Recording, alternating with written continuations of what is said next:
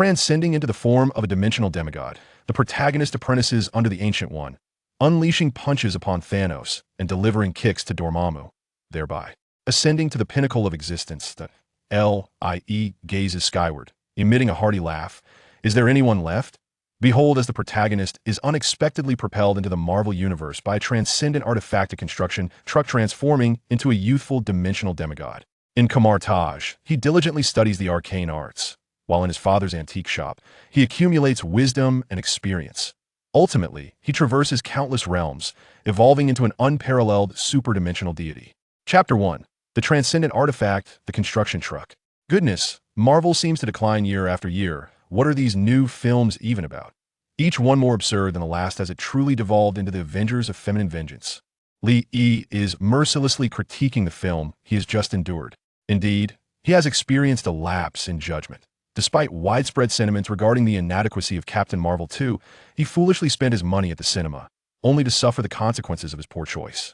Engrossed in his lamentations, Lee fails to notice an oncoming construction truck barreling towards him as he exits the street corner. He attempts to evade it, but the truck seems to possess an uncanny GPS-like precision, colliding with him wherever he tries to escape. Please no, Lee cries out, feeling as though he's been hurled into a washing machine, spinning uncontrollably until darkness envelopes him. In the depths of this void, he hears a voice proclaim, "My task is complete." Why on earth did he dodge? A spectral essence, akin to a piece of chewing gum, zips through a myriad of dimensions, unable to halt its frenetic journey. Suddenly, with a resounding thud, it collides with a diminutive dimension, undergoing an inexplicable metamorphosis before plunging into a new world. Within an ancient, culturally rich edifice nestled in the Himalayas, a formidable bald figure with an air of strength awakens, his gaze directed towards the trajectory of Li's descent. The essence of dimensions, could it be a dimensional demigod? No, it is too faint, muses the bald sorcerer, the Ancient One, as he closes his eyes to harness the power of the Eye of Agamotto upon his chest. A faint smile graces his lips. Fate has shifted. Perhaps the conclusion of our timeline can be more splendid. With a gentle wave of his hand, a portal crackling with sparks begins to open, and he steps through with deliberate grace. Meanwhile, in a rural expanse of America, Lee finds himself awakening groggily from the violent impact. As he opens his eyes, he immediately senses something amiss. Why are the cotton plants so colossal? Goodness, if cotton had been this large back in the day, those poor souls would have been utterly exhausted. However, Lee soon realizes that it is not the cotton that has grown, but rather his own stature. He is transformed into an infant. Observing his surroundings, which resemble a rural farm, he comes to the startling conclusion: has transcended. As an infant on a farm, and having created a crater upon impact, could it be that he is destined to become some superhero clad in underwear? Such an experience of becoming a superhero is not without merit. Although I am no Clark Kent, why the second day. I shall soar through the skies by the third. I shall declare my abstinence from beef. In that moment, Lee feels a surge of optimism about this new existence. Though he suffered a painful collision with the construction truck, the future indeed holds promise. The adventurer mused that despite his diminutive stature, he could still carve out a niche for himself in this new world, as for his previous life. Lee expressed no sense of nostalgia whatsoever. An orphan in his past existence, devoid of car or home, he had merely earned enough to sustain himself. Thus, he felt no longing for what had once been. Contemplating the exhilarating prospects of his future, he was abruptly interrupted by a voice. "Ah, young one, alas, your assumptions are misguided. You are no superhero. Have you not noticed the absence of spacecraft around you?" At that moment, Lee beheld a sparkling portal, through which emerged a bald figure, the illustrious Ancient One, who regarded him with a smile. In an instant, clarity dawned upon Lee. Had entered the Marvel Universe. Panic surged within him. Was he a stowaway?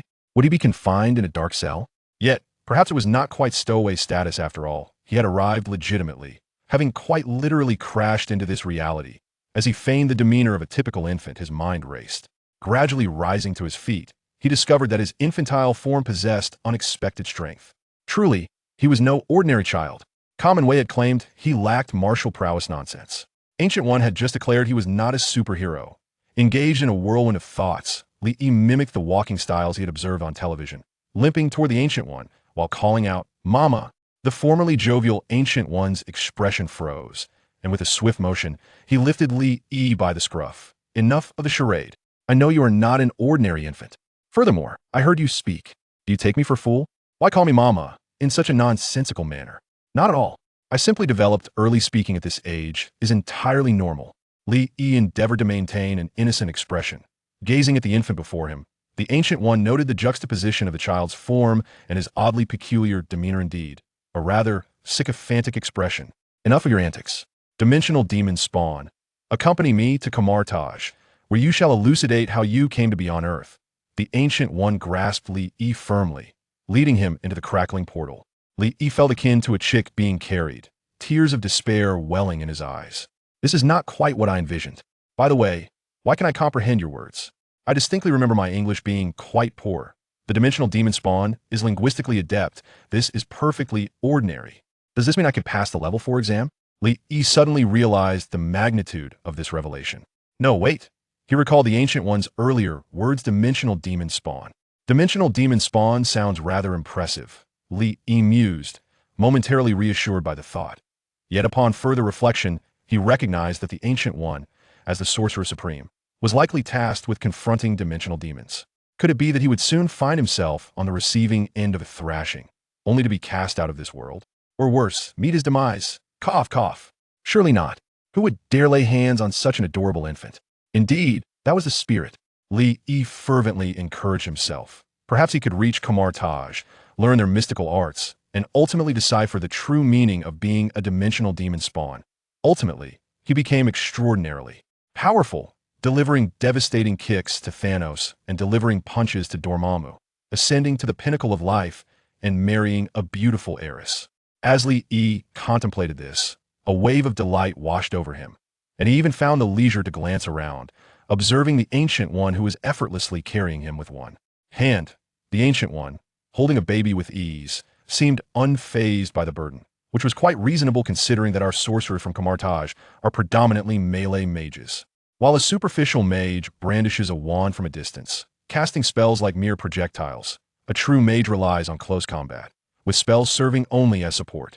A certain mage, known for merely illuminating and casting holy light, Gandalf, would surely commend this notion. As the Ancient One carried Li Yi toward the room, she caught sight of the rather lewd expression on his face, leaving her puzzled about his thoughts. At that moment, a slightly plump mage approached. Eyeing the Ancient One's unusual burden with curiosity, he inquired, "Ancient One, who is this baby you are holding?" "He is my mother. I inadvertently angered her. Please save me," Li Yi exclaimed loudly, spotting the kindly, somewhat rotund mage who bore a resemblance to the chubby wizard from a previous film, Wong, though he appeared a bit older. Could it be that his arrival came at a late hour? Ah, Li Yi's exclamation, laden with startling revelations, left the plump mage utterly astonished. Heads began to emerge from various rooms around them, as Li Yi marveled at the distinctiveness of melee mages, noting their remarkably keen hearing. Chapter 2.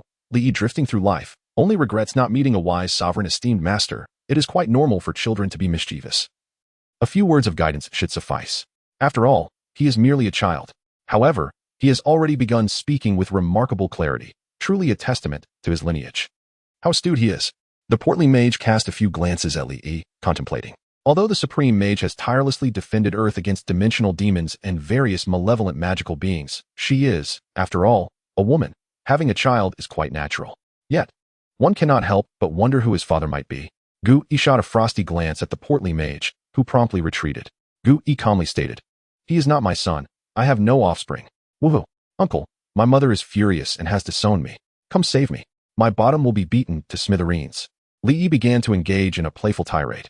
"I refuse to believe that the Supreme Mage mistreats children, especially one who might be her own flesh and blood. Such a scandalous topic would surely pique the interest of the mages. I simply cannot accept that Gu Yi would dare strike me." Suddenly, a sharp tap on Li Yi's head from Gu Yi made him yelp. "Ouch, that hurts." Following this, Gu Yi swept her gaze towards the mages peeking in, prompting them to withdraw hastily, though the door creaked ominously, revealing their eavesdropping. At that moment, an elderly mage with a white beard approached, smiling as he addressed Gu Yi. "Supreme Mage, this child possesses an extraordinary soul talent. Could it be he is truly your offspring?" "Not at all. Did you all hear that?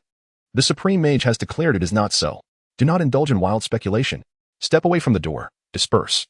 After the white-bearded mage spoke, he leaned in closer to Gu Yi and whispered, "Who is this child's father?" The portly mage, lingering nearby, also inched closer. Gu Yi replied to both with a silent glare, her radiant bald head conveying her thoughts without utterance, as she retreated into another room. She comprehended that this matter could not be clarified, and it mattered little. The innocent would ultimately reveal their truth. A twinge of regret washed over her for having brought this little rascal back. While observing the timeline through the eye of Agamotto, she had glimpsed his future.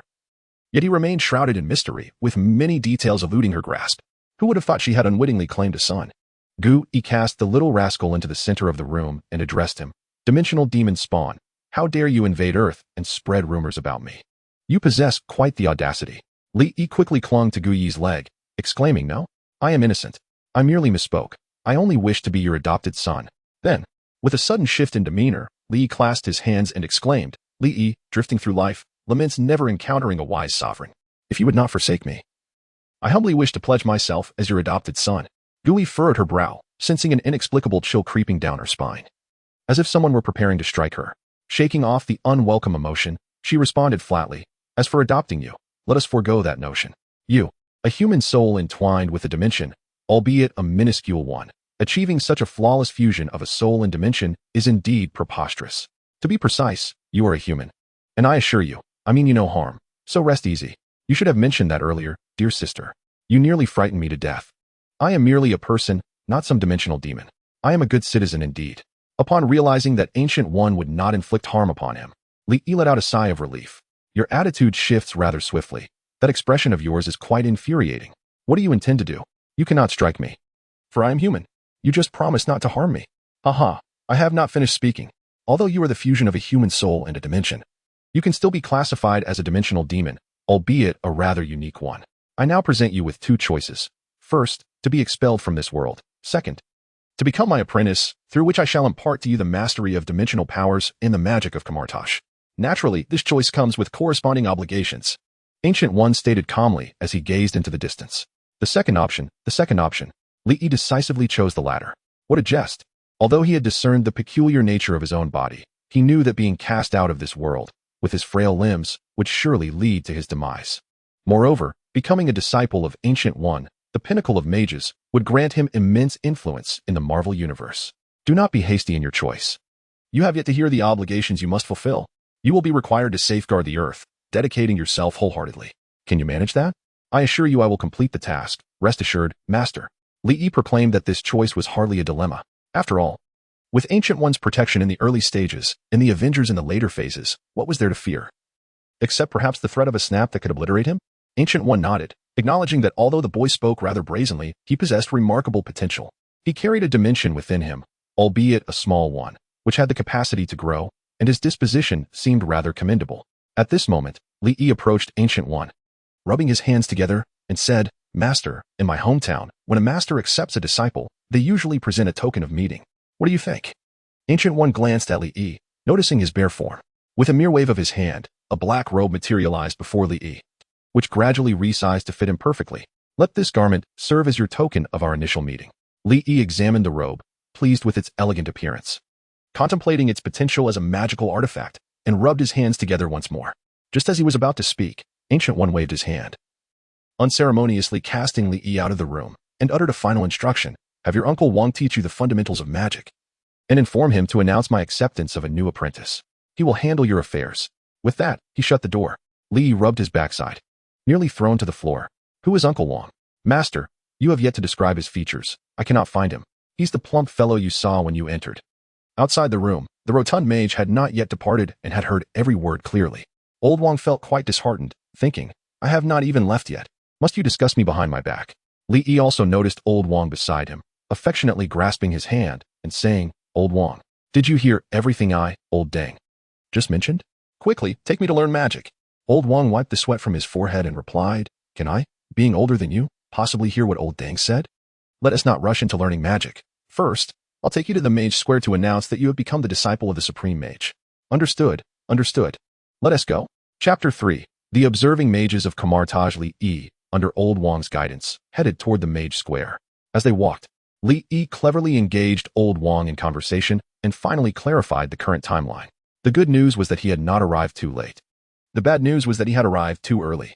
According to Old Wang, among the new apprentices, 3 possessed the greatest talents, one named Mordo, another named Kaiselius, and the last was his son, whom Old Wang referred to as Little Wang. Li pondered for a moment.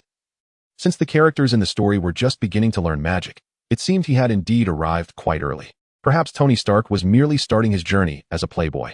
Oh, I recall that originally, the disciples of the Ancient One were supposed to be Mordo, Caecilius, and Doctor Strange. If they are only now beginning their training and have not yet been accepted as apprentices by the Ancient One, does that not mean I am the Ancient One's foremost disciple? How splendid! Noticing Li Yi's silence, Old Wong assumed he was deep in thought about learning magic and spoke up. Little Li, magic cannot be rushed. In due time, your Uncle Wong will teach you the fundamentals. The spells of Kamar-Taj are the most powerful on Earth. With your talent, you will undoubtedly become a formidable mage. Through their conversations, Old Wong had come to realize that even if Li Yi was not the Ancient One's child, he was undoubtedly a true genius. After all, which child, appearing no older than an infant, could already walk and speak, and moreover, become the sole disciple of the Ancient One? He certainly had a bright future ahead. It is worth noting that although the Ancient One had safeguarded the Earth for centuries and taught many, none had been explicitly acknowledged as her disciples. Li Yi was the first to achieve such unprecedented recognition. Upon arriving at the Mage Square, Old Wong led Li Yi through a cluster of ancient, aesthetically pleasing buildings until they reached the square. Numerous individuals clad in mage robes were practicing spells, or as Old Wong described them, secret arts. Each mage stretched out their hands, fervently drawing circles in the air, and the small sparks that erupted were clear indicators of their novice status. Old Wong approached a large bronze bell at the side of the square and struck it, its clear sound resonating throughout the square and echoing across all of Kamar-Taj. Although Kamar-Taj appeared modest on the outside, its interior was grand and expansive. This seemingly ordinary bronze bell had the power to project sound to every corner of Kamar-Taj. Such a bell was only rung for significant events, and the occasion of the Supreme Mage accepting a disciple certainly warranted its toll, notifying all the mages. The sound resonated even to the three great sanctuaries, and in due time, they would surely send their emissaries. You might not yet be acquainted with the sanctuaries, but I shall elucidate that for you later. Old Wong observed my curiosity as I touched the bronze bell and began to explain. Before long, the square was filled with a series of sparkling teleportations. Li couldn't help but comment, indeed, once people master the art of teleportation, they become reluctant to traverse even the slightest distances. Many of the scenes within the teleportation portals evidently belonged to Kamar-Taj. Nevertheless, one cannot deny the convenience of such a mechanism. In a short while, the entire mage square brimmed with sparkling portals and robed mages. Old Wong glanced around, noting that nearly everyone had arrived. He cleared his throat and addressed the gathered mages. Greetings, esteemed mages.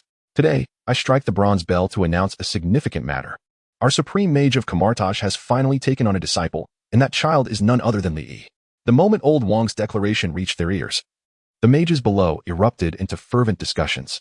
The Supreme Mage has accepted a pupil. This child is remarkably young, yet his eyes sparkle with intelligence, indicating a prodigious talent. It seems Kamar-Taj has a worthy successor. Have you heard? I caught wind of a rumor that Agamotto recently brought back a child, purportedly his own son. Could this be the same child mentioned in the rumors? Such explosive news. How did I remain uninformed? You spend every day at home poring over various tomes of magic, and yet you were oblivious to this? Two seemingly youthful mages whispered among themselves. Caecilius wore an expression of discontent. How infuriating. The Supreme Mage has taken on a disciple, and it's this mere child. I cannot accept this. Having endured countless trials to reach the magical sanctuary of Kamar-Taj and devoted himself diligently to the study of arcane knowledge, Caecilius believed he had achieved perfection. Indeed, even the Supreme Mage Agamotto had previously commended him. He had assumed he would be chosen as her disciple, and if not him, certainly not a mere child. What merit did he possess? The Supreme Mage must have her reasons for such a decision. It is not for you to question, stated Mordo, his face stern and devoid of humor. Caecilius could not refrain from retorting, are you truly content with this? It was clearly you and I who exhibited the greatest prowess. And the Supreme Mage had all but indicated her intention to accept us as her pupils. Now, that opportunity has been snatched away by this child. Mordo dismissed Caecilius's grievances, leaving him unacknowledged. Feeling ignored, Caecilius muttered, you will come to regret this, Mordo. Old Wong led Li Yi to the center of the square, ascending the platform. He patted Li Yi on the back, signaling him to speak.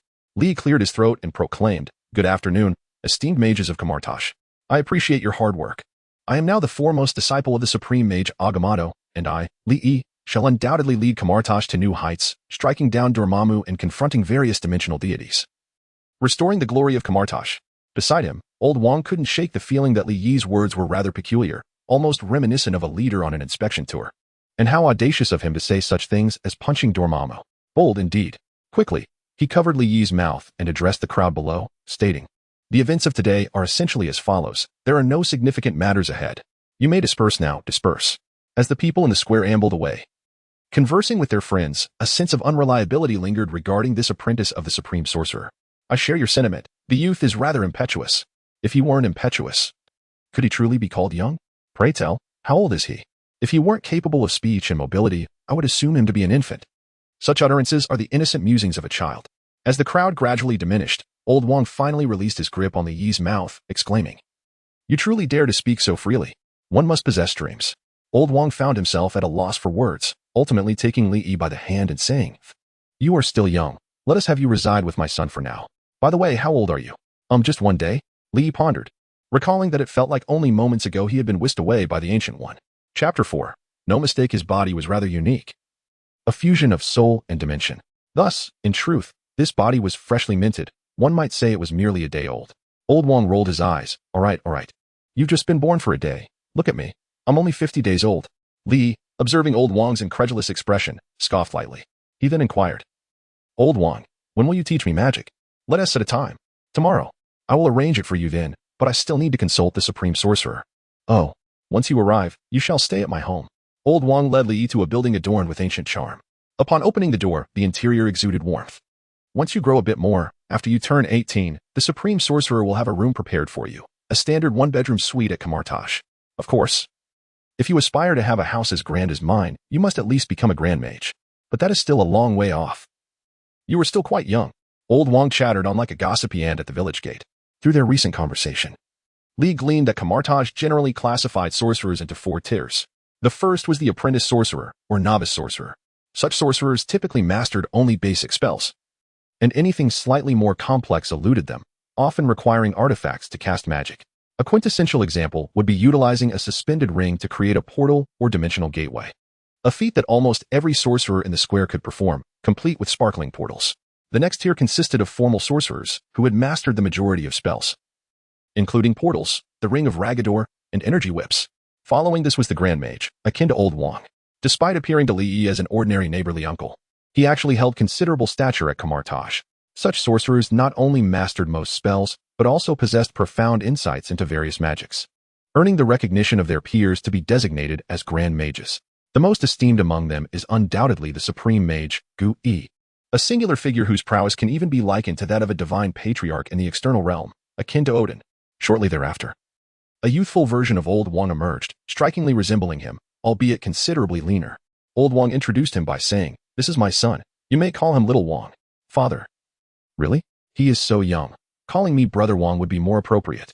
Little Wang protested, despite being a disciple of the Supreme Mage. Fresh from the Mage Plaza, he was acutely aware of Li Yi's status.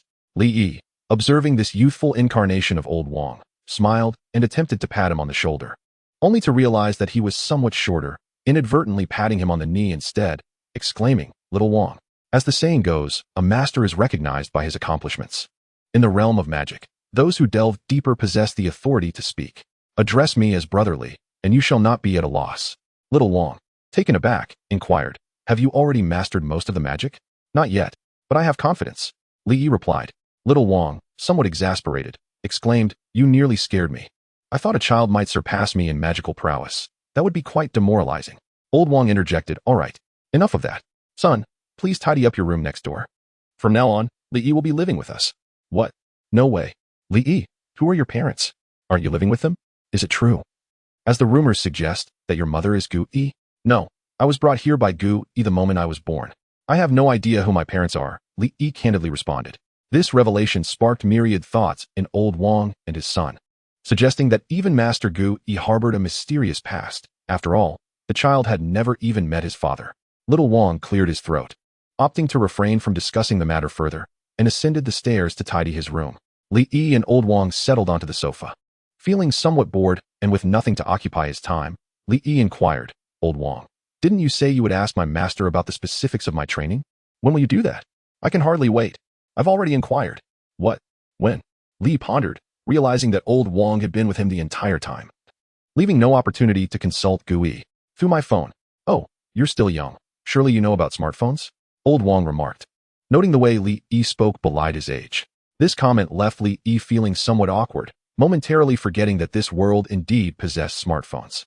He swiftly snatched the phone back, exclaiming, "Why didn't you mention it earlier? I was bored to death." "But you didn't ask. What is it? Doesn't it connect automatically?" "No. Oh no, I forgot I just switched phones. I've been using mobile data and haven't connected yet." "Not a problem. Let me assist you." No, I can manage it myself." Li regarded old Wang with a suspicious glance, sensing something amiss. "Is there a secret? Why do you seem so strange? Quickly, what is the password?" Cough, cough, cough. "My son is the supreme mage," with the first letter capitalized, old Wang admitted. Appearing somewhat embarrassed, Li leapt onto the sofa, exclaiming, Old Wang, you have ambitions. This is merely a parent's hope for their child to excel. Are you going to play on your phone or not?" Of course. Li adeptly connected to the internet, engaging with his phone, primarily to gather information about the outside world. The foreign short videos are simply a distraction. How infuriating. They hinder my ability to gather information from the outside world. The next day, in the early morning, Xiao Wang, still groggy, opened his eyes and glanced at his slender figure, nodding in satisfaction. He must not end up like his father, who is quite overweight. Such a predicament would make finding a partner exceedingly difficult. He quickly dressed and knocked on the door of the adjacent room, calling for Li to wake up for breakfast. This child is rather amusing. With a creak, Li opened the door. Xiao Wang rubbed his eyes, then let out a shriek. Who are you?" "I am Li. Your father brought me here yesterday." "I'm staying at your home," Li replied in a daze. "Goodness, why does this family rise so early? What if it affects my growth? Does no one realize that sleep is paramount for children? How could you grow so much overnight?" Hearing this, Li instantly became alert. He dashed back to his room and examined himself in the mirror. He didn't look much older, perhaps around 4 or 5 years. "Quite normal, indeed." "Normal, my foot," Xiao Wang retorted. "When you arrived at my house yesterday, you resembled a toddler just learning to walk. Now you're 5 or 6 years old.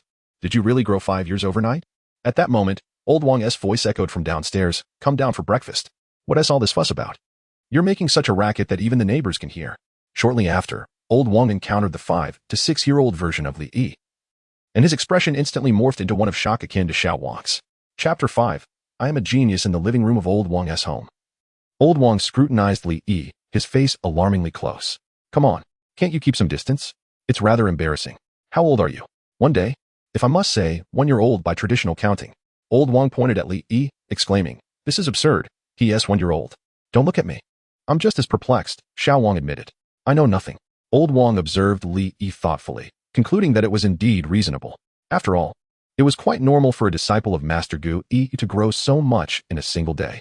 "Son, why are you so astonished? It's nothing extraordinary. You clearly lack experience." "Normal, my foot," Xiao Wang interjected, "and let us not forget, you were just as surprised a moment ago." Old Wang cleared his throat. "All right. Enough of this. Let us eat. Once we finish, it's time for training."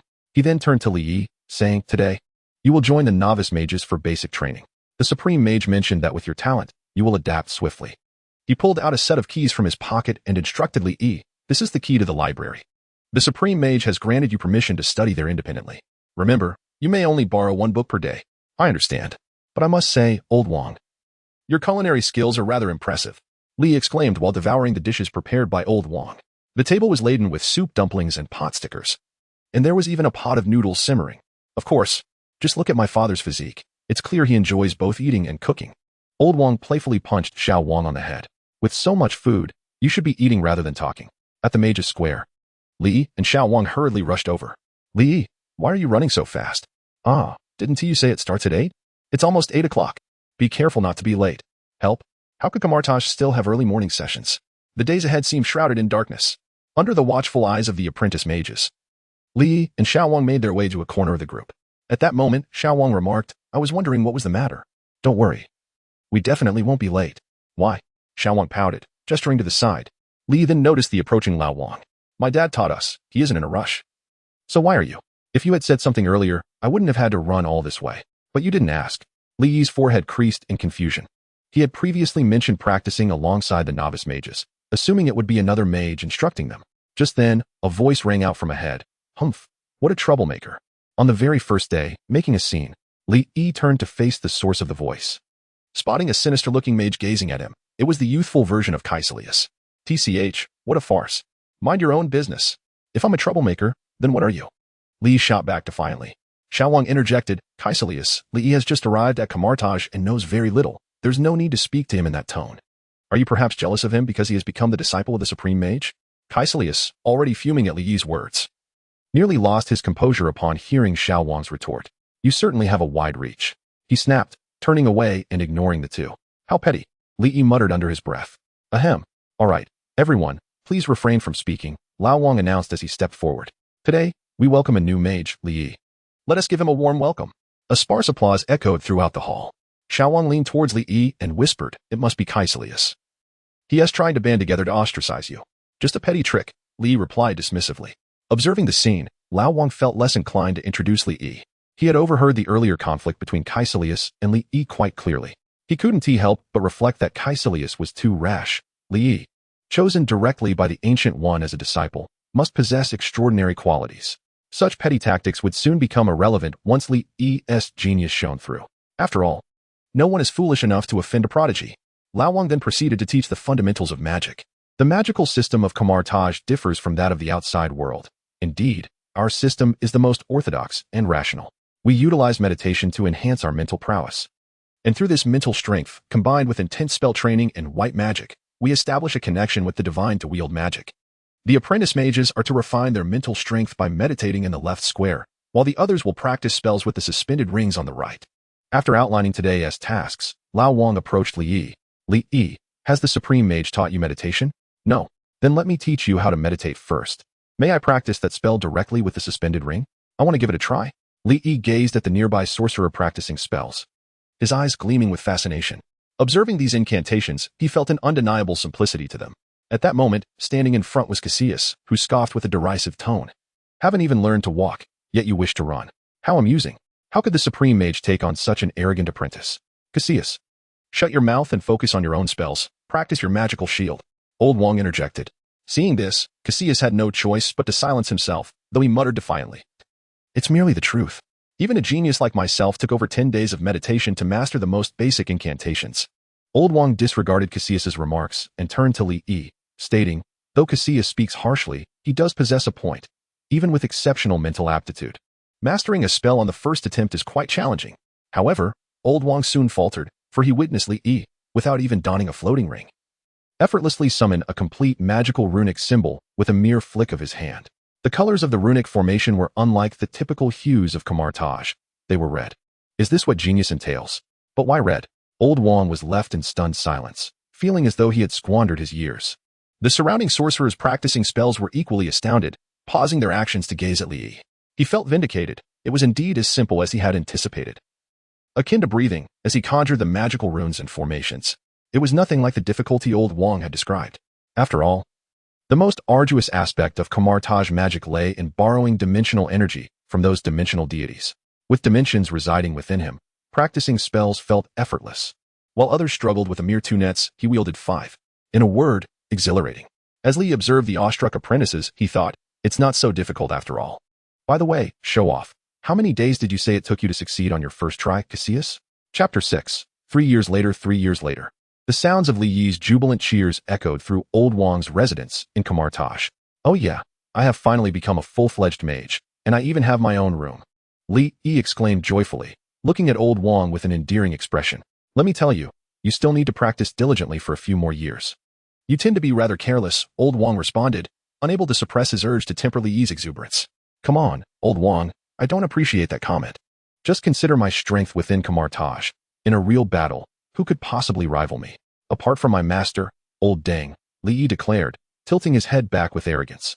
Over the past 3 years, Li Yi had become a formidable presence in Kamar-Taj, largely due to being the first disciple of the Supreme Mage. Moreover, he was undeniably a prodigy, mastering various forms of magic with remarkable speed. The innate dimensional energy he possessed meant he had to expend little effort. Engaging in combat with other sorcerers was hardly a challenge, while typically a Kamar-Taj mage might initiate with an energy shield or whip. Li Yi had already unleashed a barrage of intricate magical attacks. The artistic styles of the two are fundamentally different. Coach, I must report that he is cheating.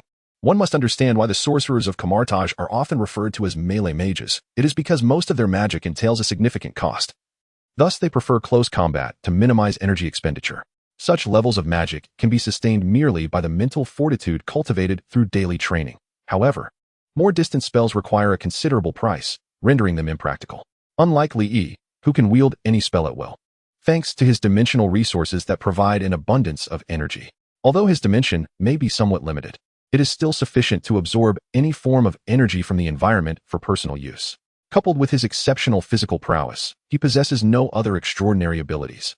Yet his dimension aids him in deciphering magic or unique capabilities, promising a bright future ahead.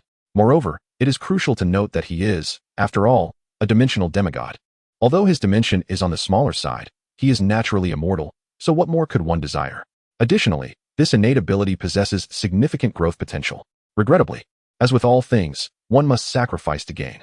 Li Yi, feeling quite confident in his magical studies, prepared to venture out, only to be thwarted by the Ancient One, who forbade him from leaving. Each time he attempted to sneak away, a portal would materialize before him, promptly returning him to his starting point. However, the Ancient One assured him that once he became an official mage, he could travel wherever he wished. Thus, Li Yi was compelled to endure 3 years of study. 3 years.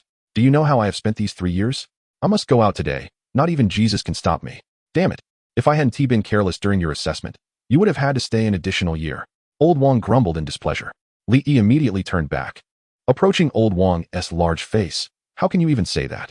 Those in the know realize I am being assessed for an official mage. Those unaware might think I am vying for a grandmaster. What kind of true mage's evaluation requires defeating a grandmaster, especially you, Old Wang?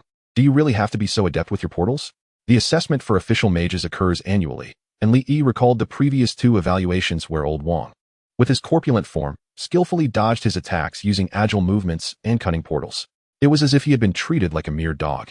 Old Wang, whistling at the sky, exclaimed, "What did you say? Oh dear, the years have dulled my hearing." Li Yi rolled his eyes. "You old fool, never mind. I'm going out to play." These 3 years had nearly driven Li Yi to madness. Kamar-Taj was so small that he had nearly explored every corner. At this moment, Old Wang ceased feigning ignorance and quickly approached. "Literally, didn't you say you're only 3 years old? There's no rush to go out. Perhaps you should delve deeper into your studies." "Am I truly 3 years old?" Li Yi retorted, gesturing to his adolescent appearance, now nearly 14 or 15. Although he had not grown as rapidly as he did on the first day, his rate of growth was still extraordinary. All right. Indeed, when you venture out, do take the opportunity to meet my esteemed friends, who are masters of the magical realm. Present my name to them. It may yield some favorable benefits for you." Old Wang retrieved his phone and sent a message via WeChat, listing names and addresses, then sadly retreated to his room. Children grow up, heedless of the wisdom of their elders. Such is the way of the world. And remember to return in a month. As a certified mage, one must complete a task annually. Do not forget. Li Yi found himself lost in thought, pondering a name on his phone. An antique shop in New York? He was taken aback. Truly, this world was extraordinary. Even characters from Jackie Chan adventures had made their way in. Although he had spent the last 3 years in Kamar-Taj, he had come to realize through various texts that this world was not merely an ordinary Marvel universe, but rather an amalgamation of various comic realms. It seemed that this outing would be all the more thrilling onward. Li activated the portal and swiftly dashed inside, fearing that a certain bald elder might reconsider and prevent his departure. Once the portal vanished, Old Wang emerged from his room and inquired of the Ancient One. "Are you truly at ease allowing him to venture out alone? Should we not provide him with some covert protection?" The Ancient One appeared behind him, her demeanor calm. "A fledgling must learn to soar. You cannot shield him forever. With his innate talent, he could become a competent supreme mage without extensive training. As for the risks involved..." Old Wang furrowed his brow. It is vital to recognize that within Kamar-Taj, only Li Yi possesses the potential of a true supreme mage. The others, such as Mordo, are too rigid, while Kaisilius harbors excessive ambition, and his son lacks the required aptitude.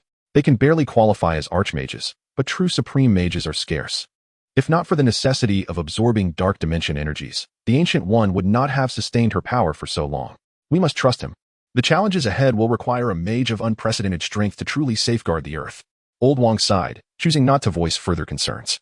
Meanwhile, Li Yi was in a KFC in New York, savoring fried chicken. After days of nutritious yet bland meals in Kamar-Taj, this was a delightful indulgence. Suddenly, a man of African descent entered the establishment and began pointing and gesturing at him. After finishing his bucket meal and settling his bill, Li Yi boldly approached the man and delivered a swift slap. "What are you doing, yellow-skin monkey?" the man exclaimed, but as he attempted to resist, he found himself pinned against the wall by the surprisingly strong figure before him. The man struggled desperately, with a series of sharp sounds.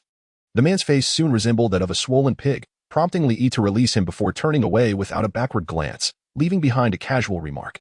Li subsequently entered a narrow alley, and with a swift motion of his hands, his attire transformed into a casual shirt and a pair of jeans. Presenting himself as a tall high school boy, he nodded in satisfaction, nearly forgetting to change his clothes amidst his indulgence in food. With another wave of his hand, he conjured an air of magic, feeling quite pleased with the semblance of a mage. Chapter 7. Earning some extra cash just as Li Yi was praising himself internally. A few gunshots echoed from outside, prompting him to instinctively glance out. To his dismay, a group of young black thugs, armed with a firearm, were robbing the very KFC where he had just dined. Truly, this was the land of the free, where gunfights occurred daily.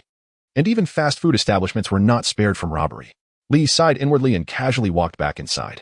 At that moment, the black man whom Li Yi had previously assaulted was lamenting his misfortune, having been beaten by an Asian and then finding himself amidst a robbery. What are you mumbling about? One of the thugs approached him and delivered a punch, showing no regard for their shared ethnicity. The struck man cried out in pain. The thug, satisfied, turned to the patrons in the KFC, demanding, "Hurry up and hand over your money. Hey, brother, quickly take the cash from the register, don't dawdle." "Seriously? You ruffians are robbing a KFC?" A voice emerged from behind the thug. "What is wrong with robbing a KFC? Today it's KFC, tomorrow it'll be a bank. I'm just trying to grow stronger and achieve greatness." Suddenly, the thug froze, turning around to question the source of the voice. Before he could discern who it was, a fist collided with his face, leaving him dazed and collapsing to the ground. The thug's two accomplices prepared to retaliate, but Li Yi swiftly conjured two magical projectiles, imbued with a paralysis effect, swiftly ending the confrontation. Li Yi rummaged through the pockets of the three thugs, pleased with his haul. He returned 70% of the money to the KFC and its patrons, keeping 30% as his reward, while pocketing the cash from the three thugs along with the earlier victim. At that moment, the man whom Li Yi had previously slapped several times spoke up timidly. "That Eastern mage, it seems you Haven T returned my money." Li blinked, feeling brave. "Are we? How about a 30-70 split?" Disinterested in further dialogue, he tossed a magical projectile of the anesthetic variety in the man's direction. Thus, the four black men were neatly arranged in a row. To maintain aesthetic appeal, Li changed their attire to match, and as they stood side by side, he whimsically recalled a saying from the East, "A land nurtures its people." Shaking his head to dispel the storm of thoughts, Li Yi contentedly exited, seeking a secluded spot to create a teleportation portal. Having ensured his needs for food and clothing were met, it was time to find a place to stay. Minutes later, the police of New York hastily arrived on the scene. On his very first day as a police officer, Carl found himself bewildered at the sight of four neatly lined up African-American gangsters sprawled on the ground. What on earth was happening? It was evident they had attempted to rob a KFC, yet astonishingly, they had been subdued, which was rather unusual. The officer in charge explained the situation to Carl, then urged him, "Stop dawdling, rookie. Handcuff these four and shove them into the patrol car. Fortunately, we have two vehicles. Otherwise, we wouldn't have enough space." Carl felt a flicker of confusion. "Aren't we supposed to gather evidence? Check the surveillance footage?" The response was curt. "There isn't time for that. The store manager just stated that these individuals attempted to rob the place and were thwarted by a bystander." "By a sorcerer?" This was absurd. "Never mind, Carl. I just want to finish my shift." "Fine," Carl replied, somewhat resigned. Becoming a police officer was proving to be quite different from what he had envisioned. Once the four African Americans were loaded into the patrol car, one of them gradually regained consciousness, only to be bewildered by the realization that he was handcuffed and confined within the vehicle. "No, I'm not with them," Carl, pointing at the group, retorted. "You four are all African American. Let us set that aside for a moment. Look at your matching outfits. How can you claim you aren't affiliated? Do you think I'm foolish?" Stop hitting me. We are a gang. Yes, we are criminals." The assertion only provoked more violence. "No, we are not a gang," the defiance continued. And soon the sounds of fists meeting flesh echoed within the patrol car. At that moment, Li was examining the address on his phone and glancing at Chinatown before him. This must be the place. Chi magic, how intriguing. I wish to learn. Indeed.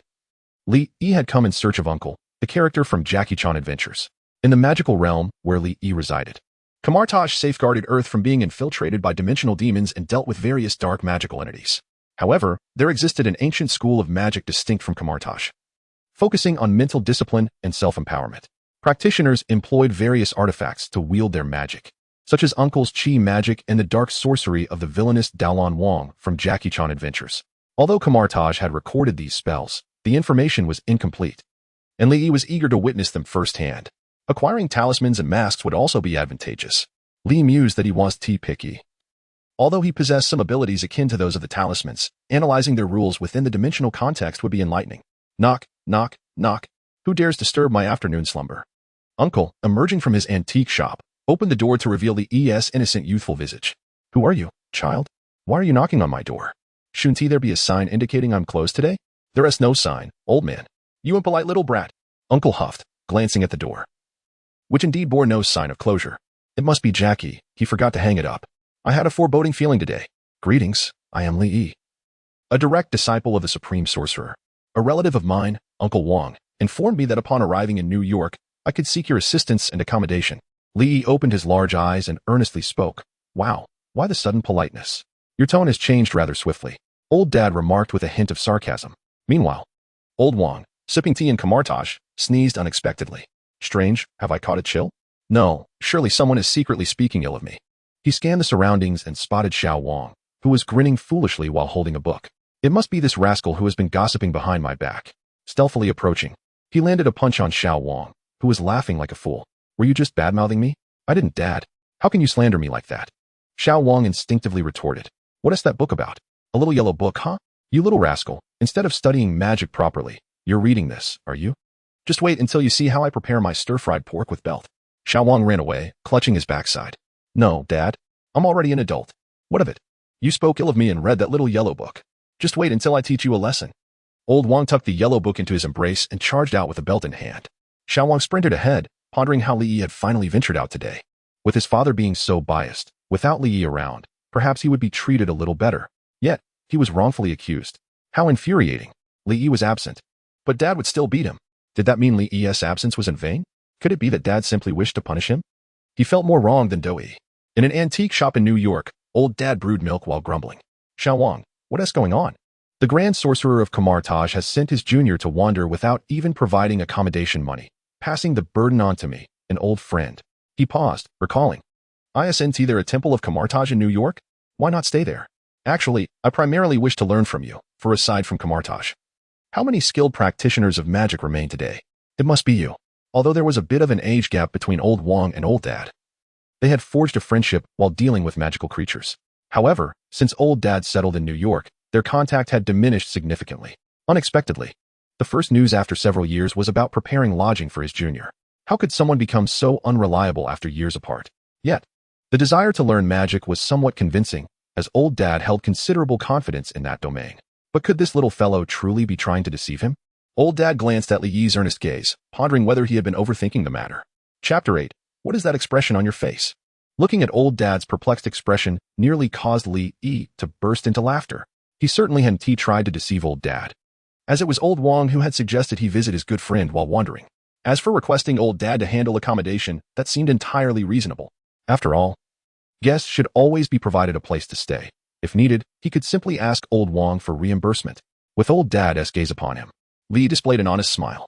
He gradually scanned the entire antique shop with his mental energy, detecting numerous magical reactions.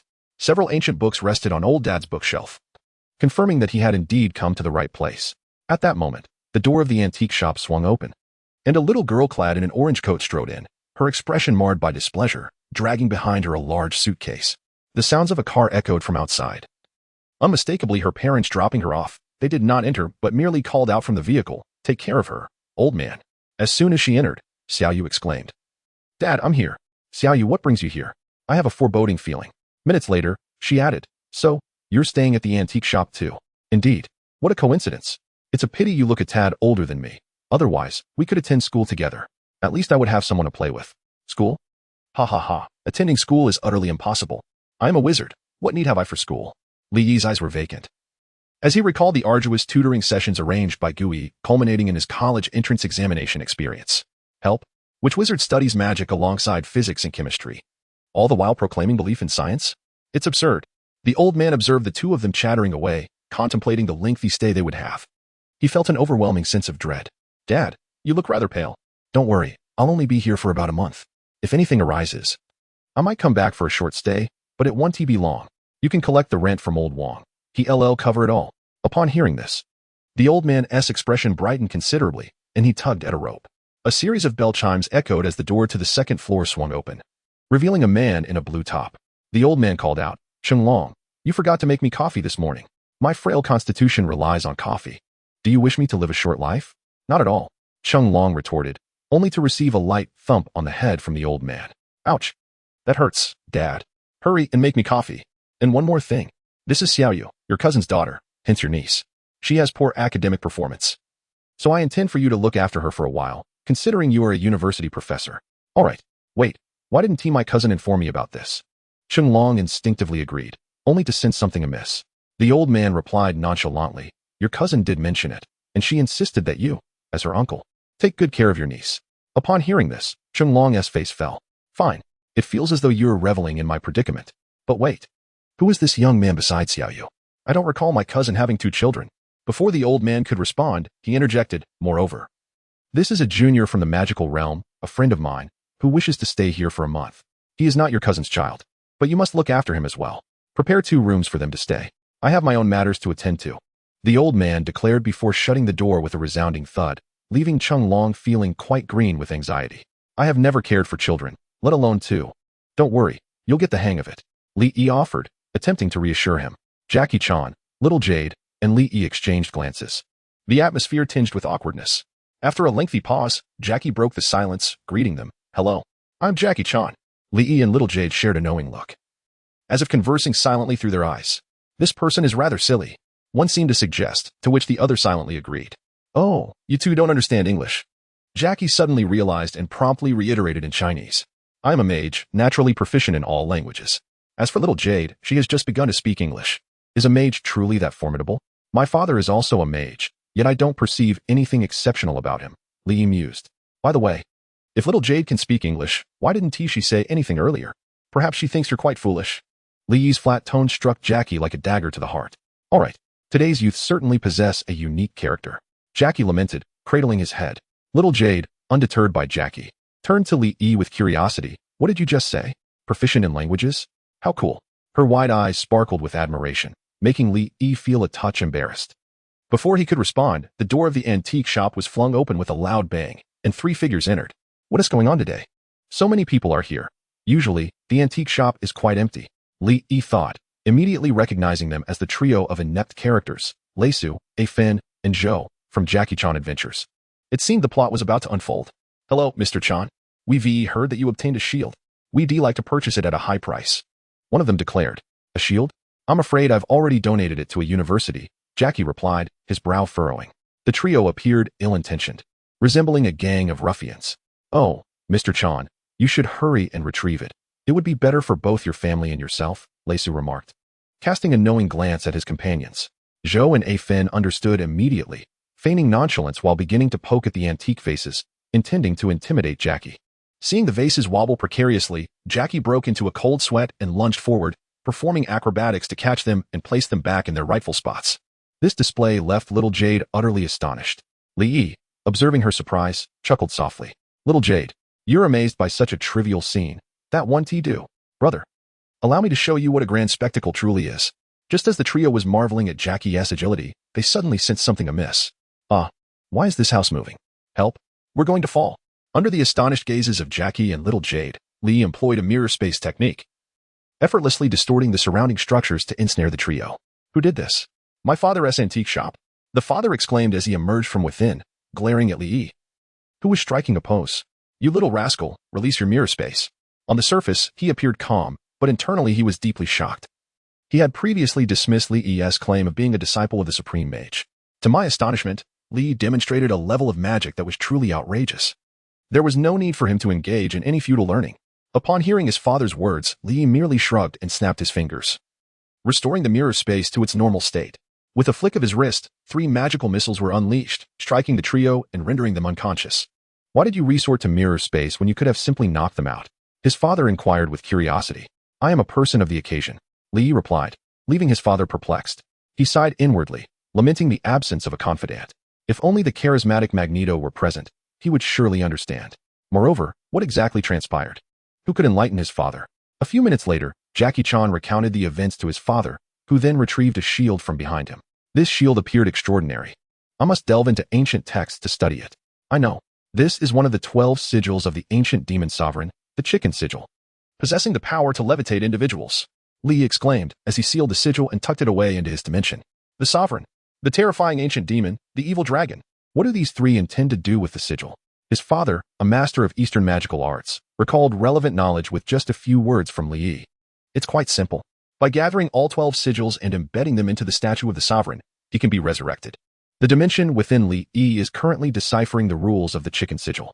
How did you ascertain their intentions? Xiaoyu asked with curiosity. Li Yi, of course, could not divulge his knowledge of the plot to Xiaoyu, so he replied, "Oh, I just used a spell to probe his memories. Just now, I didn't see you perform any actions or emit any light." Listening to Xiaoyu's confusion, Li Yi resorted to fabricating a story. You would understand the matters of a mage. In any case, that's their objective. Wait, where did you put the sigil? Such an important item. Jackie Chan exclaimed in exasperation. Incredibly, Jackie had just witnessed Li Yi casually mentioning the sigil's location and then seemed to have misplaced it. Oddly enough, he hadn't noticed any pockets. Calm down, just wait a moment. Shortly thereafter, Li displayed an expression of relief, as if he had finally resolved a long-standing issue. Chapter 9, Growth +1. Under the astonished gazes of his father, Jackie Chan, and Xiaoyu, Li Yi gradually levitated into the air. He opened his eyes, nodding in satisfaction. Although he had a method of using magic to elevate himself, after deciphering the rules of the sovereign sigil, floating felt as effortless as breathing. Moreover, he could manipulate objects with telekinesis. Growth +1. Unfortunately, Li Yi had initially intended to absorb the energy from this sigil into his dimension. But just as he was about to do so, he sensed a dangerous aura. A wave of dark energy, likely the ominous presence from Jackie Chan's adventures. The aura was unmistakably beyond his capabilities to confront. It was on par with the likes of supreme mages and deities such as Odin from the Marvel Universe. I stood no chance against it. It is indeed unfortunate that I, a dignified dimensional demon, having self-taught numerous spells and magics, have yet to attain even the level of a celestial father. What a disgrace to the identity of a dimensional demon. Reluctantly, Li extracted the chicken talisman from his possession and offered it to you. Really, let me see what the fuss is all about. Such a miser. Cautiously, Cheng Long accepted the chicken talisman, while Xiaoyu, standing nearby, wore a puzzled expression. Wait, you took the talisman, yet you can still float in the air? Oh, Xiaoyu is quite astute. Just by observing that I could levitate after acquiring the talisman, she deduced its power. Li Yi regarded Xiaoyu with newfound respect. Upon hearing this, Xiaoyu's smile stretched from ear to ear, exclaiming, of course. What? The talisman's ability is levitation? Indeed. Li Yi, how can you still float? Cheng Long was momentarily stunned, then grasped the chicken talisman in his hand. With a gentle exertion, the talisman emitted a radiant glow, causing Cheng Long to levitate just as Li Yi did, flailing his limbs and nearly toppling his father's precious vase. Oh dear, father will be furious with you, you fool. Li swiftly applied his magical knowledge to learn and analyze the talisman's ability, effectively replicating it. Father, steady the vase, he instructed, as his father, eyes wide with shock, pieced together Li Yi's ability to float. Despite his realization, he remained astonished. To master the power of a saint in merely a few minutes was utterly unprecedented. But it wasn't just a few minutes, Li Yi clarified. My dimensional time is under my control, though I can only adjust the speed tenfold. It did take me several hours to fully analyze it. Truly exhausting. In that case, the talisman doesn't seem so formidable after all. The notorious villain, the saint, who can be resurrected by collecting 12 such talismans, has suddenly lost his grandeur. Cheng Long was sweating profusely, while Xiaoyu displayed a look of disappointment. Oh no. Misguided thoughts. This talisman is merely a fragment of the saint's power. The demon lord of fire was a terrifying entity in ancient times, ruthlessly oppressing humanity. He was sealed away by the legendary 8 immortals, along with his siblings. Father admonished both Xiaoyu and Cheng Long, emphasizing that the consequences of allowing the saint's resurrection would be dire. And it is our duty as mages to prevent both the saint and other demons from coming back to life. His expression was grave.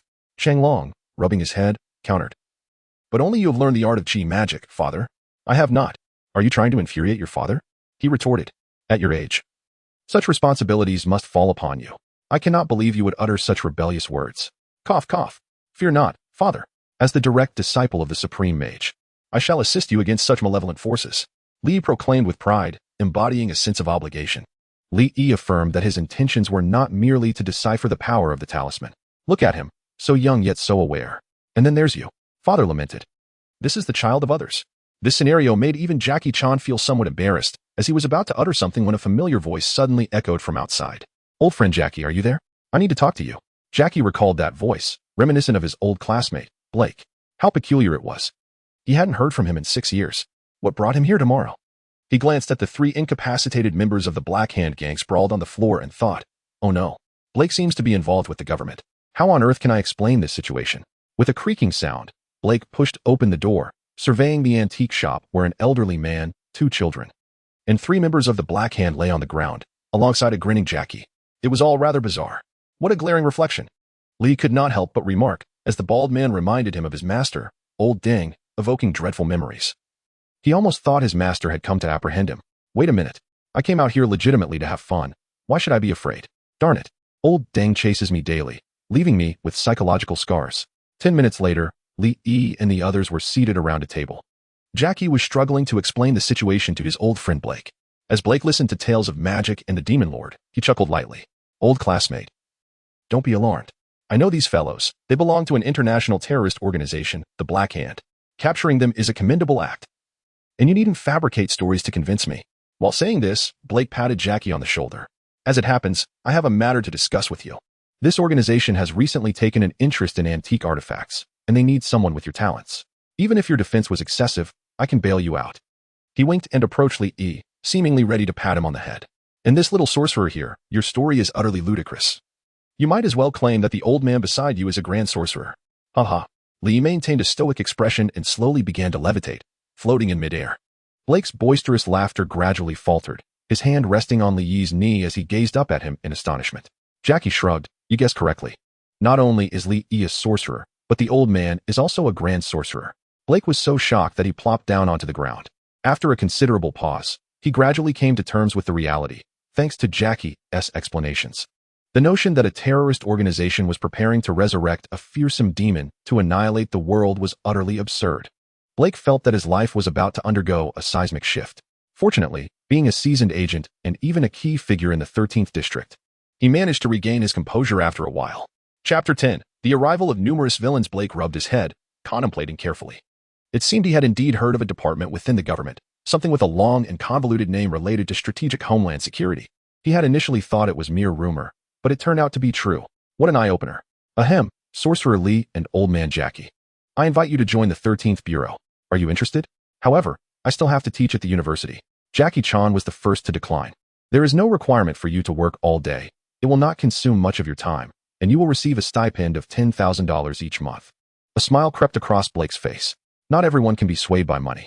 Just as Jackie was about to clarify, Lee, a member of an elusive sorcerer organization, generally would not join such a government entity. I agree. Lee's words nearly choked Jackie. Young man, your Kamar-Taj has explicit regulations against showing your face.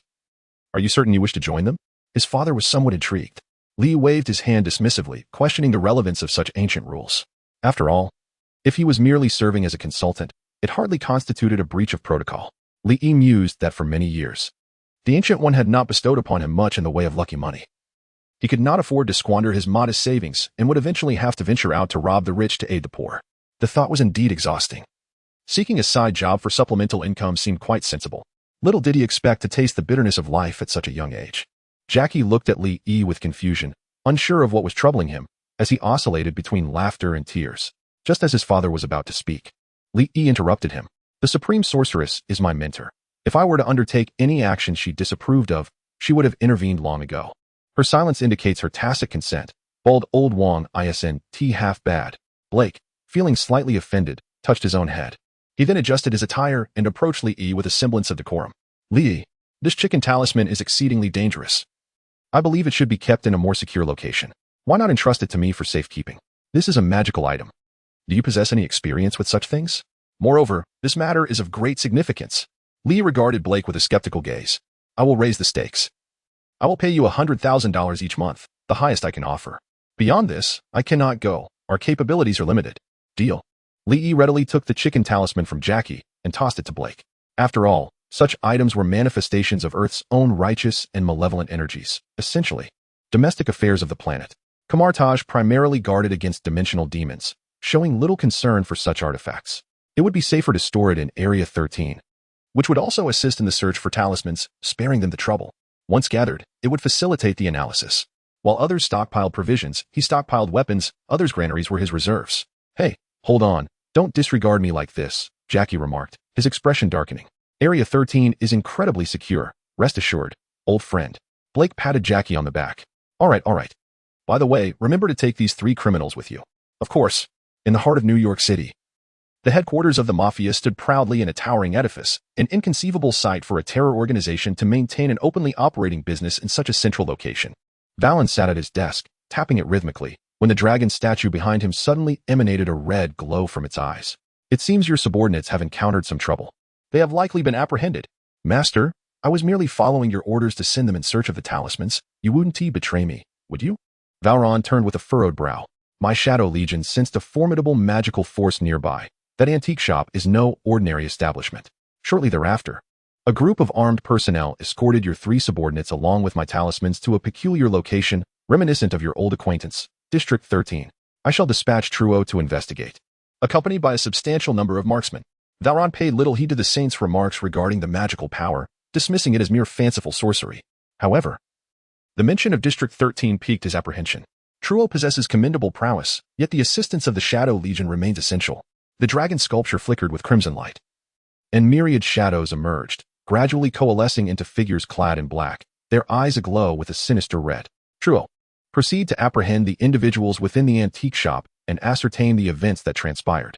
Prepare thoroughly for a collective assault with the Shadow Legion tomorrow afternoon. As we forcefully breached the District 13 base, Valron would not abandon his 3 trusted subordinates, individuals with whom he shared a bond of life and death. He needed to uncover the truth of what occurred in the antique shop. After receiving the command, Truo led the Shadow Legion out of the chamber. Valron lingered in silence for a considerable time before casting out a parting remark, subsequently exiting the room. Saint, do not forget my golden rooster treasure. Of course, responded the dragon sculpture softly, observing Valron's chamber. In this contemporary world, it appeared the Mafia could offer little assistance, prompting Valron to seek alternative collaborators. The dragon sculpture's crimson eyes gradually dimmed. In the Wilson Tower, a shadow ninja materialized silently on the highest floor. There, only one individual sat leisurely in a chair, savoring a cigar, Wilson Grant Fisk, a renowned philanthropist from New York. Yet, only a select few knew of his other identity, Kingpin, the emperor of the underworld in New York. His appearance, deceptively bulky, was primarily composed of muscle, embodying a wicked existence defined by intellect and diligence. The saint's voice resonated through the shadow ninja. What are your thoughts? Kingpin? You seem anxious, Saint. What matter has you so perturbed? I find myself quite intrigued. Kingpin refrained from elaborating further. Indeed, I am anxious. Which is why I shall increase my offer. I not only pledge to assist you upon my resurrection, surpassing your physical limits, but I shall also revive your son and wife. All I require is your aid in gathering the talismans. Upon hearing this, Kingpin fell silent. The loss of his wife and son had always been a profound ache in his heart. You truly are a devil. Thank you for the compliment. It seems you have made up your mind. Here is the location of the talisman and the events that transpired. The Mafia is woefully inadequate for a government stronghold. The Shadow Ninja, possessed by the Saint, hurled a dart that affixed a sheet of information to Kingpin's desk. The Mafia is but a band of miscreants, Kingpin scoffed, regarding them with disdain. To me, they are merely a collection of foul fish and rotten shrimp. Shortly thereafter, a shadowy ninja emerged, cradling a dragon-shaped instrument with reverence, which he gently placed upon the table before Jean Bing. This device was capable of detecting the locations of surrounding talismans, and Jean Bing eagerly anticipated favorable news. Gradually, the shadowy ninja melded into the shadow beneath him, vanishing from sight. Jean Bing took a deep draw from his cigar and rang the bell on the table. Before long, a burly man adorned with a target tattoo on his head entered. He was Jean Bing's formidable subordinate, Target Eye. Jean Bing glanced at the documents and tossed them to Target Eye, instructing him to initiate action against the Black Hand Gang, allowing the cannon fodder to test the waters first. Understood. Jean Bing turned to gaze out the window, contemplating. All right, gather the men and await my command. He was determined to take matters into his own hands. The talismans were a necessity he could not forsake. Chapter 11. The growth of hair the following day. At Old Man's antique shop, Li Yi was engrossed in a tome on magic, his internal dimensions continuously deciphering the intricacies of energy magic. Meanwhile, the old man rummaged through ancient text regarding the Holy Master, exclaiming, "Oh dear, my coffee, Chenglong, hurry and bring it over. And my milk." Li raised his hand, responding, "Seriously? The milk is right beside you. Just take a few steps." Chenglong grumbled. Li shrugged, conceding, "Fine." He snapped his fingers, and a red humanoid energy entity materialized before him, presenting the milk. The old man, astonished by this spectacle, rushed over and poked the humanoid energy being, inquiring, "How did you accomplish this? It looks remarkably similar to the Shadow Legion of the Holy Master, doesn't it?" Li Yi stood atop the table, resting his chin on his hand, striking a contemplative pose. "This design in the book, once inscribed, can summon the Shadow Legion. I drew inspiration from it and adapted it into my own magic. How I wish to have a talented apprentice like you. The old man sighed. Li, perched on the table with one leg crossed over the other, sipped his milk. Alas, these magically created soldiers lack intelligence. They fall short compared to the Shadow Legion. He resolved to seize the Holy Master's dragon statue when the opportunity arose for further study, recalling that the Holy Master was purportedly a wizard. Although this had never been portrayed in the narrative. At the Trident Building, headquarters of the Strategic Defense Attack and Logistics Support Bureau, in a dimly lit room, a one-eyed, bald Nick Fury pondered over the latest intelligence. The murky light illuminated the screen before him, displaying content that would surely astonish Blake if he were to see it. The information pertained to the talismans and the demon Holy Master, Mage Kamar-Taj. Kamar-Taj was a name familiar to Nick Fury, as he was well acquainted with the mages responsible for supernatural events. However, he had yet to find any trace of Kamar-Taj. After all, they had recently dispatched an agent to locate a suspected mage Kamar-Taj, only for that individual to vanish without a trace the very next day. Lee expressed his desire to apprehend the mage Kamar-Taj. Dream on. Each individual possesses a portal. You must be jesting. Today, in New York, America, one could traverse to China by the Great Wall the very next day. After a considerable period, Nick Fury turned to the Mediterranean gentleman beside him and inquired, "What are your thoughts on this, Coulson? It is evidently a supernatural occurrence, and our agency is entitled to take charge of this matter. However, that stubborn Director Blake, should he learn that we have appropriated his data and intercepted it, he is likely to cause a ruckus." In the dimly lit room, a sudden flash of white light emerged, revealing Nick Fury's gleaming smile. A magical organization, this is unprecedented intelligence. In summary, whatever the 13th district can manage, I shall oversee. What they cannot handle, I shall govern even more decisively. With the President's authorization, I doubt that the obstinate bald head of Blake would dare to obstruct me. Coulson sighed inwardly, recognizing the Director's formidable presence. Nick Fury cleared his throat, stating, "The renowned Mage Li is now your responsibility, Coulson. I shall endeavor to extract secrets of the magical realm from him." Understood, Coulson affirmed, turning to exit the room. He left behind the dim atmosphere and Nick Fury alone. As Fury closed his mouth, the room seemed to plunge into darkness. At Old Man's antique shop, Lee jested with the old proprietor. "Old man, why does your esteemed antique shop have such poor business? Not a single customer all morning. These foreigners understand nothing of mages. Moreover, you must comprehend that antique shops often remain closed for half a year and then thrive for the other half." The old man retorted, bemused by the youth's naivety. Curiously, Li poked at a nearby vase. "Are these genuine items or mere imitations?" "Of course, they are authentic. What do you mean by this Shaolin Temple Company? Wudong Mountain Esoteric Lama Office?" Li felt the vase's origins were rather intricate. How could items sold to foreigners be deemed counterfeit? They are all noble works of art." "Understood," Li replied, grasping the jest. Knock, knock, knock, several knocks echoed, and the old man beamed. "Look, a customer has arrived. Watch how I persuade, or convince them to purchase this old banjong. Isn't that just the leaf you unearthed from some corner?" "Little," you asked curiously. "Children should refrain from asking too many questions."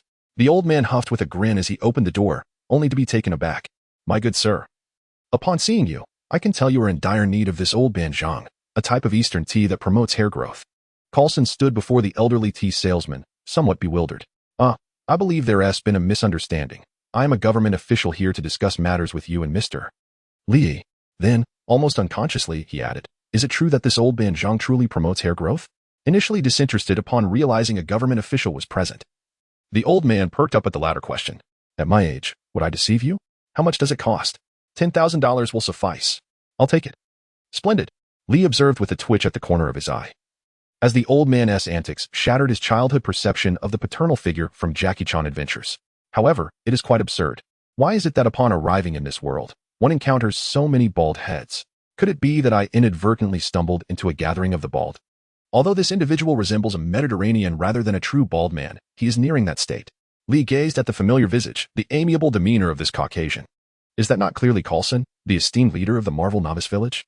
It seems Nick Fury, that cunning rascal, has swiftly pilfered intelligence from Sector 13. Truly, he is the king of information." Once Li's father was satisfactorily compensated, he inquired, "What brings you here to seek my father? Had we not already come to an agreement with Sector 13? At that moment, Coulson realized he had slightly lost his composure and hurriedly adjusted his attire.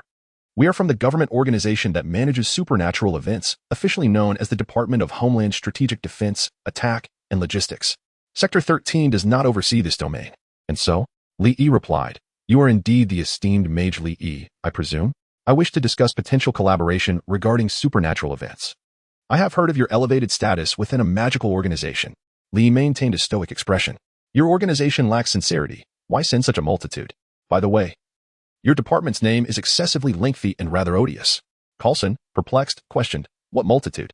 Suddenly, he felt a shadow enveloping him. Upon turning, he beheld a towering figure.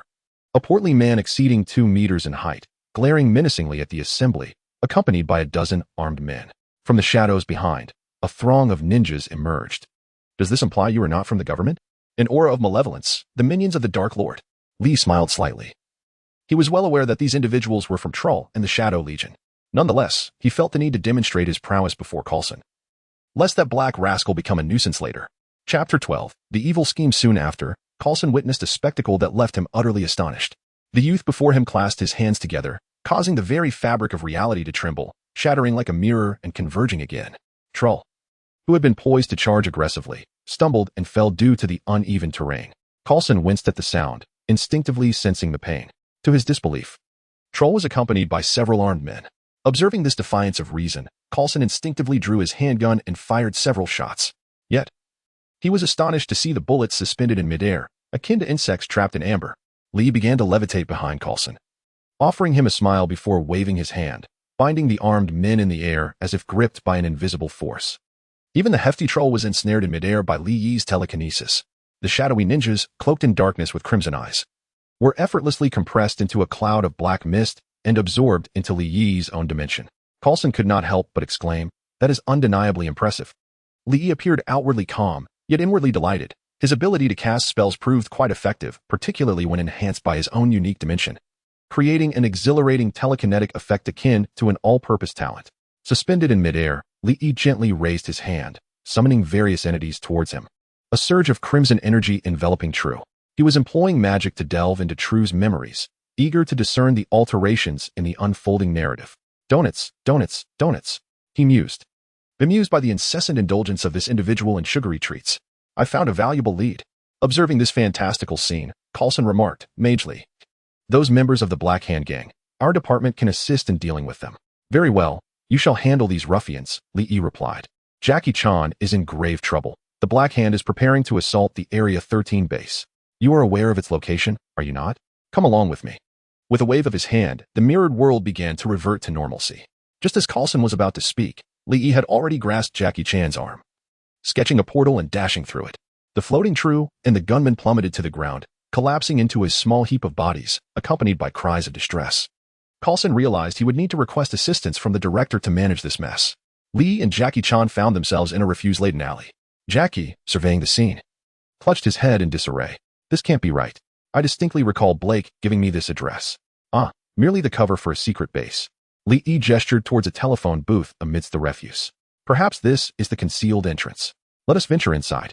As he casually dialed numbers, Jackie muttered, Li Yi, you must have watched too many children's movies. How could a secret base be accessed through a telephone booth? Are you suggesting it might transform and transport us? Suddenly, a clicking noise emanated from the booth, followed by a violent shaking. Jackie screamed in alarm. Moments later, Li Yi covered Jackie's mouth, whispering, we've arrived. At that instant, Jackie realized they had entered a high-tech facility, where the personnel were regarding them with astonishment. Who goes there? Intruders in the base, apprehend them. Several guards, armed and clad in uniforms, emerged, commanding, hands on your heads, crouch down. Misunderstanding. Misunderstanding. Jackie exclaimed, attempting to placate the guards. Sheriff Blake is a dear friend. He sent me here. He shot a glance at Li Yi, signaling to soften their approach until Blake arrived. Li waved his hand dismissively. He had no intention of surrendering, even in feigned compliance. With a subtle gesture, the nearby guards were forcefully thrust against the ceiling, ensnared by an invisible force. That must have hurt. Jackie could tell from the sound of bodies colliding with the ceiling that it was painful. Everyone, please remain calm. Li Yi, release them. They are our allies. Blake hurriedly approached, taking in the scene with urgency. With a mere thought from Li Yi, the guards plummeted from the ceiling. Jackie, Li Yi, how did you manage to get here? Blake inquired, observing the fallen guards, who appeared mostly unscathed, thus alleviating his concern. Just moments ago, the antique shop had been besieged by the Black Hand Gang. But Li Yi had vanquished them and acquired intelligence indicating that the gang was planning to assault your covert base. It was then that Jackie remembered the pressing matter at hand, his mouth flapping like a small cannon as he relayed the situation. Blake's expression grew grave. He hadn't anticipated such reckless audacity from the Black Hand Gang. Is there a specific time frame? Jackie, momentarily at a loss for words, turned to Li Yi, who extended 5 fingers. 5 hours. That's manageable. Blake sighed in relief, realizing there was still time to prepare. However, Li Yi shook his head. Could it be merely 5 minutes? Quickly, alert the entire base. Red alert. Blake urgently called to the personnel nearby. Unbeknownst to them, Li Yi's 5 fingers had dwindled to 3, which then began to curl downwards one by one. 3, 2, 1. Suddenly, a thunderous roar erupted from outside the Area 13 base. Blake's face paled. Only 5 seconds had elapsed. Why hadn't he mentioned it sooner? At that moment, Blake set aside his grievances and swiftly organized a counterattack. The left side of the base had been blasted open, and a multitude of gunmen clad in black surged inside. After seizing advantageous positions, they commenced a fierce exchange of gunfire with the guards.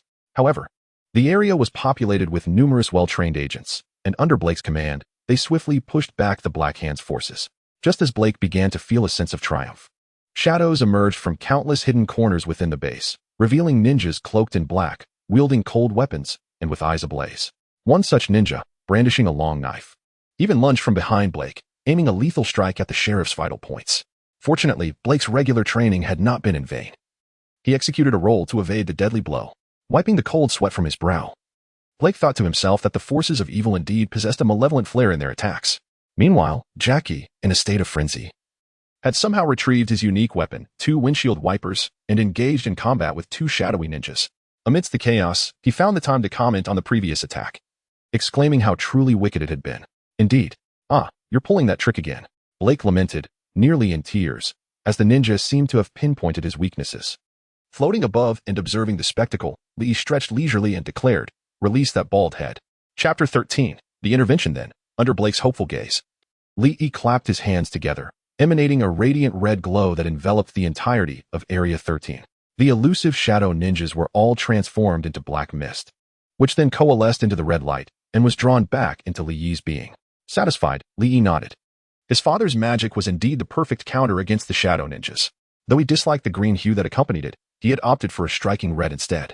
Reflecting on how he would appear bathed in green light sent shivers down his spine. After losing the assistance of the shadow ninjas, the Black Hand gang's fortunes swiftly plummeted.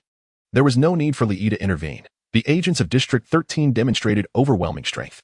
If I cannot contend with that group of ghostly ninjas, how could I possibly stand against you? Wallen, with a heavy fist, struck the adjacent wall outside the District 13 base. What was that just now? Wallen realized that without the assistance of the Shadow Brigade, his subordinates were no match for these agents. Have Reizu and the others been rescued? Wallen turned to inquire of a nearby subordinate. We rushed in at the first opportunity and successfully saved the 3 lords. Excellent. Notify them to retreat. Wallen prepared to flee. This time, he would surely return to weep bitterly, demanding that the damned lord pay some recompense first. I disagree. I am the boss. Who are you? You disagree? Wallen, hearing a voice behind him, replied impatiently. As he beheld the shadow that loomed over him, Wallen initially thought True had returned and slowly turned, saying, "Why are you only just arriving after I tasked you? Be careful, I might." Wallen froze. Behind him stood a bald giant, a face well known in the underworld. Jean Bing? How did you come here? Wallen instinctively prepared to flee, only to realize that his subordinates had already been encircled by another group. Don't be so formal. I am a collaborator of the Lord, and in a sense, I am a collaborator with you as well. Go on. Let your men launch a full-scale attack on District 13 and fulfill your role. Jean Bing, donned in a pristine white suit, prodded the ground with his cane. Appearing somewhat impatient, Wallen's expression darkened. This seemingly harmless rotund man was well aware of his brutal and vicious nature. Damn the Lord. Wallen whispered under his breath before kicking a nearby subordinate and shouting, "What are you staring at? Quickly, attack." Jean Bing, satisfied, watched as the Black Hand gang surged into the breach of the base, engaging in intense gunfire with the forces of District 13. Blake observed the Black Hand gang's shooters begin to retreat, thinking the tide of battle had stabilized, only to be taken aback as the lunatics charged back in. "Commander, it seems the invaders have received reinforcements. It feels strange. Why do the Black Hand gang members appear to be mere cannon fodder, herded into battle?" Blake had no time to ponder this. He noticed his comrades were on the verge of collapse, many already wounded. Absurdly, beside him, a defenseless Jackie Chan armed only with 2 windshield wipers ran about yelling about misfortune, somehow dodging bullets amidst the chaos. Just ridiculous. At that moment, the gunfire from the Black Hand gang began to dwindle, and Blake saw Wallen emerge, clad in his ostentatious green suit, brandishing a loudspeaker. "Blake, my old friend. We only need the talisman. You know what it is. Hand it over." and we shall withdraw. Blake's face darkened. If he surrendered the talisman, where would he save face? How could he continue in the official capacity? The mere thought of the scene made Blake feel faint. I discovered that the magical organization has achieved a great feat. You surrendered to a group of terrorist organizations. I have saved the world. You surrendered to a group of terrorists. Upon contemplating the situation, Blake erupted in a vehement tirade against Valen, demanding, "What on earth do you intend to accomplish? How dare you launch an aggressive assault on Sector 13? It seems you have a death wish, and you expect me to surrender? Not a chance." Valen, feeling quite wronged, grappled with the heavy losses suffered by his subordinates. As the leader, he was being thrust into a position of having to persuade the people of Sector 13 to capitulate, which was utterly absurd. It was evident that the blame for the attack on Sector 13 was being squarely placed on him, while he indeed had participated in the offensive. The notion of being made a scapegoat by the obstinate Jean Bing, who had just kicked him in the head, ignited a fiery rage within Valen. Unable to vent his frustrations on Jean Bing, he directed his ire at Blake instead. "Blake, I curse your ancestors. Spare me the pleasantries. Will you surrender or not?" The term ancestors referred to one's forebears, and Blake declined to elaborate, as he understood perfectly. Blake turned to Lee beside him and inquired, "Lee, could you assist Sector 13 in apprehending these nefarious scoundrels? As a mage of Kamar-Taj, it is my duty to deal with those dark magical creatures.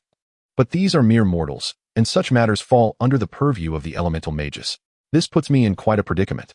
Reflecting on his last encounter with Lee, where 3 members of the Black Hand gang were felled by his magic, Blake's expression darkened. If it weren't for needing his assistance, he would have surely said that if it's too challenging, then don't bother. Taking a deep breath, Blake stated, "I will increase the payment." Lee perked up immediately upon hearing this, waving his hand to toss the flamboyant Valen aside with telekinesis, muttering, "Don't think that just because you're dressed in forgiving colors, I will pardon you." With another wave of his hands, the armed members of the Black Hand gang were levitated to the ceiling, then violently slammed to the ground, repeated over and over. After a few minutes, Lee snapped his fingers, and the gang members finally fell, sprawled on the ground, dazed and nauseous, promptly retching. Once they had expelled their stomach contents, they collapsed onto their own vomit. Lee called out to Blake below, "Quickly send some of your men to confine them together. If you're slow, they might choke on their own vomit." Blake looked at the reluctant expressions of his subordinates and shouted at Lee, "Can you not arrange them with your powers?" Lee, with a look of disdain, replied, "No way. Using telekinesis to touch these guys feels like it would make me dirty. By the way, how much did you say you would increase the payment?" $100,000. Blake replied, "No way, that's too stingy. $1 million. Fine." Lee thought to himself, pleased with Blake's willingness to pay more, yet lamenting that he could have asked for less. At that moment, Lee noticed a commotion at the base's entrance, where another group emerged. Although they were dressed in Black Hand attire, their demeanor clearly indicated they were not affiliated. Lee directed Blake, who was managing the gang members below, "Here's a complimentary offer for you. No need for thanks." Lee clasped his hands together, invoking his magic. "Oops, I misspoke. Let us commence the spell." Chapter 14. A bounty of harvest. The entire world was imbued with a shattered, mirror-like quality as Lee unfurled his mirrored space, enveloping the entirety of Base 13 and extending outward into the streets beyond. Jean Bing sensed something amiss. Just as he prepared to take action, he realized that the world was spinning around him, twisting like a Rubik's Cube. Jean Bing and his subordinates were continually compressed by the contorting structures, gradually drawing closer. With a snap of his fingers, Lee sealed Jean Bing and his several hundred men within a space measuring 100 meters in length, width, and height. Jean Bing pounded furiously against the mirror-like walls, but the strength afforded by his muscles was utterly ineffective against such a spectacle. With a wave of his hand, Lee disassembled their weapons, which then tumbled one by one into the auxiliary prison of Base 13, resembling a colossal transparent box. "How about that, Blake? Quite the bargain, isn't it?" Lee chuckled, addressing Blake. "What sort of magic is this?" "The mirrored space. This world I just manifested is entirely under my control." "Unbelievable. But how did Jean Bing get entangled with the Mafia?" Blake clearly recognized the rotund figure. At that moment, Chung Long set down the 2 wipers in his hands and remarked to Blake, "Whoever he is, it seems the conclusion of this matter is quite satisfactory. The chicken talisman has prevented this lot from seizing anything." "Hahaha, Chung Long is right. The chicken talisman is safely attached to me." "Wait, where is the chicken talisman?" Blake's expression darkened. Suddenly, the sound of a motorcycle engine roared to life as a little girl clad in orange rode her motorcycle into a shadowy corner, much to the astonishment of the onlookers. A swirl of black mist dissipated, and a talisman was clutched in Xiao Yu's hand. "Clearly, I possess the chicken talisman," Xiao Yu declared, her expression one of triumph. "Truly remarkable, Xiao Yu. Li Yi praised her while effortlessly enveloping the gradually dissipating black mist, drawing it into his being. How did you get here? Qinglong asked. Slightly perplexed. I was present when you and Sheriff Blake discussed the address. But I didn't see you at the base entrance earlier. How did you enter? Blake inquired. Having approached Xiaoyu and, after catching the chicken talisman, posed his question. Through the stairs. Blake, taken aback by Xiaoyu's nonchalance, realized that the security system at his base certainly needed fortification. Seeing that the situation had nearly resolved, Li Yi was disinclined to converse further with the bald-headed Blake. Blake, remember my reward. Qinglong, Xiaoyu, let's head home. By the way, Sheriff Blake, make sure to locate Valen. He should know where the statue of the Holy Lord is. With that, he raised his hand and summoned a portal, leading Xiaoyu and Qinglong back to the antique shop. This time, Li had indeed gathered a substantial amount of the Shadow Army's black mist, and he intended to study it thoroughly. Blake surveyed the disheveled state of Base 13, realizing he had numerous matters to address in the coming days. Suddenly, he felt an itch on his scalp. Was he about to lose his hair? Oh wait, he was bald. Thank goodness. Wait, where's Valen? Upon returning to the antique shop, Li Yi retreated to his chamber to delve into the study of magic. Closing his eyes, a faint crimson dimension unfolded before him, and his soul awakened within this realm.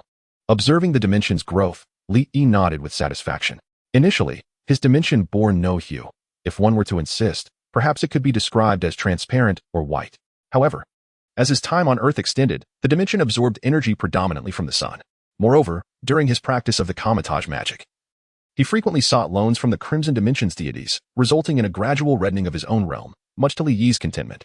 Strangely enough, after each energy loan from these dimension gods, they would cease to acknowledge him, seemingly indifferent to repayment. Was it truly so pragmatic? It was disheartening, feeling as though he, an honest young gentleman, was being taken advantage of, leading to a slowdown in the growth of his dimension, which now primarily absorbed Earth's energy, lacking in vitality. He reflected on the likes of Ancient One, who, despite borrowing without returning, still received energy from the dark dimension's Dormammu. Why had he not encountered such benefactors? The last time he had painstakingly gathered materials to engage Dormammu in conversation about borrowing energy, Dormammu had been exceptionally astute, avoiding even the slightest contractual pitfall. Li Yi pondered how Ancient One had managed to deceive Dormammu. It seemed she had kept some secrets. In this modern era, she still clung to the outdated notion of starving the master to feed the disciple, a rather archaic practice. Shaking his head, he dispelled his mental turmoil. Summoning the black mist previously stored within the dimension for analysis, Li Yi began meticulously shaping it. No, crafting it. After refining the energy puppets he had previously created, he immersed himself in the entirety of the dimension, embodying its master. In this realm, he felt almost divine. The secrets of the Black Shadow soldiers, formed from the black mist, lay bare before him. Soon, a smile graced his soul's visage as the formerly rigid energy puppets began to exhibit increased agility, their forms becoming leaner, resembling red versions of the shadow ninjas. With a swift opening of his eyes, Li Yi nodded in approval.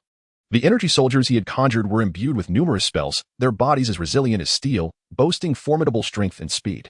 Regrettably, this iteration of energy soldiers could only number 120, which had entirely consumed the previously gathered black mist. It appeared that he would need to stir up more trouble with the Lord next time. The more tireless subordinates he could amass, the better. He recalled a few shadow masks. Where could they be? Never mind, searching himself would be too burdensome. He would wait for Qinglong to find them instead. Relishing in the spoils of others' efforts. At the headquarters of the Black Hand Gang, Valen was breathlessly leading the trio of incompetents, straining to carry the statue of the Lord out. After Valen was sent flying by Li Yi's slap, he unknowingly stumbled upon a stroke of fortune, inadvertently knocking out his good brother amidst the crowd. The one who was knocked out happened to be Lasso, who had just been rescued, along with Afin and Zhou. The four of them then witnessed the Black Hand Gang brothers being toyed with by a child wielding magic, smashing the ceiling one moment and the floor the next. A truly pitiful sight. The four promptly feigned unconsciousness, enveloped by a faint black mist, which Li Yi failed to notice. Clearly a result of the intervention from the Black Chi mother. Once Li Yi departed, Blake, while absently touching his hair, the quartet stealthily made their escape. They hurriedly fled towards their base, fueled by the thought that as long as the statue of the Saint Lord remained, they would eventually uncover the treasure of the Golden Rooster King, and Valong could rise again. As Valong daydreamed about reclaiming his glory with the Golden Rooster treasure, suddenly, the red dots in the dragon's eyes of the Panlong statue began to flicker incessantly. Chapter 15. Witnessing history, the Saint Lord sensed a decrease in the number of ninjas within the Shadow Army he summoned, their complete disappearance marking their inability to be revived, as their souls were enslaved by some power. Valong, this failure is not entirely your fault. I shall grant you a portion of the treasure, but for now, we must remain in hiding. The red glow in the Saint Lord's eyes flickered, a sense of unease surging within him. This was a warning from the Black Chi. Valon. Incredulous thought, the iron-fisted rooster has finally shed its feathers. At the Trident building, Coulson was reporting his observations to Nick Fury. Teleportation. Material manipulation. This is what it means to be a mage. The director of the Black Egg Bureau felt a greater headache coming on. Indeed. It seems this fellow is only adept at procreation. Coulson recalled the scene when Lee unleashed the mirror space. Initially, he thought that the so-called mages were just like the superhumans they had previously captured, somewhat useful, but not overly so. However, he never anticipated that this mage would be so formidable. Nick Fury, observing the display of power by Lee on the screen within Area 13, was filled with apprehension. He even contemplated pressing a certain button but decided against it. That was a secret weapon, and such a situation did not warrant its use. While Nick Fury was troubled about how to approach this mage, his phone rang. After ending the call, Coulson noticed a change in the director's expression and could not help but inquire, "What happened, Director? May I know?" "You might as well know. Soon the entire world will be aware. The infamous playboy and wealthy heir, Tony Stark, was attacked by terrorists while promoting his weapons abroad. Tony Stark's father was a founding member of our bureau, and given his status, it seems the international landscape will experience turmoil. The American authorities and military are actively searching. But so far, there have been no leads." Nick Fury fell silent, scrutinizing the information in his hands, then turned to Coulson and asked, "Go and approach this mage. Have him assist in locating this playboy. Whatever his price, grant it without hesitation." The confident black marinated egg smiled, asserting that any issue solvable with money is not truly a problem. If necessary, he could always approach Tony Stark for financial assistance. This opportunity not only allowed him to seek help in locating the son of an elder from S.H.I.E.L.D., but also served as a means to forge a fruitful partnership with Lee. Indeed, Nick Fury pondered over the recent events recounted by Coulson, realizing yet again he was dealing with a troublesome character. However, the name of the Department of Homeland Strategic Defense, Attack, and Logistics was undeniably cumbersome and rather unseemly. He had previously overlooked it but now recognized the absurdity of his own organization as title. The following day, Lee languidly reclined on the sofa, watching the news on television, where an obnoxious and flamboyant face was repeatedly broadcasted on the large screen. The infamous playboy Tony Stark, renowned for his vast wealth and romantic escapades with numerous cover girls of high-profile magazines, had suddenly gone missing following an attack by terrorists. This shocking news spread like wildfire across the globe, with numerous channels reporting on this individual, compelling Lee to search extensively for a more appealing channel. With a frown of dissatisfaction, Lee seemed to have a sudden epiphany and promptly inquired of Jackie Chan, who was nearby. "Jackie, I have a lucrative venture in mind. Are you interested?" "What venture?" Jackie responded, regarding Lee with suspicion. This fellow had been cooped up at home for days on end, either glued to his phone or watching television. It was quite peculiar for him to suddenly desire to make money. "Have you seen that flamboyant face on the television? His disappearance has caused Stark Industries stock to plummet. Now is the perfect time to invest in their shares. Once he is found, the stock will undoubtedly rebound, and we shall reap substantial profits." Indeed, Lee intended to capitalize on his knowledge of the unfolding narrative. Is that reliable? Will they truly find him? Jackie felt a flicker of intrigue. With grand gestures, Lee dramatically waved his hand, revealing a substantial pile of US dollars on the table. "This is my entire fortune. Assist me in purchasing their stocks. Didn't we agree to make money together? Why has it turned into a favor?" Jackie exclaimed, astonished. "Well, Jackie, have you become so greedy? I've shared exclusive information with you. You should invest yourself." Lee gazed at Jackie in disbelief, leaving Jackie feeling somewhat sheepish. "I still don't understand why a sorcerer like you would need so much money. Don't you possess the ability to turn stones into gold?" Lee, holding a lollipop, sighed with the weight of experience. "You wouldn't understand until you reach my age." Jackie, feeling exasperated, had grown accustomed to Lee's erratic behavior. He gathered the money from the table into a bag, slung it over his shoulder, and headed toward the bank, intending to withdraw his savings. After all, despite Lee's seemingly unreliable demeanor, he was self-serving yet never duplicitous toward those close to him. Lee, reclining with crossed legs, reminisced about a day in Kamar-Taj when he had stealthily sketched a portal to procure food, casually using scrap paper to conjure illusions of currency. However, he was unexpectedly confronted by a bald, formidable adversary who mercilessly administered a beating. Since that incident, Lee had developed a steadfast habit of using real money for transactions. Nevertheless, it matters little. After profiting significantly from the stock market this time, I shall attain financial freedom. The meager salary from the Kamar-Taj is of no concern to me. Indeed, the practitioners at Kamar-Taj do receive a salary, after all. Even mages are human and require sustenance, and their remuneration is quite substantial. This powerful organization, which has persisted from ancient times into the modern era, possesses numerous properties and equity stakes worldwide, ample enough to support this cadre of mages who traverse the globe in pursuit of knowledge.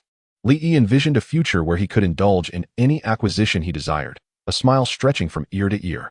At that moment, a knock echoed from outside the antique shop. With a casual wave of his hand, Li opened the door, sensing the goodwill of the individual beyond. The proprietor's family is away. I am merely a temporary lodger. Please, come in and have a look. The owner will return shortly. Li did not look back, distractedly fiddling with the television channels. A series of familiar coughs reached his ears. Turning his head, he beheld Coulson's radiant smile. I have come on behalf of S.H.I.E.L.D. to discuss a business proposition. Again you? Li Yi replied, bemused. Isn't your agency called something like the Department of Homeland Security or Strategic Logistics? Why the sudden name change? I must credit you for that. Last time you commented on our lengthy name, our director took note. In a moment of shared insight, he decided to abbreviate it. Coulson chuckled. Li Yi was taken aback. So this was the origin of S.H.I.E.L.D.'s name change. He felt he was witnessing history unfold. Chapter 16. A polite exchange clearing his throat, Li Yi addressed the beaming Coulson. All right, let us set aside those matters for now. What collaboration do you wish to discuss? Coulson gestured towards the television, where news of Tony Stark's disappearance was being broadcast. To be candid, Tony Stark's ancestors are esteemed figures within S.H.I.E.L.D. Our director wishes to invite you to use your magic to assist us in locating him. Name your price. Coulson displayed a confident smile. Li Yi, reclining with his legs crossed, replied, You are a step too late. I have little interest in monetary gain at present. Oh, then what might compel you to assist us? Coulson frowned, recalling intelligence from Area 13 that suggested Li Yi was quite avaricious. With a shrewd glance, Li Yi proposed. I have heard that S.H.I.E.L.D. possesses a remarkable artifact known as the Tesseract. Allow me to study it for a month, and I shall assist you with your request. Li Yi had long harbored ambitions regarding the Infinity Stones. However, the Ancient One had securely hidden the Eye of Agamotto, and despite his best efforts, it remained inaccessible to him. It was absurd that he was deemed too young to handle the Time Stone. As for the Tesseract, although he was aware it resided within S.H.I.E.L.D., the agency's numerous bases made it impossible to ascertain where it might be stored. Now, he saw a perfect opportunity to acquire the Space Stone for his research. As Coulson listened to Li Yi's words, he appeared somewhat troubled.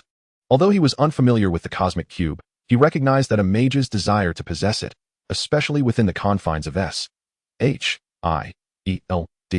suggested it was an object of immense significance. Let me confer with my director. He shall make the final decision, he stated. After receiving a nod of acknowledgement from Li Yi, Coulson retreated to a corner to contact his superior. A short while later, he returned, confirming that the director had granted permission, albeit with stipulations. The research must take place at a designated location, and Li Yi would be permitted only 3 days for his investigation. What can be accomplished in merely 3 days? Ah, well, it will suffice to satiate my curiosity. I shall acquiesce, Li Yi replied, feigning dissatisfaction while secretly elated. The laws of space await me, he exclaimed, rubbing his hands together. Without further ado, I shall assist you in locating Tony Stark. Tony Stark, Coulson corrected, observing Li Yi's exuberance and inwardly lamenting the extended time frame.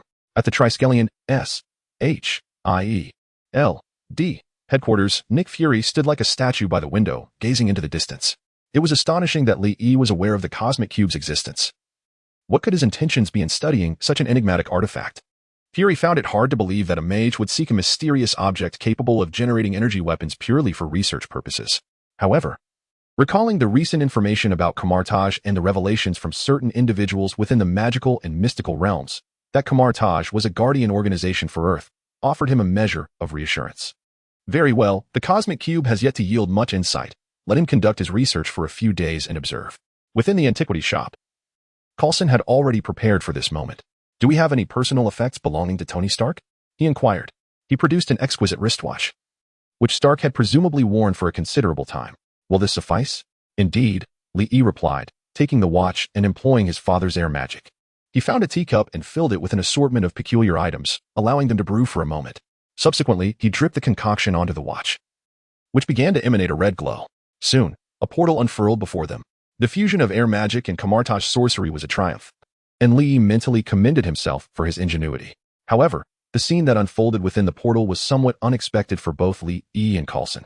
2 bare-chested men were laboriously hammering away at iron, sweat glistening on their brows, and they stared in bewilderment at the duo before them. The 4 exchanged perplexed glances. What was this philosophical ambience? To their astonishment, the notorious playboy Tony Stark seemed to appeal to both genders. Lee couldn't help but cynically remark on the absurdity of the situation. Tony, reflecting on his recent tribulations, found the past few days to be utterly ridiculous. First, he was ambushed by terrorists while marketing weapons, an unfortunate yet not entirely surprising fate for a billionaire.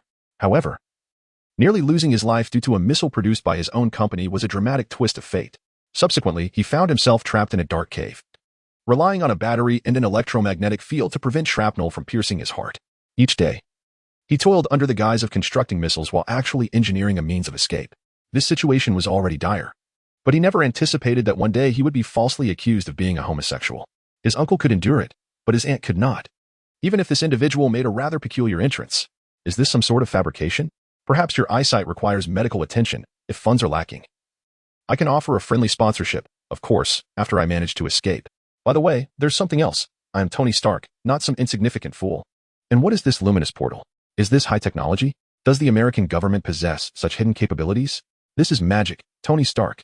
Lee took out his phone and captured an image of the scene within the cave. Don't take pictures. Tony exclaimed in alarm. This scenario could indeed distort his image.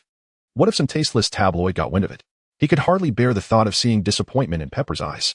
Ahem, Master Lee, please refrain from causing a commotion. Mr. Stark, I am an agent of S.H.I.E.L.D. Level 8. Perhaps you are unaware, but your father is a venerable figure within our agency. We are here to rescue you. Tony smiled wryly as he surveyed the cave. He never imagined that his father's connections could potentially save his life. The atmosphere in the cave grew somewhat oppressive when an untimely voice broke the silence. Coulson, I've located the person you requested. My mission is complete. Tell that black-hearted fellow not to forget my tesseract. Wait, it's not yours to keep. It's merely a loan for 3 days. And what on earth is a black-hearted fellow? Coulson inadvertently conjured an image of the director's head in his mind. What a sin. How could I even think that? Strangely, it does bear a resemblance. At that moment, a cacophony erupted from the iron door, the entrance to the cave, as a group of terrorists armed with various weapons kicked it open. Who are you? Planning to escape? Boss, that playboy wants to run. Shoot them dead. Why is there still a glowing circle within the cave, sparking with energy? Is this American high technology? Kill everyone else. I want Stark alive. Lee observed these inept thugs, astonished that they were entirely fixated on Tony Stark, completely overlooking his own striking presence. How lacking in discernment. Huh? Is there even a child among them who has fully matured? You have chosen the path to your demise. Chapter 17. Let the bullets fly for a while. Lee Yi's expression darkened instantly, while Tony Stark, pulling along the nearby ensign, shouted at Lee Yi and Coulson, run. Yet, the two remained motionless. Lee replied to Tony, allow me to demonstrate the power of magic. At that moment, the terrorists began firing at Lee Yi and Coulson. The scorching bullets erupted from the barrels, solidifying before Lee Yi like amber. What the hell? Mutants? Superhumans? As bloodthirsty terrorists, they were aware that some individuals in this world possessed extraordinary abilities. Unfortunately, before they could react, all the bullets reversed direction and shot back. Indeed, every bullet they had fired now found its mark, striking true. How dare you say I haven't matured yet? Lee disdainfully gestured with a thumbs down. Right? Tony, you're a real piece of work. I feel like you're targeting me. Tony, momentarily speechless, thought to himself that although this child was formidable and possessed magical abilities, being labeled as a piece of work was not something he desired. Well, don't you find that name rather endearing? Lee mused. Never mind, it's not worth the banner. He began to stroll toward the iron door. What are you up to? One of them asked. I'm going to wipe out these terrorists. Just because that guy had the audacity to say I haven't matured yet. I'll make this place shake like a cracked egg and cut through worms. The three inside exchanged glances. Was he really that petty? Coulson shook his head. I'm not very familiar with him, but it's somewhat typical for a child with extraordinary abilities to have a bit of a temper. That's indeed a significant hassle, but I must admit, I rather enjoy it. Tony remarked, his teeth grinding as he recalled the torment of the past few days while surveying the bodies strewn about. Suddenly, the ground shook violently, and a crimson light enveloped the cave, which gradually stabilized. Not long after, Lee returned, brushing off the dust from his clothes. All taken care of, effortlessly. As Tony and the others emerged from the cave, their jaws dropped at the sight before them. The terrorist camp outside had been utterly obliterated by a colossal meteorite several hundred meters in diameter, with massive craters surrounding it showcasing its terrifying power. For hundreds of miles around, only this solitary cave remained. Is this truly your strength? Astonishing, Tony Stark murmured, gazing at the scene. From then on, he regarded Lee with a peculiar expression, sensing that this fellow would likely return to create an anti-Lee suit. But that was irrelevant. Lee himself found the move quite formidable. He had first utilized a portal to position himself near the edge of space, then expanded his psychic energy through dimensional manipulation to pull down the floating meteorites from the cosmos. Although it was somewhat of a shortcut, this strike certainly made for a grand spectacle, and it was not particularly taxing for Li. After dealing with the terrorists, Li brought the three of them back to the antique shop. You can find your way back on your own. I want to escort you. Oh. And remember to have Black Egg fulfill his promise and let me experience cosmic magic at some point. Absolutely, Coulson replied eagerly. As Li had now ascended in his mind to the status of a human nuclear bomb, Li waved his hand at the doorway as if bidding farewell when suddenly, Jackie Chan's voice chimed in from the side. Well, when did business at the antique shop become so prosperous? Why are there three people here? Oh, that's Coulson, the one with the receding hairline, who asked me to help find that playboy Tony Stark. Haha, no wonder you advised me to invest in their stocks. You knew this playboy was just fine. We've hit the jackpot. Although Stark Industries stocks didn't drop significantly, it's enough for us to pocket a few $1,000,000. Li joined in the laughter, but then suddenly realized something. Wait a minute, a few million? Indeed, I managed to rescue him in advance, resulting in a lesser decline of the stock prices, and consequently, my profits have diminished as well. Alas, is this true, Coulson? I was mistaken, and I even requested financial compensation. Li felt a deep sense of despair, while the indifferent Cheng Long remarked that he had earned enough already and planned to sell his stocks in a few days. Wait, don't sell just yet. Don't question why. Trust me. Li contemplated the press conference Tony would hold upon his return, announcing the cessation of arms manufacturing. Stark Industries seemed poised for a stock decline as a result, but there was no cause for alarm, as it would eventually rise again due to advancements in renewable energy, another lucrative avenue. Regaining his composure, Li reassured himself, no need to panic. Let the bullets fly for a moment. Coulson, accompanied by Tony and Ian's son, sought medical assistance from the agents stationed outside Chinatown. After treatment, they returned Tony and Ian's son to Tony's villa. Are you aware of the havoc that a sorcerer capable of summoning meteors could wreak upon a city? Coulson stated, Mr. Stark, this matter does not require your intervention. Upon your return, it would be prudent to scrutinize the personnel within Stark Industries. I suspect that someone leaked information prior to this terrorist attack. Coulson refrained from responding to Tony's inquiries, as, in his eyes, Tony was not yet the genius scientist who had crafted the Iron Man suit, nor was he adequately equipped to handle such supernatural occurrences. Tony, astute as he was, perceived Coulson's thoughts, smiled, and chose not to comment further. After Coulson's departure, his demeanor grew serious. He instructed Jarvis, his faithful AI companion, to introduce Ianson to the villa's arrangements and to notify his assistant, Pepper Potts. He then descended into the basement, preparing to forge the iron prosthetics, or rather, the Iron Man suit he had envisioned. In the basement, he busied himself with modifications, transforming the space remarkably, while he instructed Jarvis to inform Stark Industries of an upcoming press conference. I shall announce the closure of the Weapons Development Division at Stark Industries. Li lounged on a sofa in the antique shop, watching the news on television, while Cheng Long nearby lamented loudly about his misfortune. Enough with the dramatics. Your behavior is utterly embarrassing. Trust me, hold off on selling. There is great profit to be made. Cheng Long pointed at Tony on the screen, noting that their family business was heavily entrenched in the arms trade, and if they ceased operations, bankruptcy would likely follow. Are you certain that profits will still materialize? Absolutely. This flamboyant individual knows how to generate wealth. The world is aware of his capabilities. He is no fool. If he lacked talent, he would not declare the cessation of arms development. Even if you doubt him, surely you do not doubt me? Li replied casually. While I find your confidence intriguing, I do not consider myself flamboyant. I prefer to call it elegance. Tony's voice resonated from outside the antique shop, infused with a newfound confidence, markedly different from the previous encounter in the cave. Chapter 18. Malicious Intent. Oh, I wondered who it might be. Is that not the illustrious Tony Stark? After a few days apart, why the sudden decline? I told you not to call me that name. Tony winced at Li's words, feeling a headache coming on. How could this fellow's tongue be so sharp? Without purpose, one does not enter the Three Treasures Hall. What brings you here? I have come to offer you a monetary gift. After all, you are the one who saved me, and I, Tony, believe in repaying kindness. Li promptly rose to his feet, brushing aside the dazed Jackie Chan, and warmly clasped Tony's hand. At that moment, Li's expression resembled that of a village chief from the deep mountains encountering a poverty alleviation worker. What brings you here, Tony? I did not notice you earlier. How rude of me. Jackie, please prepare a cup of coffee for him. A smile crept upon Tony's lips, as he noted the evident change in attitude when faced with the allure of wealth. Tony withdrew a contract from his pocket, stating, "This represents shares in Stark Industries. Do not underestimate their worth. From now on, you need not lift a finger at home. Simply await your earnings." Tony regarded Li with amusement. recognizing the advantageous nature of securing a favorable relationship with a living weapon. The previous assistance was mere trifles. No need for such formality. Just come as you are.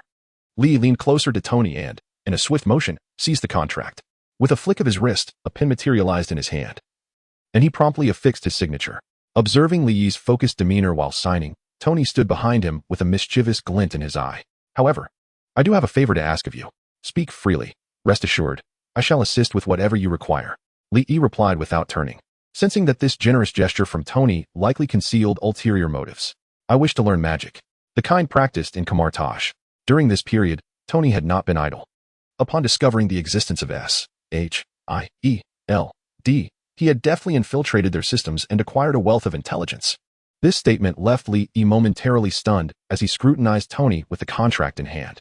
Why would you, who should be diligently studying your Iron Man suit at home, suddenly take an interest in magic? Are you planning to create an anti-Li suit? Tony maintained a neutral expression but inwardly cursed, wondering how this sorcerer seemed to know everything. Can you read minds? Li inquired, noticing Tony's anxious demeanor, and patted him on the shoulder. Do not worry. While I possess that ability, I seldom employ it. I utilize precognition, though it may not always be accurate. It allows me to glean some information quite effortlessly. After Li's cheerful declaration, Tony felt increasingly uneasy. The notion of precognition was absurd, yet it also heightened his anticipation for learning magic. Observing Tony's reaction, Li stroked his chin thoughtfully. I can teach you magic, but do not leave your statements unfinished. Li recalled a parallel universe from Marvel Comics where the Sorcerer Supreme was Iron Man, and the idea of Tony learning magic intrigued him. However, he had long since reserved the title of Sorcerer Supreme for himself and could not allow the emergence of a rival, despite his own remarkable charm and magical prowess. What if the Ancient One were to suddenly succumb to senility, appointing the magically inclined Tony as Sorcerer Supreme? Thus, it was imperative to prevent him from studying magic in Kamar-Taj. Once I ascend to the position of Sorcerer Supreme, I shall send that Ancient One to a retirement home. Tony waved his hand in front of Li's eyes. What are you laughing about? Ahem, it is of little consequence. The proprietor of this antique shop is an elderly gentleman, a master of air magic with extraordinary prowess. Soon, I shall introduce you to him as your mentor. Rest assured, dear brother, he will not lead you astray. Li sighed inwardly. Pondering the name of the air magic grandmaster, Tony Stark, it was quite an impressive thought. Is that for real? Tony asked, casting a skeptical glance at Li. Indeed. Li responded, though he could sense Tony's doubts. The expression on Tony's face conveyed a distinct lack of trust, as he observed Tony's reluctance to pursue air magic. Li quickly signaled to Jackie Chan, Master Jackie's magic is truly remarkable. Wouldn't you agree? Absolutely. Under Li's persuasion, Tony, albeit with lingering skepticism, ascended the stairs to meet the elderly gentleman, who was enjoying a midday nap. After a conversation, it became evident that the old man possessed genuine knowledge, and Tony promptly decided to become his apprentice. It appeared that Li, for reasons unknown, did not wish for him to learn the spells of Kamar-Taj. Air magic it is, then. I am confident that with my innate talent, I can excel at whatever I choose. In the following days, Tony generously donated a substantial sum of money to the university where Jackie taught, and even gifted him a luxury car. Jackie, primarily a university professor, had been frequently absent, leading to some dissatisfaction among the faculty. However, upon receiving the donation, the university president declared, Mr. Chan, feel free to enjoy your adventures for as long as you desire. This is merely a token of respect for a distinguished historian. He then presented a stack of money to Xiaoyu, encouraging her to purchase whatever her heart desired, even clearing the stock of the old man's famed Baizhong tea. The old man, feeling somewhat guilty for taking advantage of this affluent foreigner, had initially planned to offer Tony only casual instruction due to Li's remarkable magical talent. However, he now found himself earnestly dedicated to Tony's education. Li could clearly observe the shift in the old man's demeanor over these days and lamented how, at such an advanced age, he was swayed by money. It was merely a small fortune. How disappointing. Li, do you happen to have any Kamar-Taj spellbooks on you? May I borrow one to peruse? In exchange, I shall offer you a Ferrari. Yes, indeed. Li eagerly responded. He retrieved several fundamental spellbooks from Kamar-Taj and handed them to Tony. His motivation was not merely to acquire a Ferrari, but rather to assist a wizard eager for magical knowledge. Indeed, that was the intention. As Li tossed the keys to the Ferrari into the air, he observed Tony diligently studying the spell books when a thought suddenly struck him. Tony, do you understand the distinction between air magic and the spells or secrets of Kamar-Taj? Tony beamed with confidence, responding, the greatest difference, as the master taught me, is that air magic allows a wizard to utilize their mental strength in conjunction with tools to cast spells. Kamar-Taj harnesses the power of the mind to communicate with deities from different dimensions, drawing upon their energy to cast spells. Each method possesses its own merits and drawbacks. While elemental magic requires extensive training and yields less formidable results, Kamar-Taj sorcery wields great power and is readily disseminated. However, it carries the risk of being beguiled by the dimensional deities, and to amplify the potency of one's magic, one must also bear certain costs.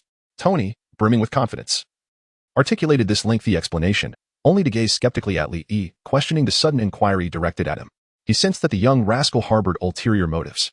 Although much of what Tony said was accurate, it was evident that the knowledge imparted by his father, the Ancient One, was heavily tinted with personal bias. If Kamar-Taj were fraught with so many flaws, how could it possibly be regarded as a sanctum within the realms of magic and the mystical? Li shook his head in disagreement. Enough already. What are you trying to say? Tony urged, feeling that Li was concealing something dubious.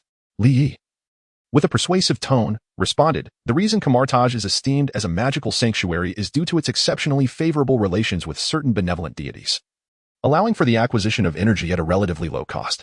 This is Kamar-Taj's most distinctive attribute. Why are you telling me this? Are you planning to instruct me on how to obtain the power of the benevolent deities with minimal expense? Li, no longer playing coy, directly stated, I have a good rapport with the dimensional sovereign and can facilitate your access to that power through some resources. Is that reliable? Tony questioned. Absolutely, Li replied, closing his eyes as he rummaged through his dimension for a piece of paper, crafting a ritualistic incantation with a pointed purpose. He then handed it to Tony. This is the ritual to communicate with the deity of that dimension. With my influence, you can exchange certain resources for dimensional power. Tony accepted it with a mix of skepticism and intrigue. The name of this dimension, the Solar Sovereign, does not appear in any texts I have encountered. The Solar Sovereign? Li merely smiled, remaining silent. Of course, you've never heard of it. I just made it up. If you had heard of it, that would be quite the coincidence. Indeed, Li had transformed himself into this dimensional sovereign, prompting Tony to gather materials for his own dimension to absorb, promising him a portion of the energy as compensation. It was a splendid deal, with Li planning to take nearly 1/10 of the energy generated from the resources. How generous of him. In fact, Li had previously collected various resources from Earth, mainly soil and water, engaging in minor undertakings. Until one fateful day, he inadvertently absorbed too much from K2, the world's second highest peak, resulting in a substantial portion of the mountain vanishing, leaving it resembling a pair of slanted shorts. The following day, the Ancient One pursued him in a fit of rage, and since then, he had refrained from absorbing any more resources from Earth. How infuriating. This time, I shall have Tony Stark provide me with resources. Ancient One, you have no grounds to chastise me this time. He chuckled heartily. Li, stop laughing. Your mirth casts doubt on the reliability of this scheme. As a future supreme mage and protector of Earth, would I deceive you? It's utterly ridiculous. Tony paid no heed to Li's impassioned words.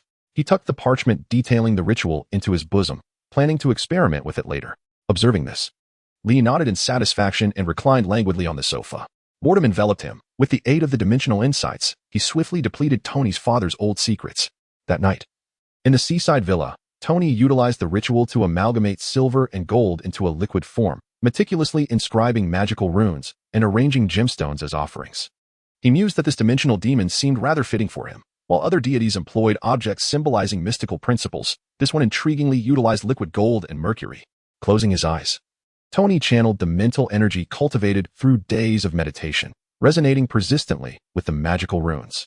Gradually, through this ritual, his spiritual essence began to forge a magnificent entity. Within a blood-red dimension, a resplendent sun illuminated his vision, and within its radiance appeared a figure, mysterious and noble, seemingly embodying certain principles. What puzzled Tony, however, was the impression that this silhouette resembled a youth. Was it merely an illusion? At that moment, a grand voice interrupted his contemplation. Mortal mage, you are not a sorcerer of Kamar-Taj. How have you learned to communicate with the dimensional demon of air magic? Haha. Just as Tony was about to respond, the voice continued, is it that Li brat who provided this? Quite amusing. Tony mused inwardly, wondering if this dimensional demon possessed the ability to read minds. Lord of the Blazing Sun, I seek to discuss a collaboration with you. The tone of the grand voice shifted. You a mere mage? A colossal blood-red pupil filled Tony's entire field of vision. Instantly, his spiritual essence felt as if it were plunged into a washing machine, tumbling and swirling relentlessly. The crimson hue gradually faded, revealing an unforgettable scene. Numerous dimensions floated before his eyes. His body twisted unnaturally, as if encountering an indescribable entity. Moments felt like fleeting seconds, yet also stretched into decades. Then came another wave of dizziness. Tony, momentarily dazed, found himself back in the dimension of the blazing sun. A mage who cannot even withstand a single glance dares to negotiate with me? Preposterous. For Li's sake, you may offer me your tributes, and I shall bestow upon you my grace. Now begone. Before Tony could utter a word, a tremendous force surged from behind. His spiritual essence was drawn back into his corporeal form, and he collapsed to the ground, gasping for breath. Truly, the dimensional demon was formidable. Excitement filled Tony's gaze. He yearned to understand and harness this incomprehensible power even more. In the dimension of the blazing sun, Li dispersed the sunlight, exhaling with relief. Maintaining such an air of superiority was quite exhausting. He wondered how Ancient One managed to sustain such an aura every day. Li reflected that perhaps his own facade was too thin, feeling a twinge of embarrassment at his pretentiousness. Nonetheless, the recent technique of soul separation had proven effective. With a mere slap, he had Tony completely subdued. Having witnessed such formidable power, it is likely that Tony will offer a considerable number of tributes in the future. A sudden surge of energy coursed through the dimensions, though it bore no specific rules. Nevertheless, this terrifying force was abundant. An arc reactor? So many. As Li sensed the dimensions expanding, he marveled at Tony's wealth, having just contributed at least a dozen reactors to his own realm. A feeling of satiety enveloped him. Despite the modest size of his dimensions, achieving such a sensation required a substantial amount of energy. Observing the growth of his dimensions, he pondered and extracted a significant mass of dimensional energy. Offering Tony a tenth seemed excessive. A mere 1/100th would suffice. Tony, do not fault me for my frugality. Your nascent grasp of magic may not withstand an excess of dimensional energy. At the seaside villa, Tony felt an extraordinary and terrifying power surge within him, steadily enhancing his physique. With a casual wave, he wielded air magic that previously necessitated tools, now effortlessly conjuring it with his bare hands. Even the green flame he had once scorned transformed into a soft red hue. Satisfied, Tony nodded. Regardless of its utility, the allure of style is a lifelong pursuit. Unexpectedly, Li, this trickster, had not deceived him this time, leaving him somewhat incredulous. Had he misjudged him? Perhaps he was not as duplicitous as he seemed. In Chapter 20, the boiled egg learns of the Tesseract's origins.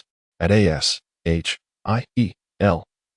base, Li lamented to Coulson about the sluggish pace of their operations. After all, the secrecy surrounding this item was substantial, necessitating time for decision-making and transport. Li rolled his eyes, sensing that they were perhaps wary of revealing the Tesseract's storage location to him. It seemed they had hastily relocated it here, likely to whisk it away once he concluded his research. How disheartening for an honest fellow like himself to be subjected to such scrutiny. Upon arrival, Coulson escorted Li to a high-tech door, which required a trifecta of biometric security measures to unlock. Finding it cumbersome, Li waved his hand, conjuring a portal that allowed them to step through effortlessly. Upon entering, he was greeted by a hairstyle he detested, a bald head. Greetings, Director Fury. Do agents inevitably go bald upon reaching a certain rank? Li quipped, referencing Nick Fury's gleaming dome. Reflecting on the likes of Sheriff Blake, Nick Fury, and the semi-bald Coulson, he mused that one instance might be coincidence, but three suggested a pattern. To my knowledge, not all agents are bald or balding. It is merely coincidental, Nick mused, recognizing the sharpness of Li's tongue, yet having prepared himself for such jests. Meanwhile, Coulson, touching his own hair, silently prayed that this assertion was unfounded. He had no desire to become bald. Greetings, Masterly. It is a pleasure to finally meet you. I am Nick Fury, the director of S-H-I-E-L-D. The black egg extended his hand, and Li, with utmost seriousness, returned the handshake. No need for introductions. I am well aware of your esteemed reputation. Now, let us dispense with trivialities and proceed to the Tesseract. Nick Fury, irritated by the lackadaisical demeanor, felt a strong urge to discipline this insolent youth, yet he restrained himself. Very well, the Tesseract lies ahead. By your own admission, you possess considerable knowledge about it, correct? Nick Fury prepared to subtly inquire about Li's insights regarding the Tesseract. Li, rather nonchalant, casually floated behind, crossing his legs in the air. I understand your intentions, and I shall divulge this. The Tesseract is merely a vessel. The energy fluctuations you perceive emanate from a gem contained within. Oh, however, our extensive tests indicate that the Tesseract appears to be a cohesive entity. With your technological prowess, extracting the Space Stone would prove to be quite the challenge. The Space Stone is indeed the name of the gem contained within, Li remarked with disinterest as he glided along. The Space Stone, you say? Does this gem possess powers related to space? It is said that during the cosmic explosion, 6 singularities, brimming with infinite energy, coalesced into 6 gems: space, time, mind, reality, soul, and power. Each of these gems possesses boundless power, and should someone manage to gather them all, they could potentially alter the very fabric of our world. Indeed, the entire universe. As Nick Fury absorbed Li Yi's exposition, a sense of regret washed over him for having brought Li Yi to investigate the Tesseract. Li Yi, with his eyes closed, could easily discern the thoughts brewing in Fury's mind. Fear not. I have no intention of seizing your Tesseract. My curiosity merely compels me to study it. Besides, our Kamar-Taj already possesses an infinity stone. Why would we need to covet yours? At that moment, Li floated above Nick Fury, gazing down as he spoke. Moreover, in a certain sense, this cosmic gem does not belong to you. It is the property of Odin, the chief deity of Norse mythology, who merely entrusted the Tesseract to Earth for safekeeping. Odin? Is he not merely a figure of myth? Could he truly exist? Nick Fury found the revelations of the day stretching beyond his expectations. Do not underestimate the wisdom of the ancients. Envision them as formidable extraterrestrial civilizations. Rest assured, Odin has little time to concern himself with such matters. His kingdom's elder and younger princes are embroiled in constant intrigue, leaving him no time to oversee our humble affairs. Despite Li Yi's reassurances, Nick Fury felt no comfort. The implications of Li Yi's words left him aware that Odin was indeed a formidable presence. Is that Odin more powerful than you? What do you mean by more powerful? Our strengths are comparable. He is perhaps just a tad stronger than I. After a moment's contemplation, Li mused, armed with the advantage of dimensional enhancement. Even if he could not best Odin, he could certainly evade him. Indeed. Just a slight edge. Even if escape was impossible, he could compel Odin to plead for his life. A simple summoning spell for Odin to assist him. As a man of keen intellect, Nick Fury quickly grasped Li Yi's expression and words. That being named Odin is undoubtedly stronger than Li Yi, and likely significantly so. Enough. Enough. The elderly gentleman, having grown weary with age, yearned for peace, which is why he cast the gem down to earth. Set aside your incessant theories of peril. Li observed Nick Fury's expression, nearly faltering. Haha, that's absurd, Nick Fury chuckled, yet within, he resolved to implement that plan. At this moment, Li had already spotted the Tesseract and soared towards it, while the surrounding agents instinctively reached for their weapons. They halted only upon seeing the conspicuous black egg, a nickname for the director that had recently circulated within S-H-I-E-L-D, which was indeed rather peculiar. Coulson insisted, I certainly did not utter that. Li Yi paid no heed to the ordinary folk, cradling the Tesseract in his hands. His body soon enveloped the Tesseract as if it were liquid, gradually absorbing it into his own dimension. Coulson, witnessing this, was about to intervene, but Nick Fury waved him off. At this juncture, Li Yi had closed his eyes, exerting all his might to propel his own dimension and commenced the analysis of the space stone. In an instant, he felt that his prior practice of teleportation magic and various spatial arts had been but a trivial endeavor. His comprehension of the laws of space transformed dramatically, akin to evolving from a bicycle with 2 wheels to a maglev train. In the secret base of S-H-I-E-L-D, a day had passed. Li Yi remained in the same motionless stance, while Nick Fury and Coulson, having procured a chair and a table from somewhere, were now indulging in tea. Director, the premium Lao Ban Zhang I purchased at great expense. Do not add so much. Coulson lamented, observing his superior guzzling his tea, his heart aching. I have yet to grow any hair. Is it such a crime to drink a bit of your tea? Must you be so miserly? Hearing Coulson's words, Nick Fury dismissively set down his cup and tucked away the remaining Lao Ban Zhang into his coat. Director? At this moment, Li Yi, who had been suspended motionless in midair, suddenly emanated a blood-red glow, powerful waves radiating from his form. The very fabric of space seemed to tremble, as the entire base began to shudder, producing a cacophony of metallic grinding and deformation. The piercing sound compelled Nick Fury and the agents to instinctively cover their ears. Within the dimension, Li Yi was fervently deciphering the space stone. After expending all his energy, he nearly comprehended the laws of space. At that instant, he gazed at the space stone in his hand and entertained a mischievous thought. Such terrifying energy, if only a fraction could be absorbed discreetly, it should go unnoticed, right?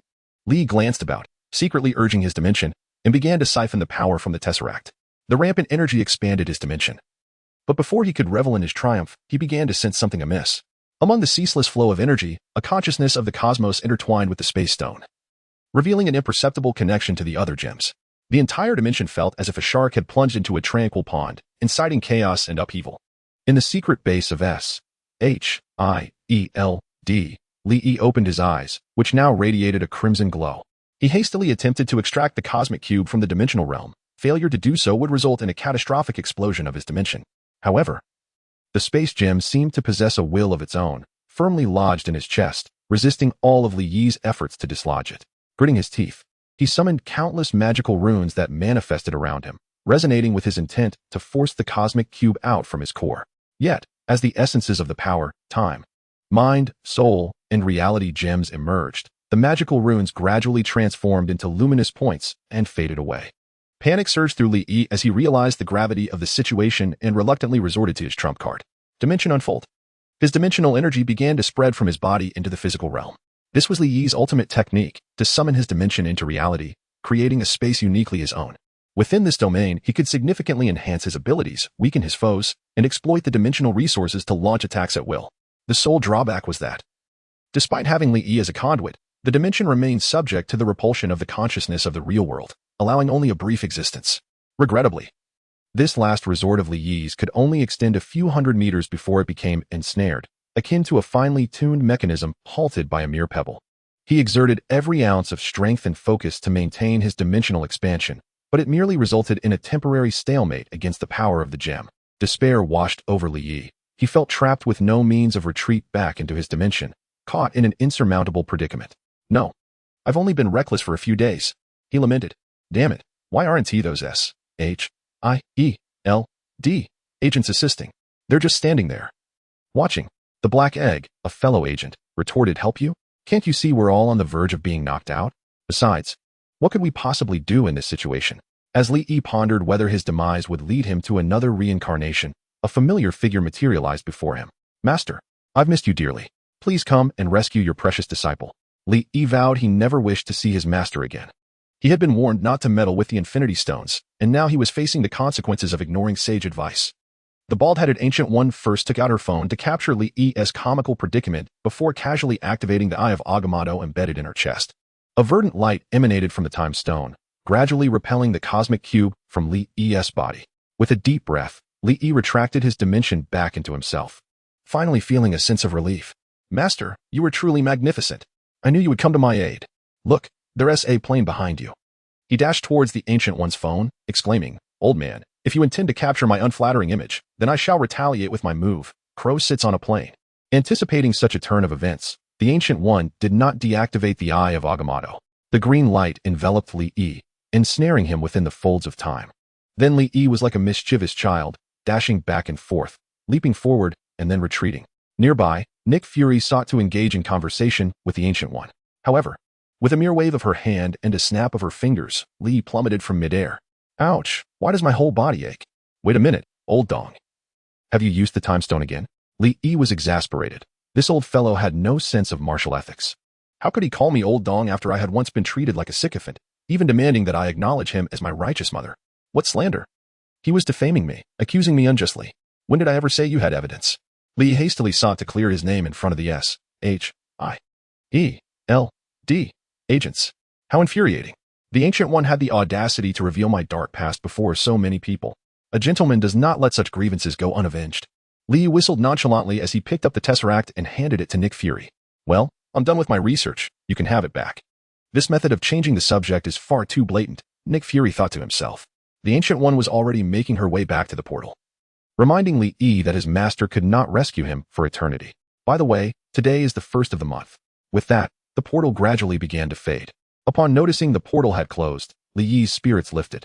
My master, the Riddler, the 1st of the month? Are you still planning to take embarrassing photos of me? When you grow old, I'll simply pull your oxygen tube. Wait a moment, the 1st of the month. Oh no, I'm going to be late for my Kamar-Taj mission. Suddenly, a thought flashed in Li Yi's mind, bringing to mind old Wang's round face.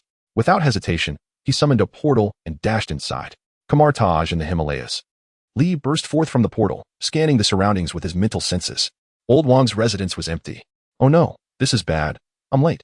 Li muttered quietly to himself, wondering if it was inappropriate to be tardy for his first mission as a formal mage. Oh well, if there is someone to blame. It's old Dong for not reminding me sooner. Just then, Li noticed a note on the coffee table, accompanied by a wooden board with a large arrow drawn on it, inscribed with the words, Li Yi, you little rascal, look here. Li waved his hand, using telekinesis to bring the note to him, and began to read its contents. Li, you little rascal, you're late on your very first mission. Don't think that just because you can overpower me now, you can be arrogant. Once my task is complete, just wait for me to report you to the Ancient One, and you'll find yourself tossed into a time rift and confined to a dark room. As Li read the beginning, his expression darkened. That old Wang at his age, still resorting to petty reports. Shaking his head, Li contemplated how to respond to old Wang's little report while continuing to peruse the note's contents. Chapter 22. The tardy Li after finishing the note. Li Yi gained a clearer understanding of the situation. This new batch of novice mages had just become formal mages, prompting Kamar-Taj to organize a mission to eliminate magical creatures or apprehend some nefarious cultists of evil deities. Due to Li Yi's tardiness, the team he belonged to was assigned a rather undesirable mission to apprehend a group of devotees from the dark dimension. Although the location had been assessed to have a weak dimensional energy signature, likely a result of some misguided youths or eccentric individuals inadvertently communicating with the dark dimension and acquiring a modicum of power, engagement with such forces was perilous. Moreover, with the team incomplete due to Li Yi's absence, Old Wang bravely volunteered to assume the role of examiner for the group, ostensibly to prevent any unforeseen mishaps. Of course, the primary motive was likely to provide a cover for Li Yi's delay. Li glanced at the marked task location and chuckled, remarking on Old Wang's dual nature, sharp-tongued yet soft-hearted. Armed with a precise address and Old Wang's diversion, Li Yi felt no rush. He skillfully opened Old Wang's refrigerator in search of sustenance. In the land of Florida, one may not achieve fame, but one must certainly remain active. Old Wang and his companions, clad in the robes of Kamar-Taj, blended seamlessly into the throng of mystical beings that roamed the area. Caecilius spoke in a somber tone, expressing his disbelief that the esteemed Master Wang would serve as their examiner, deeming it an inefficient use of talent. Shouldn't a formal mage simply oversee their mission? His sarcastic tone irked little Wang. What business is it of yours? Are you merely emboldened by Li Yi's absence? Last time, when Li Yi bested you, you had little to say. You? Humph. Spare me your tales of Li Yi. I am not intimidated by him, arriving late on his inaugural mission. And still he dares to claim the title of Master Sorcerer's disciple. Caecilius spat, his disdain palpable. While Li Yi often appeared lackadaisical, his aptitude for magic was undeniable, complemented by his peculiar reservoir of blue energy. Ancient One, having such a prodigy as a disciple, was thus indifferent to the original narrative surrounding Caecilius and Mordo. Yet, Ancient One harbored her own agenda, occasionally providing Caecilius with special attention, leading him to believe she had initially intended to take him as her disciple. However, upon choosing a certain disciple named Li, she inadvertently caused Master Sorcerer to develop a psychological aversion to taking on students altogether. Caecilius remained steadfast in his convictions, growing increasingly resentful of Li Yi. Among the novice mages, there circulated whispers of Caecilius's unusual fixation on Li Yi, with reports of him calling out Li Yi's name each night. Mordo interrupted their quarrel, suggesting that Li Yi's prolonged stay at Kamar-Taj had led to a moment of indulgence. Thus, this mission, dealing with the devotees of dimensional demons, would serve as an excellent opportunity for growth and enlightenment. Old Wang, walking ahead, chuckled amiably, reassuring the young mages. Fear not, my little sorcerers. Following the scans from the 3 great sanctuaries' magical arrays, the dark energy at that location is feeble. You 3 are exceptional mages, and handling this should be a simple task. It will be a valuable experience, and as for that rascal Li Yi, rest assured, he will certainly learn a lesson for his tardiness. Indeed, Li Yi's assigned companions for this mission were none other than Little Wang and Caecilius, alongside Mordo. A group of individuals ventured into the vicinity of the dark energy emanation, guided by Old Wang, and soon arrived at the entrance of a villa radiating an ominous aura. Old Wang surveyed the villa, nodded in approval, and then brought his hands together in prayer. Instantly, magical runes shimmering with golden sparks appeared in his palms. As his gestures evolved, the very fabric of the space began to shift. A mirrored space? Indeed, a testament to his prowess as a grand mage. Modu observed the unfolding scene with envy, for he had only recently ascended to the rank of a formal mage. Although he possessed considerable talent, he was still incapable of executing such advanced magic as the mirrored space. Just give me time, I will undoubtedly master it. Caecilius remarked disdainfully, scrutinizing Modu's expression. Li Yi has long since attained such abilities. Mere words from Caecilius hold little value, Xiao Wang interjected, anticipating Caecilius's pretentious remarks. With the mirrored space enveloping the entire villa, Old Wang proclaimed, Enough, enough, let us cease the chatter. This area is now ensconced within my mirrored space. You 3 must eliminate all those tainted by the essence of the dark dimension. Ordinary individuals exposed to dark dimension energy will find their minds irrevocably twisted. There is no salvation for them, so do not show any mercy. Yes. The trio, now solemn, prepared to commence their mission. Xiao Wang adeptly conjured a massive energy shield, leading the charge. Modu and Caecilius swiftly followed suit, brandishing weapons forged from condensed magical energy. Caecilius wielded an energy whip, while Modu brandished an energy staff. Upon breaching the villa, they discovered a gathering of disoriented young men and women, their senses dulled by the white powder strewn across the table. A mere glance was sufficient for the trio to discern the state of affairs. These individuals were likely under the influence of drugs, explaining why they had remained oblivious to Old Wang's casting of the mirrored space. As several of the drug youths stumbled to their feet, one of them shouted, Who are you? Do you wish to perish by trespassing here? The trio remained silent, Their extraordinary appearance, radiating golden light from their weapons and clad in mage robes, rendering the pale-faced individuals momentarily speechless. In an instant, Caecilius retaliated, sending the three questioning youths flying with a flick of his whip. This action sent shockwaves of fear through the hall, causing the drug-affected youths to tremble in terror. What do you want? We merely indulged in some substances, all legally purchased from the pharmacy. A young man, who seemed to be the leader, stammered as he approached the trio. Suddenly, the young man's expression shifted to one of menace. His hands darkened to an inky black, exuding a foul stench as he lunged towards Xiao Wang. The energy shield raised by Xiao Wang intercepted the assault, the black hands making contact with the shield and emitting a sizzle as tendrils of smoke wafted upward. Without hesitation, Caecilius and Modu unleashed their weapons upon the assailant. Attempting a sneak attack? The dark dimension energy coursing through you is nearly transforming your very essence. Do you truly believe we are blind? Xiao Wang shouted loudly, collaborating with his teammates to bring the man down to the ground. He was poised to deliver a swift end to the man, wielding his energy shield like a blade. The once trembling youths in the hall witnessed this scene, and in an instant, several of them sprang into action, attacking those nearby. Dark tendrils emerged from their bodies, seeking to slay their victims and absorb their flesh and souls. One individual absorbed the body of a nearby woman, transforming into a grotesque figure, swelling into a massive, fleshy orb. Chaos erupted in the hall, revealing that the attendees were indeed devotees of the dark dimension. Modu spoke gravely, warning that they were cornered animals.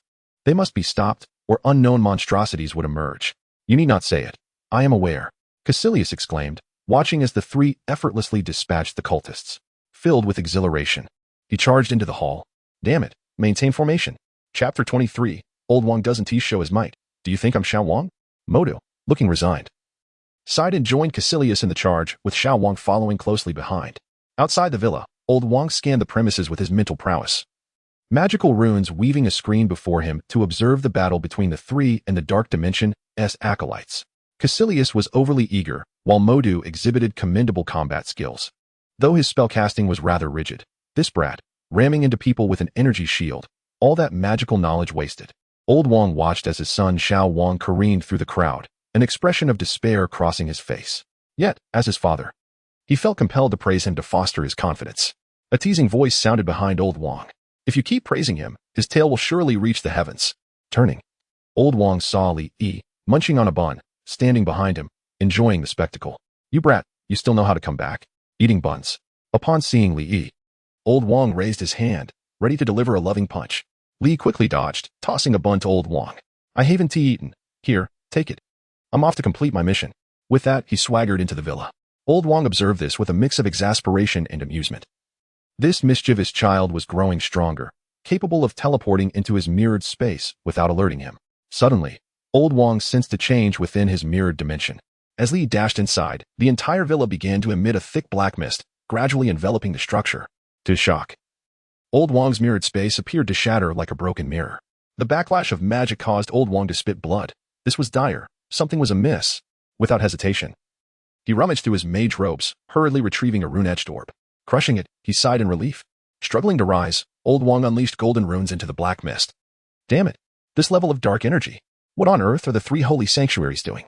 Old Wang, in a frenzy, continuously conjured magical arrays and various golden runes. Yet none bore any effect. Strangely, even his most proficient teleportation magic failed to manifest. The area engulfed in black mist felt as though it had plunged into another realm. A grand sorcerer, it seemed he had ensnared a formidable opponent. Rather than concerning himself with the lesser mages within the villa, perhaps he should focus on his own predicament. A brazen voice echoed from behind Old Wang. A middle-aged man clad in a black robe, his eyes shadowed, radiated an aura of darkness as he materialized behind him. Before Old Wang could react, the man, with hands clasped before his chest, unleashed hundreds of tendrils formed from dark energy, launching an assault on him. Does he truly believe Old Wang to be as malleable as clay? Golden beams flared, and countless portals emerged, adeptly enveloping each tendril. As they closed, the tendrils attacking Old Wang were severed entirely. I am the master of spatial slicing. Old Wang's benign countenance transformed into one of fury, his eyes widening as numerous portals converged upon the shadowy man. The dark figure stood immobile, ensnared by the strategically positioned portals that sealed around him. And in the aftermath of a blinding golden light, a maniacal laughter erupted. Ha! Under the magnificent power of my lord Dormammu, nothing can harm me. A heavy shroud of black mist coalesced from the original spot, and the shadowy man emerged, his eyes gleaming with madness. Years prior, The presence of dimensional demon energy had surfaced on Earth, prompting the sorcerers of Kamar-Taj to remain vigilant for an entire year. Yet, unbeknownst to them, the soul of an ordinary mortal had seamlessly integrated with the dimension, achieving a transcendence between man and deity. By what right does a mere child wield such power? Here I am, struggling through the magical realm, unable to contend with a handful of armed soldiers. Such a circumstance is utterly unjust. However, once my lord Dormammu devours that fortunate child and occupies his body, my desires will be realized. I shall attain immortality and formidable strength, ensuring that those who have scorned me will pay dearly, plunging this world into darkness. Curse you! Old Wong shouted at the deranged man whose mind had been corrupted by the dark dimension. He relentlessly hurled portals towards the shadowy figure while crouching low, inscribing energy runes around him. It's futile. The great Dormammu has bestowed upon me immortality and immense power. The dark man arrogantly stood his ground, watching as the portals cleaved his body in twain, sending one half far into a distant desert. Yet, in no time, the severed half of his body sprouted black tendrils at a visible pace, gradually intertwining and restoring him to his original form. Do you see? I am immortal. How did you acquire the mission information? There is only half a day left. The power of a great being. How could you possibly comprehend it? He scoffed. Now is the moment. Old Wong straightened, altering his gestures, and a golden magical array materialized before him. The ground around him began to emanate a crimson glow, as red runes encircled the shadowy man, forming a magical array. A series of crimson chains emerged, firmly binding the dark-skinned man. The scarlet chains? The power of the crimson dimension, coupled with the golden-white magical force, employing the might of two demonic entities. One would presume you have no desire to live. The dark-skinned man chuckled, preparing to employ his old trick of transforming into black mist to escape the chains, only to discover that the scarlet chains held him fast. Against a wretch like you, I can endure.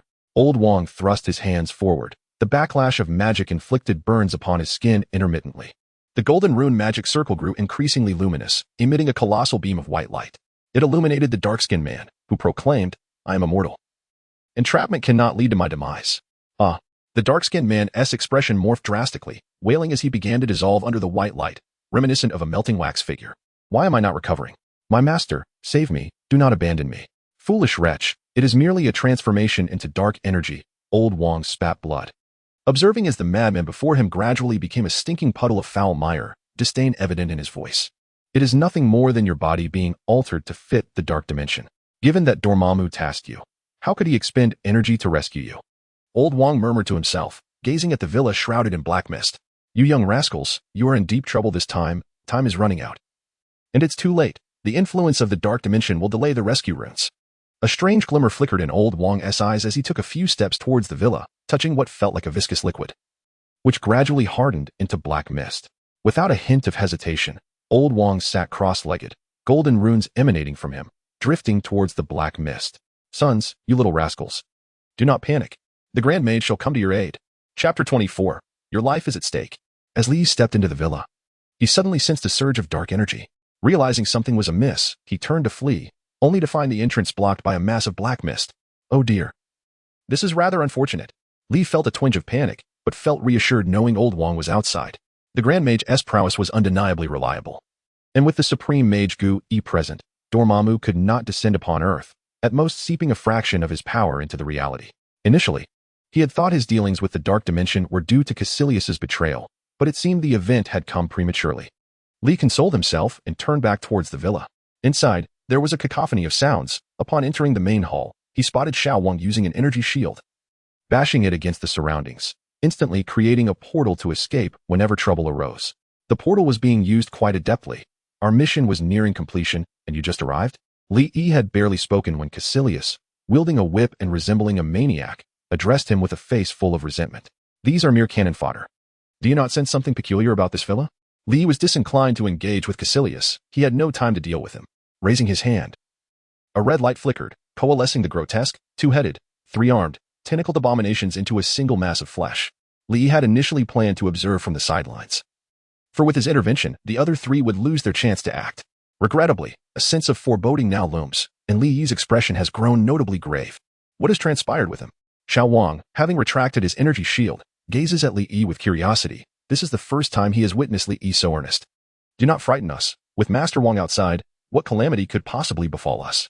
Caecilius, meanwhile, is thoroughly engrossed in his combat, relishing the adversaries he faces. This remark abruptly shatters his enthusiasm. Li Yi, unyielding, waved his hand, suspending Caecilius upside down in midair. Caecilius struggles fiercely, golden-red sparks erupting sporadically from his form. "Let me down, you scoundrel." Li Yi, taken aback, notes the remarkable growth in Caecilius's power lately, now comparable to that of a seasoned sorcerer. Alas, it is still insignificant in his eyes. "We are all from Kamar-Taj. Perhaps it would be best to release him, Master Li Yi." Modu observes the scene, his brows furrowing. He seems to sense something amiss and is scrutinizing the surroundings intently. This villa is shrouded in energy from the dark dimension. It is beyond the capabilities of mere followers of Dormammu. I suspect Caecilius has fallen into corruption, having communicated with Dormammu. Li Yi speaks solemnly. "You speak nonsense." Caecilius, floating helplessly, erupts in outrage. "Do you possess any evidence, Master Li Yi?" "None. But Caecilius, your very appearance does not suggest virtue. You are the prime suspect." "What sort of rationale is that?" Caecilius, nearly driven to madness, concedes that he has been somewhat impatient lately, yearning for formidable power. He believes that timely communion with the malevolent dimension's dark deity is acceptable. Confident in his willpower and the strength of his soul to resist the encroachment of the dark deity's consciousness. Yet, he has not yet acted upon this. To fabricate accusations. Good heavens, I am more wrong than Doi. Li Yi is well aware that Caecilius has not yet allied himself with Dormammu. But given the current atmosphere and the latent threat, it is prudent to minimize risks. Just as he prepares to act, the walls of the villa begin to darken. As if being consumed by the dark dimension, the structure starts to tremble, a terrifying wave of energy surging forth, suppressing the magical powers of those present. Li Yi's mental focus begins to waver, and Caecilius plummets to the ground with a thud. "That looked painful," Xiao Wang mutters from the side. The villa is progressively engulfed by this dimensional force, plunging into darkness, while 4 magic circles remain stationary, emanating golden and crimson light. "This is dire. Father, save me." Xiao Wang, fully embracing the art of survival, waves his hands over the magic circles and swiftly hides behind Li Yi. Suddenly, from the darkness, an otherworldly glow flickers, gradually forming a colossal visage, exuding an overwhelming sense of pressure, with purple eyes fixated on the 4. That chin resembles the heel of a shoe. "Huh?" Xiao Wang, bewildered by Li Yi's remarks, queries, "Brother, what is happening? Are you not quite clear?" Alas, Xiao Wang has no time to jest. Dormammu opens his gaping maw, emanating a purple light, and Li Yi feels as though he is facing a black hole. A formidable suction force tugged at him. "Is it true, Dormammu?"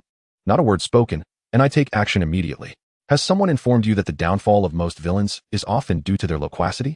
Observing the daunting situation, Li Yi anticipated he would need to endure for a while and resolutely unleashed his ultimate move. A crimson dimension emanated from his being, beginning to resist Dormammu's pull. Simultaneously, he activated his telekinesis, firmly grasping Xiao Wang and Modu. As for the already disoriented Caecilius, who was clutching his head in agony after crashing to the floor, he suddenly felt no pain and no fatigue, swiftly darting into Li Yi's dimension in just a few steps. His agility left Modu in awe. Seeing Li Yi manifesting his dimension, Dormammu ceased his speech. He regarded Li Yi, the foolish mortal, and thought to himself, "You are unworthy of conversing with me." Yet, he had spoken nonetheless. "Let us not escalate our conflict upon our first meeting. I, too, can be considered a dimensional demon. Grant us this courtesy, and I shall treat you to a specially crafted hamburger." "Ha ha ha. You claim to be a dimensional demon? You must be jesting. What a farce. You are merely a fortunate mortal." Dormammu's enormous face loomed over the 4. "As for the so-called special hamburger, a human delicacy? Ha ha. Once I seize this unique vessel of yours, I shall enter the real world and wield dominion over all. So, no room for negotiation, then?" Dormammu outright rejected any further dialogue with Li Yi, opening his mouth wide as a terrifying energy erupted forth, resembling a viscous black liquid. The noxious substance, once intercepted by Li Yi's dimension, began to corrode it like liquid. Having been a dimensional demon for countless years, and previously a powerful dark sorcerer, Dormammu could still unleash terrifying power despite the constraints imposed by reality and the triad of sacred temple formations. Li felt his dimension being eroded by the dark energy, nearly forcing him back into his own body. Damn! He clapped his hands together, summoning a blood-red spatial cutting wave that surged towards Dormammu. Initially, Dormammu dismissed the attack as merely a spatial assault. Although powerful, he believed it would dissipate under his immense energy. However, he suddenly sensed something amiss as the spatial attack sliced through his dark energy, striking his face with considerable force, splitting his massive visage in 2. Li Yi, feeling utterly drained yet elated, realized this attack was a culmination of his struggle, derived from his understanding of spatial manipulation, signifying an assault of celestial caliber. He named it the Death Slash. The name was exceptionally imposing. Chapter 25. The smiling old Wang, however, Li Yi did not anticipate that Dormammu's enormous face would gradually heal within mere minutes. During this brief span, Li Yi had only managed to release a portion of his dimension from his body. This predicament had taken a turn for the worse. Xiaowang, having mastered the art of teleportation, do you possess the means to create a portal and escape? Surely not. With your remarkable spatial attacks, I find myself utterly incapable of achieving such proficiency. If your mastery of spatial magic is indeed so advanced, how can you still rely on me? At this moment, Xiaowang's expression was one of profound exasperation, reminiscent of a fish demon assigned an absurd task by its master. Perhaps your esteemed father has imparted some ancestral teleportation magic to you, but such a thing does not exist. Xiaowang insisted that while his father was indeed proficient in the art of teleportation, having attained the status of a grand mage through it, there was absolutely no family heirloom involving teleportation magic. Suddenly, a golden light appeared within the enveloping darkness. Lao Wang smiled at the group, beckoning them to approach. Li Yi, from within the dimensional realm, demanded an explanation from Xiaowang. My family possesses no such ancestral magic. Could it be that this old man has been concealing something from me? Xiaowang felt as though he had been deceived, realizing that his father had indeed kept secrets. Previously, when he inquired about any remarkable techniques that could enhance his teleportation skills, Lao Wang had asserted that while teleportation magic was simple to learn, mastering it required relentless practice and dedication. At that moment, he had foolishly believed him. I believed you, you old rascal. Opening a teleportation portal in front of Dormammu was no trivial feat. Unfortunately, there was no time for Xiaowang to confront his father about his shortcomings. The group hurriedly rushed toward the portal. Li Yi unleashed his dimensional magic, emanating a crimson light that formed a brilliant red path connecting to the portal, intending to shroud it and protect it from Dormammu's wrath. Dormammu, witnessing his hard-won opportunity to return to the real world slipping away, was filled with rage. Various energy attacks bombarded the red-lit dimension created by Li Yi, while massive energy beams surged toward the portal, aiming to obliterate it. The ferocious dark energy even caused violent fluctuations in the villa enveloped by black mist in the real world. A thick cloud of black smoke became conspicuous in Florida. The magical arrays of the three sacred temples of Kamar-Taj began to operate at an accelerated pace, as golden runes connected from the void to the swirling black mist. In the real world, the power of Earth's consciousness began to weaken Dormammu. At this juncture, Dormammu was desperate to retain Li Yi. Yet, despite his fervent efforts, Dormammu's power was being diminished, and various attacks continued to hammer against Li Yi's dimension, causing him to bleed profusely. In an instant, Li felt as though he could barely hold on, but fortunately, the dimension enveloped the portal. With a flash of red light, Li Yi and his companions finally escaped from a place suffused with dark power, leaving behind the frenzied roars of Dormammu. As they traversed the portal, they gasped for breath, while the vast black mist that once shrouded their villa began to dissipate. Li Yi finally felt at ease and patted Lao Wang on the shoulder. Impressive. Who would have thought you possessed such abilities? Truly, you are the most formidable man when it comes to portals. Rest assured, once I become the Supreme Mage, I shall appoint you as the Vice Supreme Mage. Xiaowang was about to say something when suddenly Li Yi's smile began to fade. Before him, Lao Wang wore a broad smile, yet his body gradually transformed into specks of light, slowly dissipating into nothingness. No, Lao Wang, what is happening? If you can't do it, don't force yourself. I never insisted that you save me. Lao Wang gazed at Li Yi and, with a smile, urged, take care of my son. Help him become the Vice Supreme Mage. I am growing old. As he spoke, his form became increasingly faint, as if he were destined to vanish from this world. Lao Wang, Mage Wang, Dad. Suddenly, a hand appeared before the four of them. A green light reversing the disappearance of Lao Wang. Gui stepped through the portal, activating the Eye of Agamotto upon his chest to gradually stabilize Lao Wang's form before them. He then produced an ancient and mysterious box, gently opening it to draw the immobilized Lao Wang inside, gradually shrinking him into the confines of the box. Even as the Eye of Agamotto began to close and the green light faded, Lao Wang within the box remained in a state of suspended time. It was at the cost of my own life force and soul that I wielded the power capable of tearing through the dark dimension to save you. Li Yi's expression hardened, and he struck Gu Yi with a fierce punch. You, possessing the time stone, should have known this would occur.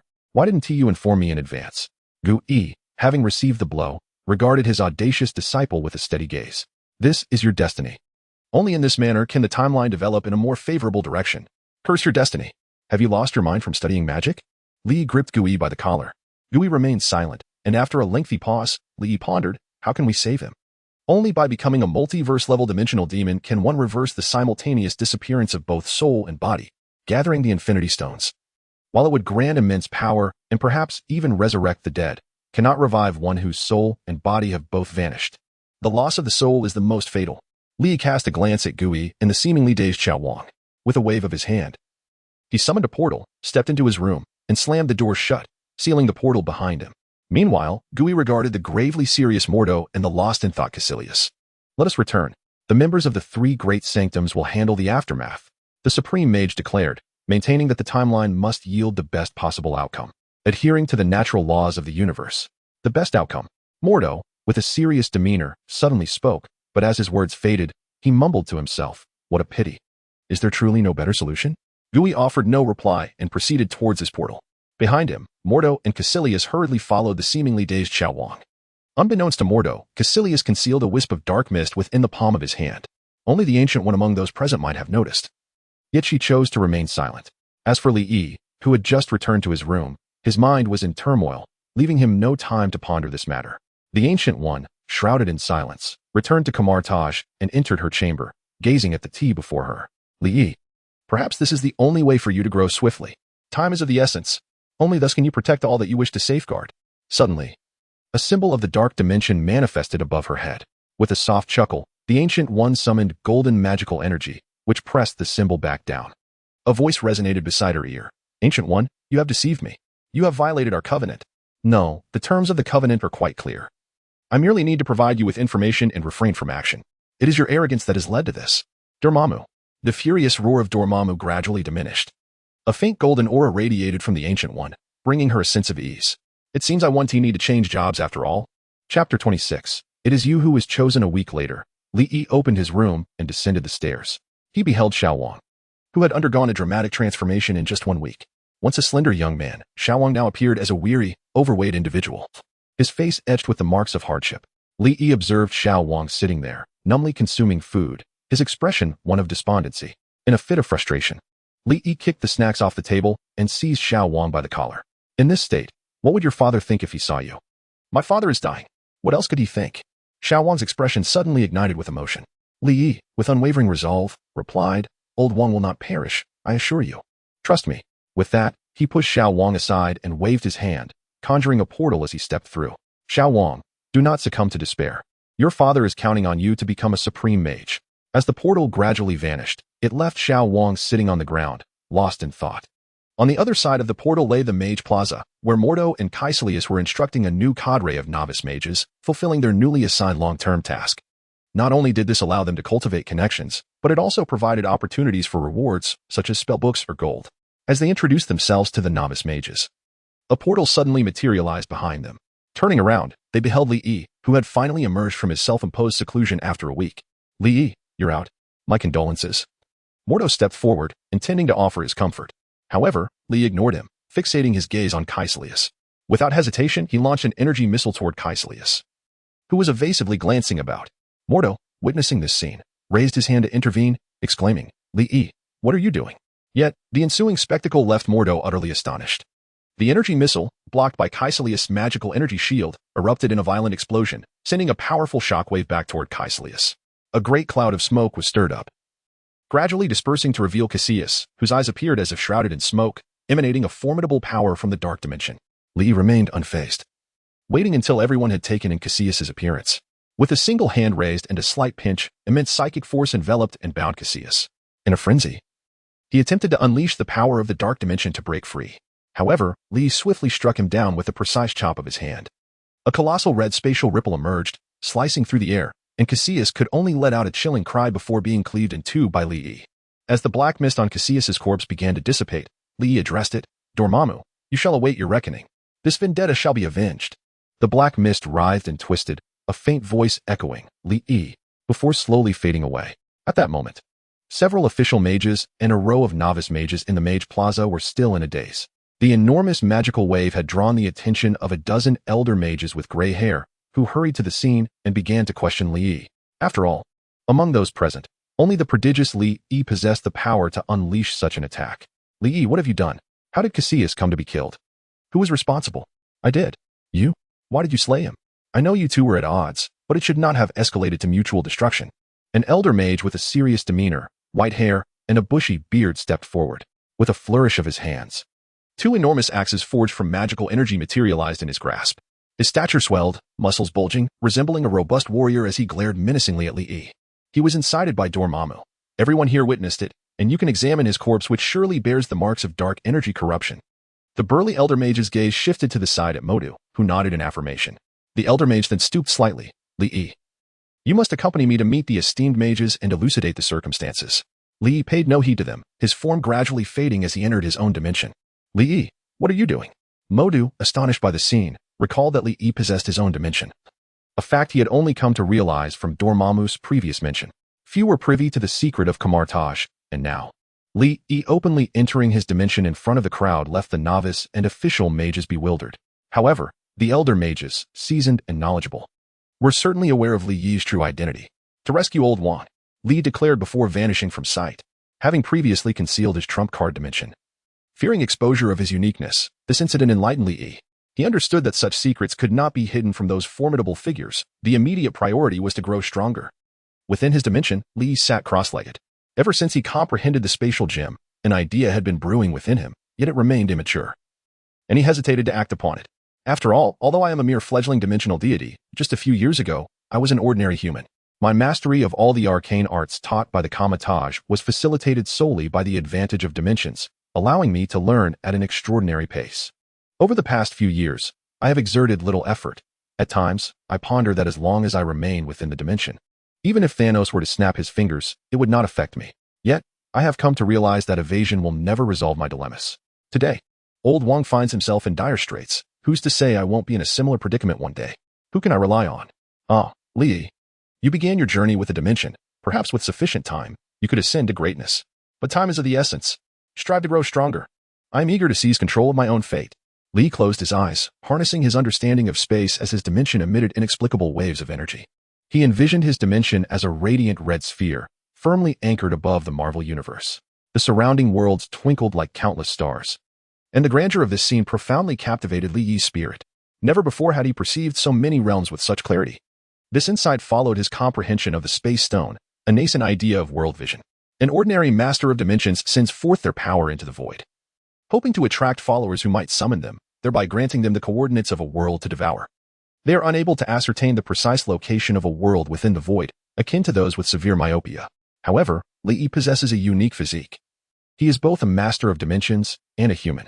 Through his understanding of space and the allure of life from the world, he can accurately perceive the realms surrounding him. Thus, he could immerse himself in other worlds to acquire resources. This method offers numerous advantages. Even if his consciousness were to be extinguished by a formidable being from another realm, the dimension would sever its connection immediately. He could then resurrect using the remnants of his soul within the dimension, a contingency plan for dire circumstances. Of course, this would be a last resort, as it would inflict severe damage upon him. Nevertheless, even in another world, as a master of dimensions, he could amplify his own power and diminish that of his foes, albeit with a slight delay. What misfortune to encounter an insurmountable opponent in my very first foray into another world. There are drawbacks, too. Establishing contact with a new realm often requires substantial energy. Li Yi's gaze fell upon a world slightly smaller than that of Marvel. Through his studies of temporal magic, he discerned that the flow of time in that world was markedly swift. I choose you, he declared, hoping for a fortuitous beginning. His dimension emitted a dazzling red light, striking heavily upon that world, and a figure flickered briefly. After a considerable time, the red light of the dimension gradually dimmed. Yet it seemed that Li Yi's dimension had established countless faint connections with this new world. Chapter 27. This teacher Tony. I am not satisfied. A familiar sensation washed over Li Yi, reminiscent of being tossed into a tumultuous washing machine. Time seemed to stretch indefinitely until, in a narrow alley, a flash of crimson light appeared, and Li Yi emerged slowly, his head spinning. He felt as though multiple afterimages danced before his eyes. After a brief respite, he lamented the dismal experience of traversing worlds. This was the first utterance he made upon arriving in this new realm. Surveying the surrounding edifices, he wondered, is this a modern metropolis? Fortunately, his hairstyle remained intact. Li Yi retrieved a mirror from seemingly nowhere to inspect his hair. Ah, a stylishly disheveled look, he mused. Suddenly, a colossal blue energy sphere hurtled toward him. Following an immense cloud of smoke, the alley was reduced to rubble. Stunned, Li gazed at the shattered mirror, noting that his tousled hairstyle had transformed into a rather alluring mop. Turning to the source of the energy sphere, he spotted a purple-skinned creature wreaking havoc in the city, an entity resembling a vaccine man. Is this the world of One Punch Man? Li pondered, realizing the nature of his surroundings. A splendid world indeed, teeming with formidable monsters, ripe for absorption into his dimension for its growth. Yet, his mood was decidedly sour. Hey. His hair, previously a stylish mess, rapidly returned to its original tousled state. A red meteor then soared from the debris, bringing Li before the maniacally laughing vaccine creature. Without hesitation, he concentrated his telekinetic energy, forming a massive crimson hand, and struck the creature with force, catching it off guard as it hurled energy spheres across the city. The blow sent the creature crashing into the ground. Following this, Li grasped the creature firmly with the red energy hand, mercilessly slamming it against the ruins. A few peculiar heroes, donned in outlandish attire, observed this spectacle in stunned silence. Is this a joke?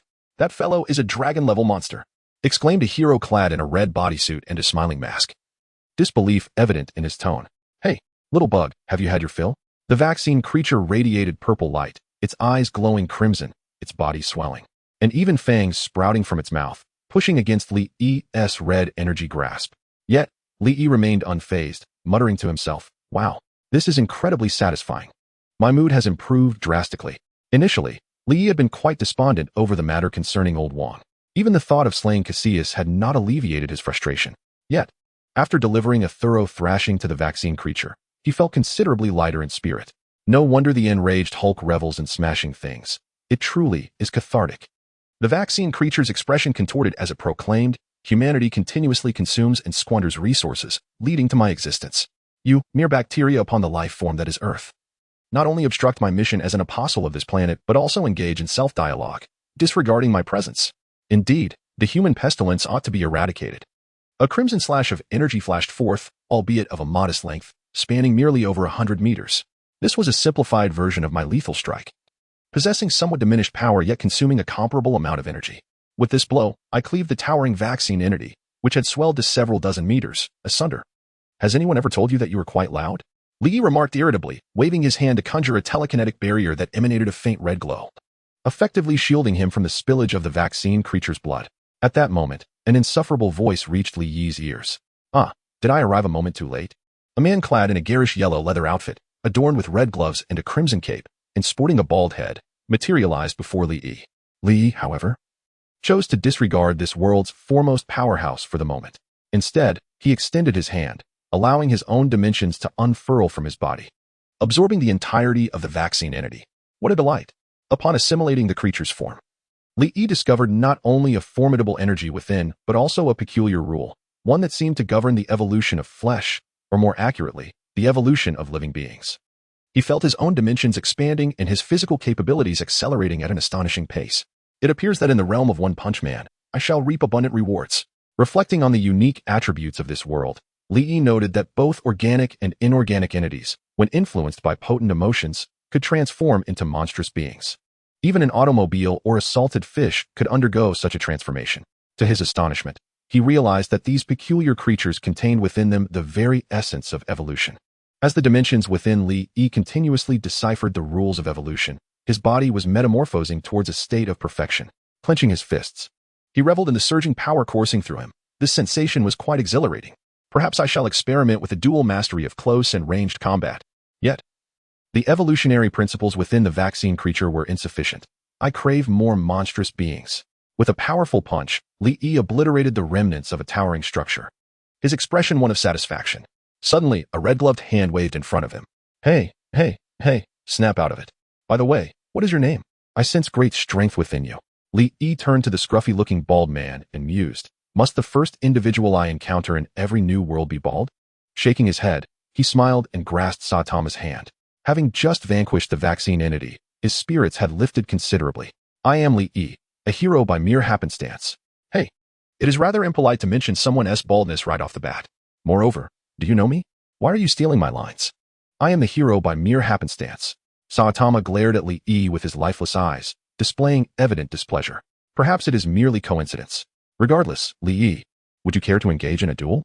It has been quite some time since I encountered someone of your caliber. The fire of battle ignited in the eyes of the bald Saitama, his demeanor transitioning from a scruffy style to that of a rugged warrior. Very well. However, I must clarify a premise.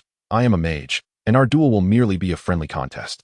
In such a contest between mages, it is understood that I shall attack while you defend, and vice versa. If I am unable to withstand your assault, the match concludes, does it not? Saitama regarded Li Yi with a look of skepticism, then glanced at the debris of the building recently obliterated by Li Yi. I feel as though you're trying to deceive me, even in the absence of evidence. He chuckled. How could that possibly be? Truthfully, I am uncertain of my own capabilities. I merely wish to test my prowess. Very well, Saitama said, rubbing his bald head, before turning and leaping away towards the forest on the outskirts of the city. Calling back, Li Yi, hurry up. You go ahead. I've marked you, and I'll find you shortly. Just give it a few minutes. Li Yi watched as Saitama bounded away, reaching heights of several hundred meters, shaking his head in disbelief. Such strength, yet he cannot fly. What a curious phenomenon. After speaking, he surveyed the ruins surrounding him, extending his dimensional powers to absorb the debris while expelling any injured individuals found within. Waste not, want not. It starts with me. Chapter 28. Not at all sourly, he remained in place for a moment, and as anticipated, several individuals clad in suits approached him briskly. The lead man, upon arrival, greeted Li Yi with utmost respect. Greetings. I am Sig, the city director of the Hero Association. We express our gratitude for your efforts in vanquishing the monsters and saving our city. The Hero Association offers rewards for citizens who assist in monster eradication. With a wave of his hand, Sig signaled a suited woman who brought forth a briefcase, which he promptly opened to reveal it brimming with cash. Clearly, the professional heroes had not all been incapacitated in the recent battle, and Li Yi's actions had caught the attention of the Hero Association. Regrettably, we could not retrieve your information, so we must offer cash instead. Might I inquire if you have any interest in joining the Hero Association? Should you choose to join, we would bestow upon you the rank and benefits of a hero.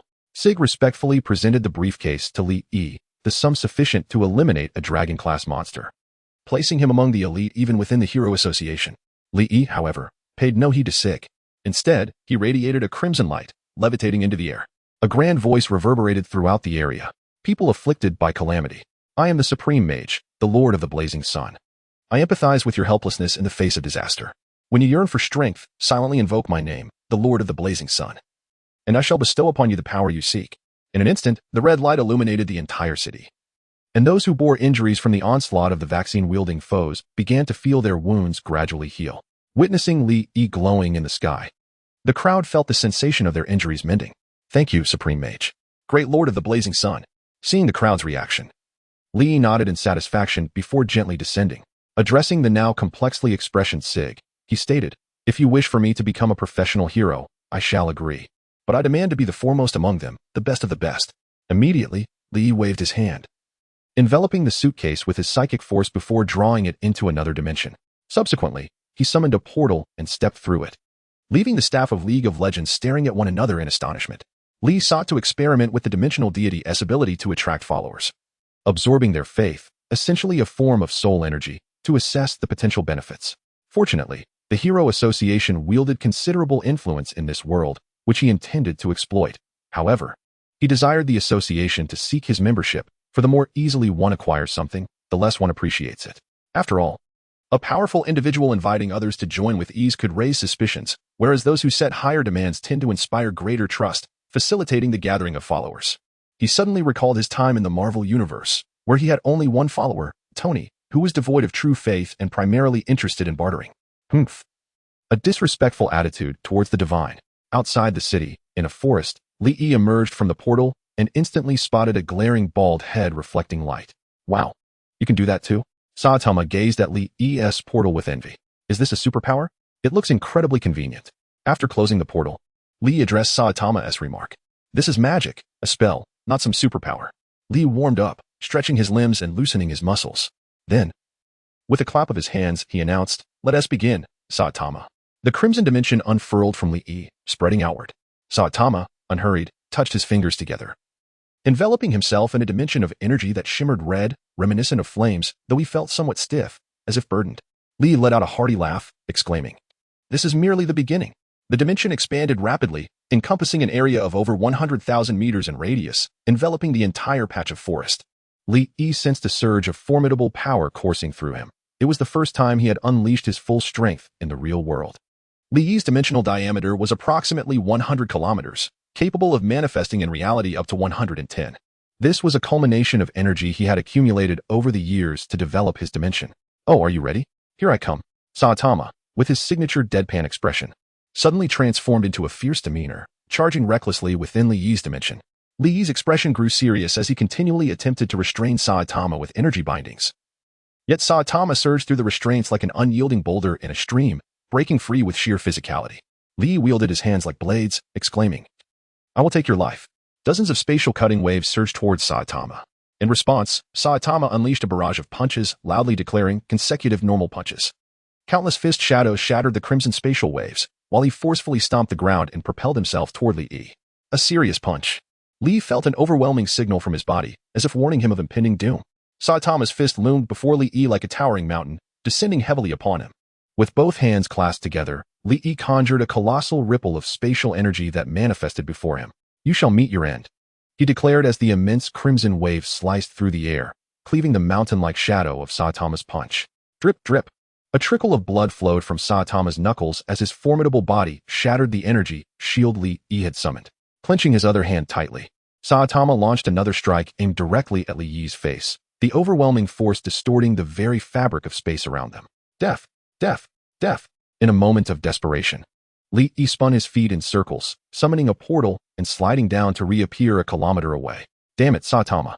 We agreed to take it easy. Yet you seem to have lost control," Lee exclaimed as he observed the trajectory of Saitama's punch, which had ruptured the dimensional fabric and parted the weak and helpless earth like a comb. Lee felt a wave of dizziness wash over him, swallowing hard to stave off the sensation of being whisked away to another world. "Ah, I thought you could handle it. Ha ha ha. Wasn't that last move quite impressive? Look. You even injured my fist." Saitama, seemingly aware of his overzealousness, sheepishly rubbed the back of his head.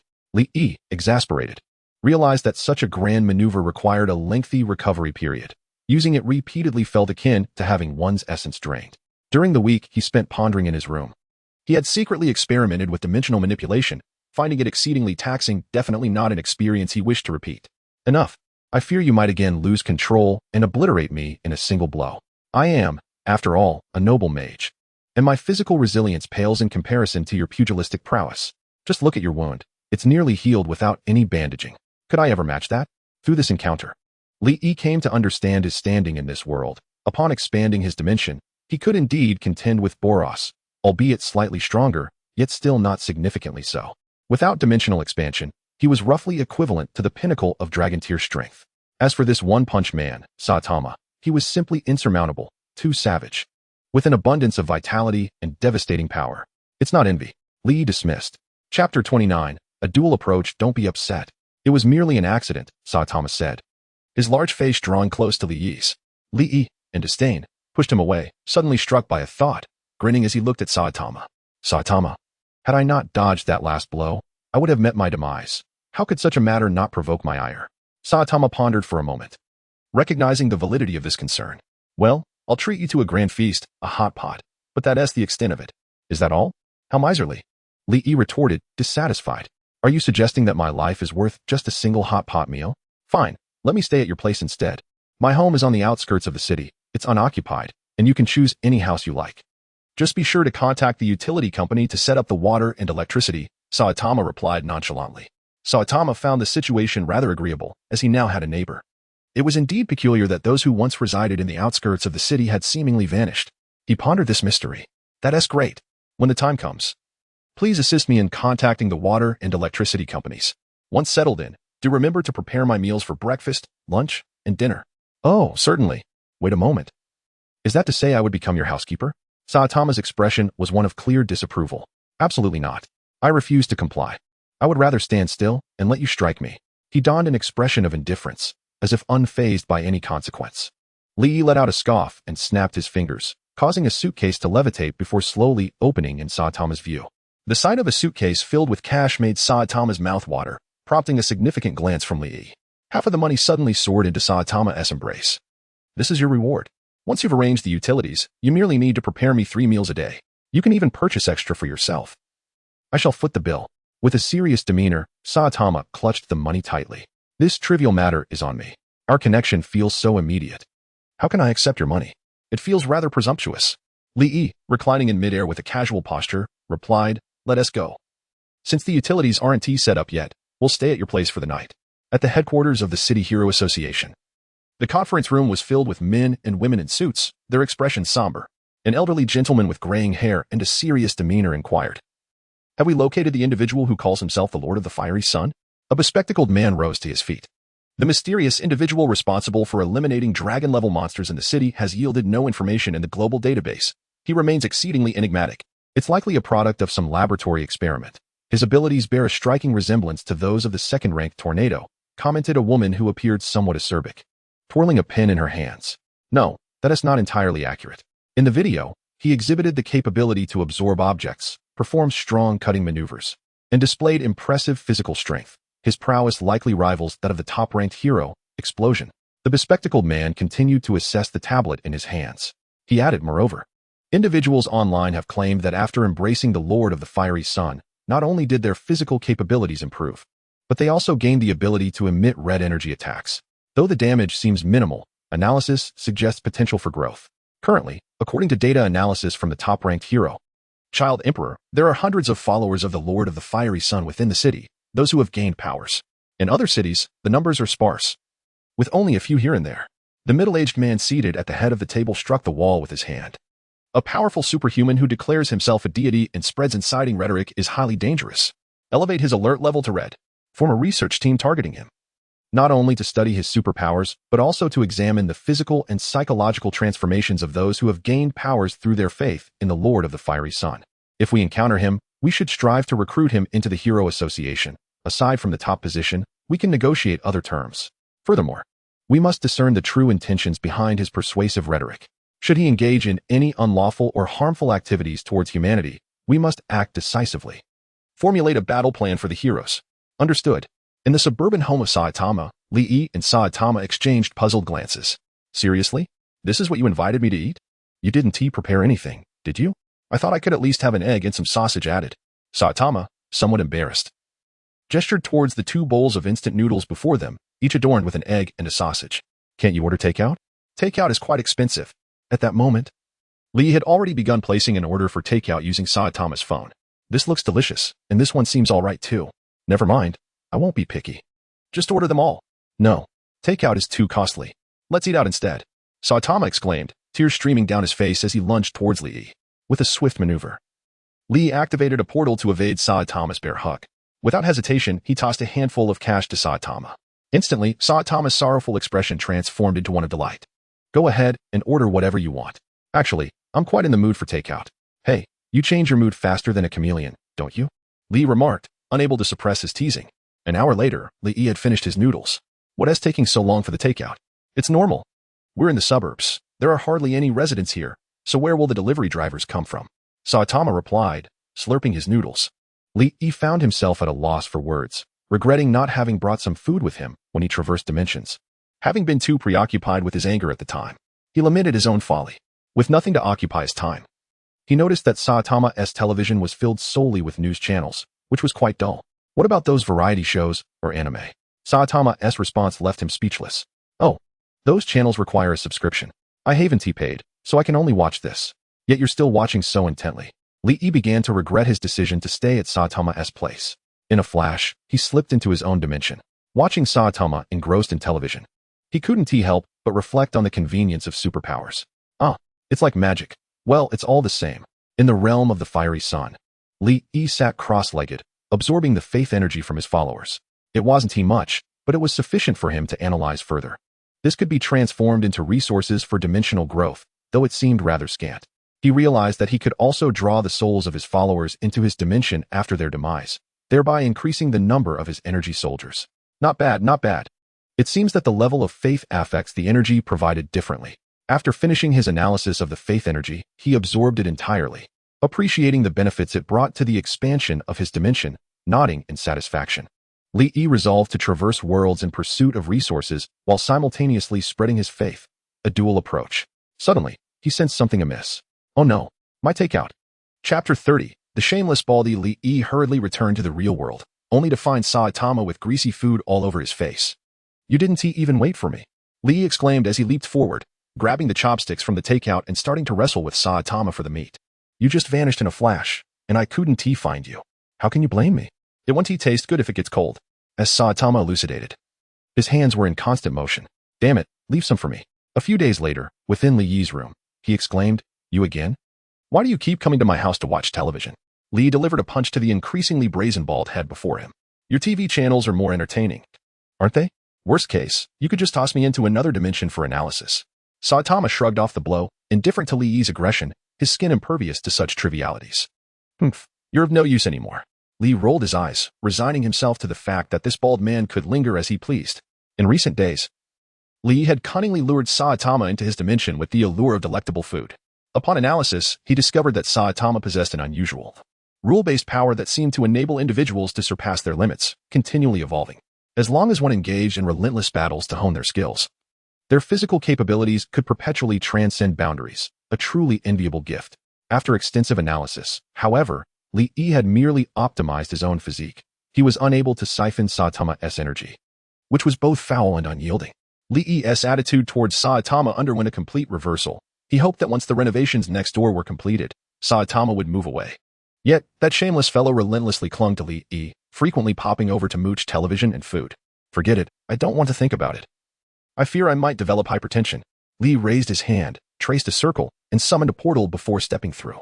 Well, Li Yi is off to battle monsters again. Your diligence has significantly reduced the number of creatures I've encountered lately. How utterly boring. ISNT that the city over there? What brings you to the city? Oh right. ISNT, they're a supermarket with a sale in a few days. Everything at half price? Seems like I'm a bit early. As Saitama spoke, a realization struck him, and he clapped his hands, a look of epiphany dawning upon him. Li Yi shot several magical energy orbs at Saitama's head, giving his scalp a polish. How pathetic. You went to the city merely for a supermarket sale? I scoff at you. With a middle finger raised, Li Yi stepped into the portal, leaving Saitama behind, scratching his head in contemplation. Could it not be that enticing? Half price is indeed alluring. At the entrance of the city supermarket, Li gazed at the billboard announcing the upcoming sale. They really are offering half off in 3 days. He muttered to himself. Pa, what do I care about a sale? He shook his head, feeling as if he were being infected by Saitama's frivolous thoughts. Li had come to the city for a mere supermarket discount. His true objective was a dragon-class monster, giant brother. During this period, he had been busy dispatching monsters, absorbing their remains, and leaving just the heads to exchange for a bit of currency with the Hero Association. He would not even wait for the association members to speak before pocketing the money and departing, ignoring them entirely. Fortunately, this time had proven relatively peaceful. Not a single dragon-class monster had appeared. With merely some ghost and tiger-class creatures to contend with, coupled with Li's ongoing efforts to rescue individuals and promote himself, the belief energy he garnered was insufficient even for a minor indulgence. After some thoughtful contemplation at home, Li recalled that the second season of One Punch Man featured the Monster Association, also situated in the city. However, upon scanning with his mental acuity, he discovered that the current Monster Association was merely a motley crew of weaklings, not yet worthy of his urgency. Thus, Li set his sights on the formidable giant brother from the narrative of One Punch Man. His prowess appeared quite impressive, rather corpulent. Consequently, Li ventured into the storyline, arriving at a supermarket in proximity to the giant brother's appearance. Amidst the bewildered gazes of passers-by, he closed his eyes and emanated his mental power, searching for a focal point around himself. What is this individual doing? He seems to embody the manifestation of the Lord of the Blazing Sun walking among mortals. How magnificent! Magnificent, indeed. Run for your lives. The Lord of the Blazing Sun eradicates monsters, and wherever he is, monsters shall appear. One's life is precious. Do not indulge in the commotion. Li paid no heed to the pedestrians on the road. In this world, the pathways to acquiring power are lamentably scarce. Ordinary individuals devoid of talent can only meet a cruel fate at the hands of monsters. Believing in Li grants one the opportunity to obtain power. And as faith deepens, so too does strength. Such a splendid opportunity, coupled with the vast backdrop of One Punch Man, leaves Li unconcerned about lacking followers. Although, in truth, Li merely refines their soul energy into dimensional energy, returning a mere fraction. It may appear rather capitalist. Yet Li considers himself a paragon of benevolence among the dimensional demons. Indeed, just so. Suddenly, Li's mental prowess detected a massive surge of energy emanating from a basement, where 2 men resided, one diminutive in stature, the other tall and robust. Perfectly fitting the description, this is it. A slight smile graced Li's lips as he activated a portal and stepped inside. The basement was cluttered with 2 types of equipment, fitness apparatus and scientific instruments. One man, sporting a buzz cut and a breathing apparatus, was tirelessly lifting weights, while a frail figure in a white lab coat, with a deranged expression reminiscent of an evil scientist, sat nearby. Fakao, appearing as a second-rate scientist akin to a mad scientist, held a belief that he was merely an unappreciated genius. He was certain that he could create a work that would vindicate him, such as this one. Fakao gazed at the vial in his hand, nodding in satisfaction. The king of biceps. His labor of love, capable of bestowing immense power upon its users, had yet to be tested. But he was convinced this time it would surely succeed. The only lamentation was that the concoction emitted a rather unpleasant odor. He planned to spend the next few days modifying it to transform it into his brother's favorite strawberry flavor. Suddenly, a voice emerged from behind Fakao. Have you tested this potion on lab mice or any humans? Of course not. With my prowess, there is no need for such trivial experiments. Wait, who is there? Fakao turned to see a radiant aura of sparks materialize behind him. A handsome youth with black hair and eyes, smiling as he regarded him. In terms of attractiveness, Li still falls just a tad short of the esteemed readers. After listening to Fakao's explanation, Li nodded in satisfaction. While observing the plot previously, I found it rather peculiar. It was said that Fakao loved his brother, yet after consuming the potion, his brother's intelligence plummeted significantly, and this flaw was disregarded. To claim he did not love him would be absurd, as he even went to the trouble of altering the potion as flavor for his brother, a truly ridiculous notion. Now that the truth has come to light, it is evident that this individual was overly confident, bordering on arrogance. Of course, one cannot exclude the possibility that Fakao deemed his brother's intelligence to be of little value, thinking a slight decline wouldn't matter. Chapter 31. A visit from the Hero Association. Who are you? How did you get into my home? Fakao exclaimed, startled by the sudden appearance of a stranger. I am the Lord of the Blazing Sun, a deity in your understanding. I have come to your abode to save both you and your brother, proclaimed Li. With my 50 vials of the Biceps King potion, I shall ensure your safety. Li wore an enigmatic expression. You are merely sensationalizing, Fakao retorted, clearly skeptical of this bizarre individual who had appeared out of nowhere. Behind him, his brother set down the exercise equipment and stretched his limbs, positioning himself protectively in front of his elder sibling. With a fierce demeanor, he declared, I don't care how you got in here. Leave immediately. I am not one to be trifled with. I have but one question. Can that potion be mass-produced? Huh, how could that be possible? It was crafted using the remains of a dragon-class monster as the primary ingredient, combined with various rare materials. Many of those materials are no longer available. Do you think it's as common as cabbage? 50 vials for you? Ridiculous. Oh, what a pity.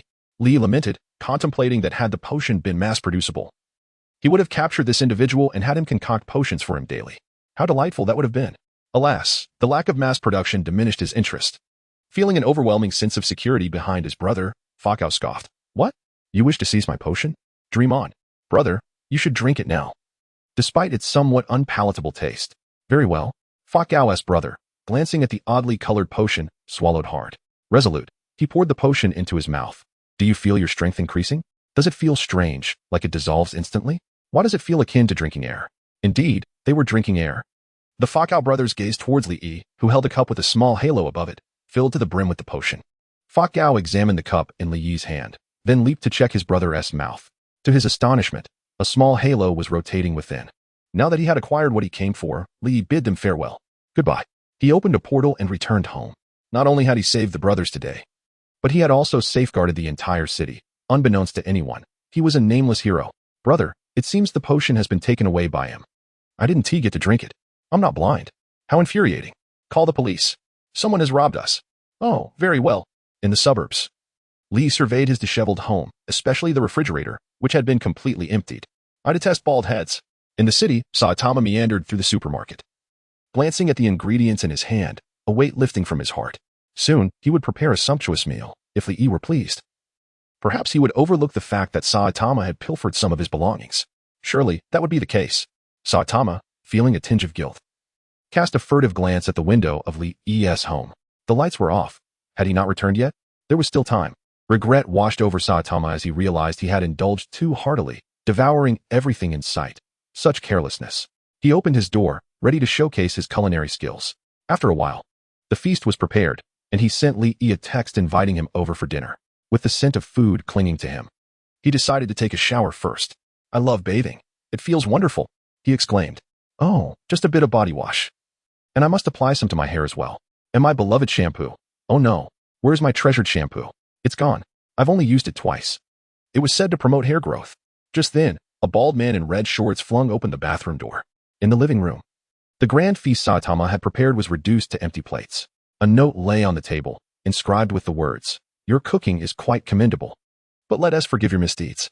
However, I must say, your shampoo seems delightful. Since you have no hair, I took just a smidgen to try. At that moment, Saitama felt as if the world had lost its vibrancy, leaving him utterly despondent. Meanwhile, under the blazing sun, Li, with a contented belly, burped and mused. Saitama's culinary skills have undoubtedly improved, but why hasn't his intelligence grown? This shampoo is nothing special. How could it possibly promote hair growth? It's utterly laughable. After satisfying his hunger, Li took a moment to relax, stretching and moving his limbs. It was time to attend to business. He retrieved a cup, activating the dimensional powers to analyze the potion known as the King of Biceps. Oh, the ingredients are quite complex. It not only harnesses dimensional energy, but can also be synthesized. Post-consumption, it significantly diminishes intelligence. No, I cannot afford to have my subordinates be too foolish. Moderately dim-witted will suffice. I must refine it, compressing its form. Yes, that looks promising. I can compress it even further. Before long, Li observed an energy soldier within his dimension, its muscles swelling, reaching an imposing height of approximately 5 meters. Very good. My energy soldiers are now nearing a ghost-level strength, and since the potion can be manufactured, I can summon a battalion of robust, ghostly warriors at will. Their intelligence barely diminished, perhaps just a touch dim-witted. Pleased with his achievements, Li absorbed the entirety of the potion in his hand. A surge of energy coursed through him. What a fortifying experience. Today had truly been splendid. With a leisurely tune on his lips, he returned to his reality. Settling down to watch television at home. At the outskirts of the city, 2 figures appeared in this desolate area. Who would have thought such places existed in the city? Remarked a staff member from the Hero Association. It's due to the frequent occurrences of calamities caused by bizarre individuals that people gradually vacated, leaving it in ruins. This is a testament to the weakness of the city's heroes, which has led to such a dismal state. A petite figure, radiating a verdant glow and hovering in the air, bore an air of haughty pride. She was the formidable Tornado of Terror. With a displeased expression, she remarked, "Ha. Little Tornado, could it be that you are upset because that fellow bears a striking resemblance to your powers?" Chuckled the elderly man beside her, stooped and gray-haired. With a kind demeanor, Silver Fong, a Class S hero. I wouldn't be perturbed by such trivialities. The crux of the matter is that someone has declared that this individual is the foremost among the superpowered. It's utterly absurd. Tornado retorted, her face a mask of defiance. Although the man in the video, who called himself the Sun God, indeed possessed a diverse array of superpowers, his greatest feat merely involved vanquishing a dragon-level monster. I, Tornado, can achieve that as well. I refuse to concede. Clearly, I am the true pinnacle of the superpowered. What infuriated her further was his audacious aspiration to claim the title of the #1 hero, a jest. She had never even held that title herself. Although Tornado had yet to encounter Li, her ire toward him was palpable, and she was determined to teach him a lesson. Meanwhile, Li, engrossed in watching television, suddenly sneezed. Damn it, that Saitama brat dares to insult me. I've made up my mind, from now on, when he buys shampoo, I'll stealthily take one for myself. Chapter 32, The Little Brat, Is This the Place? Tornado inquired with a scrawled sketch style, addressing Silver Fong, Bang. According to the information she had, the Sun God was currently residing in the outskirts of the city, and these 2 households were likely the ones. What a bother. Let us just knock on this door. Tornado said, her expression unchanging as she rapped on the door. Before long, the door swung open, revealing Saitama, who appeared somewhat dazed. It was his first encounter with someone whose style mirrored his own. You knocked on the wrong door. Tornado, upon seeing Saitama's bewildered expression, immediately turned to leave. This man, completely bald with such a shabby style, was clearly weak. He could not possibly be the Sun God. Yet, it was curious how he dared to reside so close to the legendary figure. Saitama's expression contorted in annoyance. Who else would have their door knocked on for so long at such an hour? To then open the door only to be met with someone insulting his baldness? And by the way, your style was just as shabby as mine. Hey, little brat, you are extraordinarily rude. Tornado shot back. Little brat? Bald loser, what are you saying? All right, enough with the shouting. Good sir, I apologize for the disturbance. We are here seeking someone. Does the person living next door look like this? Bang interrupted, restraining the hovering Tornado while producing a photograph from his pocket. Yes, so you are looking for Li. No wonder you were so impolite. Saitama huffed. Tornado glanced at the photograph. In it, Li floated gracefully in the air, emanating a soft crimson glow that rendered him both divine and enigmatic. Did they enhance this image? How infuriating. He appears only slightly more handsome than me. Thus, Tornado learned that the Sun God was named Li. Bang, in contemplation, noted that this individual was enigmatic yet possessed formidable strength. However, given his actions against monsters, he seemed to be a good person, despite his frequent need to exchange money. It is rather absurd to consider that the Hero Association had previously stipulated that as long as one slays a monster and brings back a part of its body, provided it has not been registered, one could claim a reward without any identification. Consequently, the Hero Association remains oblivious to the name of the Sun Lord to this day. At that moment, the door beside them swung open, revealing Saitama. Could you refrain from being so noisy? You're disturbing my sleep. Lee exclaimed as he opened the door. Saitama, did you swipe a child's lollipop? Even children are not safe from your thievery, you beast. It was merely a jest. Upon a closer look, Lee recognized the elderly man and the child before him. The second and third ranked heroes had come together. Clearly, the Hero Association was taking this matter seriously. Ah, you two are insufferable, Tornado exclaimed upon seeing Lee, immediately manifesting a green aura that caused the entire building to tremble. Lee waved his hand, emanating a red glow, which gradually stabilized the structure. The child was still young, yet her temper was so foul. One could only imagine how she would be as an adult. Ah, wait, little Tornado. Let us discuss the association's matters first. Very well. Tornado, casting an irritated glance at the amiable Bang, turned away. Bang approached Lee with a cheerful demeanor, extending his hand. Lee, what brings you here? Ah, Mr. Bang, what can I do for you? Haha, Mr. Lee, it's a pleasure to meet you. This is Little Tornado. The Hero Association has a message they would like us to convey to you. Oh, is the Hero Association preparing to promote me to rank 1? In that case, I might consider becoming a professional hero, Lee said nonchalantly. Dream on. Tornado interjected, chattering away beside him. Old Bang. Let's discuss the association's matters later. I want to teach this little brat a lesson. I can't stand unruly children. Lee grinned mischievously at Tornado. Old man. Yes, right. Stand aside. I need to have a bout with him first. Oh, so you admit you're a little brat? Tornado transformed into a green meteor, soaring toward the sky, leaving behind a challenge. Come up and fight if you dare. Lee, grinning, followed suit, becoming a red meteor in pursuit. Below, Saitama and Bang looked up at the sky, with Saitama marveling, humans can still fly. It's utterly astonishing. In the suburban skies. As Lee ascended, a green light surged toward him. A torrent of psychic energy coalesced into an incredibly compressed shockwave, akin to a runaway dump truck hurtling toward Lee. Lee laughed heartily, thinking that when fighting a child, he need not employ any other techniques. He could simply use psychic power to subdue her. The violent psychic force also formed a shockwave, and the two collided, one red, one green, striking fiercely against one another. My psychic power is supreme, Tornado declared, arms outstretched. Amidst a deafening roar, a colossal superpowered tornado rapidly formed, resembling a massive drill plunging toward the ground from a distance. Under Tornado's command, it charged fiercely at Lee.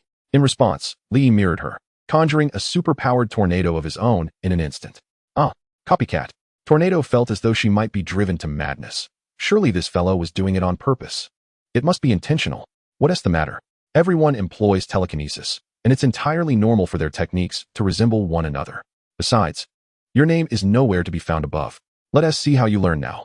Tornado's hair began to float, as if liberated from the pull of gravity, resembling a small octopus, flailing its limbs.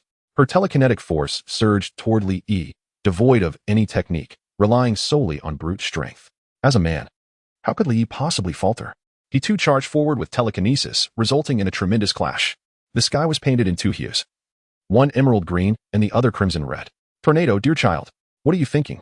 Insisting on dyeing the heavens a forgiving hue is sheer folly. When you typically wield such a color of superpower, do you not perceive how verdant your head appears? Tornado was on the verge of exploding with rage. Who is so trivial as to concern themselves with such matters?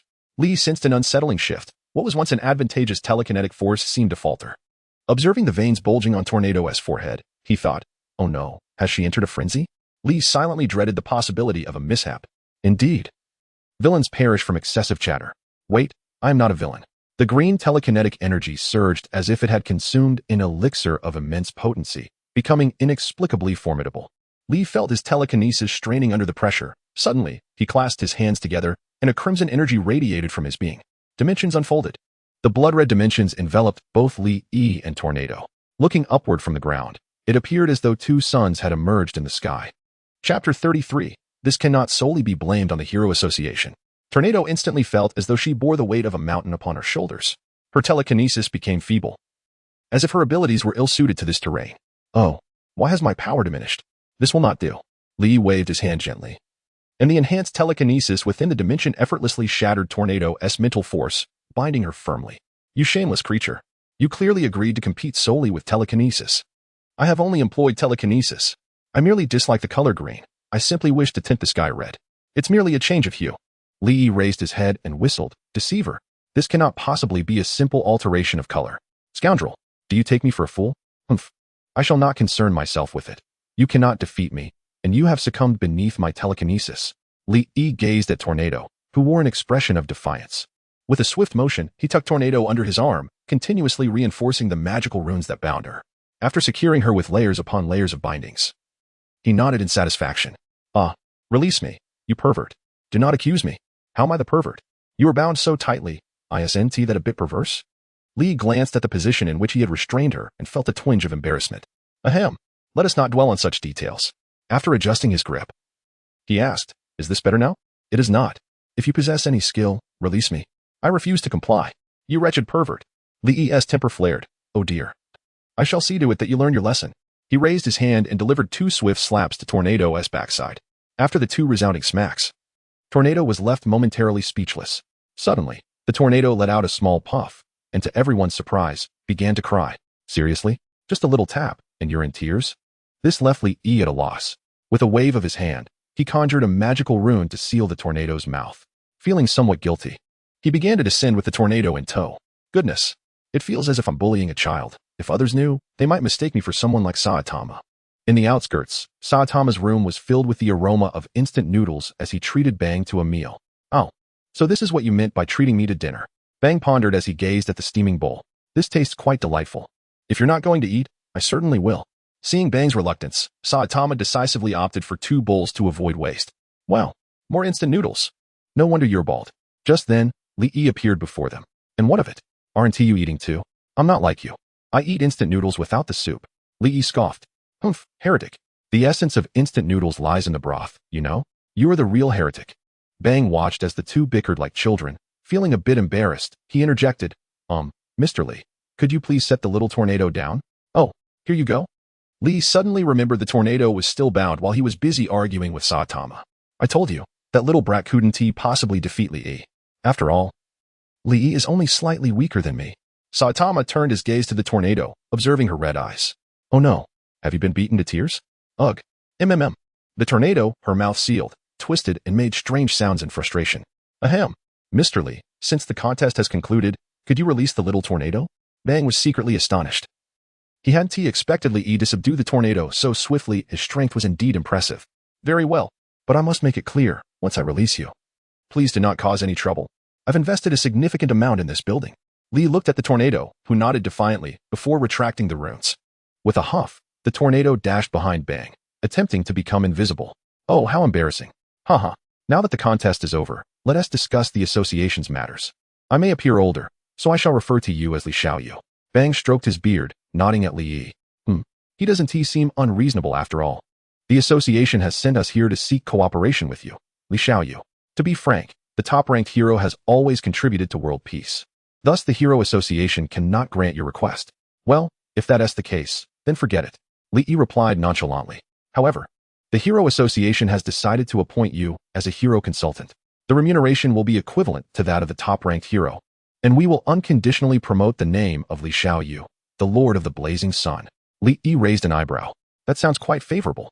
As far as I know, the authority of the top-ranked hero is substantial. You're not trying to deceive me, are you? Haha, of course not.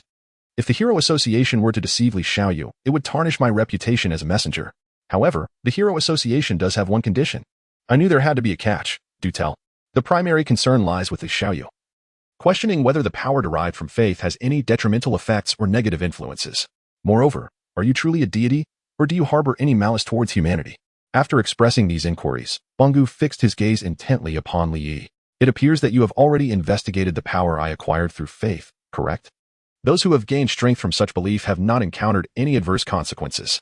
With a sudden motion, Li displaced Saitama from the sofa, disregarding his ghastly expression, and continued, rest assured, I do not coerce anyone into believing in me. There are only benefits, no drawbacks. Whether you choose to believe is entirely up to you, as it is of no concern to me. As for whether I possess any ill will towards humanity, Li paused, glancing at the disheveled bald head beside him. Fear not, there is none, at least, not at this moment. Upon reflection, Li considered that, compared to those dimensional deities, he resembled a human more closely, as there were certain actions he simply could not undertake. Furthermore, this world is home to a formidable bald overlord. Bangu observed Li Yi's demeanor, his previously tense muscles gradually relaxing, and he nodded in agreement. Regardless of the association's perspective, I, for one, place my trust in you. I believe in the integrity of my own eyes. From this brief exchange, Bangu discerned that Li Yi's nature was at least not malevolent. I am confident that the association will soon appoint you as a heroic advisor. I shall not intrude any further. Tornado, let us depart. Upon hearing the cue to leave, Tornado transformed into a green comet, fleeing as if in a panic. The mere thought of those 2 slaps made her feel an acute pain in her backside. Wait, Bangu. The bald man beside me has just spoken the truth. He is a hero driven by curiosity. Why not suggest to the association that he also be recognized as a top-tier hero? Li Yi suddenly interjected, as if struck by inspiration. After all, in the original storyline, regardless of the monsters Saitama defeated, the Hero Association seemed oblivious, either allowing others to claim his achievements or questioning the validity of his contributions. It is utterly absurd. Does Saitama's countenance truly appear so untrustworthy? Li glanced at Saitama, who was carelessly slurping his noodles. Noticing Li Yi's gaze, Saitama appeared slightly embarrassed and inadvertently spat out some broth, which Li Yi narrowly avoided. Indeed, it does seem a bit unreliable. Yet, one cannot place all the blame on the Hero Association. Chapter 34. The Emergence of the Funding Warrior. What? Which statement was that? Bangu felt as though he had misheard. Li reclined on the sofa, casually remarking that, although he was reluctant to concede, this bald fellow was indeed slightly stronger than himself. Of course, the roles differ. I am a mage, while he is a robust warrior, excelling in both magical and physical defenses. Bangu pondered whether his hearing had faltered, gesturing towards the disheveled Saitama beside him. He is strong? Is he not merely an ordinary citizen? Come, Saitama, show him what you can do. Saitama pointed to himself, bewildered. What should I do? Li Yi, growing impatient, pulled Saitama and Bangu through a portal to a lush forest. He then steadied Bangu's chin, signaling Saitama to take action. With a single punch, a massive chunk of a mountain within the forest was obliterated. Oh dear, just in time for multiple tunnels. Bangu rested his chin on his hand as he stepped through the portal back into the room, shortly followed by Li Yi, and together they exited the building. Bangu pondered the recent events, recalling Saitama's bald head and his haphazard artistic style, and he found himself engulfed in profound skepticism. Could it be that all-powerful beings share such an aesthetic? The following morning, Li Yi, dissatisfied, kicked Saitama, exclaiming, "Surely you haven't forgotten to pay your utilities? You keep coming over to mooch off my water and electricity." Saitama, feeling a twinge of guilt, quickly attempted to change the subject. By the way, Li Yi, why did you insist on making me a professional hero yesterday? What are the benefits? His attempt at deflection was painfully awkward. Well, there's not much in it for you. Except that the Hero Association will pay you a salary in the future. Oh, really? That's fantastic. Saitama exclaimed, bouncing with enthusiasm. While Li Yi observed him with a knowing expression. I knew this guy was only interested in the monetary benefits. Suddenly, a buzzing sound interrupted their banter. Where did that mosquito come from? How infuriating. It bit me on the head. Li Yi watched as Saitama fell into yet another bout of madness. It truly has been peaceful these days. There are hardly any monsters around. Bangu mentioned that with wolf and tiger-level monsters, we needn't intervene ourselves. He even said that soon there will be no heroes left to make a living. Such hyperbole. I'm so bored. Where are the monsters for me to slay and absorb energy? I promised to make it quick for them. Then, an epiphany struck Li Yi. Wait, mosquitoes. He kicked the shameful bald head that couldn't even swat a mosquito aside. Turning on the television, he tuned into the news. The city has suddenly been overrun by swarms of mosquitoes with a highly aggressive thirst for blood. Please secure your doors and windows and refrain from going outside. If you encounter a swarm, flee immediately without hesitation. Li Yi smiled faintly, as he seemed to have forgotten something. Mosquitoes. Mosquito women. Evolutionary home. Oh dear. What a bountiful harvest. This is all Saitama's fault. I've been so muddled lately, I feel like I'm losing my mind. Ah, it even bit the soles of my feet. What a vile creature. Saitama, who had just been kicked onto the balcony by Li Yi, continued his antics. Smacking a mosquito. He felt an exhilarating rush akin to battling a godly monster. The shockwave from his missed strike sent tremors throughout the entire building. Li Yi, with a resigned expression, exclaimed. Slap. Under the gaze of Saitama's admiration, he swiftly dispatched the mosquito. Is this a joke? You're so strong, yet you can't even kill a mosquito? How is that reasonable? Quite reasonable. I'm merely a human. Li Yi was momentarily taken aback by this remark. All right, let us set this aside for now. Let us go out. I don't want to go out. Now, Li Yi was exasperated. You refuse to go outside. How will your good apprentice Genos and the housekeeping robot recognize you? Your culinary skills are so poor, I'm nearly sick from them. What do you even do at home all day? There are no monsters outside. I don't want to go out. Li Yi regarded Saitama, who resembled a lifeless fish. Saitama, have you seen the news? Yes, I have. There are so many mosquitoes outside. I don't want to go out. My head and the soles of my feet are itching from all the bites. Li Yi, with a grave demeanor, pointed at the news and declared, I have reliable information that an evil organization has developed a new breed of monsters, and that is not even the most malevolent aspect. The most sinister part is that this creature is a mosquito monster, which has also spawned a new variety of mosquitoes, capable of enduring both cold and heat. It is said that they can survive even in winter. Saitama, with an air of righteousness, stood up and proclaimed, let us join forces to defeat this wicked organization. To think that there could be mosquitoes in winter is utterly sinister. Reflecting on the nuisance mosquitoes posed in summer, Saitama lamented how, just as they seemed to vanish in winter, their buzzing would return to plague him during sleep. This is absolutely intolerable. It is simply inhumane. In the residential district, a mosquito monster, resembling a woman, glided leisurely through the air, feasting on the blood offered by her minions. What is this? This is hardly sufficient. She chided. You little ones must try harder. It was clear that the peculiar behavior and transformations of the mosquitoes were a direct result of this creature's influence. A striking young man with golden hair appeared at the entrance of the street. Upon closer inspection, one would observe that his entire being was composed of metal. He was a cyborg. If you are the one controlling these bothersome pests, then eliminating you should put an end to this disaster. Genos' eyes sharpened as he launched an assault on the mosquito woman. She effortlessly dodged a fireball, laughing, is that all you've got? Target locked. Genos ignored her taunts and unleashed his full firepower. Flames of various sizes surged toward the mosquito woman. Undeterred, she exhibited her agility, using her sharp proboscis to strike Genos' metallic form. With a resounding clang, her proboscis pierced through his arm. Before she could utter a threat, she realized with horror that her own legs had been severed by the cyborg. Now the real battle begins. I will not spare you, Genos declared with unwavering resolve. Explosions echoed throughout the residential area, reverberating from afar. Saitama pulled Li as they raced toward the source of the commotion. How did you know the mosquito monster would be associated with explosions? Are you some sort of oracle? Li, with an expression of exasperation, retorted, you fool. Let me down first. I could simply open a portal. Regret washed over Li. Had he known, he would have scanned for the mosquito woman using his psychic abilities. Instead, he had engaged in banter with Saitama about the explosions, and now he was being dragged along. Such indignity. I am a mage, capable of teleportation. Suddenly, the explosions grew louder, and Li and Saitama beheld a scene unfolding before them. One was fleeing, while the other pursued, her escape impossible. Chapter 35. A cold joke. Li, I never imagined you were speaking the truth. There really is a mosquito monster. Saitama gazed at the unfolding scene, seemingly in disbelief. TCH, after all this time, you still don't believe it. Li observed the confrontation between the golden-haired cyborg and the mosquito woman, stroking his chin thoughtfully. He swiftly seized Saitama, who was poised to strike, and cautioned, wait, don't kill her with a single punch. There is an organization behind her. We need her alive. Oh, what a hassle.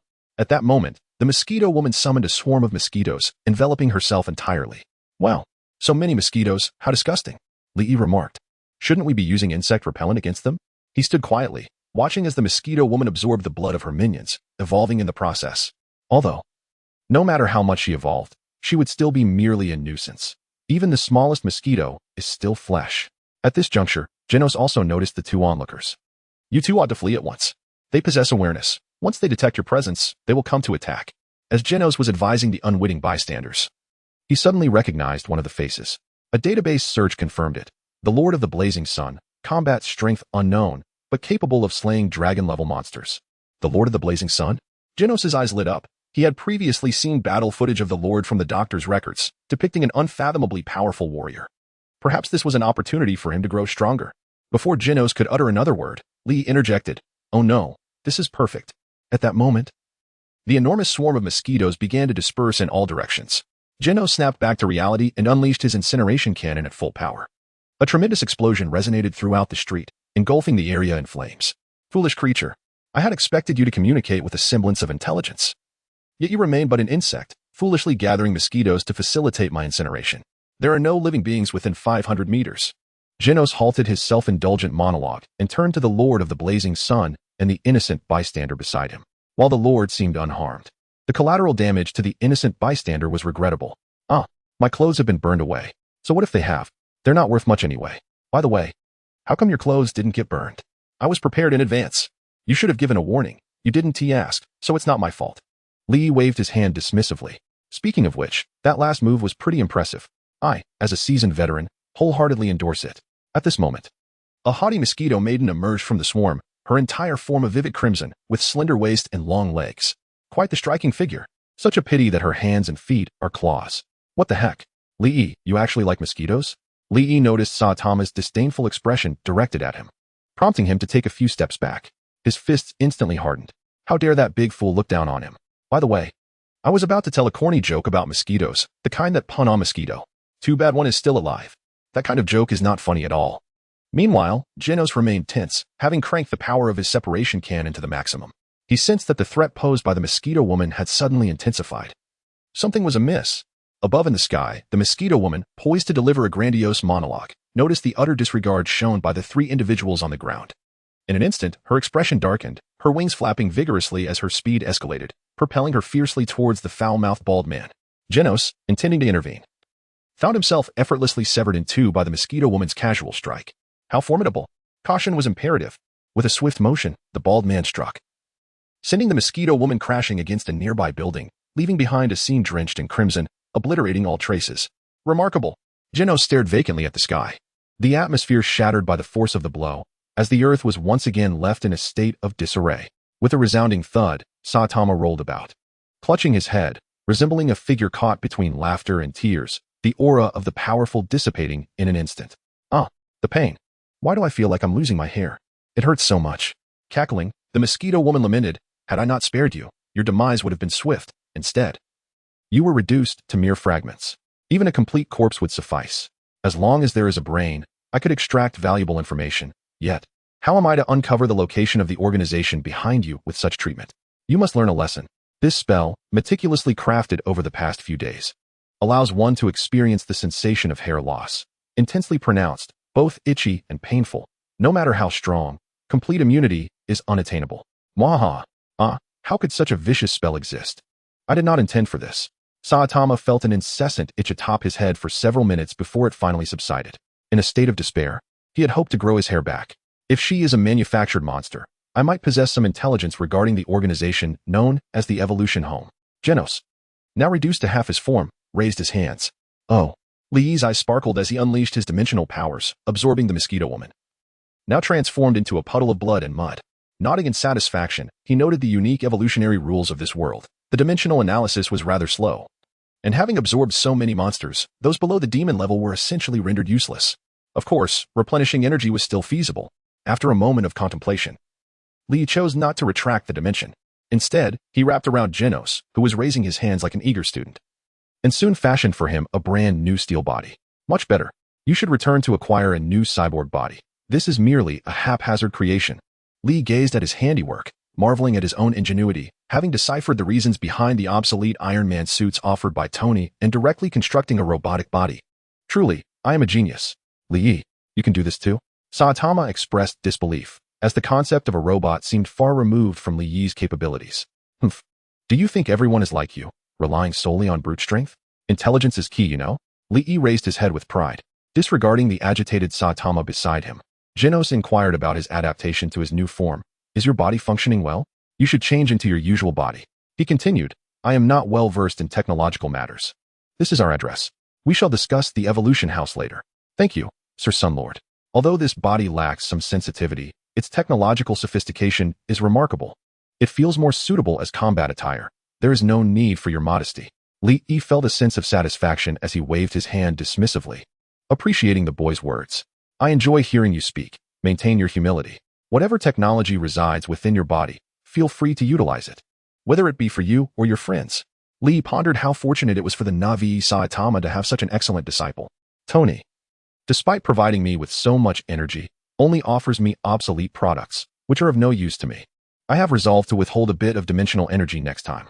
Genos sincerely thanked both of them and hurriedly dashed off, likely eager to change his body and return with information regarding the evolution house, as well as to formally acknowledge his master. Chapter 36. The Ocean, You Are All Water. For years ago, I was a corporeal human at the age of 15, living a tranquil and blissful life with my family amidst a chaotic world. However, one fateful day, a malevolent rampaging robot emerged in my small town, obliterating everything I held dear.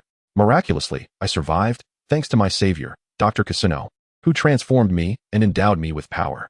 In Saitama's home, Genos passionately recounted his tale. So that is how it was, Saitama mused thoughtfully. For years, I have pursued the whereabouts of that evil robot, vanquishing numerous wicked beings and organizations. Yet I have uncovered nothing regarding the robot itself. This has only intensified my impatience. Just recently, I encountered the mosquito monster and, without conducting any data analysis, I engaged in direct combat. As you both know, I was saved by another. And I now feel an even greater sense of responsibility. I yearn to grow stronger. Hey, stop rambling onto yourself, Saitama exclaimed, overwhelmed by Genos' continuous chatter. Really, Saitama? You possess no sympathy. The poor guy has endured so much, and you 1T even let him speak. Lee shook his head at Saitama. Who is that guy? Last time, when I spoke a bit more, I was told I came from Dunhuang, a place filled with murals. Who was it? I don't know. Don't ask me. Lee turned to Genos and asked, so what is the crux of your expression? I wish to become your disciple. Genos declared earnestly. You pursue a scientific path, while I tread the magical route. Perhaps Saitama should teach you instead. By the way, you witnessed how Saitama effortlessly dispatched that mosquito woman. And despite his appearance, he possesses significant strength. Very well, Mr. Lee, teacher Saitama, I implore you to accept me as your disciple. Genos vividly recalls the moment when Saitama effortlessly struck down the mosquito girl. Hey, I haven't agreed to anything yet. Lee, don't take it upon yourself to recruit a disciple for me. Saitama's expression was one of outright refusal. The thought of having a disciple sounded exceedingly troublesome. Master Saitama, I have compelling reasons to grow stronger, Genos began, but Saitama interrupted him. Stop right there. I already said it's unnecessary. No need to elaborate. Lee swiftly covered Genos' mouth and pulled him aside, aware that further discussion would be rather impolite. Leaning in, Lee whispered to Genos. Before long. Genos confidently approached Saitama, kneeling on both knees and extending his hands forward. What are you doing? I told you. I absolutely refuse to take on a disciple. Saitama's gaze fell upon a stack of money in Genos' hands, and he felt a twinge of hesitation. Such a stubborn child, Lee thought. Promptly pulling Genos up and exchanging knowing looks with Saitama. The unspoken communication seemed to convey, just accept him as your disciple. Why not? Saitama, with a slight twitch at the corner of his eye, found himself at a loss for words. All right, I'll take you on as my disciple. But let me make this clear, my method of becoming stronger is exceptionally arduous and demanding. Are you capable of enduring it? I will surely manage. Trust me, Master Saitama. Genos' face radiated excitement. Lee also felt pleased. In the narrative, Genos was even more of a domestic robot than a domestic robot. And as the one who introduced Genos to his master, it seemed only natural to enlist his own domestic help as well. With matters settled, Lee turned to the main topic. What do you know about the Evolution House? Genos instantly adopted a serious demeanor, replying, the Evolution House is a very mysterious organization. I only gathered information about it while analyzing the mosquito monster during battle. That monster escaped from a laboratory. The creation of biological monsters should be the work of the Evolution House, but based on the data in my database, I only have a general idea of the headquarters locations, which is in the southern forest outskirts of the city. However, the exact location and their armed forces remain unclear. Feeling a pang of guilt, Genos paused. It's all right. Having a rough idea is sufficient, Lee reassured him with a wave of his hand. He then turned to open a portal, preparing to seek out the Evolution House for a delightful feast of dimensional proportions. Mr. Lee, could you take me along? I've heard that the Evolution House has robots as well, and I wish to see if the one from back then, the rampaging evil robot, is still there. Genos recognized the fiery red aura of the Lord of the Sun's spatial teleportation ability. Of course. Saitama, you should come too. Why must I go? I fear you'll consume all my belongings like last time. How dare you say that? Lee exclaimed, dragging Saitama into the portal. Genos, contemplating thoughtfully behind them, pulled out a notebook and began jotting down notes. Even with immense power, one must never forget their original intent. Indeed, Master Saitama and Mr. Lee possess not only great strength, but also remarkably high spiritual realms. What are you dawdling for? Hurry up and come over. All right, Mr. Lee. In the suburbs, amidst a dense forest, a solitary building stands prominently. Within its dimly lit confines, a cold voice resonates. What? Mosquito Girl has been slain by a single punch? Dr. Kinos, the leader and sole scientist of the Evolution House, leisurely reclines in an armchair, observing the data on the screen. Upon loading, the first image that graces his sight is that of a bald, naked figure. Why is it naked? Such an eyesore. A voice emerges from the shadows. I don't know. Perhaps it's a personal preference? Saitama is slandering me. This is defamation. However, it is indeed a viable specimen. His physique is surely extraordinary. Send someone to invite him over, Dr. Kinos declares, his tone icy, exuding an air of villainy. Suddenly, a thunderous roar erupts. The building trembles violently. Dr. Kinos, with one foot propped on the table, crosses his legs, causing him to lose balance and collide headfirst into the adjacent screen. Disheveled, he struggles to rise, only to find the screen displaying a naked man grinning widely. seemingly mocking him in silence. What on earth is happening? Outside the building, no way, Lee exclaims in shock. Genos arrives, unleashing a full-powered incineration cannon barrage. Fortunately, he had prepared in advance and managed to deflect some of the energy, reducing the impact on the building. Otherwise, with such a tremendous force and those monsters, it would have been utterly obliterated. A waste indeed. Chapter 37. Devoured wholesome? Mr. Lee, I believe this method is the most efficient. We can capture them all at once, Genos asserts, gesturing towards the building. Beside him, Saitama scratches his head, acknowledging that this approach is indeed effective, but considering they should have been unprepared, it feels quite ruthless. Lee clears his throat. It is certainly effective, but leaving no survivors means we would gather no intelligence. Besides, you still wish to inquire about the robots, don't you? If the Evolution House possesses robots of such caliber, they would likely endure my incineration cannon's assault. That is a valid point. I find myself at a loss for words. Very well, watch this.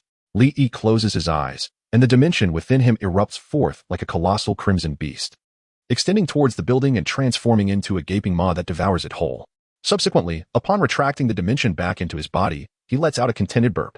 Quite satisfying, he remarks, patting his belly, as if this action would aid in digesting the energy. Saitama delivers a merciless critique. Isn't this method just like Genos's? With a brief mental scan of the dimension, Lee discovers that the building contained hundreds of tiger-level monsters, not to mention countless lesser minions. This structure is surprisingly capacious. It even harbors notable villains from the original narrative, such as Beast King and Armored Gorilla, among its ranks. However, Dr. Genos was not within the building. He was likely in the underground base below. Lee patted his stomach, and with a wave of his hand, he summoned a colossal humanoid robot, resembling a gorilla. Of course, it was not identical. This way I could retain intelligence to the greatest extent. Genos, this is the sole robot within the building. Do take a look and see if it is what you seek. Thank you immensely, Mr. Lee. Lee wore a countenance that suggested he had no ulterior motives, wholly preoccupied with Genos's needs.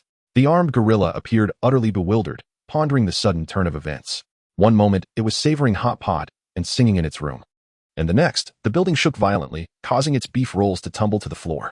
Before it could grasp the situation, it was whisked away by a mysterious crimson object.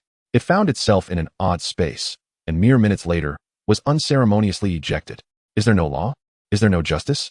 Yet, upon observing the two individuals before it, the armed gorilla noted their fierce demeanor, indicating they were not to be trifled with. However, upon turning to see an ordinary bald man with a rather simplistic appearance, it suddenly felt emboldened. Who are you? I am an armed robot from the Evolution House. I would advise against any tricks. The consequences could be dire. The armed gorilla spoke in a stilted, synthesized voice, extending a finger and surveying the three of them before decisively pointing at Saitama. Stop looking around. It's you, the bald one. Speak quickly. What transpired here? Veins bulged on Saitama's forehead. Can I punch him? He asked, waiting for Genos to finish his inquiry.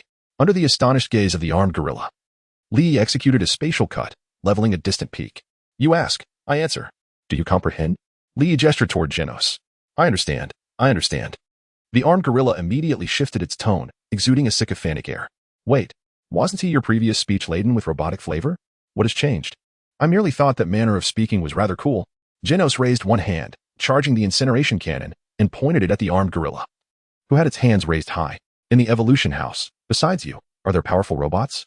Regarding battle robots, it seems I am the only one here. This is our headquarters. If there were formidable robots, they would undoubtedly be inside. As the armed gorilla spoke, its gaze furtively darted toward a corner of the building's original position. Lee promptly caught that fleeting glance. Genos's expression momentarily faltered, but quickly regained its resolve. Mr. Lee, I have inquired thoroughly. Lee snapped his fingers, and dimensions unfolded from his body, effortlessly engulfing the armed gorilla. Following this, he directed his mental energy to scan the direction the armed gorilla had just surreptitiously observed. Found the basement. A delightful dessert after dinner. Lee levitated and floated toward the pit where the building had once stood. With a wave of his hand, a concealed door indistinguishable from the Earth's hue was effortlessly revealed. Though not the malevolent organization that Genos sought, this group is certainly no paragon of virtue. Observe as I swiftly eradicate them all. At this moment, within the underground base of the Evolution House, Dr. Genos listens intently to the reports relayed by his clone subordinates. What? The entire building above has been consumed by an unknown energy? All the traps and mechanisms failed to function. And even the Lion King and the armed gorilla lacked the strength to resist? Indeed, it seems I have no choice but to unleash him, the Azura rhinoceros beetle. Doctor. Genos closes his eyes and issues a command. The surrounding clone subordinates display expressions of dread, Are they finally going to unleash him? Please, do not release him. He will slaughter us all. Silence. My dear clones, do you still remember our aspiration? I have possessed extraordinary intelligence since childhood. To me, most people in this world are mere primates. Only by leading them to achieve ultimate evolution, to become a new species, can we transcend biological limits and create the world of our dreams. Yet our vision remains unfulfilled. Shall we allow these three inexplicable interlopers to obliterate it? A boy, a cyborg, and even a bald man? No, absolutely not. The clones emit fervent cries, their faces marked by fear yet resolutely advancing towards a direction shrouded in darkness. Ah, I did not expect this. With such prominent features, you possess the art of persuasion? I thought you were employing some form of biotechnology to control these puppets. Yet it appears you are merely spinning grand illusions. A voice arises from behind Dr. Genos, filled with astonishment. Dr. Genos whirls around, astonished to find the trio that had just been on the surface standing behind him. When did you arrive behind me? While you were deceiving your clones. I must add that I heard your last remark. There was no need to emphasize the baldness. Saitama, with a look of melancholy, reflects on how ever since meeting Lee, everyone seems to focus on his bald head, neglecting to admire his own handsome visage. However, Dr. Genos suddenly burst into laughter. It is too late for you to thwart my plans. My clones are likely already unleashing the Azura rhinoceros beetle. We have no intention of stopping you. Li's words momentarily perplexed Dr. Genos. Such a nonchalant tone is truly infuriating. Dr. Genos adjusts his glasses. Chapter 38. The Resolution of the Evolution House. The Azura rhinoceros beetle is my most successful experimental subject to date. Although it falls short of ethical standards, it has undeniably reached the combat capabilities I envisioned. A glimmer of madness dances in Dr. Genos' eyes. Your strength is indeed formidable, but humanity has its limits. Allow me to demonstrate the combat prowess of the new human. Suddenly, from the depths of darkness behind Dr. Genos, a pair of crimson eyes emerges. Ah, you have released me. It appears I am encountering someone quite extraordinary. A colossal humanoid rhinoceros beetle creature strides forth from the depths of the base. The creature, approximately 35 meters in stature, clasped its posterior with one hand while the other gripped the replica of Dr. Genos, moving at a deliberate pace. Its expression was strikingly evocative, exuding an aura of mockery. Such a lack of decorum was fitting for a character of the narrative, the morally deficient Azura rhinoceros beetle. Azura rhinoceros beetle, vanquish him. He is an invader. Dr. Genos commanded. The Azura tilted its head. Are you issuing me orders? I am the epitome of the perfected human of the evolutionary house. You ought to heed my words. If I were to take control of the evolutionary house, there would be no insignificant creatures scurrying about here. Fool. I am the true embodiment of the perfect new humanity, the rightful sovereign of this domain. Dare to invade my territory, and you shall perish. The Azura's tone was brazenly arrogant.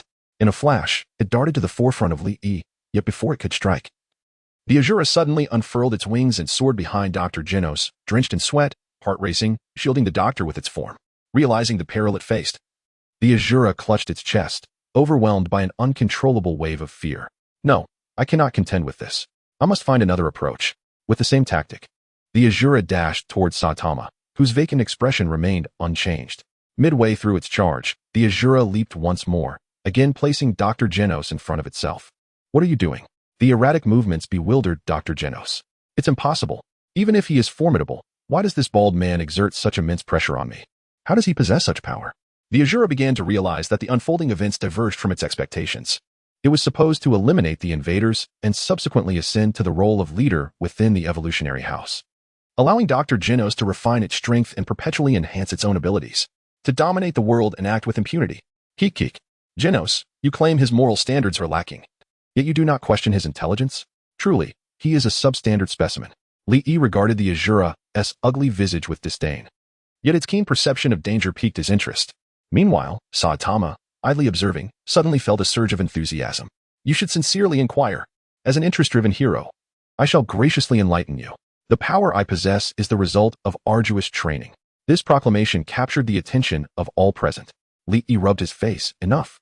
Spare us the embarrassment. Your training methods are only effective for you and serve no purpose for others. Do not inflict them upon anyone else. Li would never confess to having secretly attempted Saitama's training methods, which had proven utterly ineffective, though thankfully, trying them had not resulted in hair loss. How can this be? Such a grueling regimen. If one perseveres, surely anyone can be as strong as I am. Saitama's resolute assertion ignited fervor even within Genos. Is that true, Saitama-sensei? Here and now? Genos glanced at the attentive Azura rhinoceros beetle and Kinos by his side. It's all right. Such arduous training is not something everyone can endure. he exclaimed. 100 push-ups, 100 sit-ups, 100 squats, followed by a 10-kilometer run. This regimen must be adhered to daily, even as one's hair begins to fall out. At this point, Saitama shed tears of fervor. Ah, my lost hair. The others present, save for Lee, were utterly taken aback. Was this training method not merely a conventional means of physical exercise? Genos fell into deep contemplation. I understand now. Teacher Saitama wishes to convey that perseverance in any endeavor will undoubtedly lead to strength. Indeed, that is the essence. Lee observed Genos diligently jotting down notes, catching a glimpse of the 4 prominent characters on the page, Saitama's maxims. Such excessive idolization. Nevertheless, as long as Genos finds joy in it, so be it. Ah, do you take me for a fool? How outrageous. I shall activate the Azura mode, which will last an entire week, wreaking havoc upon everything in my vicinity. After I annihilate you, I will obliterate all that surrounds me, suffer and wail. The Azura rhinoceros beetle radiated a blue glow, its body swelling, especially that bald one. How dare you mock me, driving me into a frenzy. I shall utterly eradicate you. With that, its size surged to approximately 8 meters, and its horn expanded several-fold. This is problematic. This mode does not distinguish between friend and foe. Dr. Kinos felt a surge of panic. If he were to be casually slain by the rampaging Azura rhinoceros beetle, it would be a catastrophic loss. Furthermore, this was not a designated battleground, posing a risk of collapse, and he possessed little combat capability. Now fully immersed in Azura mode, the beetle surged forward like a rocket at full throttle, charging towards Lee and Saitama. Suddenly, a massive maw of dimensional energy emerged from within Lee's body. In a swift motion, the Azura rhinoceros beetle was drawn into it. Well, this beetle may be unsightly, but it possesses a certain charm. No need for me to intervene. Lee swore that his actions were purely instinctual. How is this possible? Dr. Kinos sank to the ground in disbelief. Lee floated in midair, gradually approaching Kinos. You are astute, Kinos. Compared to mere mortals, do you wish to witness the true world? To obtain truth? To fulfill your dreams? Lee's voice echoed in Kinos' ears, who felt as though he were being seduced by a devil. Do I have a choice? But can you truly grant me truth? To accomplish my dreams, I would willingly face death. Of course. Lee smiled, gesturing as a blood-red portal materialized before Kinos. Kinos gazed deeply at Lee, slowly stepping inside. The crimson door began to close. No. Lee, have you consumed him as well? Saitama watched in anguish. What? What are you saying? Saitama scratched his head, pondering the blood-red gate that resembled the dimensional maw he had previously utilized. He recalled witnessing it consume monstrous beings, yet now it seemed to devour humans as well, albeit in the form of a gate. However, he was no fool. He discerned its true nature at a glance. As he spoke, Saitama leaned closer to Lee's abdomen, seemingly intent on giving it a pat. In response, Lee delivered a swift strike, conjuring an energy missile of the most extravagant variety, which polished Saitama's head with considerable force. Subsequently, he extracted Kinos from his dimension, only to cast him back in. See, he is still alive. Wasn't he consumed? Didn't I explain to you before? This is called a dimension, akin to a miniature world. Haven't you been inside before? Was there any harm? Saitama reflected for a moment, recalling such an occurrence, having been preoccupied with consuming food and exiting promptly thereafter. Oh no, I think I left my television on at home. I must return to turn it off. Tomorrow is supermarket discount day, and I need to get to bed early. Don't think you can easily change the subject. Hey. In the blazing realm of the sun's path, Dr. Kinos surveyed his surroundings. Amidst the sea of crimson, the evolution home building floated solitary. He exchanged glances with the armed gorilla and the Lion King, as he observed his own form gradually being eroded and assimilated by an extraordinary energy, sinking into deep contemplation. Another world? A deity? Dr. Kinos finally recalled the identity of the familiar youth, the Lord of the Blazing Sun. Chapter 39. It's all up to you now, so you truly are a deity. Indeed, Lee replied, reclining with his legs crossed, suspended in the blood-red dimension. The entire realm appeared to revolve around him, radiating an aura of sanctity and enigma. Dr. Kinos and his monstrous subordinates raised their heads to gaze at Lee, overwhelmed by a singular sentiment, submission. They yearned to yield everything beneath the Lord of the Blazing Sun. If I am not mistaken, it seems our bodies have undergone inexplicable transformations. Dr. Kinos voiced his inquiry with a tone of reverence. Precisely. You are on the verge of being eroded and assimilated by my dimensional energy, enabling me to regard you as my own, Lee replied nonchalantly. Dr. Kinos offered a wry smile, pondering the true intentions of the Lord of the Blazing Sun and the realization of his own aspirations. Lee snapped his fingers. The dimension trembled violently as patches of land emerged from the void, and the evolution home building began to transform. Within mere minutes, islands gradually manifested in the dimension. At the center of these islands stood a towering, triangular edifice. I am a dimensional demon god. Faith holds some significance for me. I require someone to help propagate this faith, and Dr. Kinos, you are quite remarkable. I have high hopes for you. Li Yi stood atop a throne in the grand hall of the triangular structure, gazing down upon Dr. Kinos. I am a scientist. Do not underestimate yourself. Your mere command of language empowers you to compel your clone to sacrifice its own existence, a feat not easily accomplished by the average individual. Moreover, you are gradually evolving into a being of my dimension. Through my realm, you shall uncover the essence of profound truth. And you must have sensed it. You have acquired formidable strength, all while maintaining your moral integrity. Your aspirations have been realized upon their demise. Each follower's soul may return to the radiant realm, and in this world, they shall neither age nor perish, endowed with immense power. Can these not be deemed the new humanity? Dr. Kinos glanced at the Beast King and the armed gorilla behind him. The other experimental anomalies had been reduced to ashes by a mere snap of Li Yi's fingers. I am short of manpower. With a wave of his hand, hundreds of energy soldiers materialized before Dr. Kinos. They are at your disposal, and you shall be granted unrestricted access to traverse dimensions. Go forth. Pursue your dreams. A flash of crimson light illuminated the scene as the figure of Li Yi dissipated into a beam of light before Dr. Kinos. In the suburbs, Li Yi pointed at a group of bald criminals on the television, laughing heartily. Saitama, look. Hahaha, their hairstyles are hilarious. I can't breathe. The news reported that these criminals, clad in special combat attire, had wreaked havoc on a high-rise building, proclaiming themselves the Peach Blossom Group, advocating for a world where one could thrive without labor. Rejecting the 996 work culture, their most distinctive feature? Every member was bald. According to rumors, the leader of the Peach Blossom Group idolized the newly minted hero, the Bald Cape Hero, and claimed he wished to pledge allegiance to him. We will provide ongoing coverage of this story.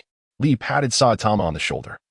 This Peach Blossom Group aligns perfectly with your traits. Consider taking them under your wing. They're all bald, just like you, and share your disdain for work. A match made in heaven. Saitama was drenched in sweat. Stop reveling in schadenfreude. I worked hard to become a Class A hero, only to end up at the bottom. Not to mention the plethora of detractors. Now, with these bizarre characters emerging, they will surely use this against me. Indeed. Thanks to Li Yi's endorsement as a hero consultant, and the recommendations from the formidable Class S hero, Tornado, and Class A hero, Silver Fang.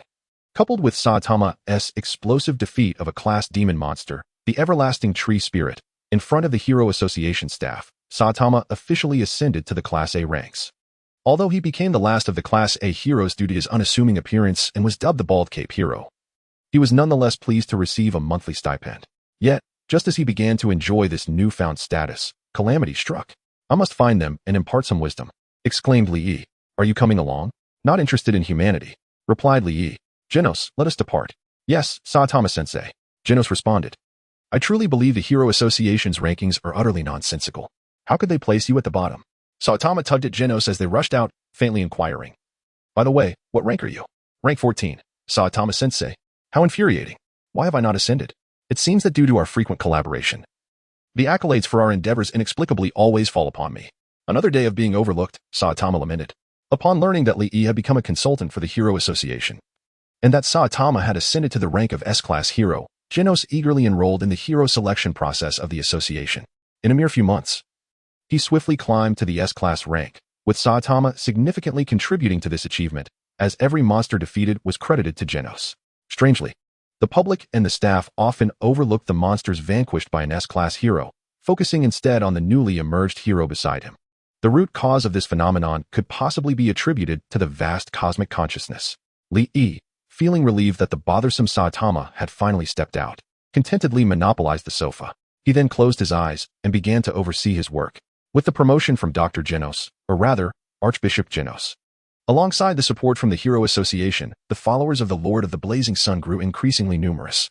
Many professional heroes aspired to harness their faith in the Lord of the Blazing Sun to gain formidable power, thus enhancing their rankings. As some heroes embraced the faith and experienced substantial boosts in their abilities, not only were their fellow heroes envious, but those they rescued also resonated with their newfound strength. In recent days, Li had been absorbing faith energy at an astonishing rate, reveling in the experience. His dimension had expanded to an impressive 999 kilometers, within which the Archbishop of his realm had transported numerous small creatures from the One Punch Man universe and cultivated various plants. The pace of development within this dimension was akin to that of a rocket launch. However, he found himself unable to surpass the threshold of 10,000 kilometers. Li Yi sensed that upon reaching a diameter of 10,000 kilometers, his power would ascend to that of a celestial being. At that point, He would truly become a dimensional deity, albeit not on par with the universe-level Dormammu, yet still above the average threshold. It is noteworthy that 10,000 kilometers is equivalent to a considerable portion of the Earth's size, suggesting the immense energy contained within this dimension. Only then would it be regarded as a true microcosm, a genuine dimension. This represents a small step for him, yet a significant leap for his aspirations. Now, he requires a formidable monster to continuously supply him with powerful energy, enabling him to decipher the rules of evolution and transcend to celestial levels.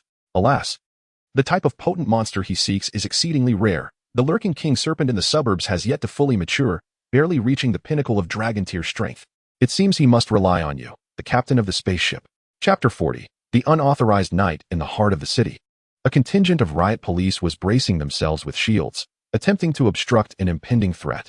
Suddenly, a series of thunderous booms echoed, as several officers, shields and all, were sent flying by an unseen force.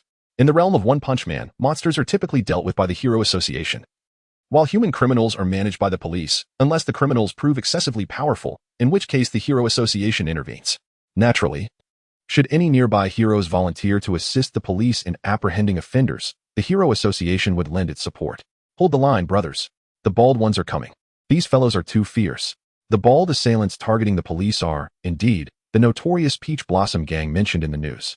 Their leader, a towering figure with a notably large cranium, bears an uncanny resemblance to a certain scion from another realm. He is a highly wanted criminal known as Hammerhead. Haha.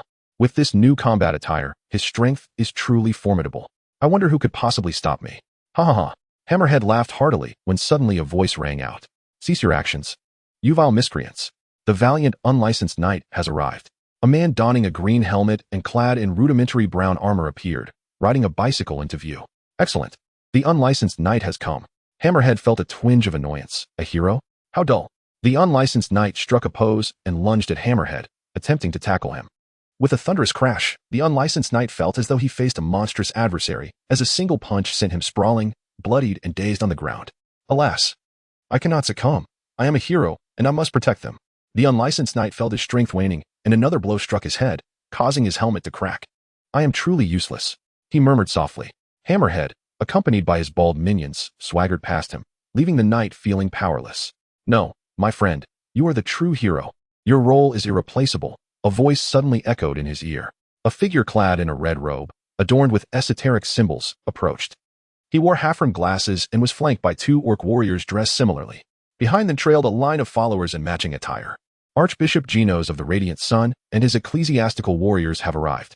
Genos raised a hand, and a warm, sun-like red energy enveloped the unlicensed knight, gradually healing his wounds. Thank you. In truth, I accomplished nothing and was easily bested by those villains. Are you the Archbishop Genos? I have heard tales of your formidable powers. I implore you to stop those evildoers. Upon regaining his senses, the unlicensed knight was less concerned about his recovery and more focused on persuading Genos to intervene against Hammerhead. Child, you are a true hero. Hey, who are you, appearing out of nowhere? You are the recently celebrated Radiant Sun Church, aren't you? Why have you encircled us? Do you wish to fight?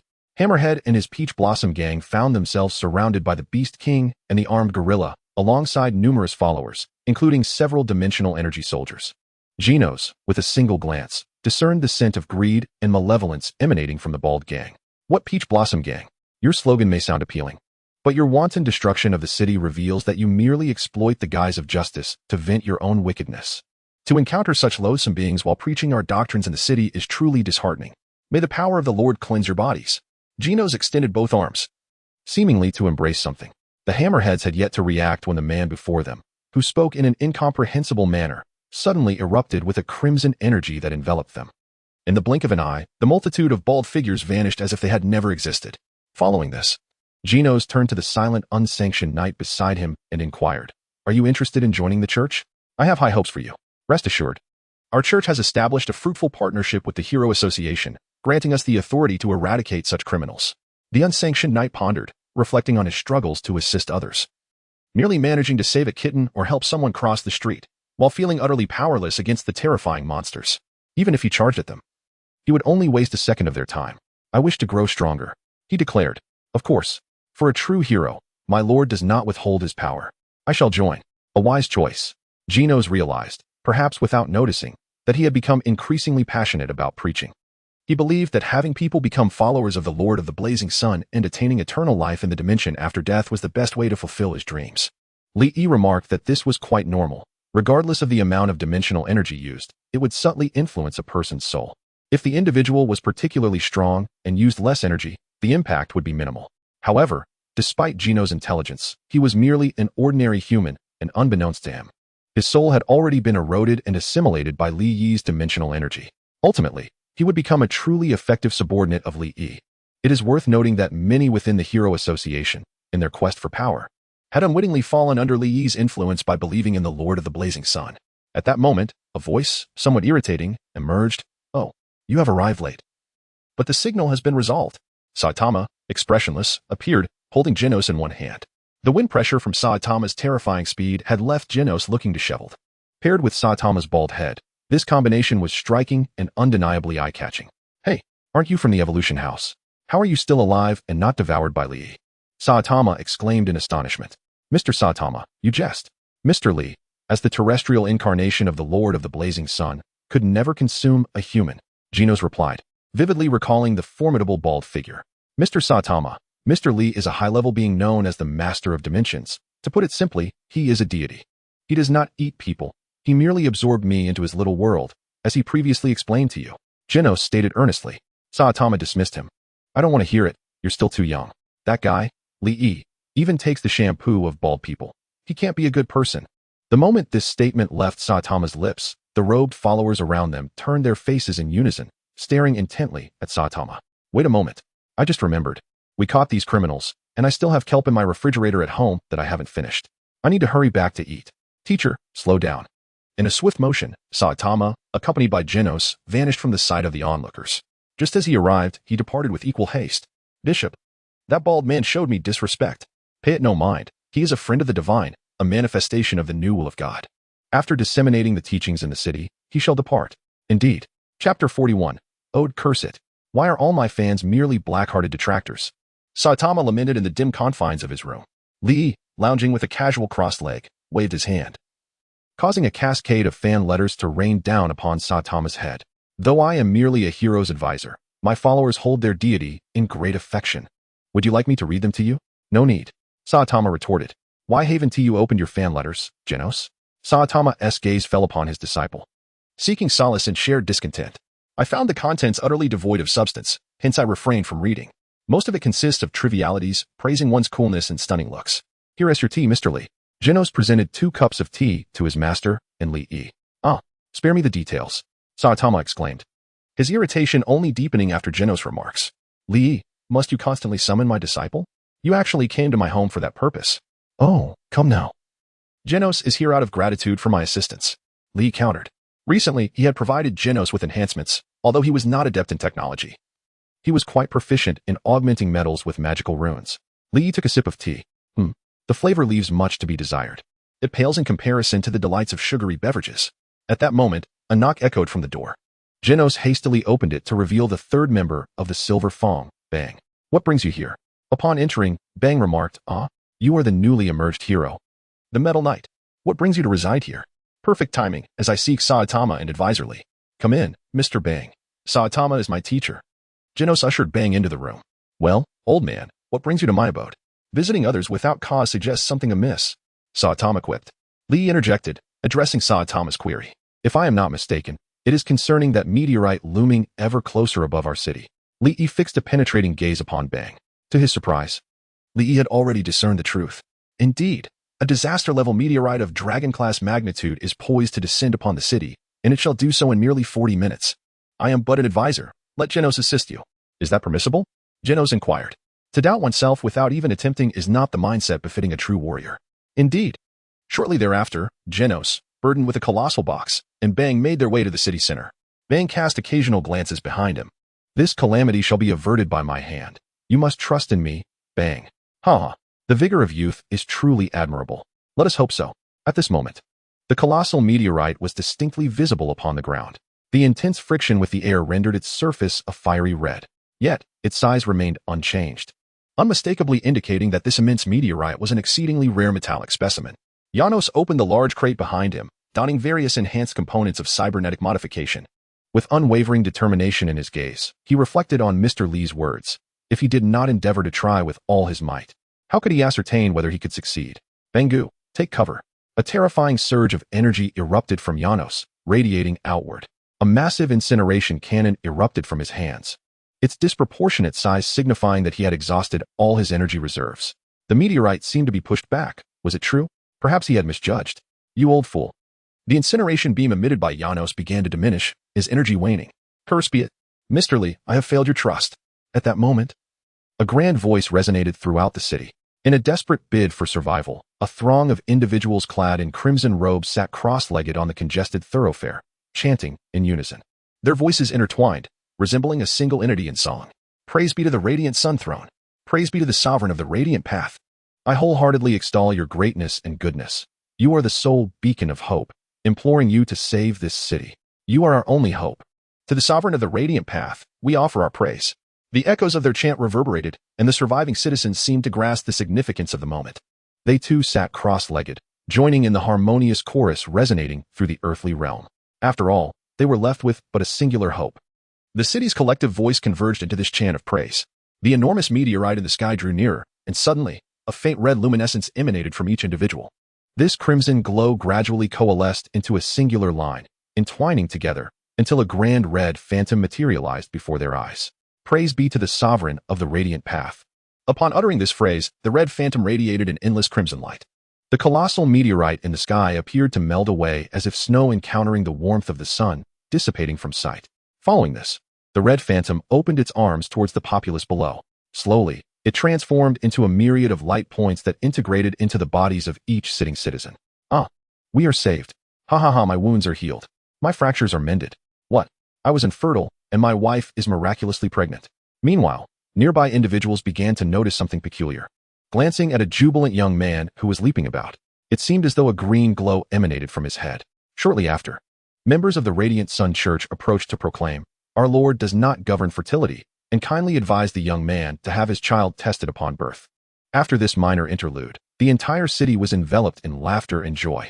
Not only had they safely weathered this catastrophic event, but many who had suffered irreversible injuries found themselves gradually recovering.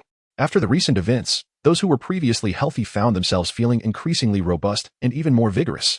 Within the city, many extolled the virtues of the Lord of the Fiery Sun, with numerous individuals becoming ardent followers of his doctrine. Ultimately, countless praises coalesced into a singular ode to the Lord of the Celestial Sun. In the heart of the city, "You don't seem to be in the best of shape, Janos," Li Yi said, smiling as he approached Saitama, whose expression resembled that of a lifeless fish due to exhaustion. Janos, drained of energy, faced Li Yi, who was in high spirits. Following the incident, he had sensed a significant increase in the number of his followers, yielding abundant rewards. Yet, what on earth did that fellow Janos write in his praises? It was utterly nauseating. "Master, Mr. Li, I feel I have failed to live up to your teachings. I couldn't even manage this simple task." Janos appeared despondent, as if he had received a tremendous blow. Chapter 42, The Mighty Sting of Poison. "No, you have performed admirably. In the face of adversity, you exhibited remarkable resolve. Excellent. You possess the potential to become a formidable warrior." "Really, Mr. Li?" "Indeed, it is true. But please, refrain from being so overly sentimental." "Li, speaking of which, couldn't you have just let me shatter that meteor with a single blow?" Li Yi cast a sidelong glance at Saitama. If you had shattered the meteor, the resulting fragments could have caused secondary disasters, leading to tremendous losses for the city. Who knows, some might even blame you for it. You already have enough detractors. Do you wish to increase their numbers even further? What are you talking about? That is impossible.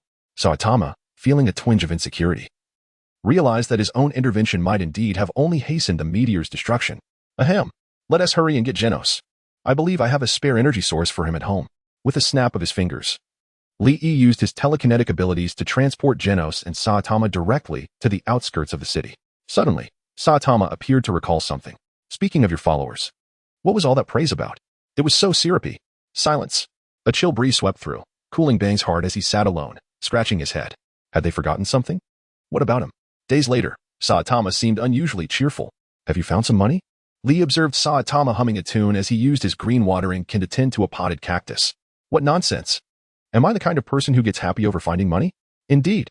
Li glanced at the potted plant, suddenly feeling displeased. "By the way, why did you put the cactus on my balcony?" "Because I'm planning to tidy up my balcony to accommodate some small pets like dogs and cats." I just got paid and have a bit of money. But choosing a pet is so difficult. I want a pet that can talk. Then it wouldn't be a pet. It would be a freak. Lee recalled that in all the superhero comics, Saitama eventually ended up with a few bizarre beings as pets. It seemed the trend was already underway. Suddenly, a ring-on pierced the air. And Lee glanced over at Genos, who was cleaning nearby. Genos, your phone is ringing. All right, thank you, Mr. Lee. This child is always so polite. Hello? He clearly looks younger than Genos. Why does he speak with such an air of maturity? Mind your own business, bald head. That's a personal attack. At this moment, Genos finished his call and began changing into a blue hoodie, preparing to head out. Genos, what has happened? It's nothing serious. There are numerous monsters in the city. Self-proclaimed as the Deep Sea Clan, and the Hero Association wishes for my assistance. The city is quite far. Are there any other powerful heroes nearby? Saitama noticed that the television news was also reporting on the emergence of a large number of monsters in the city. Recently, the city has seen an influx of monsters claiming to be from the Deep Sea Clan, launching indiscriminate attacks on humanity. Currently, a hero is attempting to intervene. But from the scene, it appears this hero is fighting valiantly against many foes, yet seems quite exhausted, awaiting swift rescue from the Hero Association. The disaster level is rated as Tiger. Citizens are advised to stay clear of the area. This level of hero seems to be on the brink of collapse, but unfortunately, the city is rather far away. Hey, Saitama, have you forgotten that I have a portal? Lee had grown accustomed to Saitama's occasional forgetfulness. Could it be that besides being bald, Saitama also suffers from poor memory as a side effect? Very likely. Oh right. Lee, let's go take a look. Lee, having nothing else to do, thought that the Deep Sea Clan's monsters were inconsequential to him now. However, even the smallest fly is still meat. And it was a good opportunity to stretch his legs. With a wave of his hand, a portal appeared in the center of the living room. He beckoned Saitama and Genos to enter. By the way, I remember that small green-haired girl who is said to be highly mobile. Isn't she usually sent to handle issues in other cities? I know about her, Mr. Lee. It seems the association sent her to address some abnormal glacial tremors. Saitama suddenly interjected. So, that little brat is unreliable. Oh, not you, Lee. Lee clenched his fists. When did Saitama become so cheeky? Who influenced him? How infuriating. Outside a glacier, Tornado was bundled in a thick coat, having sneezed dozens of times. Am I catching a cold? That shouldn't be. Could it be that someone is speaking ill of me? Speaking of which, what strange beings are lurking here? I've been stuck here for half a day, how vexing. I wonder how my sister is doing, mingling with that group of laggards every day. It's truly infuriating. Tornado stomped her feet in frustration, while nearby staff members cautiously distanced themselves from her to minimize their presence. On top of a tall building in the city, Lee, Saitama, and Genos appeared. Not far from the building, the battleground between the Deep Sea Clan and the B-class hero, Poison Sting, was unfolding. Genos' energy brightened, as if eager to rush in and resolve the conflict. Lee halted him with a hand. Wait, it seems there's a good show to watch. Hold on a moment. On the battlefield not far away, Poison Sting was panting heavily. His combat suit appeared to be wrapped in black bandages. The massive spear, with a tip as formidable as a bamboo shoot, served as his weapon. You sticky fellows possess some skill, he exclaimed. My beloved spear, bamboo shoot, is positively exhilarated by your presence, but let us hasten to conclude this battle. Before him stood 4 colossal creatures resembling crabs, octopuses, sea fish, and lizards, encircling him. Haha.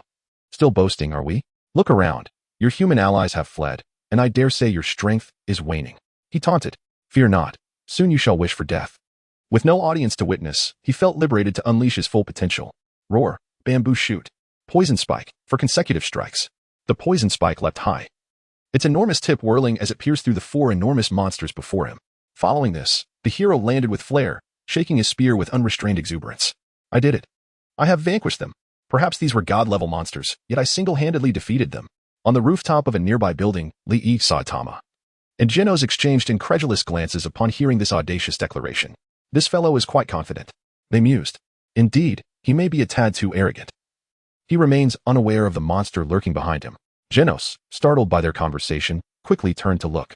Chapter 43. The Arrival of a Menace. Just as the poison spike proudly brandished his prized weapon, he was abruptly sent flying dozens of meters by a powerful punch from a humanoid monster. This creature, crowned and towering, were fish-like features that betrayed his true nature. He was none other than the formidable Deep Sea King, a demon-level monster renowned for his might. What an irritating fellow, so verbose. Deep Sea King remarked disdainfully as he regarded the poison spike. The Hero Association reacted swiftly, mere minutes after the poison spike's defeat. A piercing alarm echoed throughout the city, announcing an emergency evacuation. The disaster level had escalated from Tiger to Demon, urging citizens to seek shelter immediately. On the streets, Deep Sea King wreaked havoc, a sinister smile adorning his face. Emergency evacuation? Hahaha, a delightful thought. Not a single one of you shall escape this day. On the rooftop, Lee placed a hand on the poison spike, and as red light flickered, the wounds on his body began to heal. Mr. Lee, shall we not intervene? Genos inquired, his urgency palpable. Fear not, Genos. My scan reveals that the populace has already evacuated from Deep Sea King's path. As a consultant for the Hero Association, I see this as an opportunity to observe the association's response to unforeseen crises. Rest assured, should anyone sustain severe injuries, I shall take action. Much like this poison spike who effortlessly dispatched 4 god-level monsters. As Lee spoke, he patted the poison spike on the back. Isn't that right, my friend? Why do you appear so drenched in sweat? The poison spike, eyes tightly shut, muttered, come on. There are no people around, right? I was merely boasting. Yet his words had been overheard by 2 high-ranking heroes and the newly appointed hero consultant. Oh, the embarrassment. At that moment, a cacophony of anguished cries drew the attention of Li Yi and his companions away from the poison spike.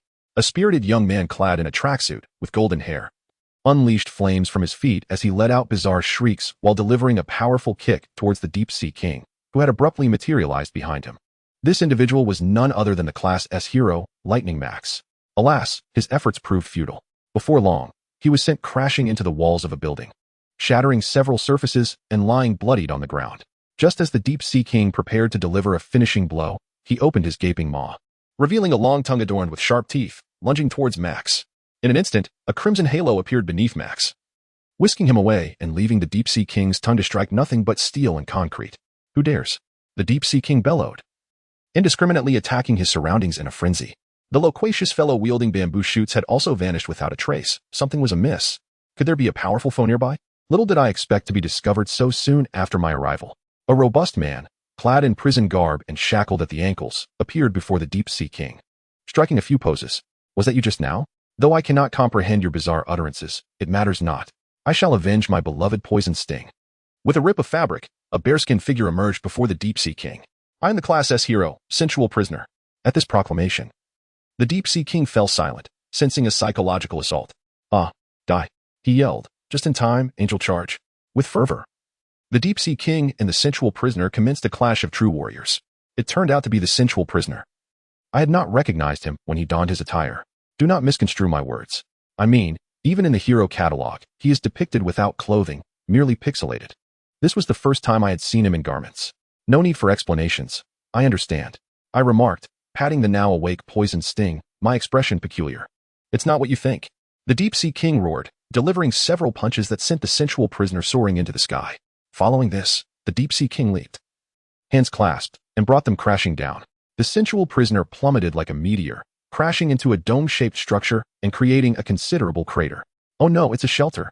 It seems that amidst the escalating monstrous disasters, the hero's strength is beginning to falter. I halted Genos, urging him not to fret, as another hero was on the way. The Deep Sea King strode towards the sensual prisoner, who had left a significant hole in the shelter. Behind him stood a crowd of citizens. Haha. So you all were here. Seems I have struck it lucky, catching you all in one fell swoop. The Deep Sea King then turned his gaze toward the sensual prisoner. Oh, my apologies. I almost delivered the final blow. His hand rose high. Stand down. A man in a red robe interposed himself before the Deep Sea King. Hey, why do you all keep rushing in one after another? It's utterly infuriating. Wouldn't it be simpler to just succumb quietly? He is the first unlicensed knight of his rank. It seems his attire has changed. What use is a rank hero? Even the alluring prisoner of rank has failed. The citizens behind him appear to have recognized the man's identity. Their expression suggests skepticism. He seems to be merely a minor character. Perish. With a thunderous roar. Ah. The unlicensed knight in the crimson robe firmly grasped the fist of the Sea King with one hand. You should now call me the Radiant Knight. At this moment, a group of 5 spectators on another building rooftop observed the unfolding drama. This scene left Poison Sting and Max utterly astounded. How has the unlicensed knight grown so powerful? It is simply unbelievable, for this is a calamity of ghostly proportions. Of course, does the Radiant Knight understand? Trust me to gain strength. Li Yi thought as he observed the expressions of Poison Sting and Max. Everything is stabilizing. Li Yi was indeed equally astonished by the speed at which the unlicensed knight had grown stronger. He seemed different from other followers. After embracing his faith and being infused with dimensional energy, he appeared to harbor a profound conviction within. This belief, once intertwined with the dimensional energy, unleashed unprecedented potential within the unlicensed knight. He had ascended to ghost-level prowess, or rather, to the standard of a mid-tier hero. Perhaps it was the unwavering belief in justice that he frequently recited. If we were to consider the words of the dimensional demon god, this type of follower is known as a saint. Not only can they assist the dimensional demon god in advancing further, but they also serve as the demon god's most capable aid. Such individuals are rare and elusive. Yet Li Yi always felt that there was just one more step needed to transform the unlicensed knight into his saint. Presently, Li Yi had an inkling that this step was imminent. Chapter 44. The Fall of the Sea King. A radiant glow emanated from the radiant knight, who then retreated and secured the injured and unconscious alluring prisoner, moving to safety. The tooth-filled tongue slammed into the very spot where the radiant knight had just been. He placed the alluring prisoner amidst the crowd and then unleashed a powerful kick, striking the Sea King squarely in the face, sending him staggering back several meters. The radiant knight leaped into the air, surrounded by numerous deep crimson energy spheres. Accompanied by the resounding whoosh of the energy spheres, they saturated the area where the Sea King stood with relentless assaults. A thick cloud of smoke enveloped that region. As the dust began to settle, a shadow darted forth, charging towards a small girl frozen in place, clutching her teddy bear. Your opponent is me. The radiant knight lunged forward, wrapping his arms around the Sea King from behind, muscles bulging as he exerted all his strength to execute a grappling maneuver, followed by a powerful shoulder throw. The righteous attack created a massive crater upon impact with the ground. The Sea King was knocked down, struggling desperately to rise. But the radiant knight seized his neck with one hand while mercilessly striking his head with the other. Die, you malevolent creature. Hooray. The unlicensed knight is on the verge of victory. He is now the radiant knight, and I feel he could even become a rank hero. Long live the radiant knight. Amidst the jubilant cheers of the crowd, the radiant knight remained undeterred, relentlessly striking the Deep Sea King as if he were a tireless pile driver. Suddenly, the Deep Sea King opened his cavernous mouth, and this time, his tongue did not miss its mark, piercing through the palm of the radiant knight. Hahaha. Before the Deep Sea King could revel in his triumph, he beheld the man before him, clad in a crimson robe, his gaze resolute, despite having his hand impaled. The knight's expression remained unchanged as he tightened his grip, firmly ensnaring the creature's tongue. With his other hand, he lowered it from the creature's neck and then raised it high, aiming for its eyes. No, I was wrong. I should not have attacked the land. With a flurry of punches, the Deep Sea King's head was battered into a grotesque shape. It was only when the creature ceased to breathe that the radiant knight staggered to his feet. At that moment, a gentle rain began to fall from the sky, accompanied by a cool breeze that felt quite pleasant. Turning around, the radiant knight smiled at the citizens he had sworn to protect. With a thunderous crash, the expressions of the previously relieved citizens of the shelter began to stiffen. The Deep Sea King, who had just been pummeled into submission, rose once more. The sound of the crash was the creature's stealthy ambush, taking advantage of the knight's momentary distraction. I almost met my demise, but what a shame. I have fully revived. Are you disappointed? The Deep Sea King's form continued to swell, his once humanoid shape increasingly resembling that of a lizard, his face distorting with protruding features and menacing fangs. It seems the rain has restored my true power. It appears even the heavens wish for me to dominate the land. Hahaha. Despair. Humans. The citizens of the shelter were now filled with terror, some collapsing in fear. At that moment, the sound of falling debris echoed as the radiant knight pushed aside the rubble that had fallen upon him. Struggling to rise, he was covered in blood. His once pristine crimson robe now tattered and torn. Blood flowed profusely from the wound where his hand had been pierced, and one of his legs contorted at an unnatural angle. Yet, he fought valiantly to stand before the Deep Sea King. Your adversary is me, he declared. Hey, you. Why are you so bothersome? But very well, as the one who nearly took my life, I shall return the favor. At that moment, four figures stepped forward, standing resolutely before the radiant knight. This is not a battleground for you alone. We are here too. Trembling, they mustered all their courage and strength to unleash a rallying cry. We are also heroes. Snake, the Scapegoat, Quickfist, and Skyward Boy. If you wish to harm the innocent, you must first defeat us. Alas, not everyone could undergo the remarkable transformation that the former unlicensed knight had experienced in such a short time. With a single strike, the four professional heroes standing before the radiant knight were swiftly dispatched. The Deep Sea King then trampled the radiant knight beneath his foot, his tongue ensnaring a girl clutching a teddy bear. You heroes toil so diligently to protect these worthless beings. If I were to kill him in front of you, what would your reaction be? The thought amuses me. No. The radiant knight struggled fiercely, much like the Sea King did under his own fists, with a futile determination. He struck the Sea King with his powerless fists, producing a series of dull thuds. Yet, the Sea King appeared unfazed, grinning widely before opening his enormous mouth. His tongue slowly retracted the little girl into his cavernous maw. He intended to devour the child whole.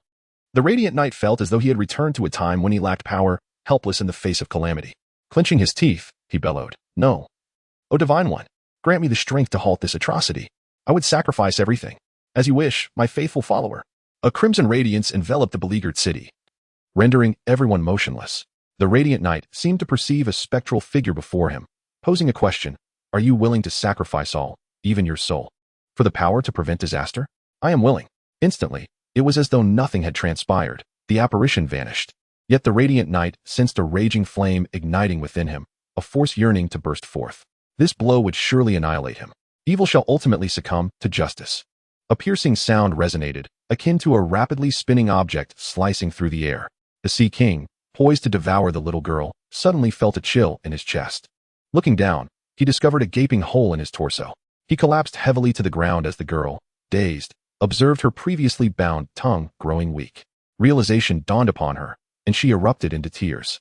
The dark clouds dispersed, and the Radiant Knight lay exhausted on the ground, a smile gracing his lips as he witnessed the awe-inspiring scene. "So, it appears I, too, can achieve such a spectacle.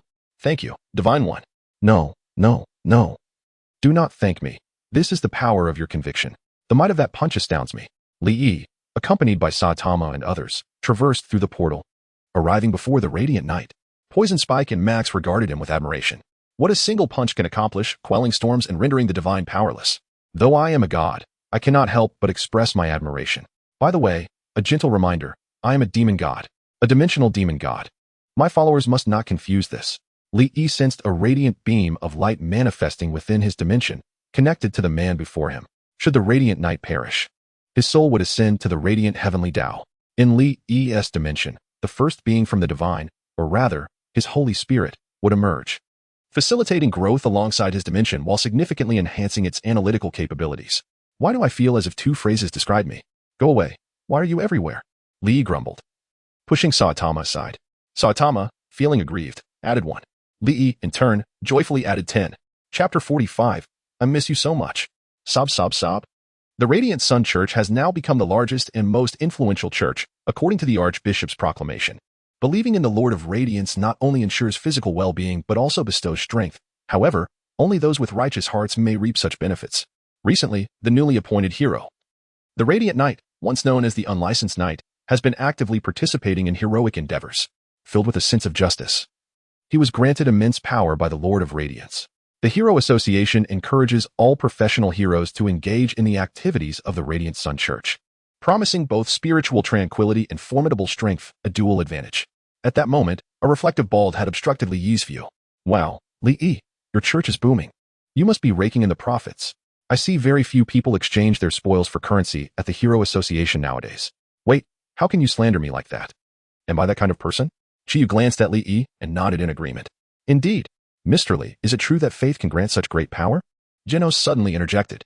He recalled vividly the might of the Radiant Knight's punch, which had etched itself into his memory. Li, well aware of Genos' thoughts, quickly waved his hand. That was an exception. He tapped into dragon-level strength at the last moment due to his unique circumstances. However, believing in me can indeed lead to greater strength. But you don't seem like a person who would believe in deities. There is a solution, though, given our relationship. When you confront monsters, their bodies can exchange dimensional energy directly with me. Thank you, Mr. Li. Genos joyfully accepted the piece of paper Li Yi tossed to him, which detailed the ritual for communicating with the dimensional demon, specifically aimed at the Lord of Radiance. At that instant, all three of their phones buzzed simultaneously. Li Yi glanced at his screen, which read, Emergency situation. Please consult Advisor Li at the Hero Association headquarters. All heroes will be present. Contemplating this, Li Yi felt a surge of excitement. Haha, the big brother piloting the spaceship. Your time has finally come. Boros, don't let me down. He promptly stood up. To the city. At the headquarters of the Hero Association, a fiery red circle of light appeared at the entrance. Every time I use this, I can't help but marvel at the wonders of magic. I see you're planning to use the portal to snatch up discounted items at the supermarket. Li mercilessly teased, exposing Chiyu's hidden intentions. Yes, you have no idea how formidable the Andes are on discount days. I can never get my hands on anything. Li was left speechless. So, above the god-level monsters, there exists the bald level, and above that, the anti-level. The combat prowess of these antis is truly terrifying. Wow, this is so frustrating. Why do I have to encounter that annoying character upon returning to the association? That insufferable voice belonged to the green-haired little brat. Li smoothly countered, I'm not a little brat. I should deal with that self-proclaimed ancient king lizard by smashing you with a massive meteorite. With a scoff. I feigned ignorance, as though I lacked the motivation to train. Suddenly, a thought struck me. There are certain words that perfectly encapsulate you. Tornado raised an eyebrow, her curiosity piqued. Yet she cautioned, if they aren't kind words, refrain from speaking. I replied, it's that your chest is petite, and your speech is rather haughty. It's amusing, isn't it? I took pride in my own modesty, claiming, my small chest saves fabric for the Hero Association. This expression, delivered with a straight face, garnered no reaction from Lee. He quickly added, I wasn't going to mention it, but you asked. Tornado fell silent, seemingly at a loss for words. Ha, that's hilarious. Saving fabric. Saitama chuckled, rolling on the ground, clutching his stomach. Oh, bald one. How dare you laugh at me when you save on shampoo? I threatened playfully. With one hand grasping Genos and the other tugging at Saitama's bald head, I dashed toward the Hero Association building. Be gentle. I feel like my scalp might sprout hair. That's merely your imagination. The seasoned hero, Siggy, stood dumbfounded, and before he could utter a word, I called out from a distance, where's the conference room? Just press the elevator for the 44th floor. I added, by the way, this floor is rather ominous. In a flash, I sprinted past him, opting for the stairs instead of the elevator. Behind me, Tornado, her aura vibrant with green energy, followed closely. In the Hero Conference Hall, all the expected heroes had gathered, save for the top-ranked Explosion and the 6th-ranked Metal Knight. How peculiar. Tornado usually arrives first. Why is she delayed? Bang pondered, feeling a sense of unease. Tornado typically remained at headquarters, except when on missions. Was something amiss? Fear not. This mischievous little brat isn't scathed. I merely caught her being naughty.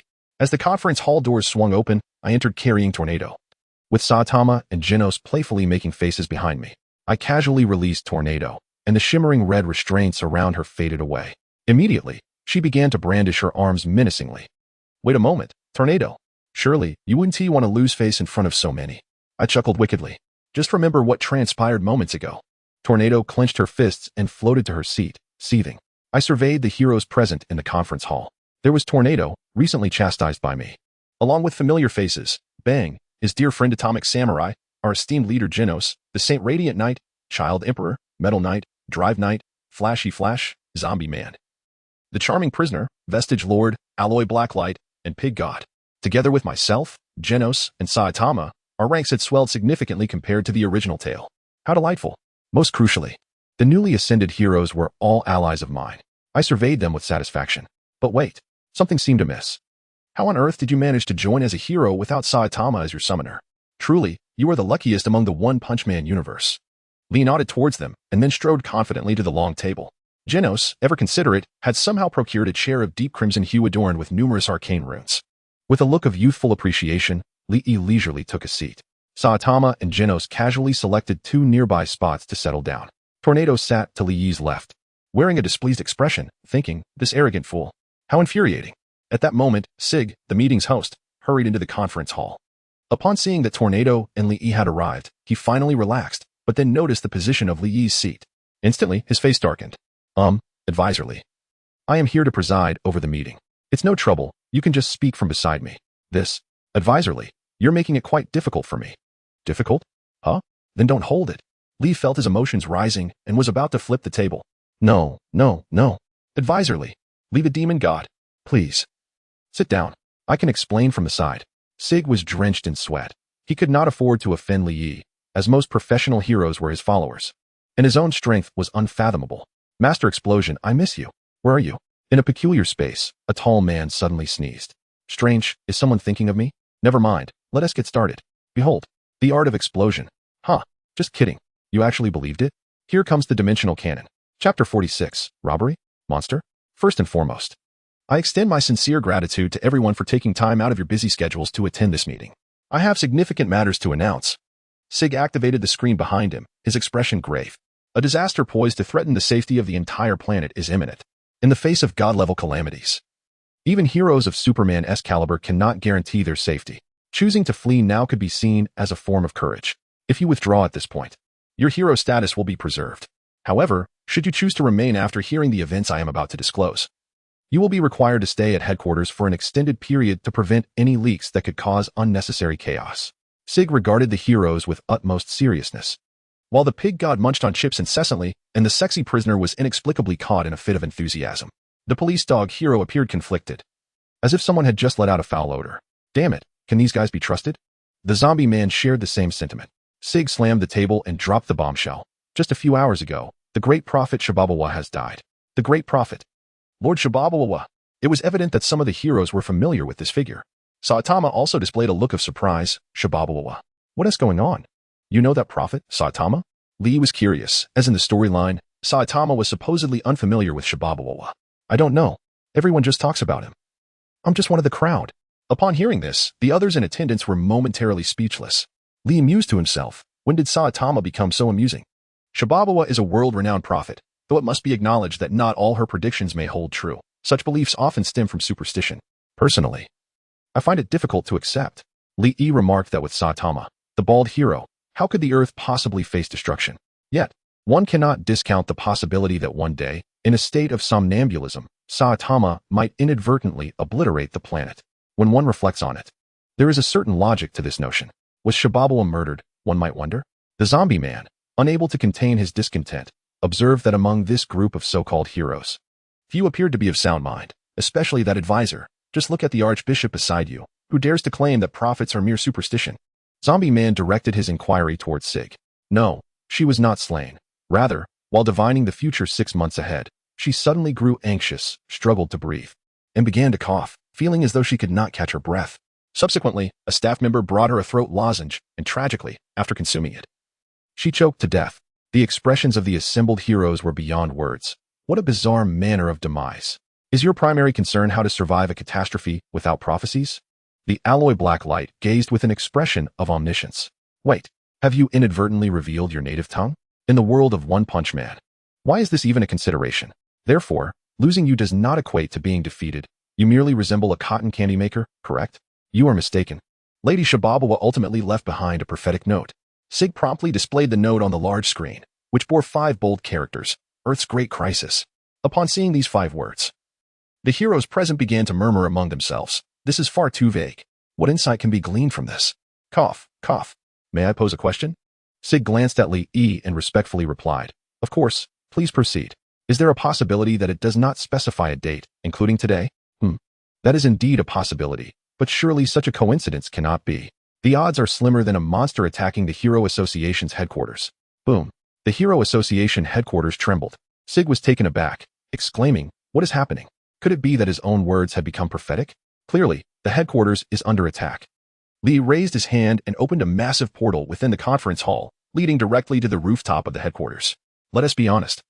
The headquarters building is quite unsightly. It resembles a metallic coffin. Metal Knight, what is your aesthetic? Such defensive capabilities demand the highest safety standards. The Hero Association prioritizes security over appearance. Metal Knight asserted that he would not take the blame. If one desires both beauty and security, that comes at a different price. For a free structure, it turned out quite well, although he himself found the design rather unattractive. In the sky, several bird-like creatures resembling the Japanese demon Tengu were spewing fireballs, causing the fully enclosed Hero Association headquarters to erupt in black smoke. Leading them was a crimson-skinned birdman.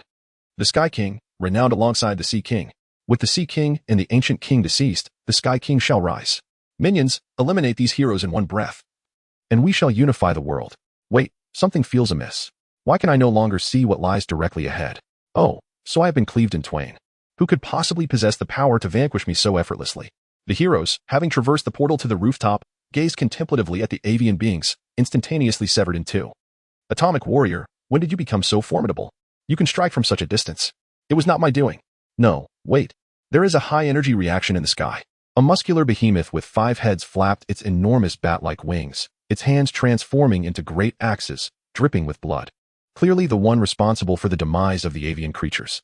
This creature is none other than Melizardo, one of the top 3 combatants of the cosmic dark matter pirate crew. A colossal purple spaceship materialized behind him, followed by the cannon ports below adjusting their positions. Countless massive shells hurtled towards the city below. Interesting. Behold my prowess. Lee conjured a gigantic portal that enveloped the entire city, intercepting all the shells. With a wave of his other hand, another portal appeared, directly aimed at the swaggering spaceship above. The vessel, under the relentless barrage of projectiles, emitted thick plumes of black smoke. Inside, Poros, seated upon his throne, incessantly struck the armrest. Quite intriguing. Psychic powers, magic? Alas, such assaults cannot obliterate my ship.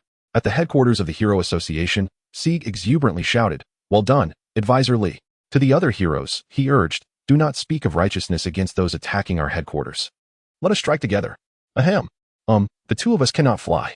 Bongu and Atomic Warrior appeared somewhat sheepish, realizing their limited range of attack. Humph. It seems I must take action. Tornado, with an air of pride, glowed with a green light, preparing to demonstrate her might to this band of short and feeble beings. Suddenly, a massive red beam of light streaked past her. Li-E unveiled his dimension, its essence resembling a crimson column, colliding fiercely with the spaceship. The vessel appeared to dissolve under the intensity of the light, gradually vanishing before the eyes of the assembled heroes. Tornado, momentarily stunned, pointed at Li-E. You stole the kill. Chapter 47. The atmosphere grows increasingly peculiar. What do you mean? Look, there is still a small creature with 5 heads. You should engage in a righteous assault. Li-E replied nonchalantly, his gaze fixed intently upon the sky. The dimension, akin to a red beam, gradually returned to encircle Li-E. Like a pair of enormous red wings, it floated behind him. Surprisingly, in the very spot where the spaceship had been. A being still survived. Clad in golden armor, he bore a single eye, exuding a terrifying aura. He held 2 subordinates by their necks, his formidable aides, Gloribas and Jaluganshopu, whom he tossed lightly towards Melizardo, who stood frozen and somewhat bewildered. At that moment, Melizardo's mind was in turmoil. Where am I? What am I doing? Such a colossal spaceship. How could it just vanish in an instant? You 3 shall deal with those formidable beings, while I will confront the one with the crimson wings. Indeed, Lord Boros. Li-E and Boros locked eyes. In an instant, Li-E transformed into a red comet and soared into the heavens, leaving behind a resolute declaration. This is my adversary. You need not interfere. I shall handle this alone. Especially you, Saitama. What audacity this creature possesses.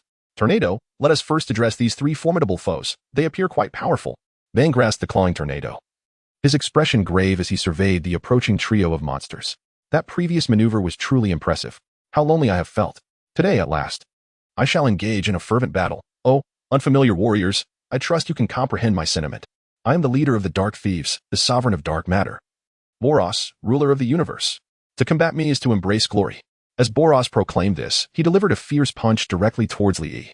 Li-E, neither hesitant nor evasive, met the blow head-on. The sound of his fist slicing through the air resonated, showcasing the might of his strike.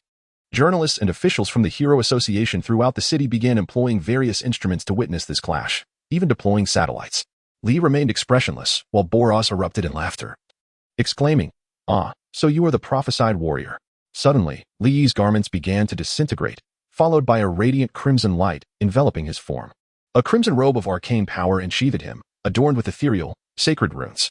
The original attire was intended to contain my overwhelming strength, yet you shattered it. Your prowess is commendable. Li's eyes gradually turned a deep crimson. Boros momentarily paused, feeling as though his monologue had been usurped. Before he could react, Li's red telekinetic energy compressed and solidified into a terrifying shockwave, surging toward Boros. This strike sent Boros hurtling backward, his armor shattering into fragments. Those observing the battle from various vantage points erupted in cheers, yet some keen-eyed individuals soon discerned an anomaly. The defeated Boros, now bereft of his armor, began to transform, his body shifting to a deep blue hue, unleashing a terrifying power from within. His muscles swelled, and his formerly fair skin turned a dark blue. Rather than retreating, Boros charged straight at Li, crackling with energy-generated lightning. His roar shattered every glass window across the city. How utterly extraordinary! The heroes engaged in a brawl with the 3 top-tier forces of the cosmic pirates could not help but gasp in astonishment at this spectacle.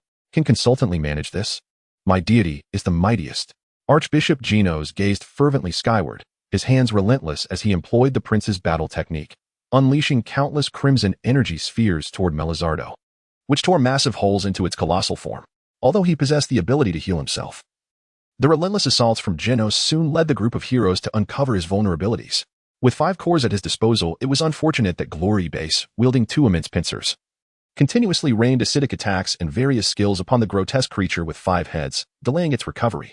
Many of the heroes were engaged in close combat, and with a tank and a turret, they found themselves momentarily unable to subdue the 2 adversaries. Meanwhile, Tornado single-handedly confronted Goryaganchapu, igniting a fierce battle between the 2 powerful psychics. How infuriating! How could there be so many formidable beings on this planet? Goryaganchapu gazed at the sky, where the imposing figure of Li matched his own in strength. A foreboding sensation crept into his mind. Could it be that the charlatan's words held truth? Shaking his head to dismiss the thought, he reassured himself that it was surely false. How could Lord Boros, so powerful, have any rivals? With a clenched jaw, He unleashed his psychic gravitational wave, a terrifying force descending upon Tornado. As if struck by inspiration, Tornado suddenly smiled and mirrored his actions, channeling a similar force toward Goryagenchipu. How could this be? You too possess this ability. How absurd, you diminutive octopus creature. It's merely a skill. Learning it is a trivial matter. Tornado relished the thrill of appropriating her opponent's abilities mid-battle. No wonder Li enjoyed such tactics in their previous encounters. Shamelessly, prepare to meet your demise, Psychic Stone Wave. Countless stones hurtled towards Tornado at astonishing speed, nearly approaching the speed of light.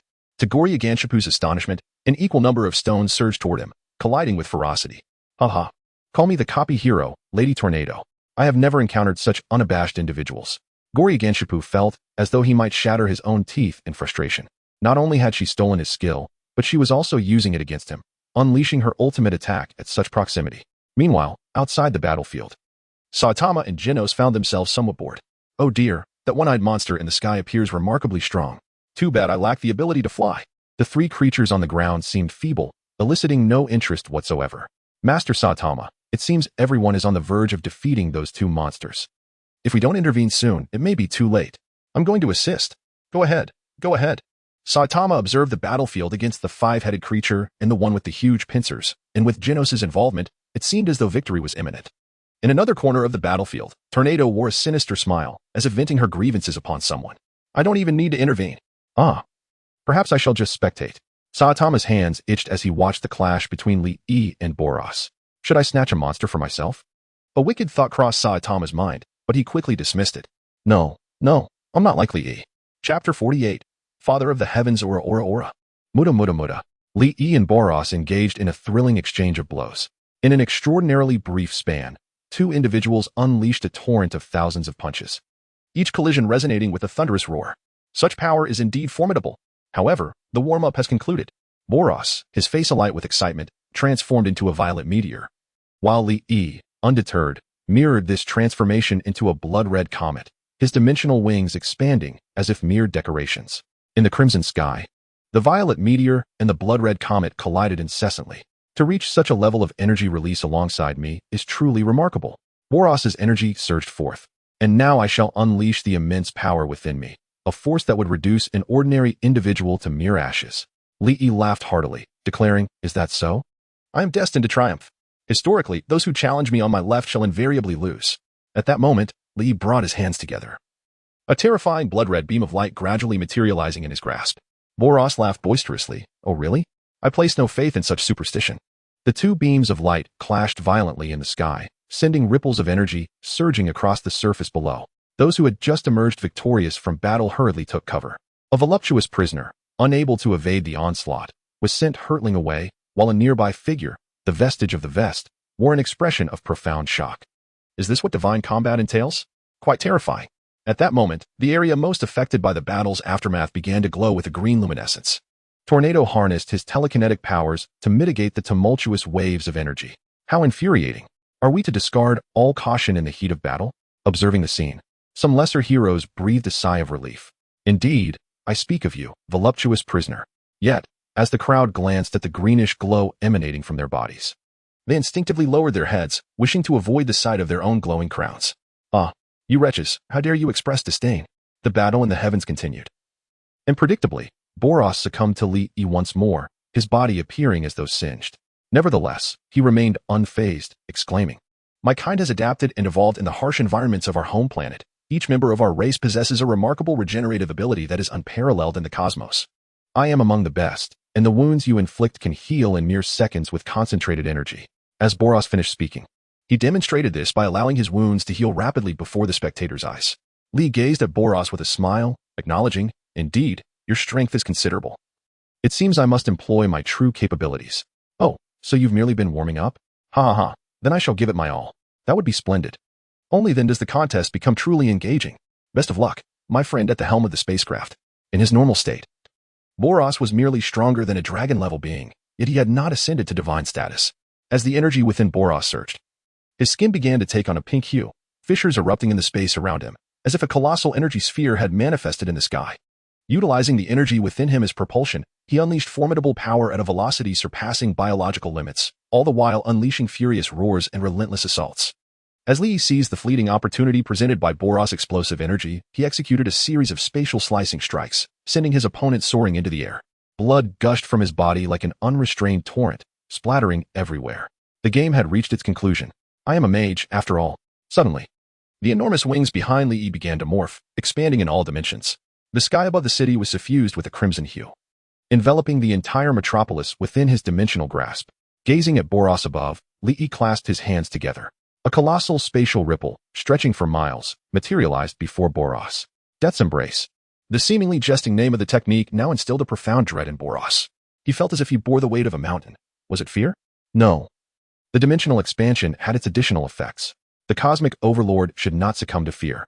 This mode resembled anaerobic exercise, imposing an immense strain on the body, even risking a drastic reduction in lifespan. Unexpectedly, this mode could not inflict harm upon him. Boros' eyes were bloodshot.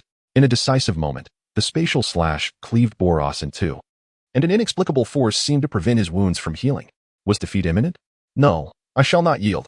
Allow me to unleash all my power and obliterate you along with the very surface of this planet. Star-crushing roar cannon. Boros bellowed, you shall be vanquished by my hand. Come forth. Li remained unperturbed. The dimensional demon feared not energy attacks, especially these pure energy assaults. Amidst the terrifying energy, a black sphere emerged, revealing Boros. His skin turned jet black, and the menacing energy rendered everything nearby as if trapped in a monochrome photograph. Star-crushing roar cannon. Li clapped his hands, marveling at the formidable strike. I'm the Lord of the Radiant Sun, deem me the strongest among cosmic pirates. The dimension began to exert its force, gradually diminishing the terrifying energy, which waned into faint points of light that struck Li's body. He absorbed it entirely, engulfed by the energy. Thank you for the hospitality. Boros' form lay shattered and emaciated, his eyes devoid of life as they fixated on Li. Indeed, prophecies are mere fabrications. The notion of a balanced opponent is far from reality. Your strength far exceeds mine. Li smiled. Not bad. At least you have come to realize that Earthlings possess hair. If only you had arrived sooner, we might have been evenly matched. Alas, you were a step too late. Do you not comprehend my words? I never anticipated my exit would be in this manner. Boros' voice dwindled, his energy core fracturing. Li floated alone in the sky, closing his eyes. Yet, his dimension underwent a cataclysmic transformation. All of Boros' energy had been thoroughly absorbed by Li. At last, empowered by this energy, Li transcended the celestial father level. His form swelled, transforming into a colossal energy giant, towering tens of thousands of meters high, clad in a mage's robe, with a blood-red solar phantom gradually materializing behind him. The form before me seems to harbor an abundance of profound knowledge and cataclysmic power. The body of the dimensional demon god. The heroes upon the ground exchanged bewildered glances, uncertain of the situation at hand. The high priest and the knights of the Radiant Sun, along with countless devotees, extolled the virtues of the Lord of the Radiant Sun. Suddenly, the eyes of Li, the dimensional demon god, flickered open. Gradually, his form diminished, returning to its normal stature, and Li contentedly stretched his limbs, feeling an unprecedented strength coursing through his body. He had attained the status of a celestial father. Chapter 49.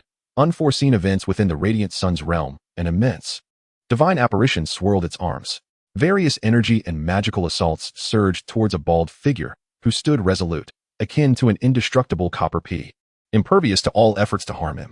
He repelled the myriad attacks with his bald head and landed a powerful punch upon the colossal figure, creating a significant breach that, in mere moments, healed completely. Enough of this. I shall refrain from further combat. Restoring my dimensional demon god form consumes an alarming amount of energy. The gigantic form of the demon god gradually shrank, morphing back into Li. With a pained expression, he gazed at Saitama, recalling their earlier agreement to engage in battle, which would lead him to traverse this world. Very well. However, this is my first venture into another realm. Should I prepare anything? No need, no need. We shall return in just a few days. It is quite swift.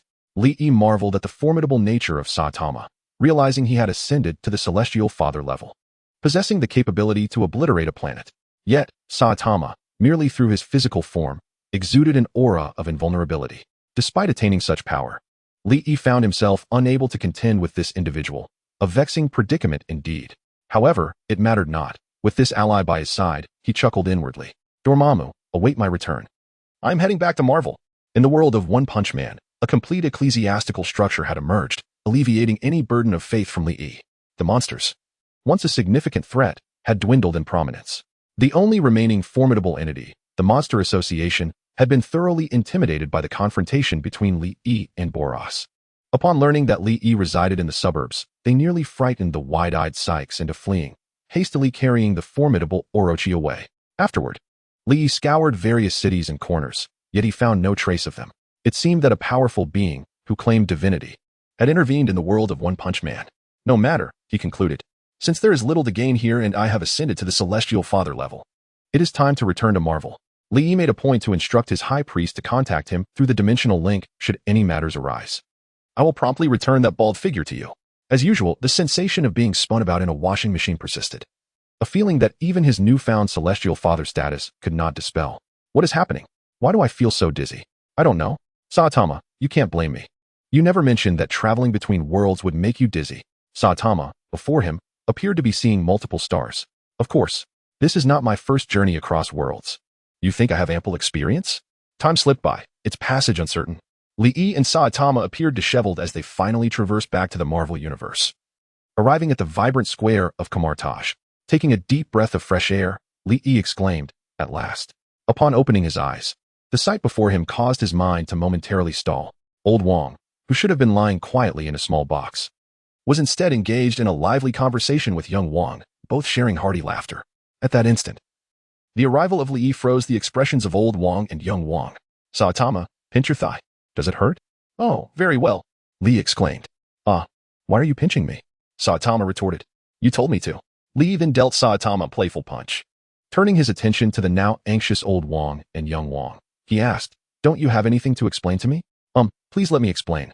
Don't resort to violence. Old Wong pleaded. This is a betrayal of the master. You're assaulting an elder. Young Wong interjected. Wait, I'm young Wong. Why am I being hit too? After a brief moment, Old Wong and young Wong stood before Li Yi, battered and bruised. Following his bout with them, Li Yi surveyed his surroundings, which left him further bewildered.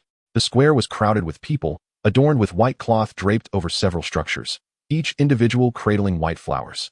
The sorcerers had been observing from a distance as Li Yi had dealt with Old Wong and young Wong. They all recognized Li Yi and presumed he and Old Wong were putting on a performance for this solemn occasion. Quickly, tell me how you survived. And what is going on?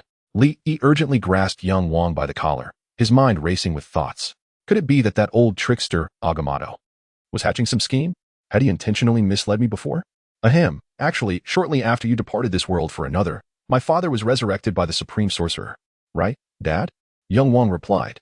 Indeed, Old Wong affirmed. Wait a moment. Didn't Agamotto say that both soul and body must perish for him to be unable to save him? Li Yi contemplated the magical knowledge he had acquired, realizing it indeed made sense. What you said is correct, but at the time, I was in the process of perishing. Not completely gone yet, so there was still a chance for rescue.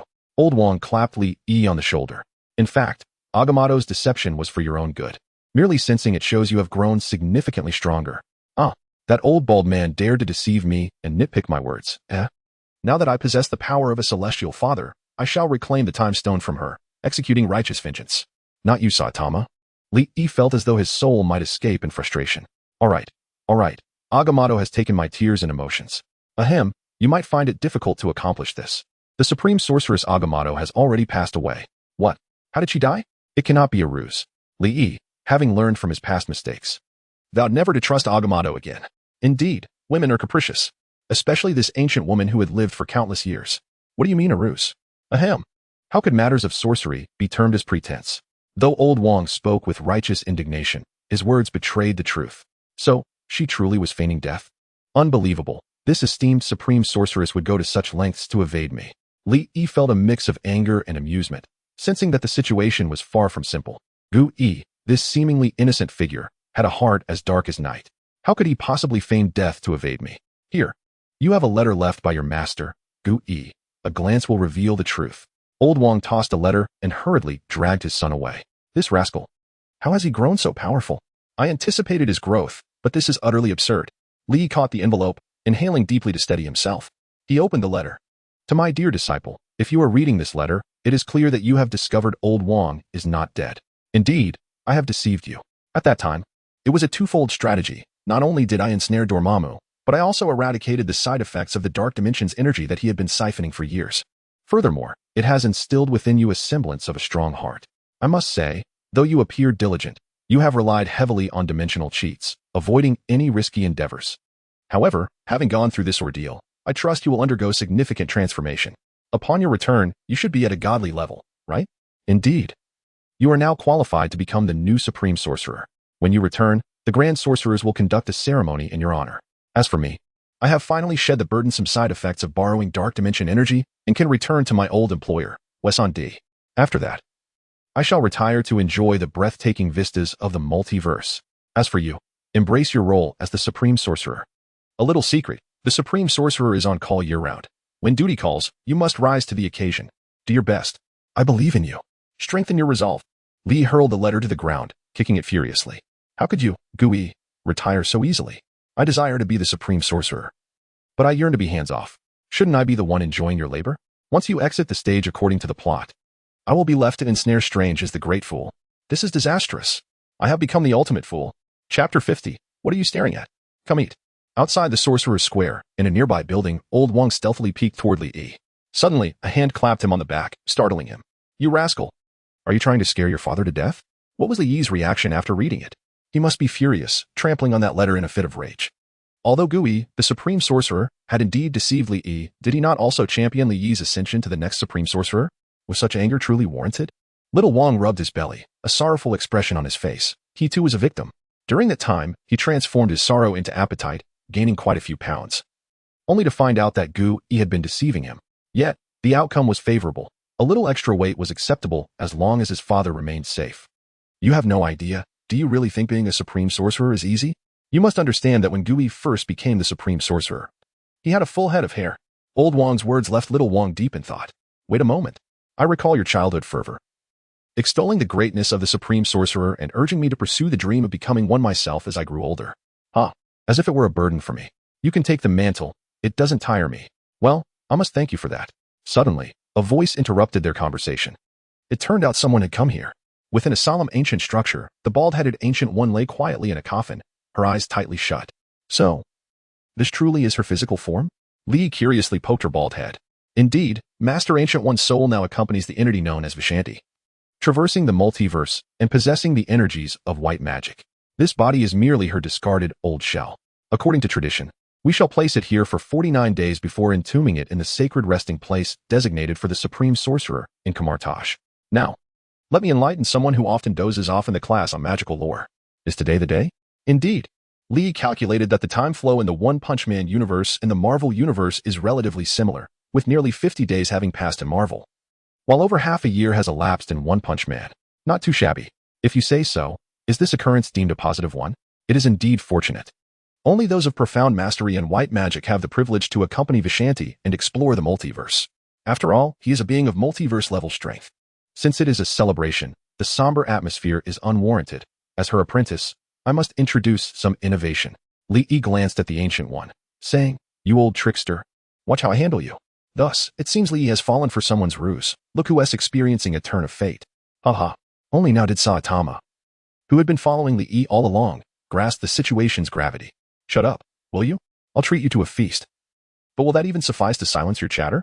Kamar-Taj Mordo, the sorcerer known for his stern demeanor, was at a loss for how to react to today's events. Must it truly be this way? Is this not a tad disrespectful to the Supreme Sorcerer? What do you mean? Am I not the Supreme Sorcerer now? The ceremony for inheriting the title of Supreme Sorcerer in Kamar-Taj has yet to commence. For now, you can only be considered an interim.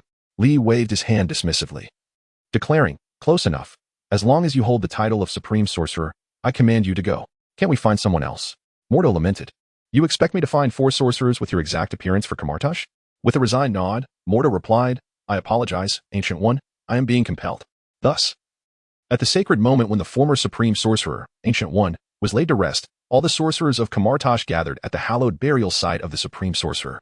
The customary procedure dictated that a few would place the Supreme Sorcerer's old form into the grave, followed by incantations to cover it with earth, and then summon several elder wizards to recite lengthy and tedious verses.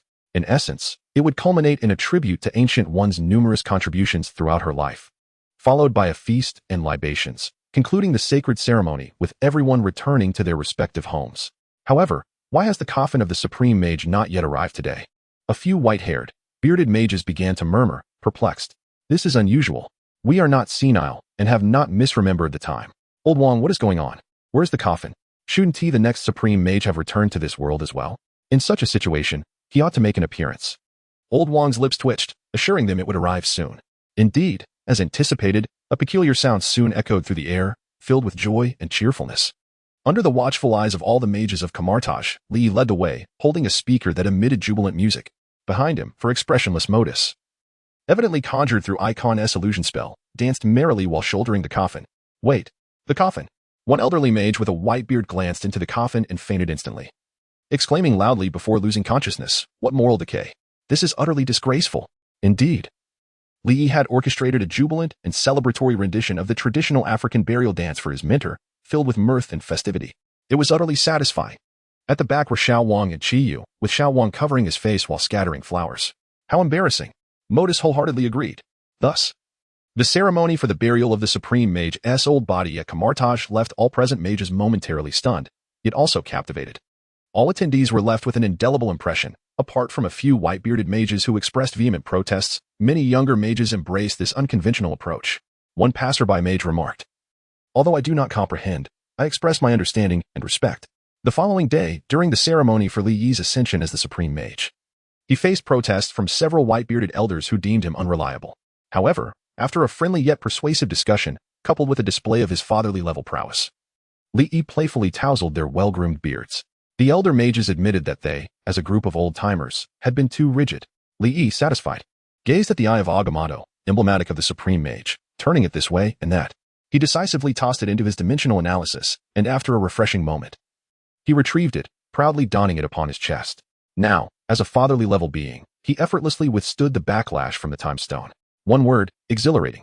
A greasy hand patted Li Yi on the shoulder. He grimaced, "What with your oily hand, Qi Yu? I've been feasting these past few days. It's only natural that my hands are greasy. By the way, is there any ceremony left? Are we just feasting now?" "None left." "Oh. Then hurry and take me home. The supermarket discount day is approaching." With a thud, Qi Yu exclaimed, "Did you think I brought you to my world just for feasting? Wasn't that the purpose?" "Of course not. All right, I've ensured you're well fed and rested. Now it's time to work."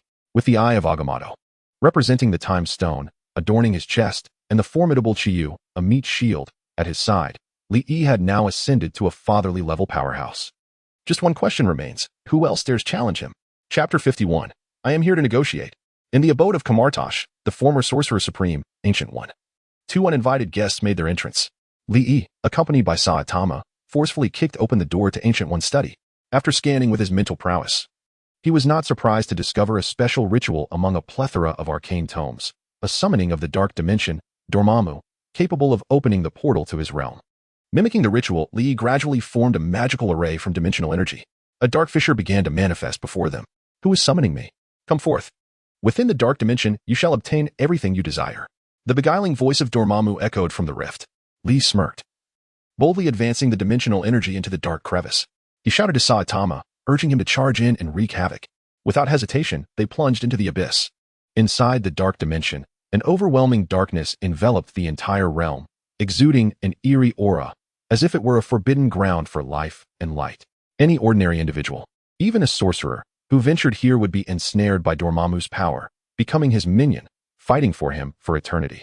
Today, Dormammu was in high spirits. The old scoundrel, Ancient One, had finally departed from the earthly realm, albeit not dead, having suffered a loss of dimensional energy. Yet, that insufferable being was no longer frolicking on Earth, annoying the dimensional demon. Ancient One was indeed akin to a toad, irksome yet indestructible, a notorious deadbeat. He typically relied on the time stone and the three sacred sanctuaries of Earth, leaving the dimensional demon at a loss. As the last dimensional demon to be duped by Ancient One, Dormammu had endured much ridicule within the demon circles. Just thinking about it made him seethe with anger. Humph. In a few days, I shall summon a few earthly devotees to bring me to Earth. With Ancient One gone, who could possibly thwart me? While Dormammu contemplated the benefits he would reap from consuming Earth, he suddenly sensed someone summoning him, and astonishingly, it was on Earth. Truly, wishes do come true. Watch me ensnare him, turning him into a loyal guide. Wait, the dimensional gate is actually opening, and it is no ordinary summoning. What fortuitous circumstances today. He. Just as Dormammu unleashed his unifying seductive incantations, a burst of red light surged forth from the dark fissure. Upon closer inspection, he realized it was none other than the fortunate mortal he had previously let escape. Li, Hahaha, I never expected it would be you summoning me. You are quite bold. Li had no intention of engaging in idle conversation with Dormammu, for he was not one to harbor a forgiving heart. Without further ado, he shut the door on Saitama, Expanding the dimensional portal, he firmly controlled the entrance and illuminated a significant portion of the engulfing darkness. Various bizarre remnants of planets and continents appeared before Li Yi's eyes, clearly the remnants left behind by the worlds previously consumed by the dark dimension. Dormammu discovered that this audacious mortal dared to challenge him, and in his own dark dimension, no less. What an absurdity! A mere mortal? Dormammu felt a slight dizziness. In the blink of an eye, this mortal had transformed into a being of paternal dimension-level power. It was astonishing. One could hardly achieve such rapid advancement even with the power of the cosmic cube. Yet, this so-called paternal being dared to boast before a dimensional deity of his caliber. A sudden thought flickered through Dormammu's mind. How could one gain strength so swiftly? Could it be that that old rogue, Ancient One, had deceived him and funneled all his energy to this individual? How audacious! To consume my energy, employ it, and then launch an assault on my dimension. One might tolerate many things, but not this affront. Though devoid of relatives, the sentiment remains the same. The most egregious insult was the arrival of a bald man, here to strike at me. Does he seek to humiliate me? Does he truly believe all bald heads are akin to Ancient One? Utterly arrogant, even if you were to become a genuine dimensional deity. Today you shall meet your demise here. Debts must be repaid, as is only just. The energy owed by your master shall be repaid by you. With Dormammu's furious roar, the energies of the dark dimension coalesced into various weapons and beams of light, aimed at Li Yi's dimension. However, to Dormammu's astonishment, countless energy attacks were suddenly shattered by an unseen force. An unfamiliar radiance materialized before him. It was the reflected white light from the bald man. Wait, bald man? Saitama grinned widely and threw a punch at Dormammu's massive head. With a resounding bang, the punch opened a celestial eye upon Dormammu. Dormammu felt a wave of dizziness. Although he was a being of dimensional energy, the impact had left him momentarily disoriented.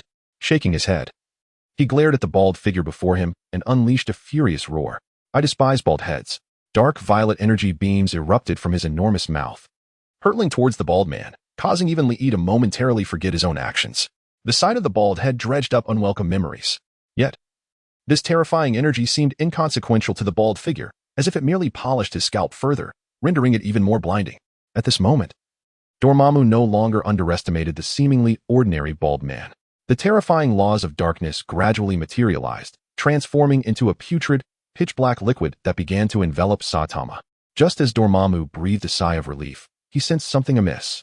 The red dimension, like a voracious serpent, seized the opportunity while Dormammu was momentarily preoccupied with Saitama, incessantly devouring the energies of the dark dimension. Dormammu prepared to unleash his full power to suppress this detestable foe, intending to deal with him before turning to the bald man. Within the red dimension, Li Yi chuckled mischievously. The eye of Agamotto upon his chest gradually opened, and he began to harness the power of the time stone to reverse time. Dormammu, bewildered, watched the events replay before his eyes, only to feel another punch from the bald man land squarely upon his face.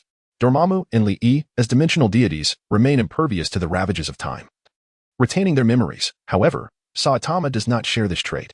Thus, Saitama decisively landed a punch upon Dormammu's expansive visage. How infuriating! What do you intend to do? A contemptuous voice retorted, Dormammu, I have come to negotiate. Dream on. Do you truly believe you can negotiate?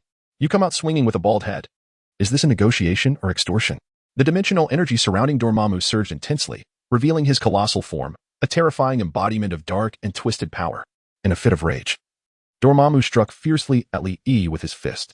Alas, the confrontation was impeded by the bald-headed figure. Saitama's demeanor shifted dramatically. He unleashed a straightforward, yet earnest punch.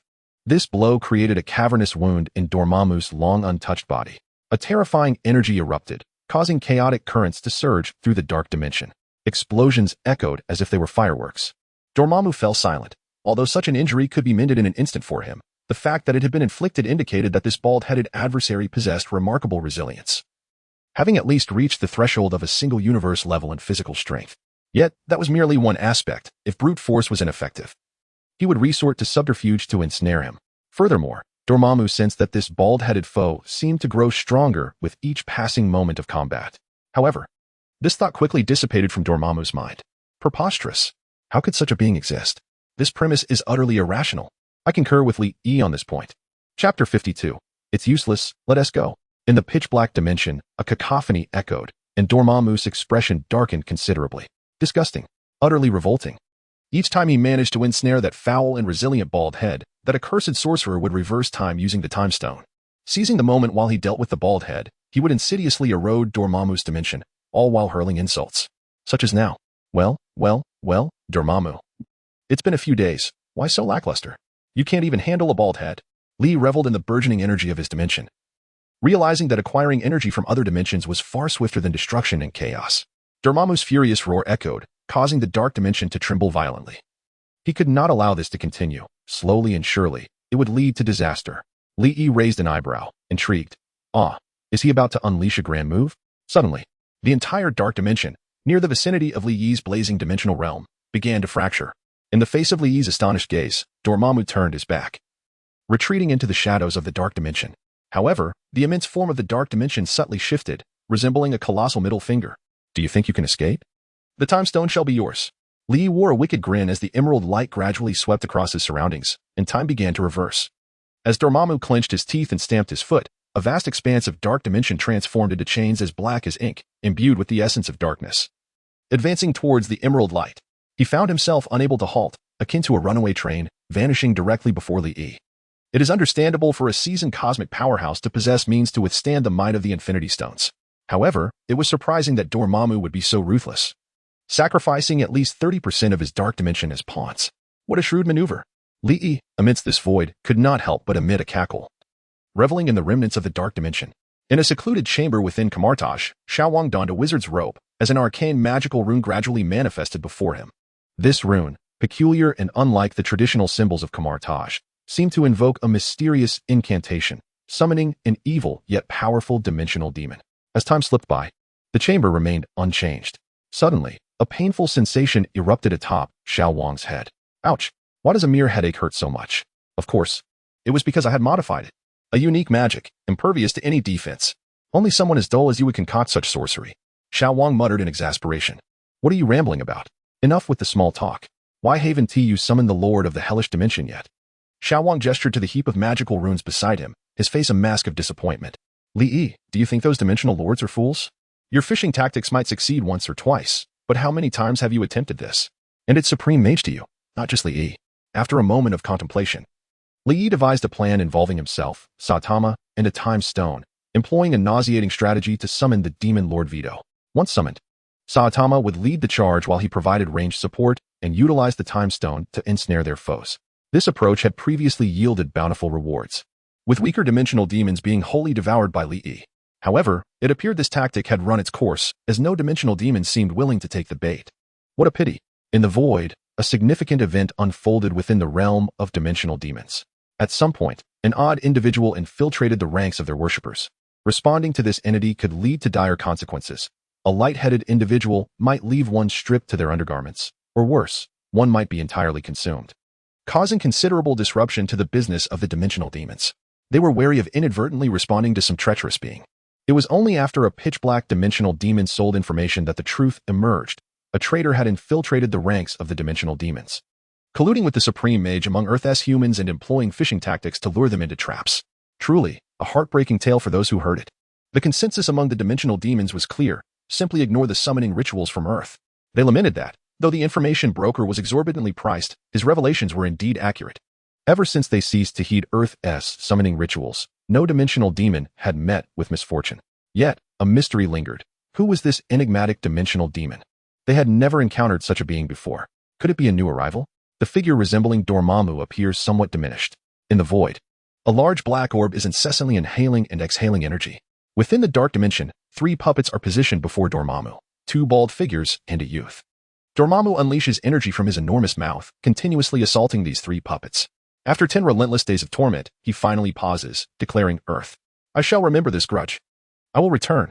Next time, regardless of who approaches me under the guise of negotiation, I shall rend them to pieces. In the sanctum of Kamar-Taj, young Wang observes the contemplative Li. An idea strikes him. What if we summon a more formidable dimensional demon? Nonsense. I am the one who plunders, not the one who is plundered. Li retorts. By the way, how has that previous matter unfolded? Young Wang, slightly embarrassed, coughs. Well, that didn't quite pan out. What do you mean it didn't work? Li queries. By utilizing my dimensional energy, the returns are substantial, and the offensive power is significantly superior to those dark arts. How much dimensional energy can white magic lend you? Li counters, suggesting that the Kamar-Taj mages should adopt a broader perspective. In fact, recent developments have considerably strengthened white magic, and its cost has diminished, which is why no one is inclined to employ your dimensional energy. What? Who dares to encroach upon my business with such audacity? Li laments, his sustainable development plans having suffered a grievous setback. Well, you know, the previous Supreme Mage, Ancient One, is currently allied with Vishanti. Our standing in the realm of white magic has notably elevated, and with Ancient One's influence, well, hahaha. Young Wang's expression conveys an understanding that only deepens Li Yi's sorrow. I can tolerate Vishanti, but I shall remember this slight from Ancient One. At that moment, young Wang leans closer to Li Yi, whispering, Supreme Mage, do not despair. Our generation and those preceding us have long relied on white magic and have established agreements with those dimensional demons. The destinations of their souls cannot be altered. However, I believe the newer generation of mages will ally with you, for we are indeed kin. Li Yi responds with a thoughtful "oh," recognizing the soundness of this perspective. Indeed, we are truly of the same blood. When alive, they shall reap the rewards of my dimensional energy, and upon death, they will continue to serve me. Hahaha. Once they become souls, they need not labor. Might this be a touch cruel? Foolishness. How could this be cruel? Other dimensional demons absorb the souls they collect. And even Vishanti does not merely transform them into batteries, granting them eternal slumber in the realm of white magic. Few mages can traverse the multiverse alongside them. Most Kamar-Taj mages remain too weak. Unlike me, who allows them to thrive in my dimension. Truly, I am a benevolent soul. As he contemplated, Li felt a surge of joy and patted Xiao Wang on the shoulder. Indeed, you speak with wisdom. Fear not.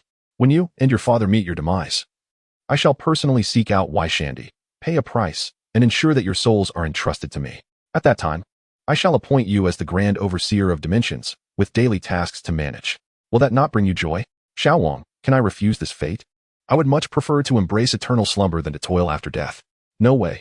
Just then, the door to the secret chamber was kicked open. Li Yi. Why the prolonged silence? Are you not going to confront those bizarre creatures? Those are dimensional demons. I have ceased the battle as no one is taking the bait anymore. Li glanced at Saitama, who was voraciously devouring 2 chicken legs, his face reflecting displeasure. All you ever do is eat. That hairstyle of yours irritates me. A thought crossed Li Yi's mind. If the dimensional demons were no longer engaging, did that render Saitama obsolete? Hehehe. Chapter 53, A Broadened Horizon. Ahem. Saitama. Now that you've been here for a while, do you not wish to see your disciple? Your hometown? Do not fret. My good brother shall return you home post-haste. With a resolute demeanor, Li Yi waved his hand, and a crimson beam of light materialized from the void. This beam seemed to gradually fade into the abyss, connecting to another realm. Wait a moment. Li Yi, did you not say we would resolve the issue of dizziness from dimensional travel before departing? Have you rectified it? Saitama, having finished his chicken leg, regarded Li Yi with skepticism. Of course. Li Yi thumped his chest. Do you still doubt my capabilities? Indeed. Saitama replied with conviction.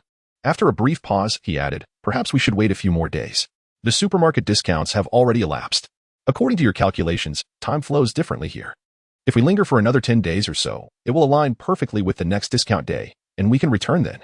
Saitama stroked his bald head, fervently calculating the dates for the supermarket discounts. Li Yi's expression stiffened at the thought of remaining here for another 10 days, indulging in idle pleasures. Not a chance. With a swift right kick followed by a left roundhouse, he sent Saitama hurtling into the beam of light. Curse it. Your body is so solid it pains my foot. Li Yi mused, truly recognizing Saitama as a formidable shield.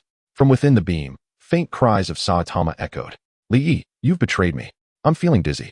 Li Yi, deep in thought, wore a peculiar expression. Xiao Wang, witnessing the entire ordeal, speculated that perhaps there was a flicker of guilt in Li Yi's heart, suggesting he retained a semblance of humanity. Alas, is there truly no way to mitigate the dizziness caused by dimensional travel? Thankfully, we used Saitama as a test subject. How fortunate. Xiao Wang, I was mistaken. Li Yi possesses no humanity. Li Yi waved his hand, causing the beam to gradually dissipate, then strode towards the exit with an indifferent gait, muttering to himself. Could it be that the dimensional energy provided to the sorcerers of Kamar-Taj is meant to rival the Ancient One?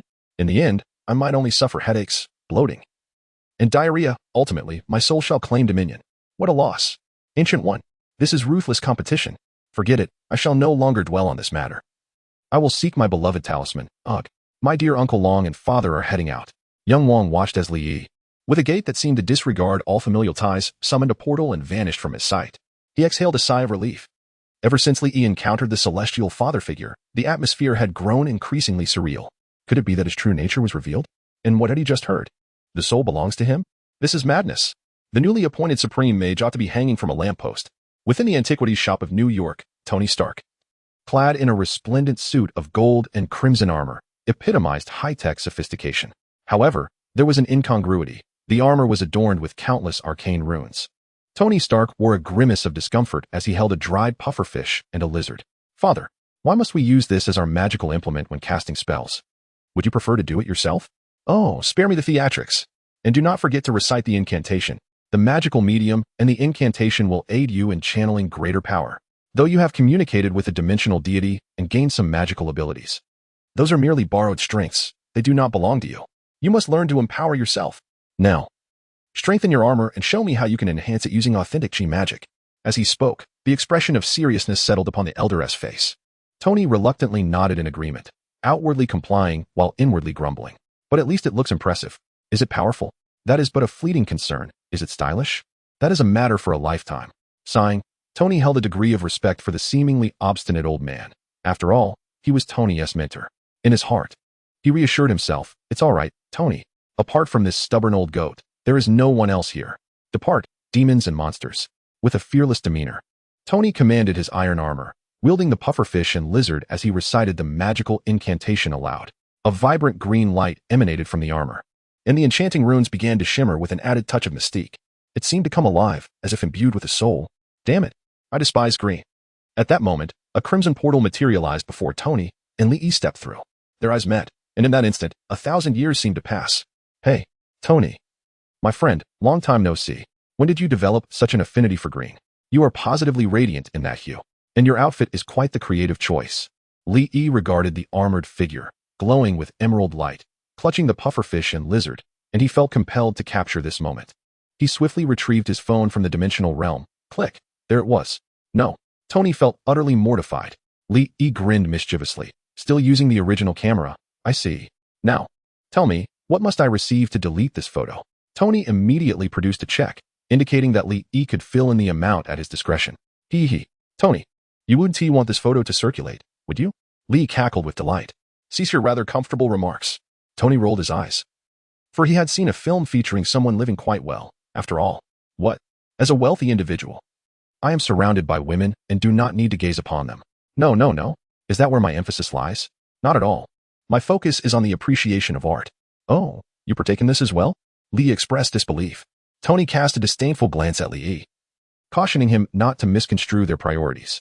As the saying goes, once something becomes art, it attains the most sacred status, while morality, when reduced to hypocrisy, sinks to the lowest depths.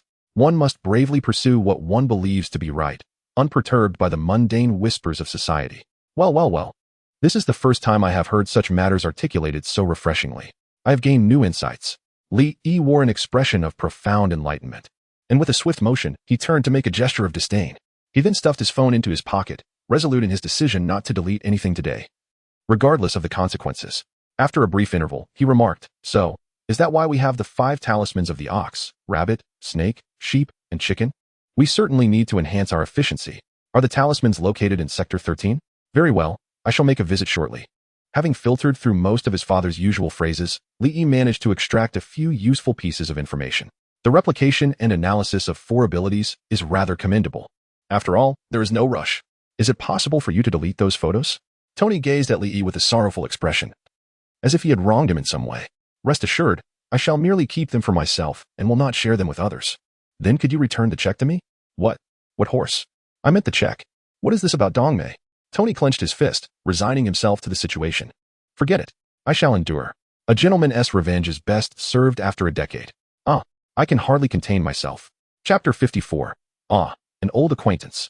At that moment, a knock echoed from outside the antique store. With a wave of his hand, Lee opened the door effortlessly. Beholding the familiar Mediterranean visage, he exclaimed, Oh, is that not Coulson? He turned to Tony with a scornful glare. Well, when did you start mingling with that dark egg? Speak quickly.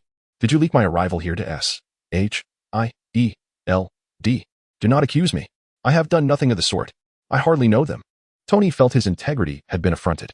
Lee contemplated this, realizing that the dark egg had yet to inform Tony about the Avengers' initiative.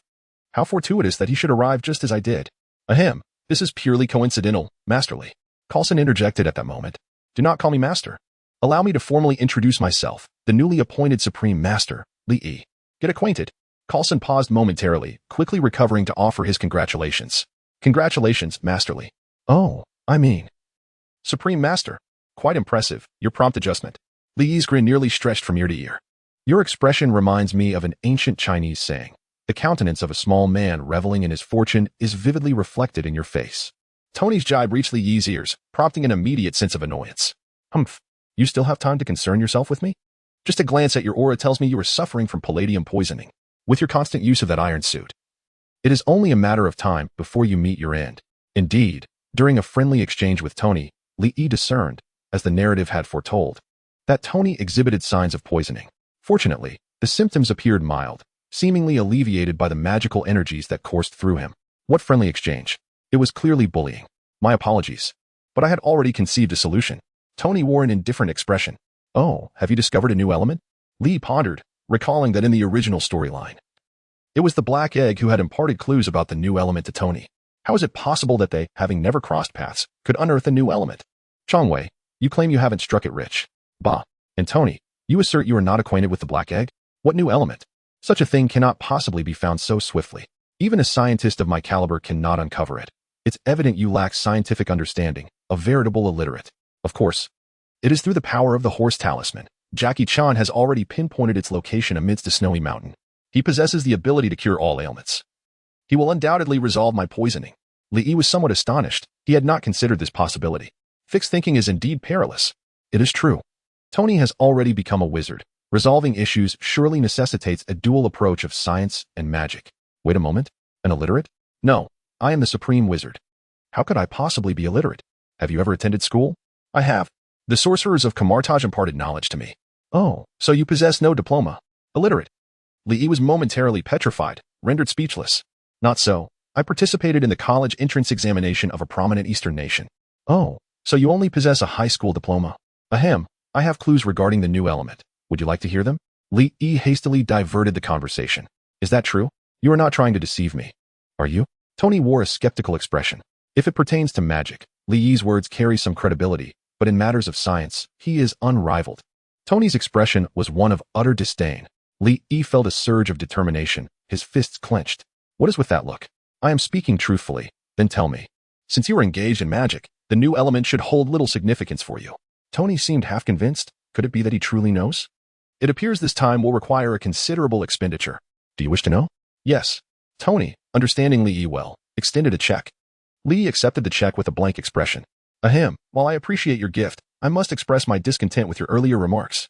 Having said that, he turned and summoned a portal, preparing to flee. You think you can take advantage of me? Tony swiftly grabbed a gecko stick and hurled it toward the portal.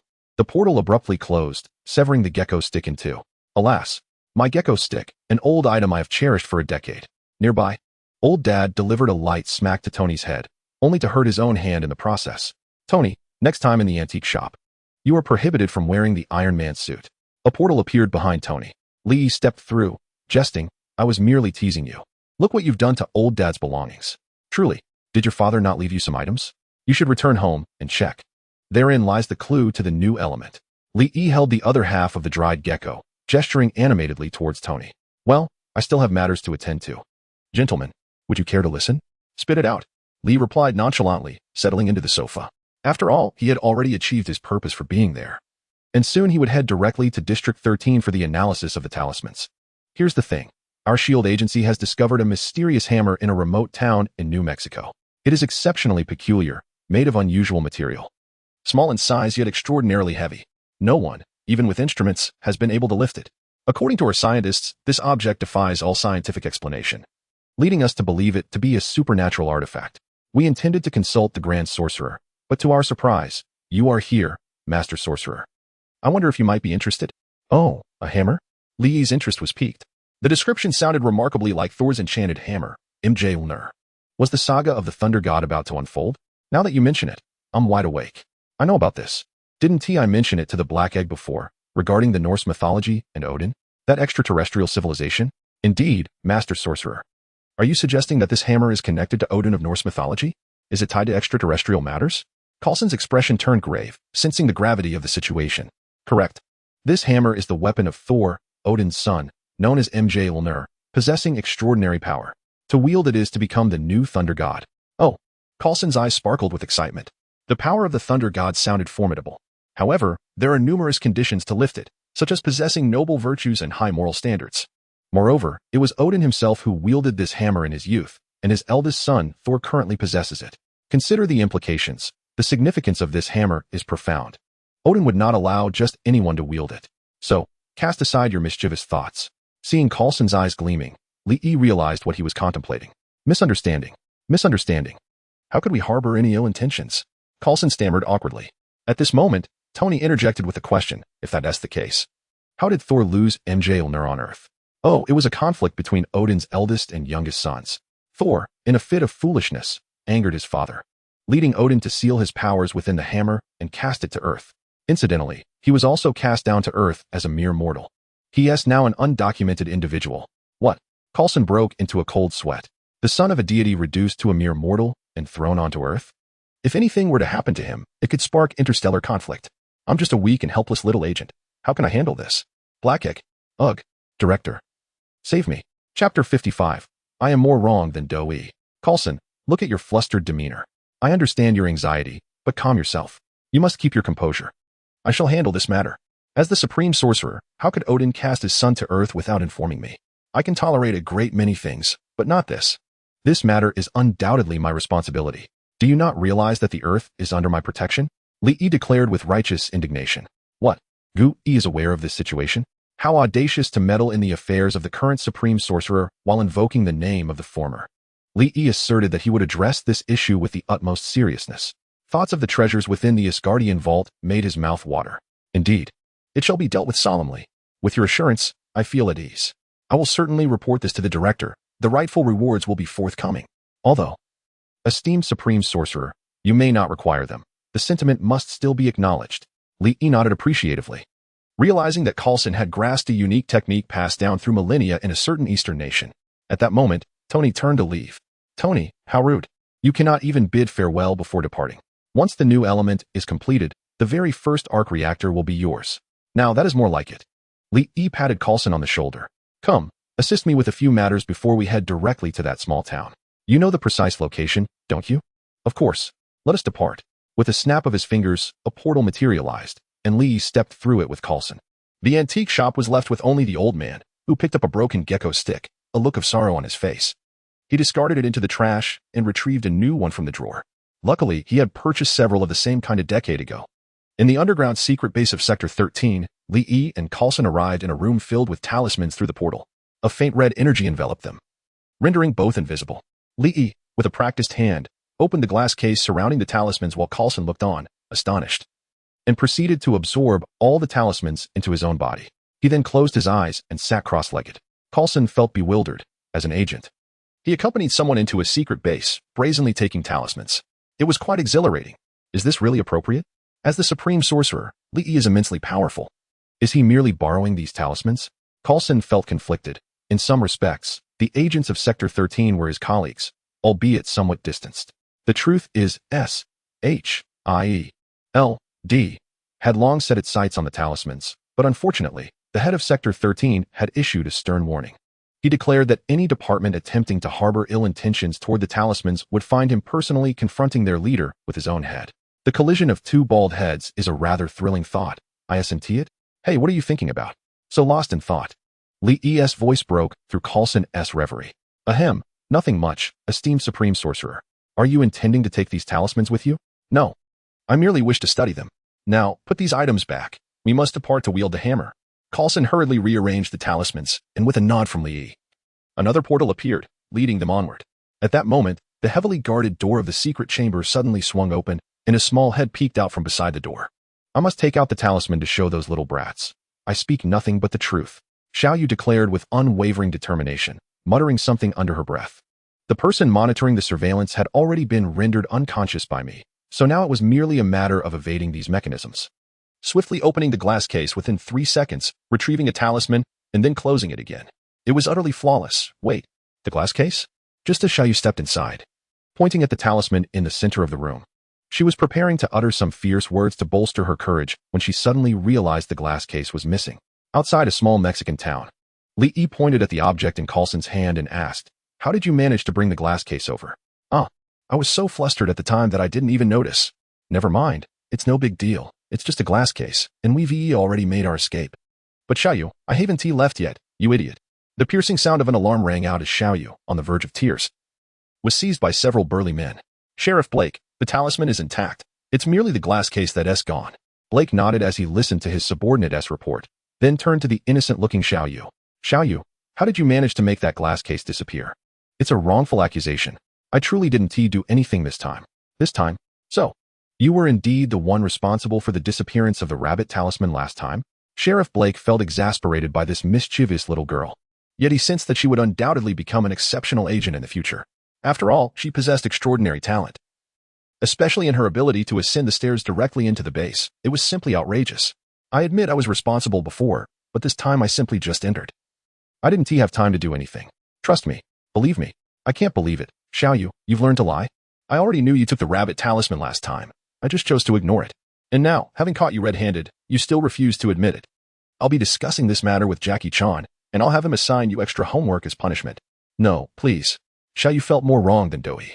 But who could possibly be behind this? If I were caught, there would surely be no good outcome for me. Achoo. Coulson rubbed his nose and casually placed the glass case on the table. Why did I suddenly sneeze? Am I coming down with a cold? Odd. Coulson shook his head to refocus his attention. Supreme Sorcerer, this is my friend, Hawkeye, an agent of S.H.I.E.L.D., who never misses a shot and is also highly skilled in combat. An exceptional agent. Lee observed Hawkeye, who stood nearby with a serious expression, his physique exuding fluid muscle. A modern bow slung across his back. I see, Hawkeye, the overlooked one in the Avengers. Coulson stepped forward to lead the way, with Lee following closely behind. As they walked, Coulson continued his introduction. Upon the emergence of Thor's hammer, we promptly dispatched personnel to escort unrelated individuals away and established a quarantine zone. However, due to the town's remote geography, rumors about the peculiar hammer still spread. Rest assured, we will manage the situation appropriately and ensure that no unauthorized persons breach the perimeter. In the center of that immense pit lies the legendary MJ Ulner. Lee took a gentle step forward, transforming into a fleeting shadow, appearing beside the hammer at an astonishing speed. The power of the rabbit talisman is quite commendable. A smile crept across Lee's lips. Though he could replicate the talisman's abilities now, having deciphered its secrets, those powers flowed through him as smoothly as oil, creating an experience that was nothing short of sublime. Chapter 56. The Humbling of Coulson. Lee glanced at MJ Ulner, which bore a striking resemblance to its cinematic counterpart. It seemed to sense the formidable power within Lee, as the hammer began to tremble, emitting a low hum. Occasionally, arcs of lightning danced around it. Do not be shy. Allow me a glimpse. Lee grinned mischievously. At that moment, Coulson jogged up to Lee's side. What do you think, Supreme Sorcerer? How do you plan to handle this situation? Coulson observed the once dormant hammer of Thor, now quaking and sparking with electricity. Indeed, such matters require professional expertise. The analysis by S.H.I.E.L.D. scientists proved to be quite accurate. The scientists. In moments of uncertainty, they often resort to quantum mechanics. Had they not heard whispers of magic? Now, anything perplexing is attributed to the mystical. Setting aside those thoughts, he urged. Step aside. I am about to demonstrate. Oops. I misspoke. Everyone, clear the way. Witness what it truly means to be a person of high moral standing, capable of wielding MJ Ulner. Lee cast a knowing glance at the hammer, which trembled even more violently, as if pleading, do not approach. Coulson and Hawkeye took a few steps back. A person of high moral standing? Lee? Coulson expressed his disbelief. If it were merely a matter of thick skin, perhaps it could be lifted. Lee, undeterred by the hammer's resistance, reached for the handle. The more you resist, the more exhilarated I become. The moment his hand made contact with MJ Ulner, ominous dark clouds began to gather in the sky. Thunder flickered behind the clouds, accompanied by the rumbling of impending wrath, as if the heavens threatened to unleash their fury at any moment. The agents watched in trepidation, fearing that the next moment could see them obliterated by a bolt of lightning. Lee frowned slightly. So you choose to disregard my presence? With a firm grip. His pupils glowed faintly red. With a gentle lift, he hoisted MJ Ulner into the air, causing the dark clouds above to gradually dissipate. How infuriating. Lee sensed that the hammer possessed a certain rule, a mechanism to assess whether the one attempting to lift it was morally deserving. Clearly, Lee had not passed this test, and was met with a hint of disdain. How dare you, to reject my worth? He thought. If gentle persuasion fails, I shall resort to force. A stubborn melon may not be sweet, but it quenches thirst. Lee raised MJ Ulner triumphantly, turning to Coulson and proclaiming, Behold, I am indeed a person of high moral standing. Coulson stared in disbelief. You cannot possibly have compelled MJ Ulner to submit through sheer force. Did you lift it by coercion? You slander me. Am I such a person? Li felt as if someone had stepped on his tail. Coulson closed his mouth, realizing that his conjecture was indeed correct. With a gentle toss, Li hurled the mighty MJ on her back, turning to gaze into the void. As if locking eyes with an unseen presence, a radiant spectrum of colors emerged, and a portal manifested in the sky. From it emerged a one-eyed elder clad in golden armor, a crimson cloak billowing behind him, wielding a golden spear, his hair as white as snow. Two black crows perched on his shoulders, cawing incessantly, their eyes brimming with fury. Powerful mage, you should not wield it. I have made an agreement with the supreme mage. Odin's tone was calm, yet a glimmer of caution flickered in his gaze. This young mage before him was extraordinarily powerful, potentially a being of celestial caliber. Unbelievable. The essence of Kamar-Taj. Could he be the successor of the Ancient One? What envy. Odin reflected on his foolish son, feeling a wave of embarrassment wash over him. Oh, you have an agreement with the supreme mage? What does that mean? Is it a dialect? Of course, it is genuine. You emanate the aura of Kamar-Taj. You must know the supreme mage. Li snapped his fingers and patted Coulson nearby, exchanging a knowing glance. Allow me to introduce, this is the Guardian of Earth. The newly appointed supreme mage and the highest advisor of S.H.I.E.L.D. Mr. Li. Odin seemed to recall something from his memory.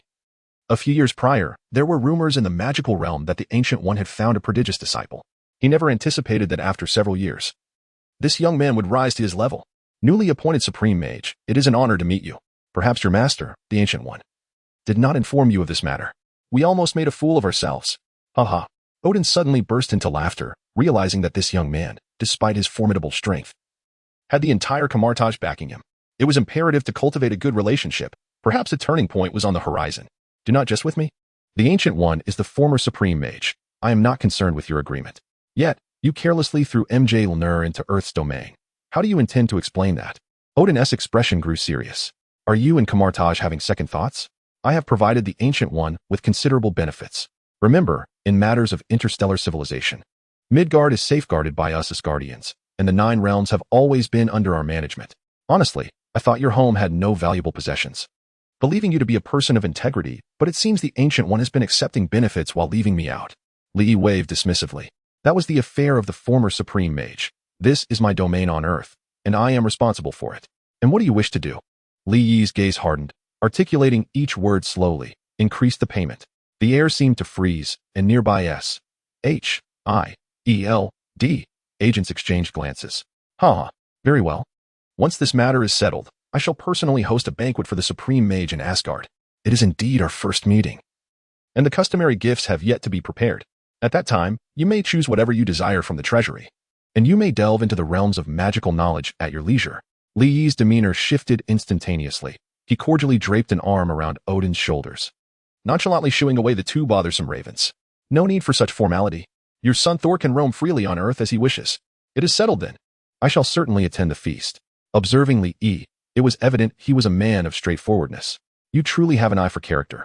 Both Li Yi and Odin erupted into hearty laughter. At that moment, Odin's expression changed, as if sensing something amiss.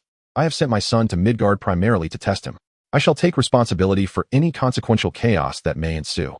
I hope the Supreme Sorcerer can keep a discreet watch over him. Rest assured, I shall handle it.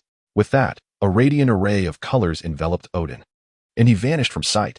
Coulson hurriedly approached, inquiring, Supreme Sorcerer, what did you mean by that? It means there may be some disorder here shortly. But it is not a grave concern.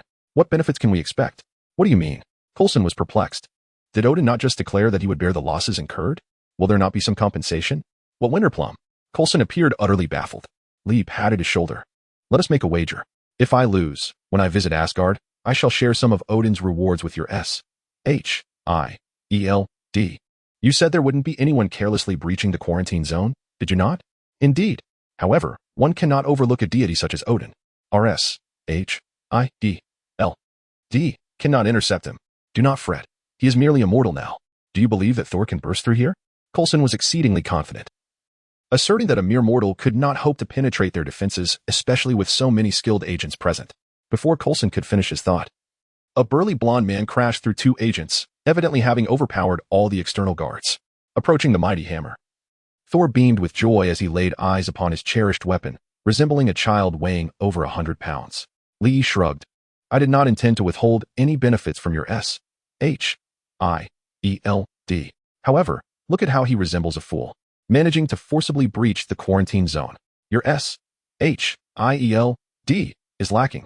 Coulson watched as Thor stumbled and fell, covering himself in mud, engulfed in silence. Chapter 57.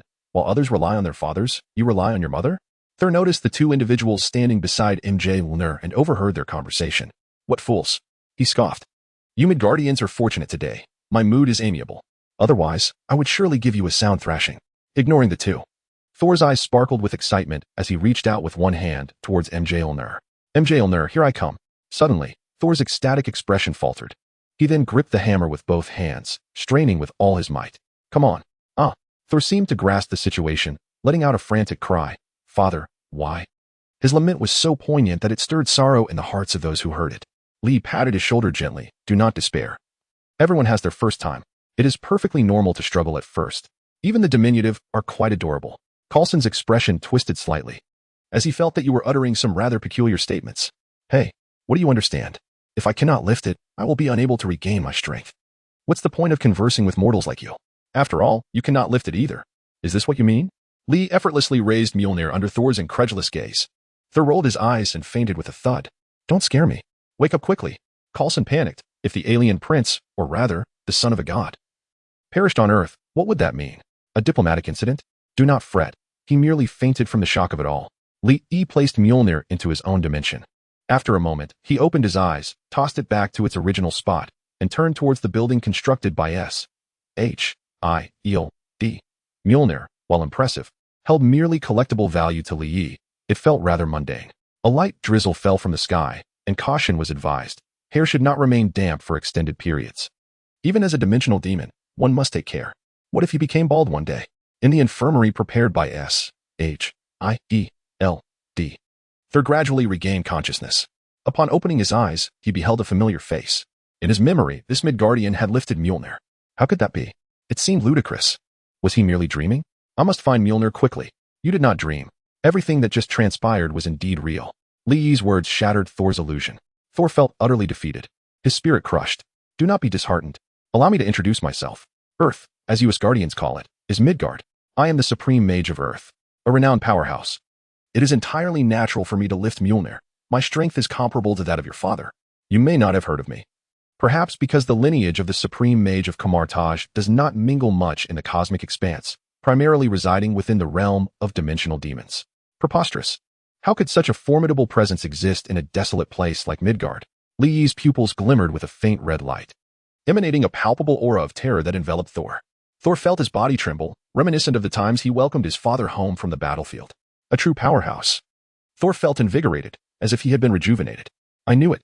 If I cannot lift it, how could an ordinary person? Before long, the exhilaration faded, leaving Thor to lament. It is my father who does not recognize me. I have lost all my power. How pathetic. Why is your father angry? Is it not because you fail to comprehend the situation? You are merely a brute. Do you also believe I lack the qualifications of a king? Lee observed Thor's wise countenance and sighed. He initially thought Odin had failed in his education. It appeared Thor was simply too dim-witted. Yet, that may not be entirely accurate. Odin's 3 children, Hela, Thor, and Loki, had all fallen short in their studies. Perhaps the issue lay with Odin's teachings. Refrain from discussing trivial matters. Your comprehension appears lacking. Allow me to express myself in simpler terms. Your father, Odin, has aged significantly, and his powers have diminished greatly. Asgard has acquired numerous adversaries over the years, all of whom now cast watchful eyes upon us. Thus, Odin's demeanor has softened with age. If you aspire to ascend to the ranks of a celestial patriarch, what does it truly signify to vanquish a few frost giants? Even if you were to capture their leader, Laufey, and compel him to dance for Odin, your father would merely commend your filial piety. He has sent you here to ascertain whether, in the absence of your hammer, you can awaken your latent potential.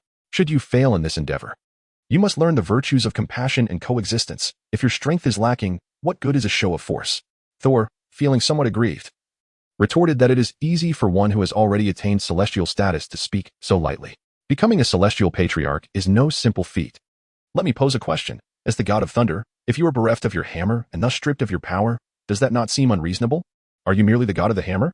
Lee mused over Thor's predicament. If only the latent potential within him could be fully awakened, he would undoubtedly reach celestial heights. Alas, Thor's dependence on his hammer is excessively profound, rendering him akin to a mere hammer deity. Thor was momentarily at a loss for words. Lee waved dismissively. unconcerned with Thor's feelings. Had it not been for the benefits bestowed by Odin, he would hardly pay him any heed. Upon exiting the room, Coulson eagerly entered, seemingly intent on questioning Thor to glean information regarding the cosmos and Asgard. Lee made his way down the corridor and stamped his foot with considerable force. A startled yelp erupted from someone, who immediately covered their mouth in an attempt to stifle the sound.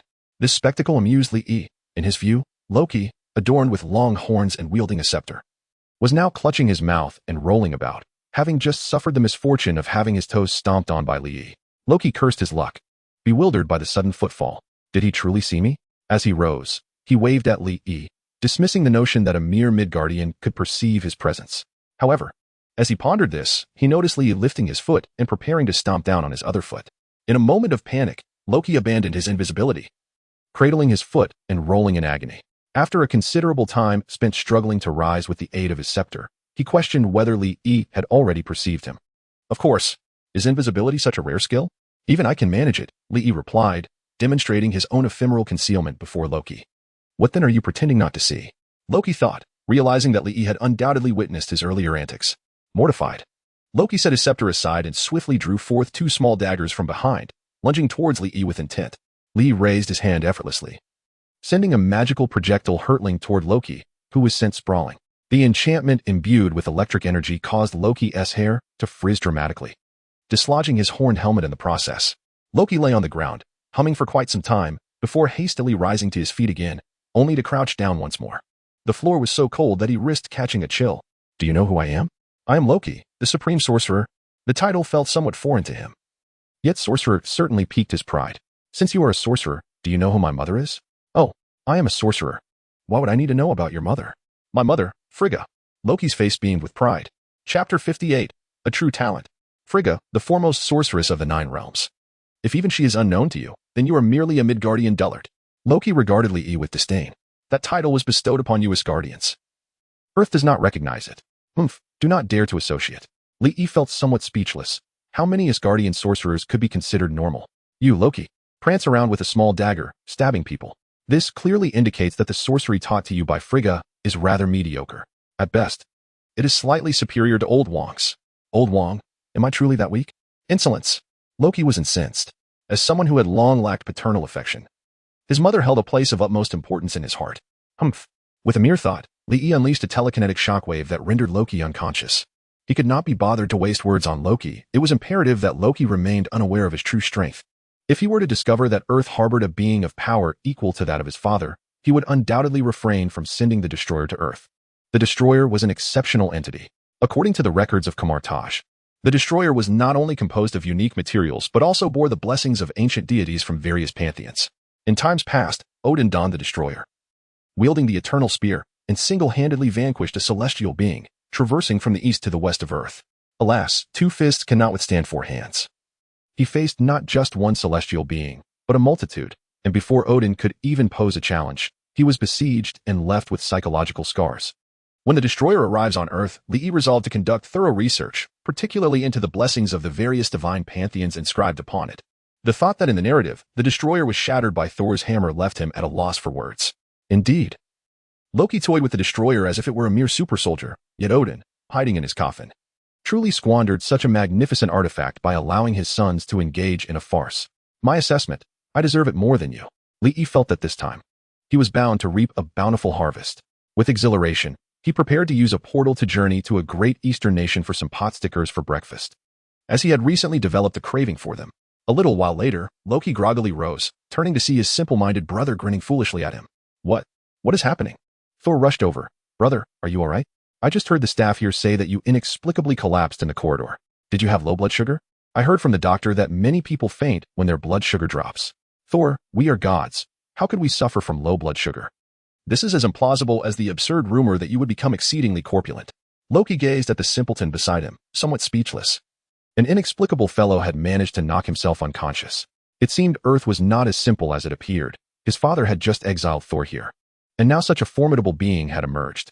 This was no coincidence. Loki, stop daydreaming. Quickly tell me, why have you come? Could it be that you miss me? Thor expressed his delight upon seeing his brother. I have come to discuss something with you. Father has been driven to his wits' end by you, and I have now ascended to the throne. Loki intended to deceive his simple-minded brother, to incapacitate him with confusion before pondering the events that had just transpired. What? No. Thor's eyes widened in disbelief, momentarily at a loss for words. Loki seemed to sense someone approaching. His voice dwindled to a single sentence. For the sake of peace, I have reached an accord with the frost giants, which entails your permanent exile to Earth. Farewell, my brother. The door creaked open. Coulson entered. Observing Thor's previously cheerful demeanor transform into one of sorrow. With a hint of embarrassment, he timidly inquired, "And who is this next to you?" "No, my father." "I apologize for the intrusion." Coulson promptly closed the door, feeling somewhat flustered. Unbelievable. You extraterrestrials change your demeanor as easily as flipping a switch. In the colossal pit where the hammer of the thunder god resided, Loki's face reddened as he exerted himself to lift the hammer, which showed him no mercy. "Since you refuse to yield to me, you shall remain in this barren, backward Midgard forever." In a fit of rage, Loki returned to the realm of Asgard. He sat upon the throne he had long coveted, yet his heart remained tumultuous. His lineage, the hammer's rejection, his dim-witted brother, and the presence of an enigmatic powerhouse nearby made his thoughts spiral. Could it be that old Coot Odin, ostensibly banishing Thor, was, in fact, honing his skills? Had he arranged for a strong protector in Midgard? "No, brother, I had only intended for you to remain on Earth, but now it seems you must perish." A flicker of unusual emotion crossed Loki's eyes, yet upon contemplating Odin's favoritism towards Thor, his gaze hardened. "Odin, I shall prove to you that I am the rightful king." In the treasure vault of the Asgardian palace, an aura imbued with terrifying energy began to manifest. Meanwhile, in the S-H-I-E-L-D isolation zone for the thunder goddess hammer, Lee had just finished his meal and was leisurely wandering back through the portal. At that moment, the golden-haired, muscular Thor approached with unwavering determination. With a thud, he knelt before Lee. Thor, having wandered aimlessly for so long, laments not having met a worthy mentor. "If you do not reject me, I wish to be your disciple." Coulson rushed over, followed by a group of agents, clearly startled by Thor's sudden appearance. Lee's expression twisted in confusion as he turned to Coulson and asked, "Old Coulson, who taught him that phrase?" "The one he just uttered? I am aware of that. It seems to have originated 3 years ago, though I am uncertain of its source. There exist numerous variations now, likely stemming from the teachings of Ward. I just observed them engaged in conversation." At this moment, Coulson, exhausted and breathless, pointed casually at a nearby agent. "Come on, can't you, an extraterrestrial, stabilize your emotions a bit? And you call yourself Thor? No wonder your father cast you down to Earth." Ward, on the other hand, is an exceptional agent, possessing both a high level of education and formidable combat skills. It appears he has a particular fondness for this saying. At this juncture, an agent, radiating the essence of a cheerful young man, stepped forward. "Just now, this extraterrestrial friend Thor asked me how to sincerely pay homage to a master. I casually replied with that phrase. I apologize for the trouble it caused." Ward wore a sincere expression, somewhat embarrassed. "Oh, so it's you. Aren't you the spy among spies? A master of betrayal. A Hydra agent." "Indeed," Lee exclaimed, suddenly enlightened, recalling a minor character he had encountered in Marvel's narratives. One that left a lasting impression. The Marvel version of Elbu. Specializing in betrayal, he had backstabbed S-H-I-E-L-D, then Hydra, and even a minor villain, Hive, achieving the Marvel version of the 3 family names feat. Such talent. Chapter 59, S-H-I-E-L-D versus Hydra. Haha. You know Ward as well. Indeed, he is a S-H-I-E-L-D agent and a Hydra operative? Coulson queried, his face a portrait of confusion.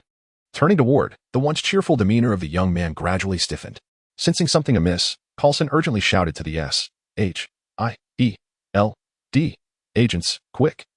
Apprehend him." The agents in attendance exchanged glances before swiftly drawing their firearms, aiming them at Lee, Coulson, and Thor, along with Hawkeye, who had just rushed over. Bewildered by the unfolding situation, "Coulson, what is happening?" Ward stepped forward, addressing the confused Coulson and Hawkeye. S-H-I-E-L-D agents. You two are now surrounded by Hydra, the Supreme Sorcerer and the Prince of Asgard. This matter does not concern you. It is an internal Hydra affair, and we will ensure compensation for any distress or damage caused to you. In recent days, Ward had clarified numerous situations. The Supreme Sorcerer and the Prince of Asgard were individuals that even Hydra must treat with utmost seriousness. Fortunately, the most troublesome individual, Lee, had his own interests prepared and had learned a particularly effective technique from a certain Eastern nation. Ward turned and jogged away, returning shortly with a box. He respectfully presented it to Lee. "This is a small token of my appreciation, mooncakes filled with lentils made by my family. I hope you will accept it." Lee was taken aback by the remark. Indeed, his cultural understanding was impressive, even mastering such refined skills from the East. Lentil-filled mooncakes? I have never tasted those before. Let me see. Li Yi took the box and opened it, revealing it to be filled with bundles of US dollars. Although he was not in need of money at present, receiving it brought him immense joy. Ward observed Li Yi's elated expression and internally rejoiced, thinking, "We are in the clear." Fortunately, the agents who came over this time are predominantly from Hydra. Pooling resources together, they managed to accumulate quite a sum. And given the high salaries associated with the profession, it turned out to be a substantial amount. However, Coulson is an old acquaintance of mine, and considering Hydra's notorious reputation, I am certainly aware of their infamy. Thor, what is your perspective on this? Thor, still trying to grasp the situation at hand, felt that the Mediterranean individuals weren't too bad. At that moment, with dozens of guns aimed at him, Coulson shouted, "Mr. Supreme Mage Lee, are they all from Hydra?" Hydra is a notoriously infamous terrorist organization. Do not be swayed by money. Our director, Black Egg, has also secretly hoarded quite a fortune. If you inform him about the presence of Hydra agents within SHIELD, he would undoubtedly reward you handsomely. Ward's expression grew increasingly rigid as Li Yi raised his hand, unleashing a terrifying telekinetic force that bore down on the Hydra agents present. A series of thuds echoed as the Hydra agents were pinned to the ground, with several unfortunate souls even suffering broken legs. Ward was among them, cursing inwardly at the incompetent mage, who accepted payment yet failed to deliver. How infuriating. Coulson wiped the sweat from his brow and approached Li Yi alongside Hawkeye. "Supreme Mage, wasn't Hydra supposed to have been eradicated long ago? Why are there still Hydra agents within SHIELD? Coulson's mind was racing with questions, feeling as though he might soon be overwhelmed by the complexities of the situation. What a farce. SHIELD should be renamed Snake Shield. Li wore a peculiar smile. As an elite agent, Coulson quickly grasped Li Yi's implication, his back drenched in sweat. Is the situation truly this dire? Mr. Supreme Mage, why didn't you mention this sooner? Li Yi casually replied. Oh, it's merely a trivial matter. Hydra isn't exactly an extraterrestrial threat or a dimensional demon. Besides, you never asked. Coulson, now on the verge of exasperation, wondered what on earth was happening.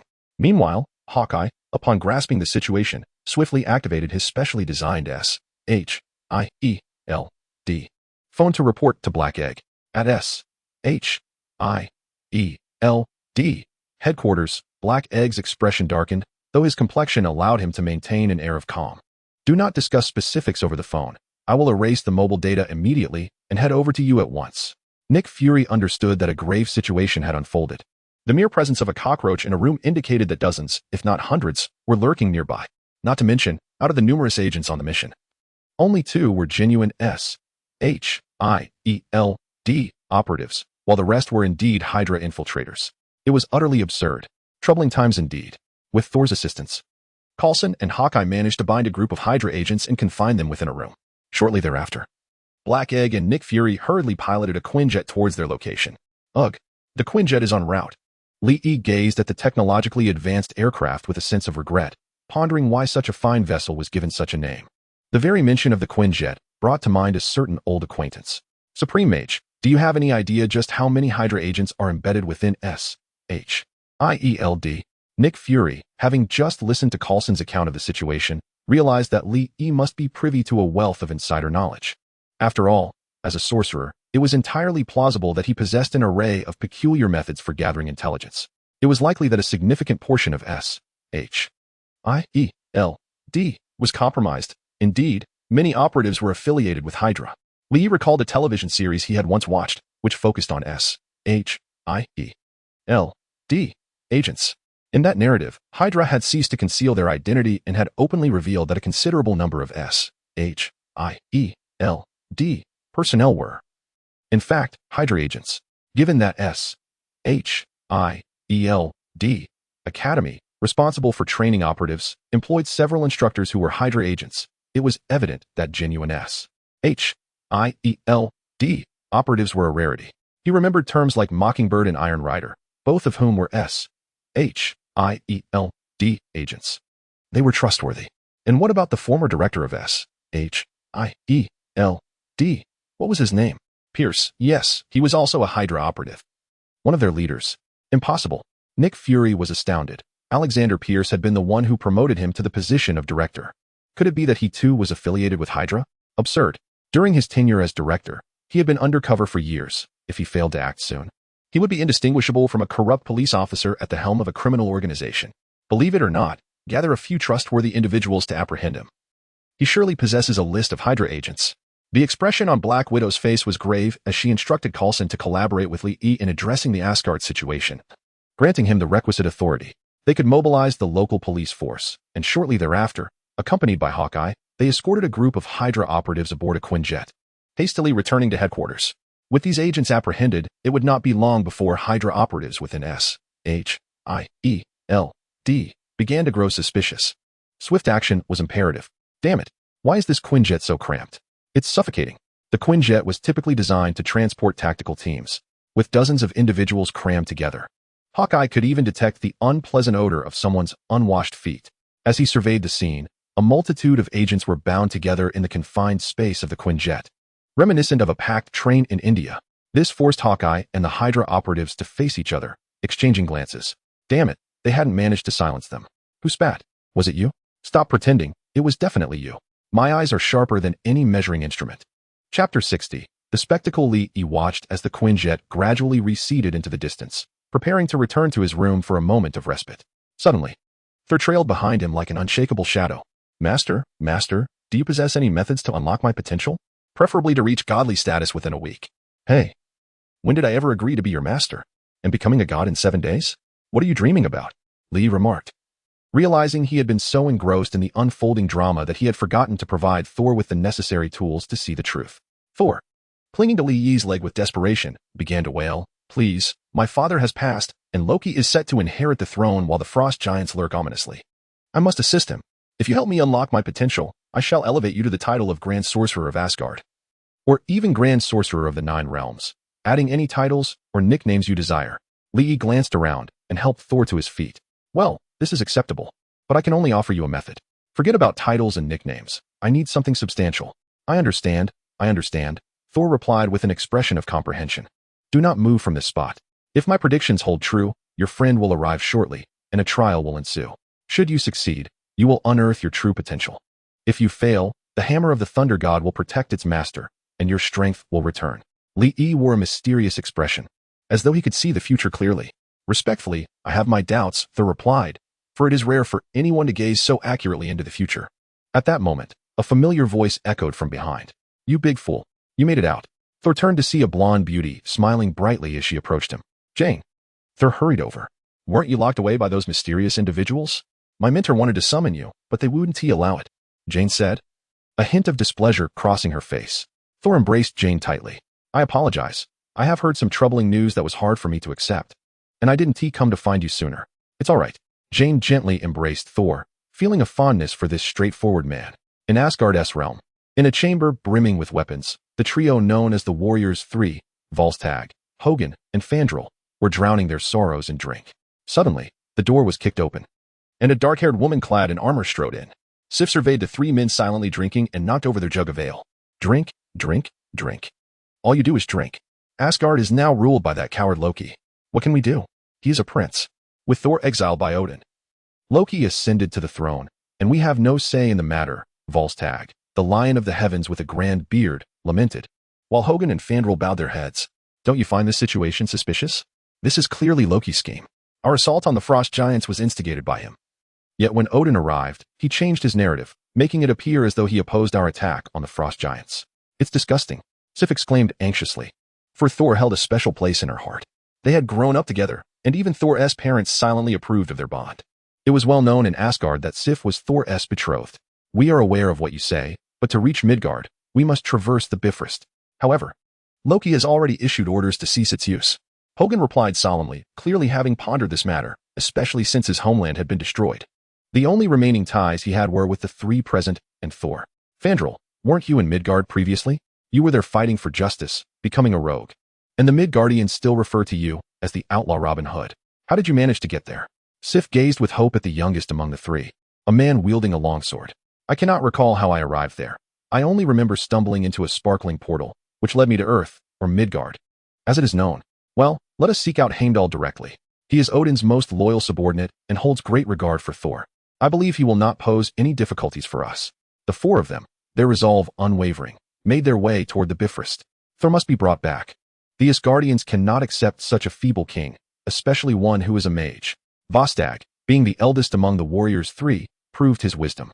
Upon learning their intentions, Heimdall outwardly refused but left behind the sword required to activate the Bifrost. Sif quickly initiated the rainbow, secretly vowing, "My Thor, I will come to rescue you." A colorful beam of light surged toward Earth. Soon after, Loki stormed in, visibly distressed. Behind him stood a massive, silver-armored robot, seemingly brimming with formidable energy. "Heimdall, what have you done? That direction leads to Earth." Heimdall remained silent, which only exacerbated Loki's frustration. "I am the king," Loki bellowed, to which Heimdall turned away, still silent. A glint of malice flashed in Loki's eyes as he produced a box radiating blue light from behind him. He slammed it down, unleashing a blue beam toward Heimdall. Before Heimdall could react, he was encased in ice. Subsequently, Loki commanded the destroyer, stepping through the portal to activate the Bifrost. "Go forth and annihilate them all." At that moment, Loki's appearance transformed, his skin taking on a pale blue hue. On Earth, Thor and Jane were embraced, much to Li Yi's displeasure. TCH, shameless. The moment he sees a beauty, he forgets everything else, claiming he wants to unlock his potential. Pa! A colorful beam of light appeared beside them. As the light gradually dissipated, four figures emerged, none other than the warriors Three and Sif, who had come to Earth to retrieve Thor. Sif froze at the sight of Thor with an unfamiliar woman in his arms. Li glanced at Sif, then at the seemingly awkward Thor. Oh. I recognized this flavor of gossip. Li Yi immediately identified Sif, known in legend as the wife of the god of thunder, although that was not the case in Marvel. However, a beautiful woman pursuing a man surely suggests some untold story. I refuse to believe otherwise. Time for some gossip.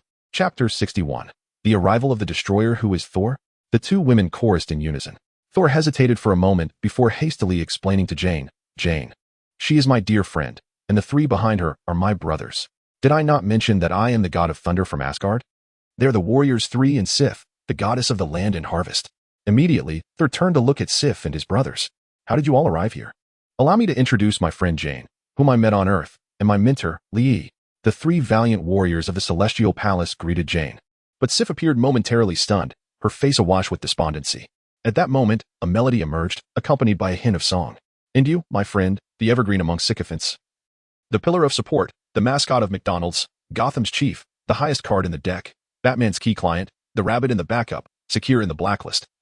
Oblivious to your servitude, only to realize you are but a dog among dogs. The nights of the Joker are always fraught with anticipation, his failures devoid of reason. And his tales are plentiful." Thor gazed at the song playing on his phone, Li reciting a peculiar poem, leaving him somewhat bewildered. Although he could not comprehend the lyrics, the current atmosphere felt ill-suited for such utterances. Suddenly, Sif covered her face and sprinted into the distance. "Sif, where are you running? Don't go. Don't be sad. You are a good person." Sif stumbled, falling heavily to the ground, but quickly rose and fled. The three celestial warriors unable to halt her.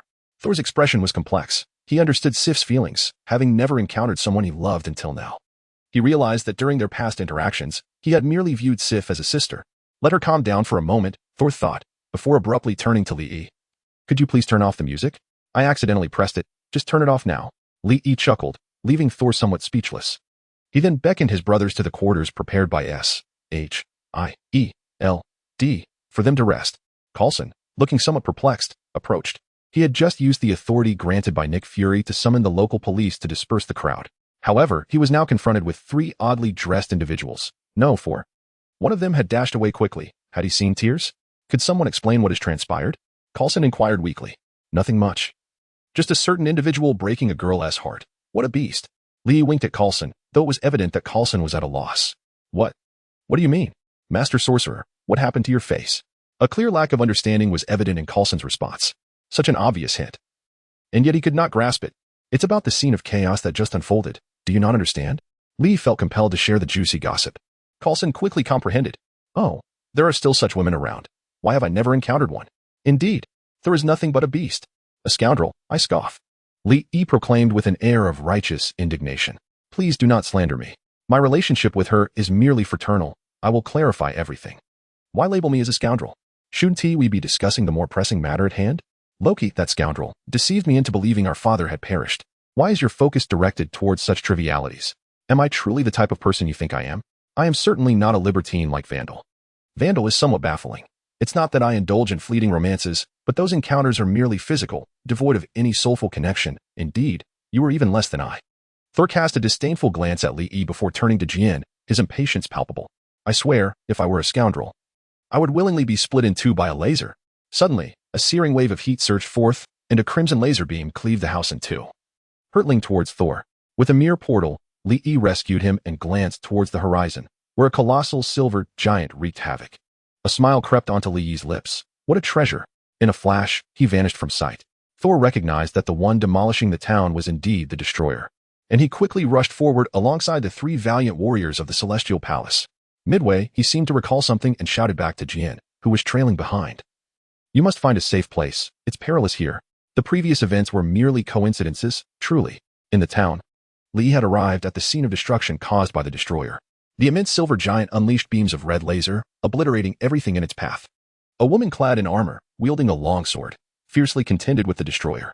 Upon observing her, Li realized that in the narrative, the three warriors of the Celestial Palace were engaged with Gif, and the four of them could barely hold their ground against the destroyer. Yet, here was Sif, managing to distract him single-handedly. Remarkable indeed. Sif swung her long sword relentlessly, seemingly with boundless stamina, all the while shouting, I will slay you. You are the true jester, huh? It was evident that within a short span, Sif had grasped the essence of the battle. She had breached his defenses. How terrifying. Li marveled at the scene and turned to the approaching Thor and the three warriors. Thor, you ought to be cautious while you sleep at night. I fear you may be caught unawares. What do you mean? Thor queried, visibly confused. It's nothing, truly. The three warriors, witnessing the unfolding chaos, charged forward to engage the destroyer. Known as the Lion of the Celestial Palace, Vostin took on the role of the shield, clashing his massive axe against the destroyer. Yet, the terrifying impact of the destroyer's laser forced Vostin to stagger backward repeatedly. Hogan wielded his spiked hammer to shield Vostin from further attacks, while Vandal employed his exquisite swordsmanship, striking at the destroyer from various angles. Sif leapt onto the destroyer's back, relentlessly hacking at its neck. Alas, the creature's body proved too resilient. Yet, she did not relent. She discarded her shield, her arms swinging with fervor as if fueled by a motor. Sparks flying from the destroyer's nape. A certain 6-foot soldier expressed his admiration. Just then, the destroyer erupted in flames, unleashing powerful lasers from every part of its form.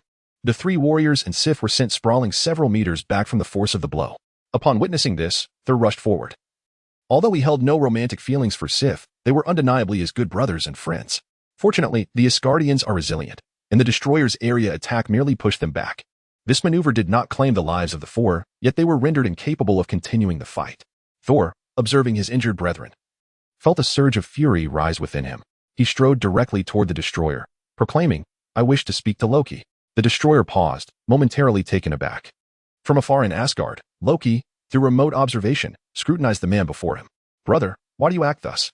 It is merely a throne. For such insignificance, you resort to these measures? Father is not dead. What is it that you truly desire? Cease at once. The destroyer bowed its head.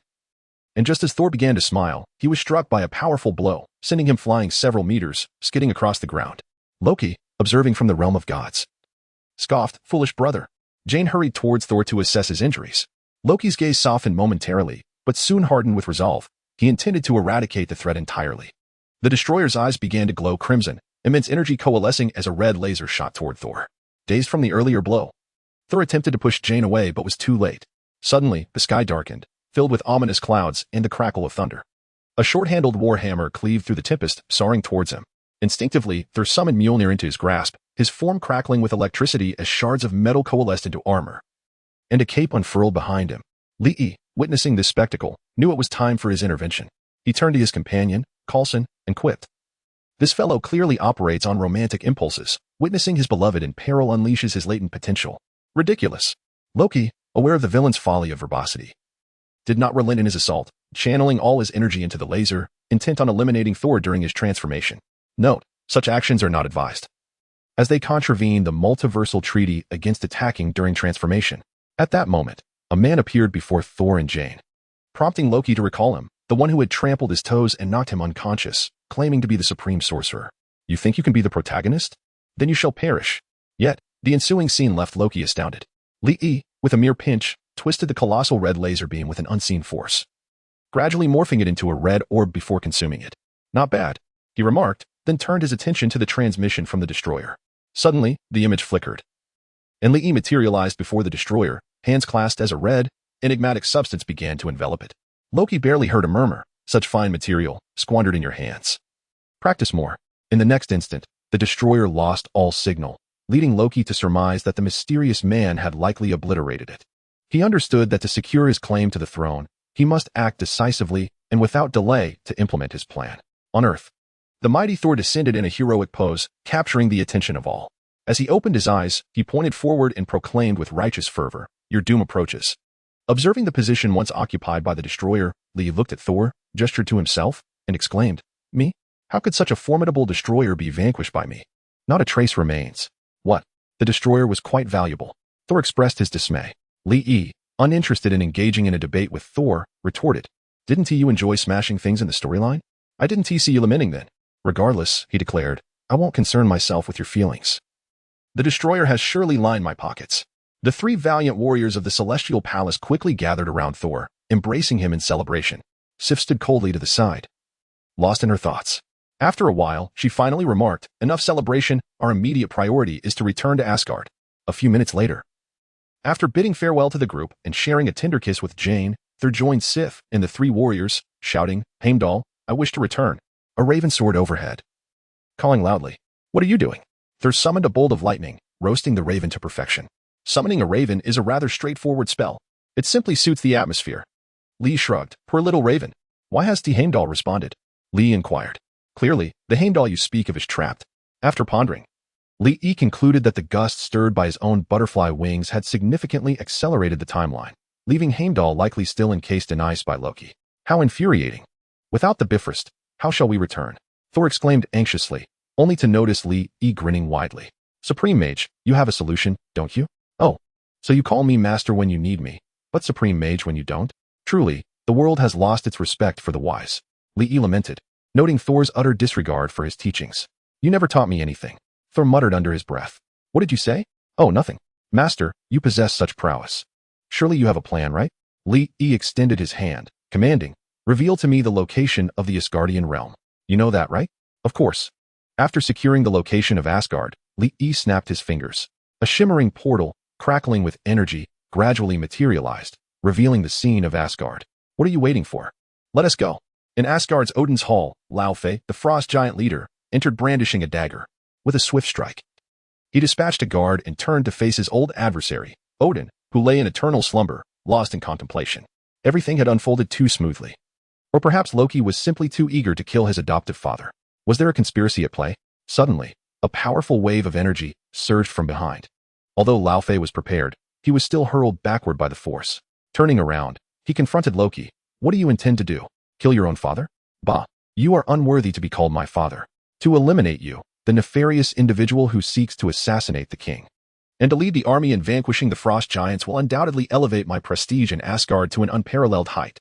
Even should Thor return, he shall be powerless to thwart me." Without waiting for Laufey to utter a word, Loki raised the eternal spear, directing a terrifying surge of power toward the prostrate Laufey. Although Loki lacked sufficient strength on his own, the might of the eternal spear surged forth, overwhelming. In a reluctant surrender, Laufey gradually transformed into specks of light, dissipating from this realm. As Loki beheld the imminent success of his scheme, he awaited the arrival of the other guardians of the temple, eager to enact his plans with rightful authority.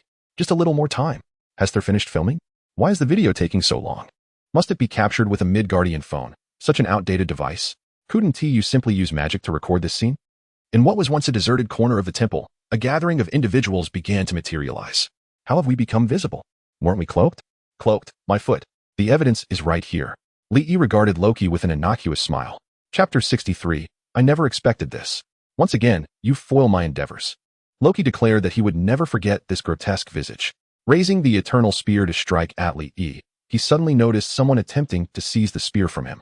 Looking down, he saw a small portal appearing beneath his arm, with two hands stealthily grasping the eternal spear. Lee smiled awkwardly, having been discovered.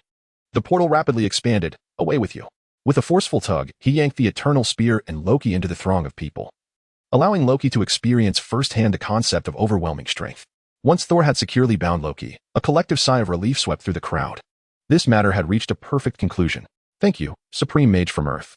Would you kindly release my eternal spear?" A voice, aged yet commanding, resonated from behind the assembly.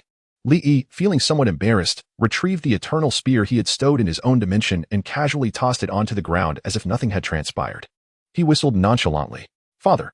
Thor turned around with palpable excitement, while Loki's expression soured, realizing his plan had crumbled. Alas, he would never know that their father had remained fully aware, quietly observing their antics. Li's attempts to surreptitiously appropriate the eternal spear had been thwarted. Slandering me, are you? I merely wish to analyze the situation. How could I possibly steal from an elder?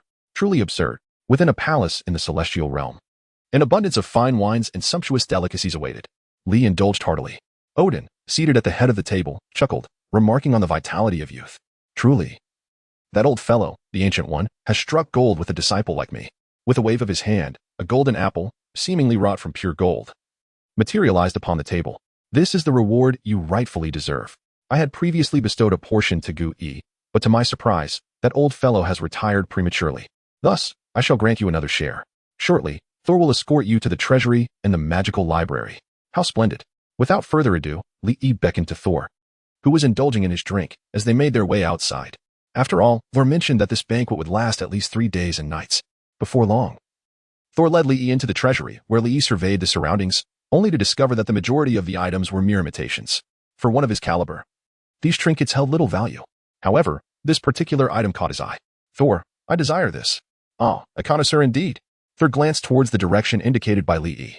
The eternal flame, a fire that shall never be extinguished, imbued with the essence of life. In the original narrative, it not only resurrected the goddess of death, Hellas' army, but also brought back the flame demon, Surtur, who was left with nothing but his head. Li stored the eternal flame within his dimensional space for the time being, planning to analyze it thoroughly at a later opportunity. How vexing.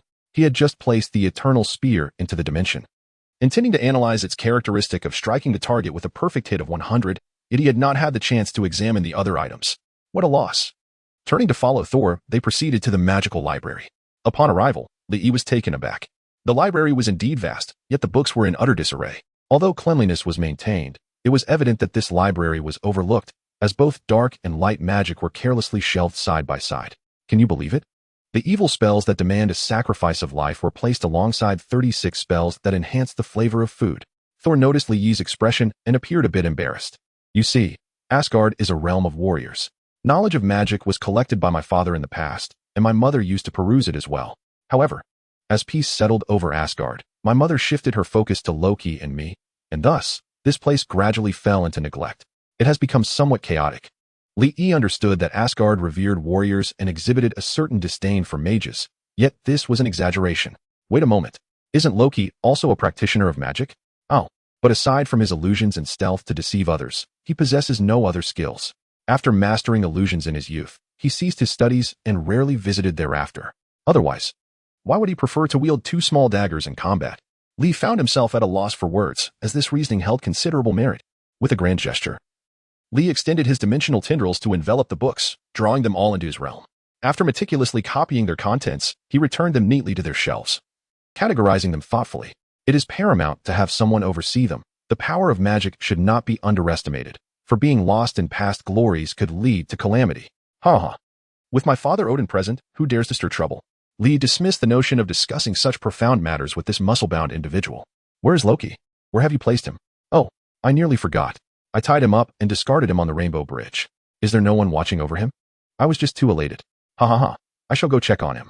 Li had diligently transcribed all the texts, for the act of copying and pasting was remarkably swift. Together with Thor, he made his way towards the Rainbow Bridge.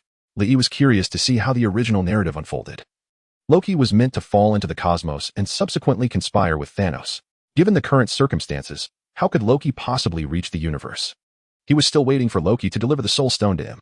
Upon the Rainbow Bridge, Loki found himself bound hand and foot, with the biting cold wind assaulting him. To his astonishment, he felt a shiver. After all, he was a frost giant, with such a high resistance to cold. How could he possibly feel this chill? Ah, it was the chill of betrayal. So many had forgotten him, leaving him to endure the frigid winds alone. Was he, the mastermind of countless schemes, to be humiliated in such a manner? No, he could not remain bound like this, waiting for them to drunkenly awaken and throw him into a dungeon. What a disgrace. Fortunately, Loki wriggled his body with determination. Alas, how could the ropes of Asgard be so robust? After a prolonged struggle, he finally managed to wedge his helmet into a corner. using its pointed edge to fray the bindings. Thor, just you wait. Father, this failure was merely an accident. I shall make you see me in a new light. And that detestable Midgardian, I shall loathe you for eternity. Prepare yourself. At long last, Loki severed the ropes and stood upright. But before he could catch his breath, he spotted two familiar figures approaching him. Scanning his surroundings, he found no cover, though he took solace in the dimness of the sky. With a steely resolve, he leaped, grasping the edge of the rainbow bridge, silently praying. Thor, that oaf, would be careless enough to overlook him, hastily searching for him in a panic, granting Loki the opportunity to escape. Yet, how could Thor, ever the absent-minded one, possibly check beneath the bridge? It was his trademark oversight, surely a safe bet. As anticipated, Thor arrived and, noticing Loki's absence, began to frantically search, yet he failed to look beneath the bridge. However, Loki had not foreseen one crucial detail. Chapter 64. Your presence is my fortune. On the Rainbow Bridge, Thor anxiously surveyed his surroundings, even picking up Loki's horned helmet in a futile attempt to ascertain his whereabouts. What if Loki had learned a minor spell and concealed himself within the helmet? Supreme Sorcerer, has he gone invisible? Can you locate him? The sword used to activate the Rainbow Bridge was in Heimdall's possession. Loki had nowhere to flee. Even if he were to conceal himself, he could only make his way to the palace. Loki, come forth. Do not hide. Lee wore a peculiar expression, pointing beneath Thor's feet. He is right below you. Thor glanced down to see Loki clinging to the edge of the Rainbow Bridge, with Thor's feet precariously resting on his hands. Startled, Thor swiftly leapt aside, and upon being discovered, Loki could no longer hold back. He let out a heart-wrenching scream, one that would evoke sorrow in the listener. What are you doing? Ouch. With a sudden release of his hands, he plummeted from the Rainbow Bridge into the abyss of the void. No, Loki. I truly did not mean to do that. Thor shouted from the bridge. Loki opened his eyes and gazed into the surrounding darkness of the cosmic abyss. Reflecting on his recent misadventures, a single tear trickled down his cheek. If there is a next life, I would willingly trade the lives of both my parents, even all my relatives and friends, for a brilliant and clever older brother. Anything but this foolishness. In another realm, a man clad in a black robe adorned with red clouds sneezed, heavy lines of worry etched around his eyes. Who was thinking of me? Behind Thor. Lee observed the scene, nodding inwardly. How could this not be considered a correction of the plot? It may be a bit peculiar, but I suspect that in due time, little Loki will come seeking me with the Soul Stone. In the halls of Asgard, Thor sorrowfully informed his father, Odin, of Loki's fall into the cosmic abyss. Odin waved dismissively. It is of no consequence. Falling into the void does not signify his death. Consider it a form of exile. But he is your son, my brother. Thor lamented, his expression one of profound sadness, as if he were not the one who had stepped on Loki's hand. He is not even my biological brother. He was adopted. Upon hearing this, Thor was taken aback. Is that true? Thor only knew of Loki's ambition to usurp the throne. He had no inkling that his brother was not of his own blood. Such monumental news would require careful contemplation. Odin, observing Thor's silence, shook his head and turned to Lee. Supreme Mage, you departed in haste. I still have matters to discuss with you. Ask anything. Lee replied, his spirits evidently high after a fruitful day. You are quite young. Do you have a partner? Why do you ask that? A flicker of suspicion crossed Lee's eyes. Surely Odin was not suggesting what he thought he was. What you may not know is that I have a daughter, who happens to be Thor's sister. She may be slightly older than you, but her beauty and figure are beyond compare. I see you as a talented individual, the esteemed Supreme Mage of Earth. Would it not be delightful for us to form a familial bond? If you consent, Asgard will cover all wedding expenses and even bestow upon you a small dimension as a dowry. Odin's forehead seemed to inscribe the words wealthy. This. Lee's face clearly expressed refusal. Slightly older? Perhaps by a vast margin. However, that small dimension is likely the space used to seal Hela, which is no trivial matter. This reveals that Odin genuinely cares for his daughter, as long as Hela is willing to abandon her corporeal form and coexist within the dimension. Employing a method akin to Dormammu's, she could easily transform into a dimensional sovereign, potentially achieving a godlike status. Yet, Odin underestimated his daughter's stubbornness. She would rather remain confined than relent. After some contemplation, Lee shook his head. Odin, perhaps we should let this matter rest. I have yet to consider such things. I am still young. Although marrying Hela would indeed bring immense wealth, akin to aligning oneself with a prosperous patron, especially upon Odin's eventual demise.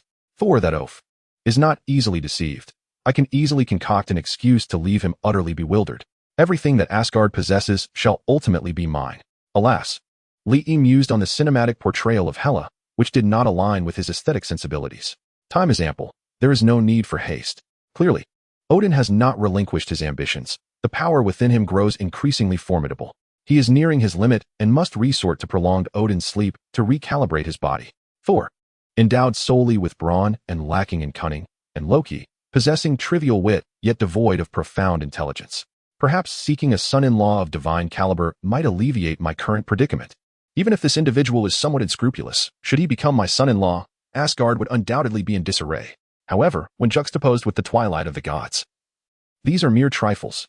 Momentarily, the celestial palace fell into silence. What? I have a sister? Father, you never mentioned this. Thor was taken aback. He had only just come to terms with the revelation that his younger brother was not his biological kin, and now he learns of a biological sister. Odin, you are quite the cunning one, concealing truths deeper than anyone else. Off you go. I need a drink next door. Your presence is irksome. Upon seeing Thor's foolish expression and then glancing at Lee, Odin was rendered speechless in comparison. Ahem. Although I am not urgently seeking a partner, Odin, I possess a certain opportunity in the universe, albeit with considerable risk. The potential rewards are substantial. As the saying goes, fortune favors the bold. I wonder if Odin has any interest? This opportunity could very well resolve Odin's pressing concerns. Oh. Odin raised an eyebrow. When did Kamar-Taj have opportunities in the cosmos? Are they not primarily entangled in the realms of magic and dimensional deities? What could possibly resolve my immediate predicament? Lee discerned Odin's skepticism and grinned. The celestial being is truly a remarkable entity. The essence of that celestial head has been drifting in the cosmos for ages and is still rich with precious materials. It has long been exploited by collectors. The celestial being is indeed a boon.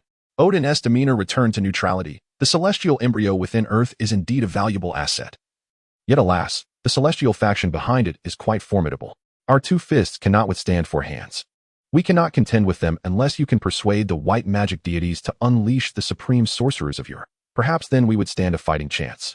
However, since you have become a supreme sorcerer, utilizing your 3 sacred temples and harnessing your strength, within a short span, the celestial embryo within Earth should pose no issue. No need for anxiety. No, I am not referring to the celestial embryo within Earth. Lee was well aware that it was under constant covert observation. They even created the Eternals to serve as caretakers for the unborn celestial embryos, ensuring the eradication of the deviants. The celestial race boasts an average level of individual cosmic prowess, a terrifying lineage that Lee currently cannot contend with. Chapter 65, The Pinnacle Sovereign. I wonder, Odin, are you familiar with the celestial ego? Lee smiled upon realizing that Asgard held a modest reputation and some standing in the universe. An enticing thought crossed his mind, though he lamented that it was too grand for him to savor alone. Once he ascended to a cosmic level, that delightful prospect might become bland, yet too precious to discard. Ego? He had not heard of such a being. The celestial race had many formidable figures. Although he had interacted with them, familiarity was lacking. He was no mighty member of the celestial race, merely a flawed specimen, a being whose planet had exploded before his form could fully develop, leaving only a brain behind. As soon as Lee finished speaking, Odin was immediately stirred with excitement. Is it truly so? Of course it was. Odin understood well that while the celestial race was powerful and united, they would never acknowledge a flawed specimen as one of their own. This object is destined to be mine. If this is true, capturing that imperfect being and refining its brain matter into a precious elixir might extend my existence significantly. The life essence contained within the celestial's marrow and brain is extraordinary. Lee chuckled at Odin's enthusiasm, aware that a minor leader of the space pirate organization, Yondo, knew where Ego was hidden. With Odin's stature in the cosmos, he would soon locate Yondo and discover Ego's whereabouts. At that point, the brain matter would be yours, while the empty shell of a mind would belong to me. Together, we would have the upper hand over a flawed celestial. However, Odin's smile gradually faded, realizing that the specific location was incorrect. After some contemplation, he still agreed, the pirates, I have some recollection of them. Once I gather the information, I shall send Thor to Earth to find you. Lee handed Thor a business card, prominently displaying the address of Kamar-Taj. Weeks later, in New York, within the secret base of District 13, a colossal creature resembling a dragon was wreaking havoc inside. It occasionally exhaled a terrifying breath that melted steel and everything in its path. Behind it, the trio of Wolong and the Misfits, Afen, Leisu, and Zhou, were shouting in frenzy, seemingly venting their frustrations from recent times. Lord, why has he become so formidable now? But he can resurrect using dragon teeth. So why are we still struggling to find the charms? Leisu, a bit perplexed yet excited, inquired. You ask me? How would I know? Perhaps the Lord is suffering from senility and has only just remembered. Regardless, the Lord had indeed grown stronger. He had somehow acquired 5 charms. Were their days of hardship finally over? Wolong's eyes sparkled with excitement. as he recalled the ordeals he had faced since Tony Stark became that old fool's apprentice. The dragon equipment had been continuously updated, and Tony even spent money searching for the charm's whereabouts, placing bounties on their clues. So this is how wealth is wielded. Hualong recalled a moment during their search for charms when Xiaoyu lamented about being a little pauper, causing him great distress. When had he ever endured such indignities? Lord, look at that little brat beside you, and the dragon. Crush them. How unlucky. The dragon skillfully evaded the Lord's attack with agile movements. Why are you here, Xiaoyu? Quickly find a safe place to hide. With a huff, the master unleashed a powerful strike, the palm cannon, targeting his foe. Xiaoyu pressed a button on her wristwatch, and her hand became enveloped in armor, a brilliant blue light flashing as she launched the palm cannon directly at the master. Did you steal something from Uncle Tony? Absolutely not. It was a gift from Uncle Tony. The master cursed at both the nimble dragon and the impudent child, resolved to disregard them. Utilizing the connection through his talismans, he turned and dashed toward the location where they were kept. During this time, his energy surged, and a myriad of memories flooded his mind. The master realized that his dark energy mother was bestowing him with a boon. This opportunity was fleeting, and he could not let it slip away. Dark energy mother, grant me your love once more.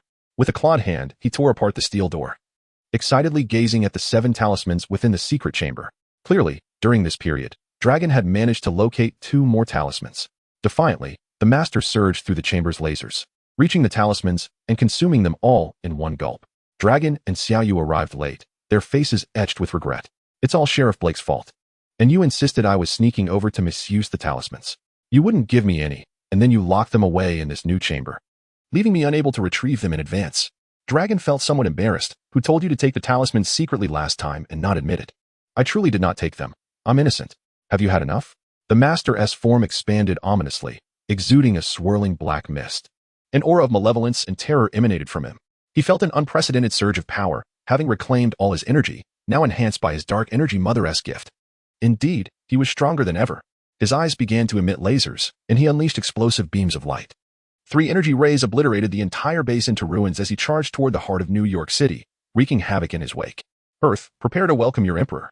My dragon of evil dynasty shall reign supreme over the world. The master roared, proclaiming his return to the world. He resolved to first crush the bothersome dragon and Xiaoyu into pulp, sensing that these 2 were his destined adversaries. Perhaps it was time for some playful torment? How peculiar. Why did he always feel inclined to show mercy, as if his intelligence were diminished? The black mist surrounding him flickered, and his resolve solidified, this time. He would eradicate them completely. Dragon sped through the city in his off-road vehicle, with Xiaoyu beside him. The speed was insufficient. The master now possessed the rabbit talisman. What bad luck. Dragon thought as he glanced back at the enraged master, who had ceased his advance, turning to face him. We're doomed. Where is Iron Man? I distinctly remember Tony being free these past few days. Don't panic, Uncle Long. Uncle Tony has given me something useful. Xiaoyu placed her backpack in the rear of the off-road vehicle, pressed a button, and the backpack began to transform, securely attaching itself to the vehicle. The energy propulsion device transformed the off-road vehicle into but a fleeting shadow. Alas, I shall never again permit Tony to bestow such perilous contraptions upon you. And why? Pray tell, would Tony provide you with such dangerous devices? I wagered with him that if I could stealthily infiltrate his abode alone, he would grant me a singular wish. This is what I asked of him. I merely ascended a staircase and dashed to his home, a task most simple. Tony must be cursed. Even Jarvis cannot fathom how Xiaoyu managed to reach my residence. Chapter 66. Crafting Magical Armor with Cyber Sorcery. Carl's spirits have been quite low these past few days, as his moniker, the Terminator, has spread in increasingly sinister tales, leading to a dearth of willing partners. How vexing. Just the other day, Director George Stacy vociferously criticized Iron Man for apprehending criminals merely to enhance his own reputation, seeking to garner attention. He loudly concurred and shared his thoughts, suggesting that individuals like Tony Stark are merely fortunate in their birth. It is only those like himself, who possess a wretched hand yet manage to play it into a royal flush, that can truly be deemed heroes. The director, in full agreement, regarded Carl's Terminator title with disdain. He promptly assigned him a new partner, but within a day, that partner found himself in the hospital. How ridiculous. Who knew he had a heart condition? Consequently, the director was compelled to assign him a particularly easy task: to accompany a seasoned officer in monitoring for speeding in downtown New York City. Is it not obvious? Who could possibly be speeding in the city center? Carl, I must tell you, I'm only partnering with you for a few days. Please do not send me to the hospital. The seasoned officer displayed evident reluctance in working with Carl. Suddenly, a gust of wind arose, toppling the speed radar. What just transpired? It seems a vehicle just zoomed past. Do not jest, Carl. Do you believe we are filming Fast and Furious? Look at the speed displayed on the radar. What vehicle could be so swift? It is likely that the strong winds have damaged the radar. Damn, I shall surely receive a scolding from the director upon our return. This is the latest model. Before he could finish his sentence, a creature resembling a dragon from a fairy tale sped past at an alarming velocity. The seasoned officer, standing in the road, was struck with such force that he was torn asunder, blood splattering across Carl's face. Damn it. It appears I cannot shed the title of the Terminator, but the solitary piece of good news is that this partner shall not be hospitalized. He is likely to be sent directly for cremation. Carl gazed at the scattered remains of his partner. Well, there is no need for a grave. This is laughable. As he cannot be reassembled. Calling headquarters, I have sighted the dragon. My partner has been killed. You inquire who I am? I am the new Carl. No. Not the Terminator. Oh dear, Uncle Dragon, we have been captured. I am not blind. Despite the off-road vehicle being enhanced with Tony's advanced technology, regrettably, it could not escape the clutches of the Dragon Lord, failing to endure even 10 seconds. With a single swipe, the Dragon Lord cleaved the propulsion device from the back of the vehicle. Opening its maw wide, it unleashed a fearsome roar directed at Cheng Long and Xiaoyu, swiftly capturing them both in its grasp. Who else could there be? The Holy Master felt that all the grievances he had endured during this time had been thoroughly vented. One word encapsulated his feelings: exhilarating. No one could escape from my grasp. I am the Holy Master, the true sovereign of this earth. Suddenly, an enigmatic green object hurtled towards the Holy Master, striking him squarely and knocking him off balance. The exhilarated Holy Master was momentarily stunned, causing Xiaoyu and Cheng Long to lose their grip. Just as he had begun to unleash his fierce words, a surge of rage threatened to erupt from within him. Upon closer inspection, he beheld two giants, one clad in green and the other in a shade reminiscent of feces, engaged in a primal battle of sheer strength, exchanging blows with reckless abandon, completely disregarding the formidable and wicked presence of the Holy Master. You two remind me of the disgusting Brogan. He spat. Perish, you wretches. With the might of the Dragon Talisman, a powerful crimson energy beam surged forth, crashing into the two giants and stirring up a cloud of dust and smoke. A faint black glow flickered around the Holy Master, yet it gradually dimmed, as if some force were suppressing his dark aura. The Holy Master was blinded by anger. What a perilous situation. Xiaoyu and Cheng Long. Is this fellow truly the Holy Master? How did he manage to break free? In the skies above, clad in an iron battle suit adorned with arcane runes, Tony hovered, one hand grasping Xiaoyu and the other Cheng Long, casually inquiring, what manner of creatures are these? American military experiments, mere brutes devoid of intellect. I was just dealing with them, and they have already wrought considerable havoc. But trust in the great Tony. I shall soon vanquish them all. Tony spoke with a casual tone, yet his gaze was heavy with concern. The mere presence of two colossal monsters was troublesome enough. But now an ancient demon had emerged. What chaos has befallen this world? The might of the red dragon talisman and the laser eyes of the swine talisman relentlessly bombarded the green giant and the abomination. Under the impetus of the Holy Master, the power of the ox talisman erupted with terrifying force, forcefully subduing the creature renowned for its strength.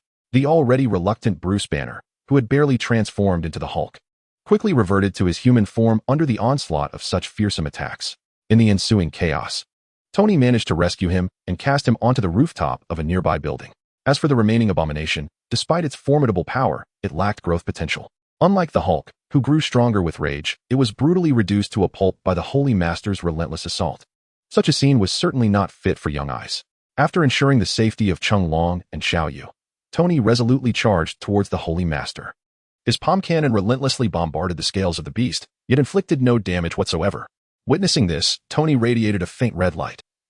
His energy attacks gradually accumulated various magical effects, significantly amplifying their potency.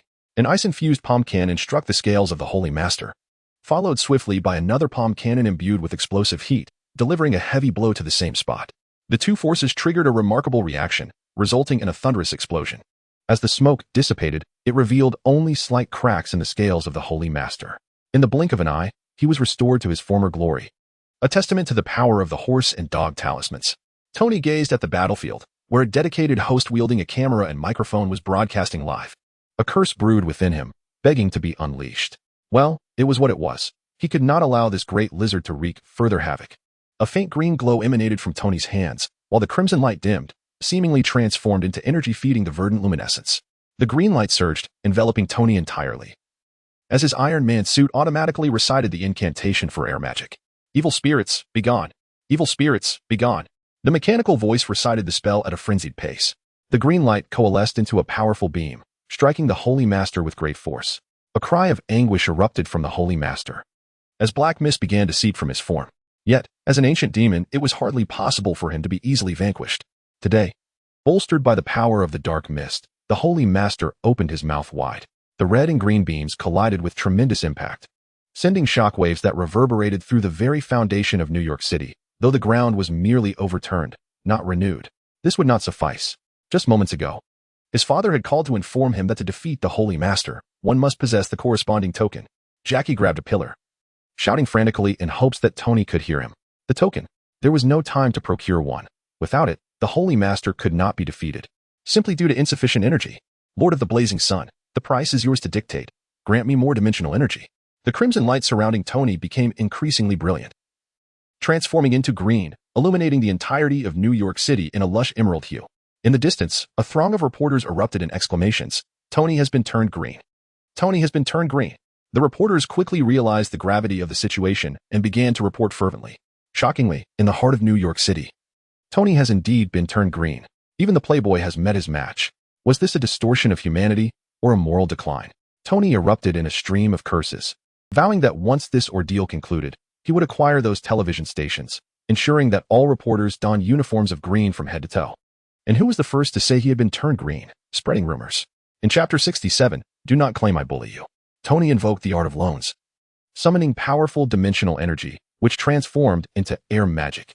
It struck the Holy Master with great force, who felt the talismans within him drawn towards this green radiance, as if seeking to escape his body. Not a chance. The black mist surrounding the Holy Master surged, his momentum escalating. In the halls of Asgard, Lee sensed a significant amount of his dimensional energy being borrowed by Tony. What a worry. It seems something is amiss on Earth. Thor, inform your father. I must return to Earth at once. Are you leaving now? Master, wait for me. I have something to give you. Although Lee did not impart any knowledge to Thor, their casual conversations often enlightened Thor in profound ways. It felt as if the very essence of understanding was being unearthed within him. For instance, Lee previously remarked, I shall be brief, yet the tale is lengthy. In my view, it is quite commendable, but let us return to the matter at hand. Thor sensed that this seemingly simple statement was imbued with a certain literary depth. After rummaging through his room for a while, Thor produced a box and presented it to Lee. While we lack mooncakes filled with lentils, we do have meat pies filled with Asgardian lamb. Take this. Thor raised an eyebrow, pleased with the exchange. Quite splendid indeed. Lee accepted the box into the realm of his dimensions, feeling a touch of warmth in his heart. He anticipated that Thor, the gentle giant, would bestow a gift upon him. When you return to Earth, to bring me along. Such a trivial matter. Just as Lee was preparing to open a portal for his return, Odin strolled back into the scene. Why did you not inform me of the Supreme Mage's return to Earth? An urgent matter arose that I intended for Thor to relay. My apologies. Not a concern. Earth lies within the 9 realms. Allow me to accompany you. Odin interjected before Lee could utter a word. With a swift motion, Odin raised the eternal spear, summoning a colossal beam of iridescent light as the Bifrost surged forth, carrying Odin and Lee towards Earth. Wait, you didn't take me with you? Thor shouted towards the vibrant beam. Father, was that intentional? You previously mentioned that the Bifrost had sustained damage and was unusable, yet here it is functioning perfectly. Do you not wish for me to visit Earth and see Jane? In the heart of New York City, the cloaked figure of the Master was utilizing the terrifying speed of the Rabbit Talisman and the formidable strength of the Bull Talisman, relentlessly assaulting Iron Man, Tony Stark. In the skies above, under the dual influence of invisibility and astonishing speed, Tony was compelled to resort to elemental magic, launching area attacks. However, such strikes were insufficiently potent, serving merely to buy time. As the armored suit endured numerous blows from the Master, even with its magical runes inscribed upon it, the suit could not withstand the damage and fell from the sky like a bird with broken wings, crashing heavily to the ground. The Master seized Tony by the throat, lifting him as though displaying a trophy, and roared, "Who can stop me? I am invincible." The terrifying aura radiated outward, causing those watching the live broadcast from the safety of their homes in New York to tremble in fear. In the distance, Jackie Chan and Xiaoyu shared a singular thought. When will Dad arrive? At that very moment, their father was on his way. Suddenly, a massive beam of colorful light appeared before the Master. His expression of invincibility began to falter as he sensed 2 formidable presences approaching. A youthful figure clad in a mage's robe and an elder in golden armor wielding a spear materialized before him. Greetings. Might the Master release Tony? That iron lump in your grasp owes me quite a bit of energy. The Supreme Mage? Suddenly, a golden lance was hurled from the elder's hand, rushing towards him with an unstoppable momentum. The Lord, in a state of terror, swiftly sidestepped. However, he soon realized that the lance had the uncanny ability to curve. As an ancient demon, the Lord possessed some knowledge of the magical realm, despite the supreme sorcerer of Kamar-Taj generally neglecting ancient demons, focusing primarily on interdimensional threats. Yet, after Li's intervention in District 13, the Lord had begun to pay attention. He had learned from a dark sorcerer that a young supreme sorcerer had emerged in the magical community, renowned for immense power, this very youth before him. As for Odin, he had visited Earth centuries ago. Although that time was long past, the Lord distinctly recalled the fearsome artifact, the Lance of Eternity. Why do you two seek to confront me? The Lord exclaimed, resolute, gripping Tony firmly and hurling him toward the Lance of Eternity. A sharp spatial portal materialized before him, and the rules of space contained within severed the Lord's hand, sending both his hand and Tony tumbling beside Li. Can't you catch me? Tony, with great difficulty, forced his armor to disengage and struggled to rise. You really don't understand the principle of male camaraderie, do you? Without turning his head, Li retorted. By the way, what did you say about me owing you energy? When did I ever owe you anything? You must have misheard. The Lance of Eternity impaled the Lord's chest, pinning him to the ground. Immediately, Odin summoned the lance back to his grasp. The gaping wound in the Lord's chest began to heal at an observable rate, with countless tiny flesh buds twisting together like small hands. The Supreme Sorcerer exists to protect Earth from the invasion of interdimensional demons. Odin, the king of the Norse pantheon, declared, as an ancient demon of Earth, I cannot fathom when I have offended either of you. Logically, you should have no reason to confront me. Rage filled the Lord's eyes. Yet he understood that he was no match for the two before him, even with the dark maternal energy augmenting him. He had yet to break through his own limitations and attain singular cosmic status. It was far too ambitious to take on two opponents alone. Odin, while claiming to rule the 9 realms, was merely a figurehead. He would not interfere in the internal affairs of other planets. The guardianship of Kamar-Taj against interdimensional incursions was already enough to occupy their time. Why would he meddle in matters that sorcerers ought to handle? You're stretching your influence far too wide. Li stepped forward. What ancient tales are you reciting? Kamar-Taj is under my jurisdiction now. I will oversee what other organizations cannot. Simply put, Earth is under my protection. Do not accuse me of bullying you. I offer you 2 choices, a duel or a group melee. Choose one. Oh, the Supreme Sorcerer is quite confident. I, the Ancient Demon Lord, am intrigued to witness the power of this new Supreme Sorcerer. The Lord's expression remained impassive, though inwardly he cursed the audacity of this young boy for underestimating him. You will regret your decision today. Just don't misunderstand. My intention is clear. Either you confront me and Odin in a one-on-one duel, or Odin and I will besiege you collectively. You. What do you mean by you? Enough, enough. I can no longer waste my breath on you. You are unworthy of my words. Li displayed a haughty demeanor, casually draping an arm over Odin's shoulder, his mouth agape as if to proclaim, you can eat dirt. Chapter 68. The Infinite Power Bank. I have never encountered such unabashed audacity. In a fit of rage, the sovereign's fury intensified. It appears that a 2-on-1 confrontation is now inevitable. Dark energy surged around him, and the sovereign's intellect regained its dominance. Perish, he bellowed, his muscles tensing as if he had expanded in size. With astonishing speed, he dashed in the opposite direction. How infuriating! Li keenly sensed the faint fluctuations of dark energy emanating from the sovereign. In a certain sense, dark energy and righteous energy can be likened to the planetary consciousness of Earth. Dark energy symbolizes the negative and malevolent awareness of the planet, while righteous energy represents the benevolent and just consciousness. The struggle between dark and righteous energy ultimately seeks to birth a true savior, a formidable force capable of opposing the celestial clan. Regrettably, most have only managed to produce beings of father level, with each subsequent generation being weaker than the last. Even ancient demons like the sovereign have diminished over time, having forgotten much of their arcane knowledge. However, such beings are no longer needed. With me, Li. Earth is sufficiently protected. Li extended a hand, manifesting countless chains that surged forth to ensnare the sovereign, pointing skyward with his other hand. The space around him morphed into a mirrored realm, effectively trapping the sovereign within. The mirrored space was unique, allowing external observers to witness the scenes occurring within. What a joke! I am not here for altruistic endeavors, nor do I wish to play the role of an anonymous hero. That is far too tedious. Li felt it was time to alter the hidden state of Kamar-Taj. After all, Iron Man has emerged. Soon enough, all manner of bizarre entities will also appear. The clandestine nature of Kamar-Taj is nothing more than a cumbersome farce. The sovereign, with terrifying speed and strength, struck heavily against the mirrored space, shattering it into countless shards. Yet, in the blink of an eye, it restored itself to its original state.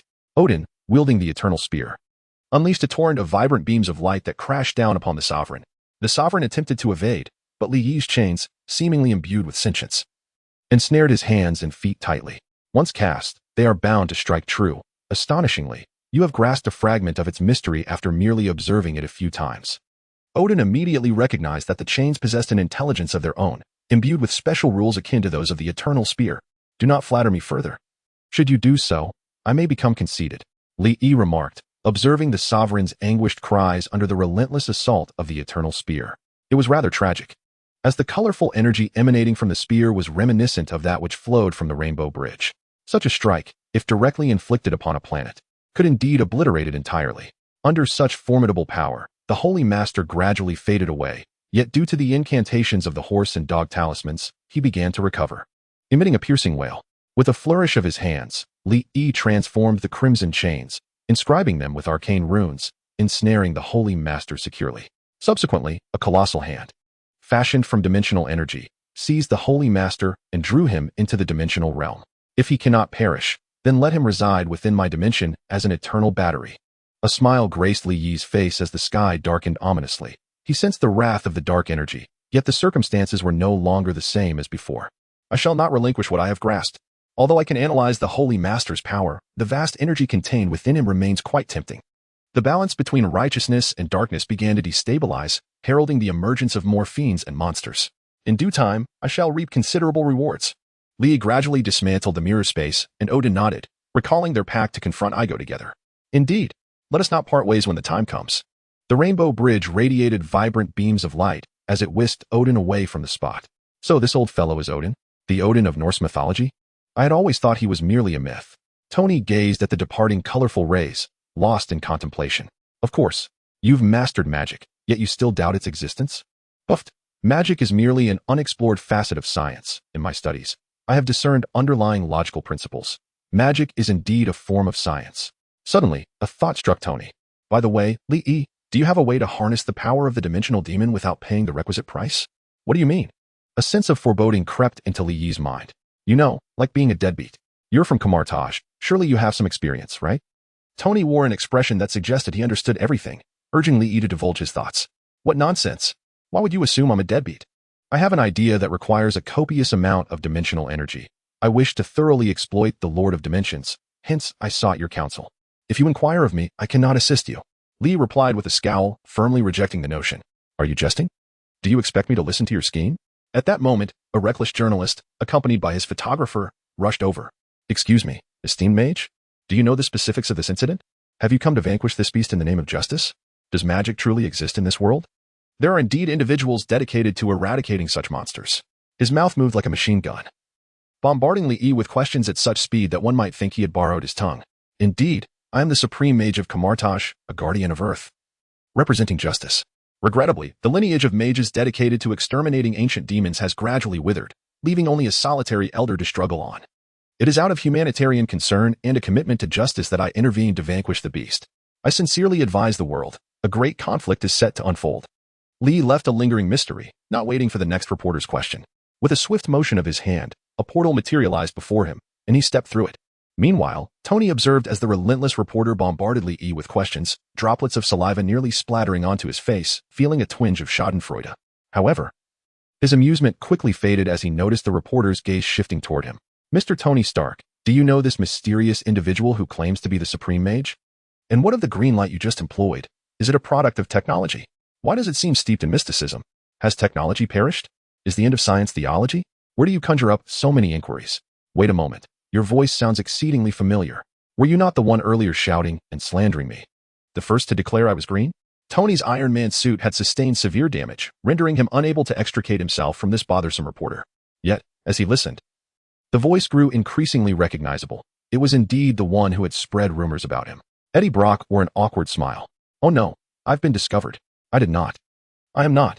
Do not let your imagination run wild. Chapter 69. I dare not disagree. Oh dear. You should not have eradicated the Master. The balance of righteousness and darkness is disrupted. After the Master's disappearance, a far more potent evil will emerge. In the old man's antique shop, he was loudly mumbling something to Li Yi. Li Yi promptly blocked his ears. It was typical for the elderly to ramble. At that moment, he was filled with joy as he opened the box Thor had given him, only to reveal a collection of meat pies. They had cooled and appeared as hard as iron. Wait, Thor, you truly brought meat pies? Li Yi's feelings were quite complex, yet the old man continued his incessant chatter. This left Sheriff Blake, who had come to visit, unable to tolerate it any longer. It can't be that serious. I think eliminating the master might be quite beneficial. Oh dear, why are you still in my shop?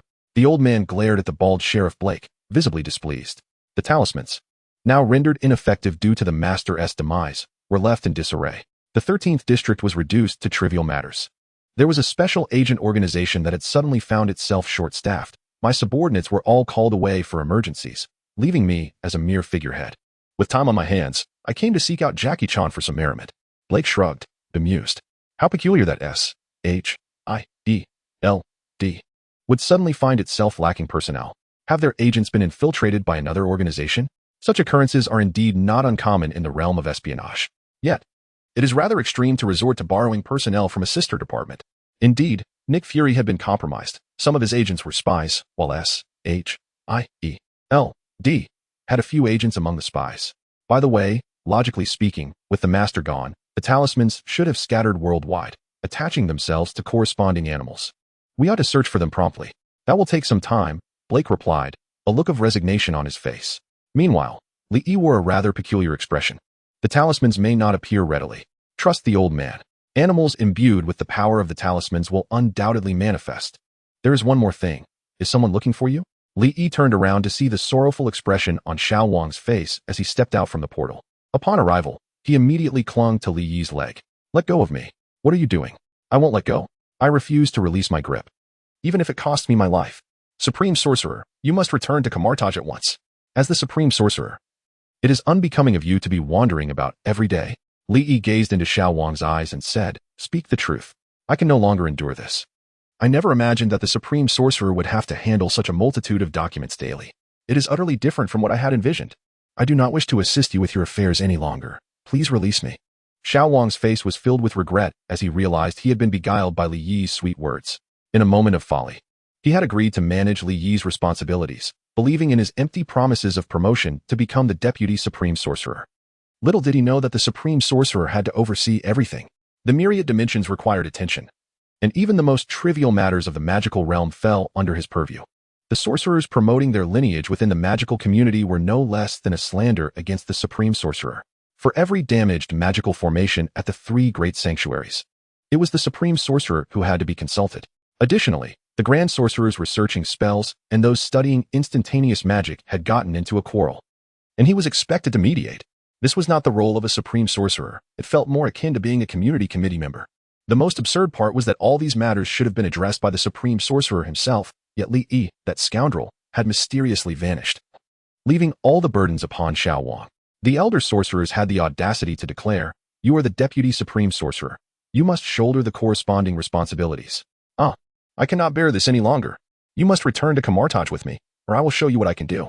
Li Yi's expression stiffened, as the responsibilities of the Supreme Sorcerer were indeed overwhelming, especially in this bizarre Marvel universe, which resembled a chaotic medley. In this world, being the Supreme Sorcerer was far more exhausting than in a typical Marvel setting. Do not rush. It has only been a few days, and you're already in a frenzy. I will accompany you back and devise a solution, truly. Reluctantly, Li followed Xiao Wang into the portal. Behind them, the Elder and Blake exchanged glances, the atmosphere growing increasingly awkward. By the way, why has the antique shop's business declined today? When we were here before, there were customers shortly after our arrival. Now, it has been ages without a single soul. Blake attempted to break the tension by introducing a new topic. You know, it is indeed peculiar. Business had been quite good these past few months, with several regulars, yet now they have all mysteriously vanished. I still remember their names, Ward, and that punk named Crossbones. The Elder lamented the trials of running a business. Crossbones? Isn't that associated with S-H-I-E-L-D? As the sun set, casting dimming light, Li and Xiao Wang concealed themselves within a patch of grass, whispering furtively. Supreme Sorcerer, what exactly do you intend to do? Could it be that you wish to? Xiao Wang's expression was one of disbelief, soon tinged with a hint of questioning. You urged me to seek out the brilliant Doctor Strange, suggesting that I might inadvertently cause Stephen Strange to lose his hands, thereby deceiving him into becoming the Sorcerer Supreme, all for your own convenience. Is it not too soon for such machinations? The astonishment was evident on Xiao Wang's face. While I am aware of your cunning nature, this level of audacity truly takes me aback. How do you know? No, how do you know that Stephen Strange is destined to become the Sorcerer Supreme? Just as Li Yi was about to commend Xiao Wang for sharing his heroic vision, He suddenly sensed something amiss. Xiao Wang, lacking the time stone, possesses no ability to observe the timeline. How could he possibly know? What have I just said? Did I speak at all? Li Yi's gaze towards Xiao Wang grew increasingly piercing. He then raised his fist. Strike me if you must. Even in death, I shall not divulge your secrets. Xiao Wang closed his eyes, adopting a demeanor of indifference to any torture. Li approached Xiao Wang with a mischievous grin. You wouldn't dare strike me, would you? Please, no more. I will speak. Xiao Wang, bruised and battered, bore a look of deep resentment. We are brothers who grew up together. How could you truly hit me? Thus, it was revealed that the Ancient One had conferred with old Wang and you, prior to her retirement, about Stephen Strange. She mentioned that if I were to falter or merely occupy the position of Sorcerer Supreme without fulfilling my duties, she would summon him to Kamar-Taj to learn the mystical arts and assume the role of Sorcerer Supreme. Plans had already been set in motion, hadn't they? Well. Li Yi clapped his hands, genuinely astonished. I never anticipated this. Ancient One, aside from me, you have sought out a backup. So what is your plan now? Are you weary of the responsibilities of the Sorcerer Supreme and considering abdication? Xiao Wang timidly inquired, then broached the matter he was most concerned about. What about my title as the Deputy Sorcerer Supreme? Li suddenly donned a wicked smile. You shall not merely hold the title of Deputy Sorcerer Supreme. When I convene the Kamar-Taj Assembly, I shall bestow upon you the honor of Honorary Sorcerer Supreme. At that time, Strange shall also be an Honorary Sorcerer Supreme. And both of you shall serve me, one as the Sorcerer Supreme and the other in idleness. I shall have it all. He cackled. Xiao Wang stood in stunned silence, gradually comprehending Li Yi's intentions. So you intend to become the Sorcerer Supreme but refuse to fulfill your duties, unwilling to step down, while expecting Strange and me to toil for you. However, the title of Honorary Sorcerer Supreme sounds far more appealing than that of Deputy Sorcerer Supreme. It does have a certain charm. But how can you, Xiao Wang, be swayed by a title of no real substance? I shall never endorse Li Yi's shameless aspirations. Chapter 70. That sentiment has lingered in my heart for far too long. Enough of that expression. This is a fortuitous development for you. Having someone to share the burden will certainly ease your load. Li Yi observed Xiao Wang's expression with amusement. After a moment's contemplation, Xiao Wang conceded, fair enough. Honorary Sorcerer Supreme it shall be. I am certainly not motivated by the title. It is purely for the future of Kamar-Taj. Do not misconstrue my intentions. Xiao Wang stood resolutely, his face radiating a sense of dedication. However, within mere seconds, he transformed into a rather greasy and lewd figure. What is the issue? Care to share? I shan't divulge. You shall see in due course. TCH, the Riddle Master. I detest Riddle Masters. Half an hour later. Are you certain that Strange drives this route daily? Li felt a tinge of boredom. Regret washed over him. Had he known, he would have utilized the powers of the Time Stone to examine the timeline directly. Instead, in a moment of folly, he had dispatched Xiao Wang to investigate. A blunder indeed. This road is undoubtedly the right one. It cannot be mistaken. Should anything go awry, you shall write Wang backward. Xiao Wang patted his chest and raised his hand to swear, not even flinching. A fine oath indeed, but refrain from such vows in the future. Li remarked. Do you truly think I am illiterate? Writing Wang backwards still spells Wang. Cough. Speaking of which, there is a question I have long wished to ask you, though I am uncertain if it is appropriate to do so. Xiao Wang, seeming somewhat bored, urged. Please describe the feelings and thoughts you experienced when you became the Supreme Sorcerer. Alas, though I appear jovial, I was profoundly sorrowful and disillusioned during that period. Oh, what brings you to that conclusion? In my imagination, becoming the Supreme Sorcerer should have involved me, upon reaching a divine status. Bellowing at Ancient One, as a man of stature amidst heaven and earth, how can I languish in the shadows? Brandishing my spear, I shall avenge my past humiliations. Alas! To my dismay, Ancient One anticipated my every move and discarded her physical form. Li Yi rose, gazing skyward at a 45-degree angle, closing his eyes as a single tear cascaded down his cheek. Oh, vast heavens, why do you treat me so unfairly? Beside him, Xiao Wang felt an abundance of words welling within him, yet they remained unspoken. Forget it. If it brings you joy, then it is well. I ought not to have posed that question. Is there any reason to wield a spear? Enough jesting. Let us wait another half hour. If he has not arrived by then, we shall prepare to pay him a visit tomorrow, masked, and break his hands. I refuse to believe this. Xiao Wang reflected, strange. Encountering Li Yi truly signifies an unfortunate fate for you. Regardless of circumstances, your hands are surely doomed. By the way, Xiao Wang, I recall you mentioning that you wish to create your own secret spells. How goes the endeavor? Li suddenly inquired. At this, Xiao Wang's eyes sparkled with excitement. I have not grown weary of this matter. Let me tell you, my self-created magic has achieved remarkable success. Utilizing my father's texts, I delved deeply into spatial magic and devised a spell that would astound both heaven and earth. As he spoke, Xiao Wang demonstrated with a flourish of his hands, conjuring a magical shield that manifested before him. Unlike an ordinary magical shield, this one emanated an aura of spatial laws. I have fused the portal with the magical shield. Any attack that strikes the shield's front will, akin to traversing a portal, be absorbed into the shield. After a brief interval, the attack will be transmitted back out from the shield's front. Isn't that rather a brilliant concept? Li pondered for a moment, then why not simply create a portal? Xiao Wang froze momentarily. Huh? Li suddenly sensed something and hurriedly inquired, is this shield capable of withstanding a speeding sports car? Or perhaps transporting it away? Of course, we simply need to enlarge the shield. Xiao Wang believed that his creation was quite effective. With a flourish, he expanded the shield several-fold. Li nodded and, with a swift kick, exclaimed, let's go. Xiao Wang was unceremoniously propelled into the middle of the road, barely registering what had happened before he heard the roar of a sports car engine. A Lamborghini came barreling towards him. Instinctively, Xiao Wang raised the shield to meet it head-on. The car embedded itself within the shield, only to rebound moments later, crashing violently into a crooked tree by the roadside. With a flick of his mind, Li ensnared the unconscious Strange within the car and rendered him unconscious. It truly works. In a sense, it has some utility, well, just a bit, no more. Grasping the bewildered Xiao Wang, Li peered into the Lamborghini. Supreme Sorcerer, do you truly intend to break his hands? Although, chronologically, they would indeed be broken. Isn't it rather unseemly to do so prematurely? Xiao Wang was growing accustomed to Li Yi's eccentric maneuvers, and upon regaining his composure, his focus shifted entirely to Strange. What are you worried about? Once he masters the secret technique and reaches an adequate level, I shall heal him. For Li Yi, who possessed the Holy Master, a broken hand was merely a trifling matter. Very well, then. You may proceed. Xiao Wang stepped back, directing his gaze at Li Yi. Bah. Let me handle it. Why are young sorcerers nowadays so lackluster? As the Supreme Sorcerer, it pains my heart. Li Yi quipped mercilessly, his telekinetic abilities precisely snapping Strange's hands with the intent to render them irreparable by modern medical science. Ah, simply exquisite. Exchanging a knowing glance with Xiao Wang, they nodded in unison and swiftly summoned a portal to make their escape. In a chamber of Kamar-Taj, Li Yi patted Xiao Wang's shoulder. You've worked hard these past few days. Once Strange matures, things will become significantly easier for you. Wait, now that you're at Kamar-Taj, can't you lend a hand? Xiao Wang's frustration was palpable, nearly summoning a dimensional demon with his grievances. Look towards the future. Enduring some hardships now will yield sweet rewards later. That's the way it is. I'm off to dinner. Man is iron, and food is steel. I too must dine. Wait for me. Half an hour later. Li Yi and Xiao Wang had devoured all the daily provisions allocated to the Supreme Sorcerer at Kamar-Taj, leisurely letting out satisfied burps.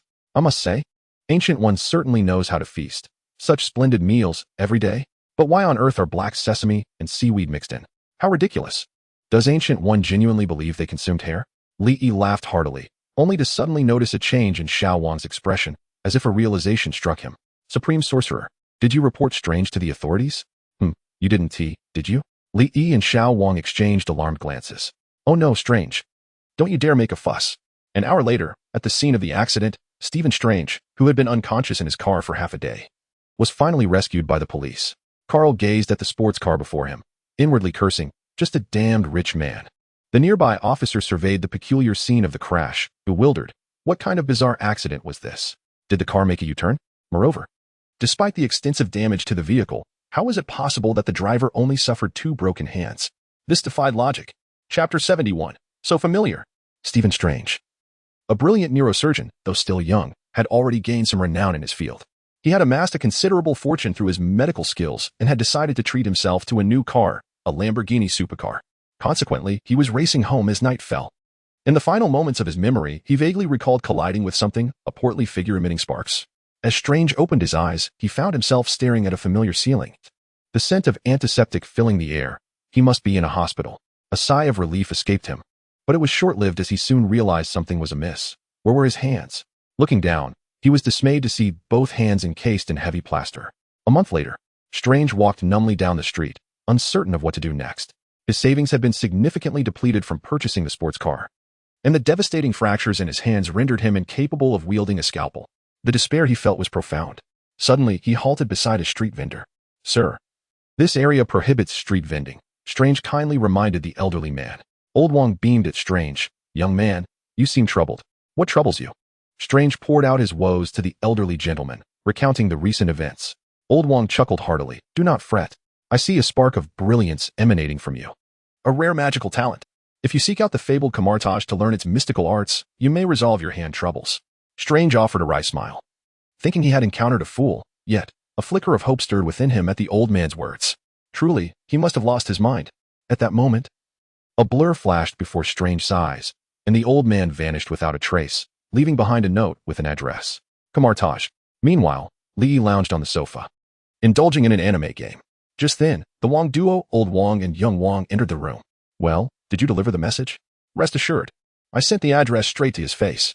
Upon finishing his sentence, Old Wong conjured a portal, preparing to go fishing, determined not to return empty-handed. Wait, Li. Why are you playing my account? What happened to the original stones I saved up? I used them all. What did you get? With so many stones, I should have had a full character. Li nodded. Indeed, you got a full character. Here's your phone. I'm off to eat. Li leaped into the portal, disappearing without a trace, while Young Wong glared at the small zombie on his phone, filled with murderous intent. In a tourist city nestled within the majestic Himalayas. Numerous temples abound, yet none bear the name of Kamar-Taj. At this moment, Strange beheld a man who exuded an aura of profound sorrow intertwined with an enigmatic presence. The man caught a glimpse of him, approached directly, and whispered in his ear, "If you wish to reach Kamar-Taj, follow me." Without uttering another word, he strode forward. Strange hastily trailed behind him, entering a secluded chamber. Upon crossing the threshold, an unsettling feeling washed over him. Despite the room's diminutive size, it felt unexpectedly expansive. The guide, known as Mordo, brought Strange before a figure named Li, introducing him with gravitas. This is Mr. Li, the supreme sorcerer of Kamar-Taj. Should you desire to join, you must converse with him regarding the particulars. Following this, Mordo departed with a scowl, clearly unwilling to face Li. Since the last incident involving the coffin dance, the elder sorcerers had taken to ridiculing him, proclaiming his presence an affront to decorum. As Strange prepared to voice his thoughts, Li raised a finger. No need to speak, I understand. It is only natural for you to doubt the existence of magic, given your scientific worldview. With a swift motion, Li struck, casting Strange's soul from his body, allowing it to traverse through dimensions. No, I believe, Strange exclaimed. Li, unimpressed, rubbed his ear and replied, What did you say? Believe? You are certainly deviating from the norm. Nonetheless, we must adhere to the process. Strange's experience diverged significantly from the original narrative. Li's intervention had caused him to undergo a premature severing of his former existence by 5 or 6 years. As a young man in his 20s, his capacity for acceptance was relatively robust, especially after witnessing the abrupt disappearance of Old Wong before his very eyes. Given the recent news of Iron Man and dragons, he found himself inclined to believe. However, before he could articulate his thoughts, the youth before him muttered a few phrases to himself, then forcefully expelled his soul. Am I to encounter some nefarious cult or dark sorcerer? Strange mused as a kaleidoscope of fantastical visions flashed before him. Some beautiful, some mysterious, others distorted or grotesque. Time seemed to lose its meaning within these realms, and he could not discern how long he lingered in this state. It was akin to being thrust into a rapid acceleration, only to come to an abrupt halt as the soul returned to his body. Strange stumbled, collapsing onto the ground. I believe, he exclaimed. Li regarded him solemnly, inquiring, Are you certain you wish to study magic? I am certain, Strange affirmed. Excellent. Xiao Wang, henceforth, you shall be responsible for instructing Strange. Teach him well. He possesses considerable talent. A voice resonated from behind Strange, prompting him to turn and reveal a familiar visage. Pointing at Xiao Wang, his hand trembled uncontrollably. The glowing fat man. What glowing fat man? Li responded, feeling a touch of unease. Previously, I encountered a vehicular mishap, and it seems I collided with a luminescent figure of considerable girth. Indeed, it appears to be him. Strange murmured softly, a hint of uncertainty in his tone. Surely, I must have misperceived it. Such illusions are quite common following an accident. You are a physician, and you are well aware of this. However, wait, how do you know I am a doctor? Strange felt an odd sense of unease. I am the Sorcerer Supreme. Is it not entirely reasonable for a sorcerer to discern your profession? Young Wang, quit dawdling. Escort Strange to his new apprentice quarters. It is imperative that you foster a positive rapport with young Wang, for he is an esteemed Sorcerer Supreme. Upon uttering these words, Li vanished before Strange, leaving him in a state of perplexity. Esteemed Sorcerer Supreme, this title feels rather casual. Strange followed young Wang towards the portal, which shimmered with golden sparks. Now it appears more fitting. Master Wang, why are you hastening your pace? Oh, I have prepared a prime spot for you. I recall that the quarters are unoccupied, allowing you to reside there alone. Thank you. You are truly a benevolent soul. Strange expressed his sincerity, causing Master Wang to feel somewhat bashful. Chapter 72. I laugh at Dormammu's lack of wisdom. Honorary Sorcerer Supreme Wang, akin to a shadow pursued by Dormammu, hastily emerged from the novice sorcerer quarters. Strange promptly followed suit. Master Wang, is there internet access here? Indeed, the password is the capitalized initials of the current Sorcerer Supreme's most handsome name, young Master Wang. Without looking back, tossed this remark over his shoulder as he sprinted away. Strange stood momentarily bewildered. This password. I can't shake the feeling that Kamar-Taj possesses a rather unorthodox ambience. As the days unfolded, Strange initially struggled to acclimate. Mastering the portal eluded him completely. He was unceremoniously thrust into the stratosphere by Li Yi utilizing the portal. And under the influence of adrenaline, his latent potential surged forth. He swiftly grasped the use of the portal. Gradually, he found his rhythm. Secret arts became readily comprehensible, and magical knowledge unfolded effortlessly. Thus, a year passed, and the earth remained relatively tranquil, perhaps an indication of the calm before the impending storm. Li Yi observed Strange diligently studying, nodding in satisfaction. Such intellectual prowess, merely a fraction shy of my own. He envisioned a diligent honorary Sorcerer Supreme beginning to emerge. As a capitalist, nay, Sorcerer Supreme, Li felt a sense of gratification. Nevertheless, he believed that Strange still required one final step to become a competent honorary Sorcerer Supreme. Li Yi turned to young Wang, inquiring, are all preparations in place? Everything is ready, all set for action. In the realm of darkness, the call from Earth reached Dormammu's ears. Ah, that insufferable scoundrel has resumed his fishing. Do they think us fools? Dormammu promptly silenced the call from Earth.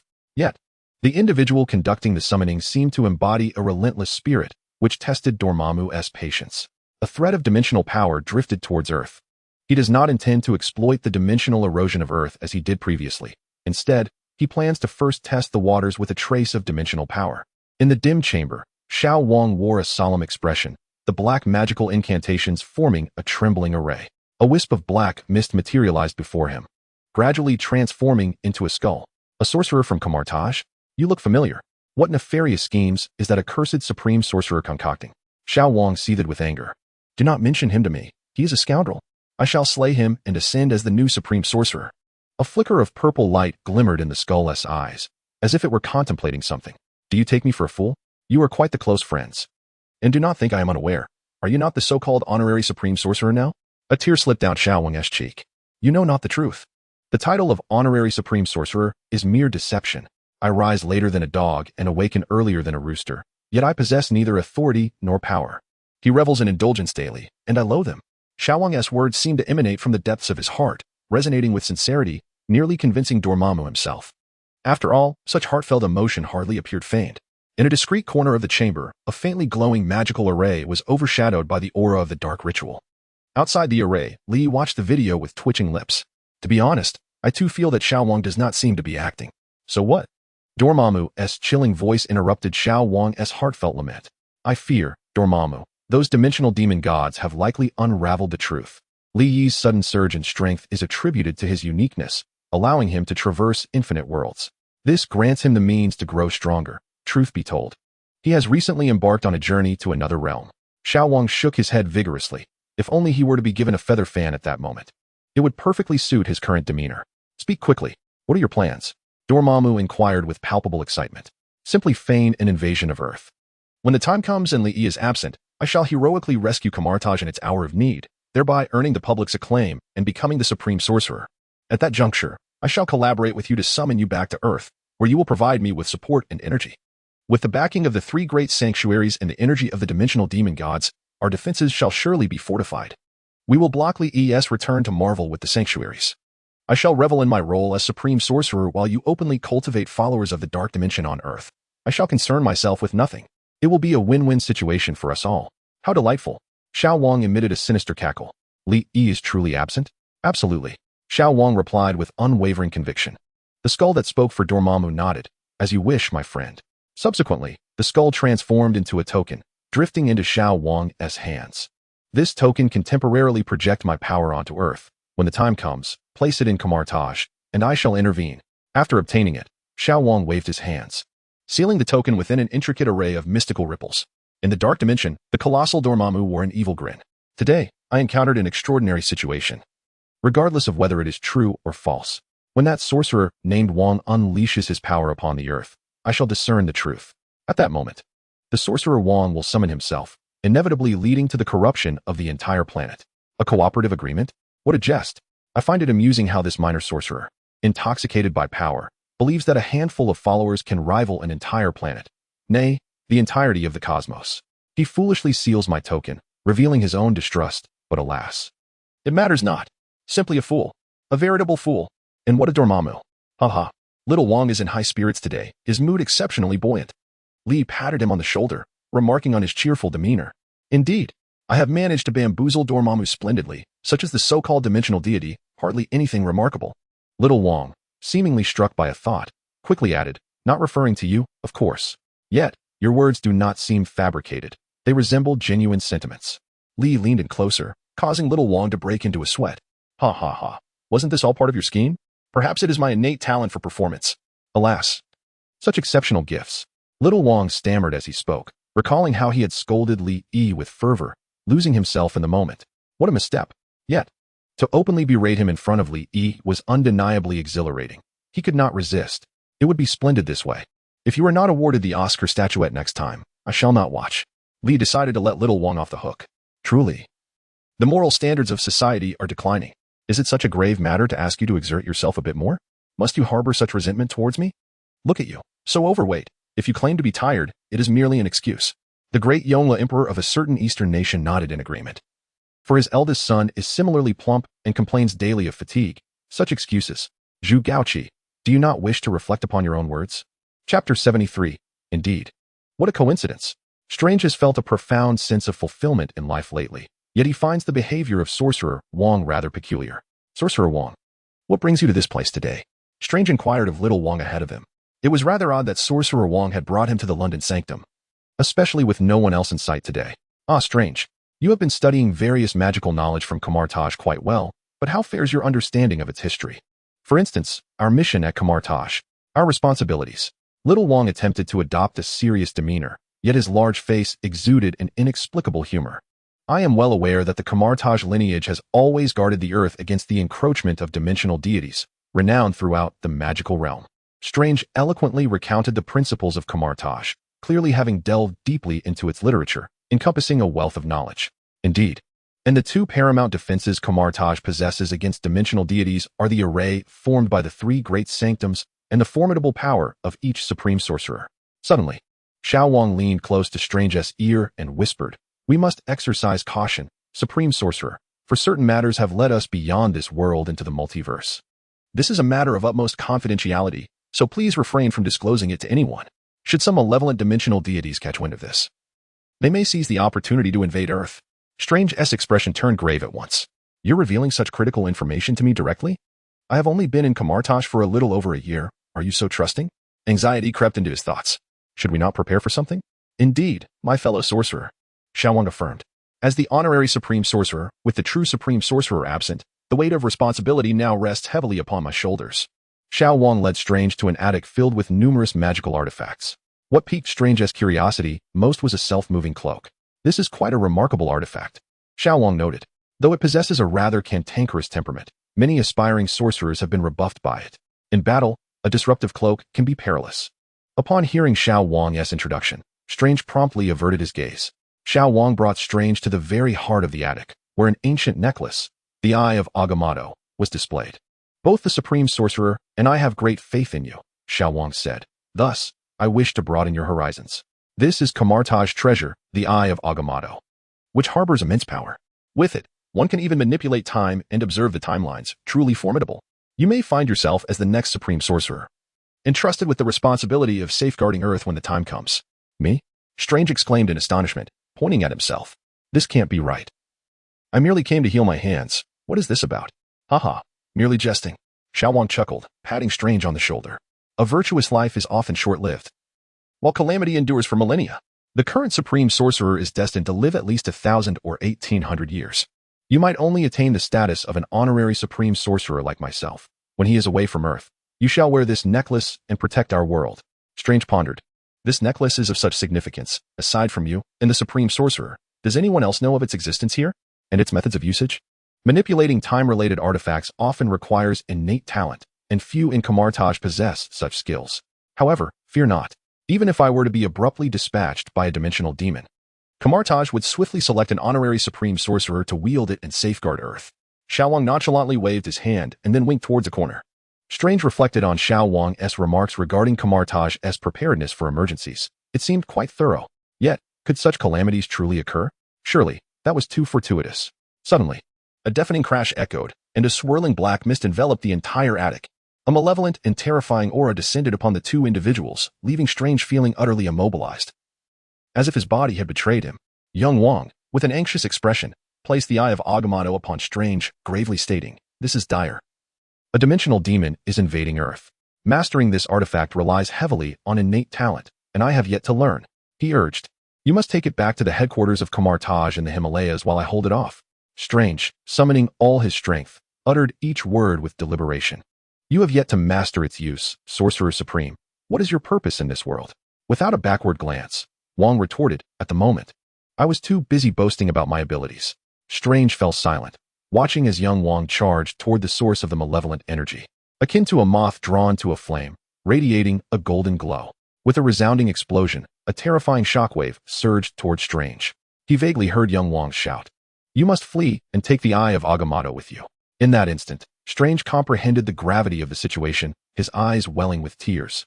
Resolutely, he summoned a portal with the suspended ring and stepped forward, glancing back repeatedly. Suddenly, a red cloak fluttered into view, colliding with Strange and drawing him directly into the portal. As he gazed at the figure emanating golden light, gradually fading from view, his heart was filled with emotion.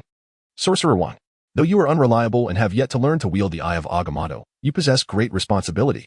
A lingering question embedded itself deep within his heart. "Sorcerer Wang, you bear an uncanny resemblance to that portly figure who stood in front of me on the day of the accident. Damn it. How can I think such a thing about Sorcerer Wang? I am utterly inhumane."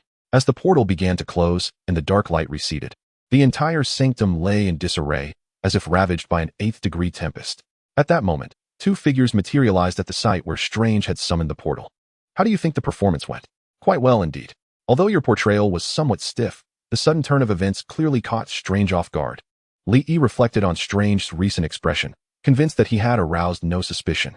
As he pondered, he snapped his fingers, and a crimson dimension enveloped the entire London sanctum, restoring all the damage wrought and mending the array that had been corrupted by the dark dimension. Moreover, it was fortified further. "Now, it is up to old Wang. Strange. See how benevolent I am. I orchestrated this grand spectacle for your growth. When you eventually discover the truth, do not blame me for breaking your hands." Young Wang murmured softly, "You are just being lazy, aren't you?" "What did you say?" In the dimension filled with darkness and death, Dormammu opened his eyes. He sensed that his projection had been utilized by someone, though it appeared to have been influenced by an external force. Nevertheless, he was certain that his projection had wreaked considerable havoc, particularly within a sanctum, where the array had been destroyed. The most crucial aspect is the absence of that bothersome little brat's aura of power. The little brat supreme mage did not intervene. Indeed, he is not on Earth. Truly, fortune favors me. Everything I have lost will be reclaimed. The entire dark dimension seems to be bubbling with anticipation. Dormammu awaits that foolish mage. He plans to summon himself, and upon being summoned to Earth, to launch his invasion directly.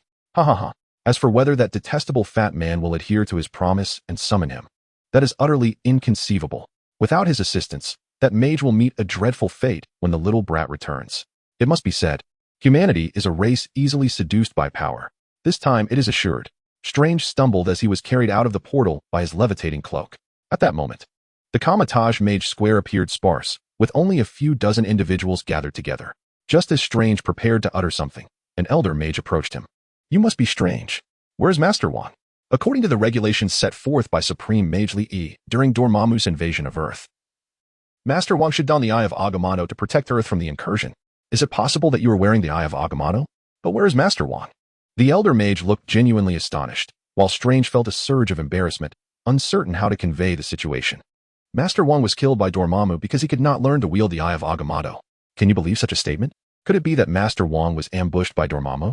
Cough. More or less, Strange replied awkwardly. The elder mage glanced around at the few individuals present, then turned his gaze back to Strange.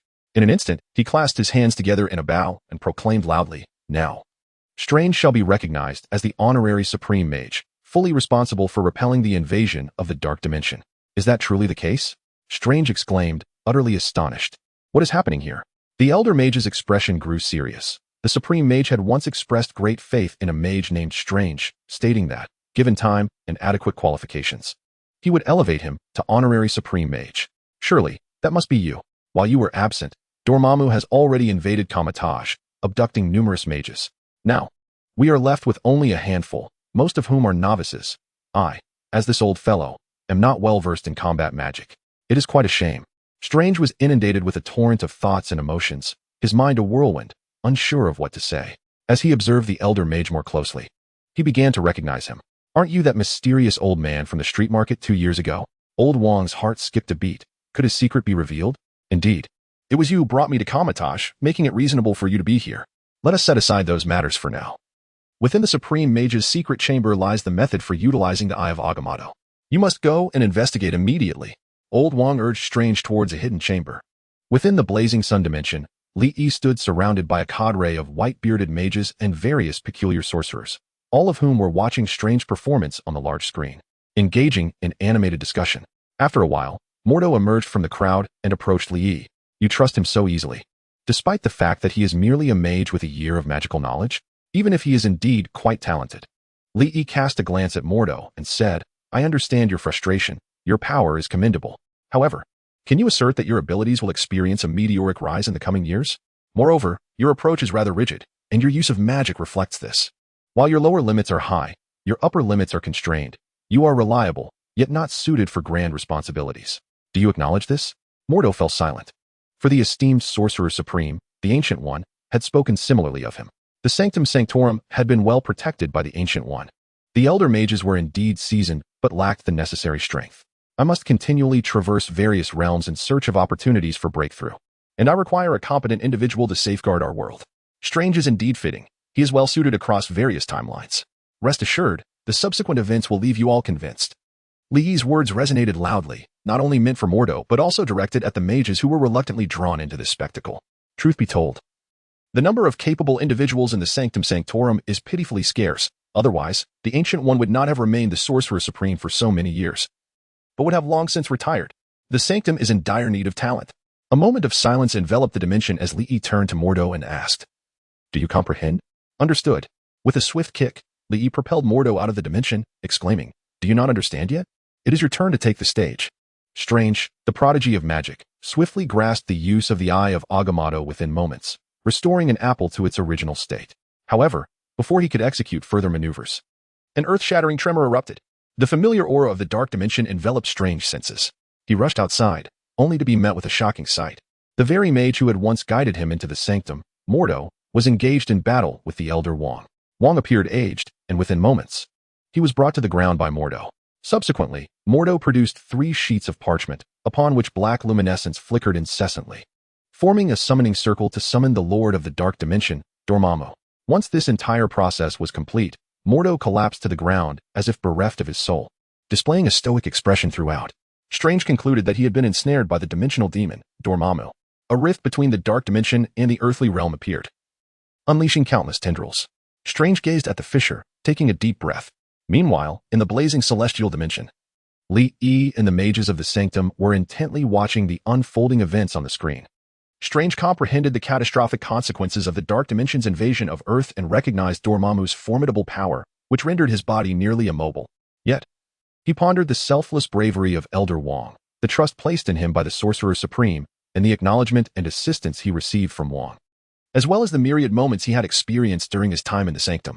Strange had already discerned his course of action, with his levitating cloak billowing behind him, truly embodying the essence of a supreme sorcerer. Without hesitation, he plunged into the dark dimension. Meanwhile, Li Yi and the sorcerers in the realm of blazing suns breathed a sigh of relief. I knew he could do it. After all, he is someone I believe in, Li Yi remarked, somewhat smugly. It was obviously the Ancient One who first recognized his potential. A soft voice emerged from the sorcerer group. Humph. Li Yi dismissed them, urging them to leave the dimension and attend to their own affairs. He then proceeded to mend Kamar-Taj, rousing the seemingly lifeless old Wong and Mordo from their feigned slumber, before sauntering into the dark dimension at his own pace. Old Wong patted the discontented Mordo, saying, Cheer up. You saw it too. Strange is indeed responsible and courageous, daring to confront the formidable Dormammu and face death with sword drawn. He truly possesses the demeanor of a supreme sorcerer. Mordo had no desire to speak. He had come to acknowledge Strange, but his discontent stemmed not from this. Rather, it was from Li Yi's earlier insistence that he portray a sorcerer under the control of the dark dimension. Why must I play a role where the dark dimension has me ensnared? Do I look like someone easily swayed by an evil god? My complexion suggests otherwise. Li Yi's retort shattered the silence with a devastating blow. Chapter 75. Huh? Why didn't you say so earlier? In the pitch-black silence of the dark dimension, suffused with an aura of life-s prohibition, Dormammu sensed the vibrant essence of Earth and felt an unusual excitement. Suddenly, a figure burst forth from the rift. Dormammu, initially expecting the power-drunk, rotund sorcerer, was taken aback to find he did not recognize this newcomer. Who are you? A mere sorcerer dares to intrude upon the dark dimension. Has Kamar-Taj grown so arrogant? Dormammu felt his authority slipping away. With unwavering determination, Strange shouted at Dormammu, I have come to negotiate. Haha. Is this the standard script from Kamar-Taj? This is utterly intolerable. Countless blades manifested in the dark dimension, cleaving Strange into 5 pieces. Yet, Dormammu sensed a familiar sensation. As the green light flickered, time seemed to reset. Strange reappeared before him. Dormammu's inner turmoil was palpable. No, what is it with these Kamar-Taj sorcerers? The power of time. You insufferable pest. Dormammu opened his mouth wide, unleashing a purple beam of light towards Strange, reducing him to ashes. As Strange continuously emerged only to be struck down by Dormammu, his ashes gradually scattered throughout the dark dimension. After countless iterations, Dormammu's eyes burned with rage. As memories of his past assaulted him, transporting him back to that fateful day, he recalled humming a tune at home when a sorcerer with a bald head barged in, wielding the power of the time stone to incessantly torment him. Is there no justice? Is there no law? After enduring hundreds of repetitions, Dormammu gazed at Strange, whose resolve remained unshaken, and fell into silence. Speak. What is it that you wish to discuss?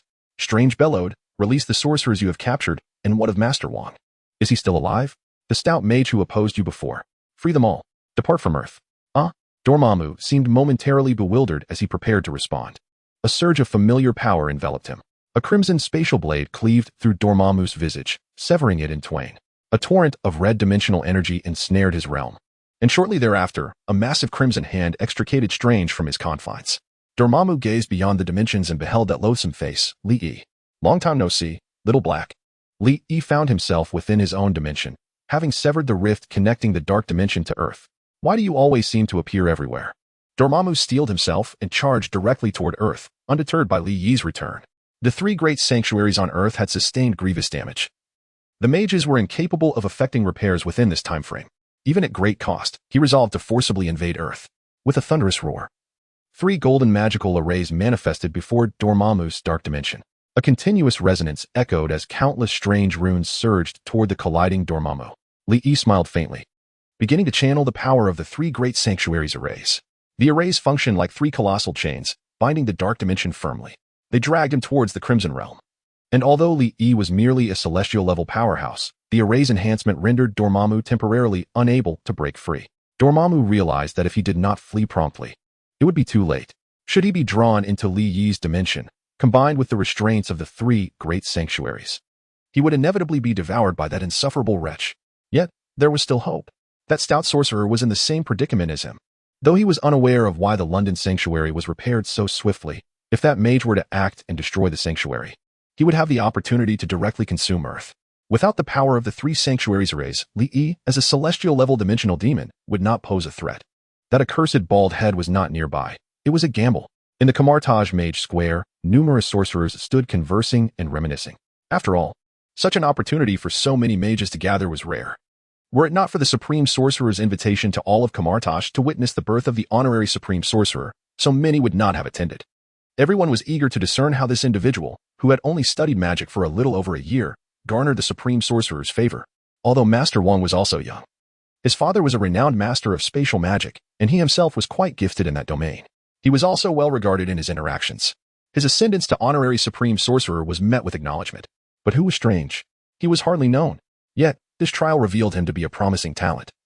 Having surpassed most mages in just a year, he exhibited both courage and wisdom. It could be said that Strange had triumphed in this trial. Young Wong, amidst the crowd, laughed heartily, engaging in conversation with familiar mages. At that moment, something within the inner pocket of the young mage Wong's robe began to stir unexpectedly. With a sharp rip, the fabric tore apart, revealing a token suffused with the essence of the dark dimension, which materialized before the entire assembly of mages in the grand square. A voice emanated from the token, declaring that Li Yi had returned from another world to the main realm. Quickly destroy the 3 great sanctuaries and fulfill your promise. We are 2 peas in a pod. You must realize the consequences of your actions if the Supreme Mage discovers them. A skull, shrouded in black mist, gradually manifested atop the token, speaking with urgency. Upon seeing the throng of mages before it, the skull exclaimed, "What is happening? Hurry to destroy this." The mages exchanged glances. And in an instant, a flurry of arcane spells was hurled toward the skull and the token. The skull attempted to resist, dragging Wong along in a desperate bid to break free from the encirclement. "It appears you are deceiving the mages of Kamar-Taj. I may have thwarted your plans, but time is of the essence. You must act to demolish the 3 great sanctuaries. With my assistance, success is assured." "Ah, what are you doing?" The skull gazed incredulously at the rotund mage behind it. Meanwhile, Wong was fervently gesturing, and a spatial sealing spell enveloped the skull entirely, as a projection of Dormammu's power. The skull prepared to struggle fiercely, but that momentary pause allowed the mages in the square, armed with myriad secret spells, to converge upon it, ultimately sealing the skull within the token. "Why?" the skull managed to utter with its last vestiges of strength. "Because I am an undercover agent," Wong replied coldly. The entire dark dimension coalesced into a colossal form, laboriously resisting the binding chains of the 3 great sanctuaries formation. The chains pulsated with crimson dimensional light, incessantly eroding the dark dimension. Despite the dark dimension's efforts to resist, it remained ensnared by the sanctuary's formation. Dormammu, embodying a sense of frustration, could only think of 2 words: constraining. However, resilience is key to victory. At that moment, Dormammu perceived with astonishment that his projection's power had been sealed once more. And this time it was a seal he could not break. He received the last message from the Earth projection: "There is a traitor. Terminate the operation." Chapter 76, It's You Again. It was only then that Dormammu realized he had been duped. When weighing his own life against the allure of the delectable Earth, he recognized that his own existence held paramount importance. As long as he lived, all possibilities remained open. The black mist of Dormammu surged forth, and the giant formed from the dimension exuded an aura of dark death. Strange, in the presence of this colossal entity, felt as insignificant as a speck of dust. Bewildered by the current circumstances, this was a power reserved for a singular, universe-class dimensional demon, capable of transforming the entire dimension into its corporeal form. Harnessing the full might of the dimension represented an advanced manifestation of a dimensional demon's physique. One could only imagine the sheer power wielded by a giant comparable in size to the universe itself. Even though Dormammu had previously been led into a trap by Li, losing a significant amount of energy, he remains a singular cosmic entity. Li, prepare to witness the wrath of a dimensional deity of cosmic caliber. Dormammu commanded a colossal figure born of dimensions, and with a resounding crack, it split in 2. The lower half was ensnared by 3 chains, while the upper half swiftly dashed away, attempting to escape. Did he truly believe that previously employed tactics would still hold sway over me, Li? "It is too late to flee now," Li chuckled, extracting the time stone from Strange's necklace. Grasping it in his hand and leveraging his understanding of temporal laws, he activated the mystical arrays of the 3 great sanctuaries, which gradually emanated a profound aura, accompanied by an ethereal green glow. As Dormammu prepared to flee, he begrudgingly rejoined with his bound lower half, enveloped by the verdant radiance. To his dismay, he discovered that his dimensions could not separate. He was in a unified state, seemingly stabilized by the rules of time. Li's dimensional chains, akin to 3 large straws, incessantly siphoned energy from the dark dimension. Enraged and unwilling to accept his fate, Dormammu realized he was destined to become a formidable source of nourishment for Li. "Li, you despicable wretch. You, I say, are even darker than I. The dark dimensional deity. How can one so shameless aspire to be a deity of dimensions? What treachery is this?" It was evident that Dormammu's defenses had crumbled. Yet, it bore no impact. Li found the absorption process rather sluggish and began to hasten it with the time stone. Gradually, Dormammu's voice diminished, and the dark dimension shriveled like a frozen pear. However, like an indomitable cockroach, Dormammu continued to resist valiantly. Li understood that absorbing a singular cosmic dimensional deity with a father-level dimensional deity would require considerable time. There was no rush. He was not short on time. Moreover, his concerns had been alleviated as Strange began to exude a hint of the Supreme Sorcerer's aura. His formidable adversary, Dormammu, was now under his control, bound and absorbing energy. Even in his absence, severely weakened, Dormammu could no longer escape the chains forged by the 3 great sanctuaries.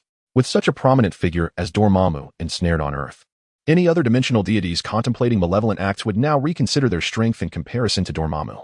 Finally, Li could continue traversing worlds. Being the leader of an organization was exhausting, having to oversee everything. No, he must hold on for a few more days. He would only feel secure to depart once Dormammu weakened further. Strange stood in the void, at a loss for words as he observed Li. Li embraced him and solemnly stated, "I apologize, Master Strange. This was indeed a ruse. Little Wong and the other sorcerers are safe.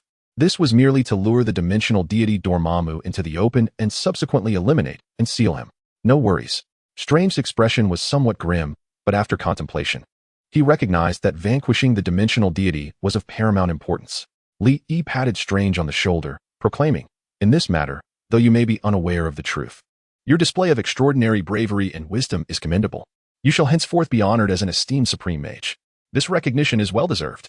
As Strange absorbed Li Yi's praise, a hint of embarrassment washed over him, for Li Yi was a towering figure in the realm of mages, and such accolades felt somewhat overwhelming.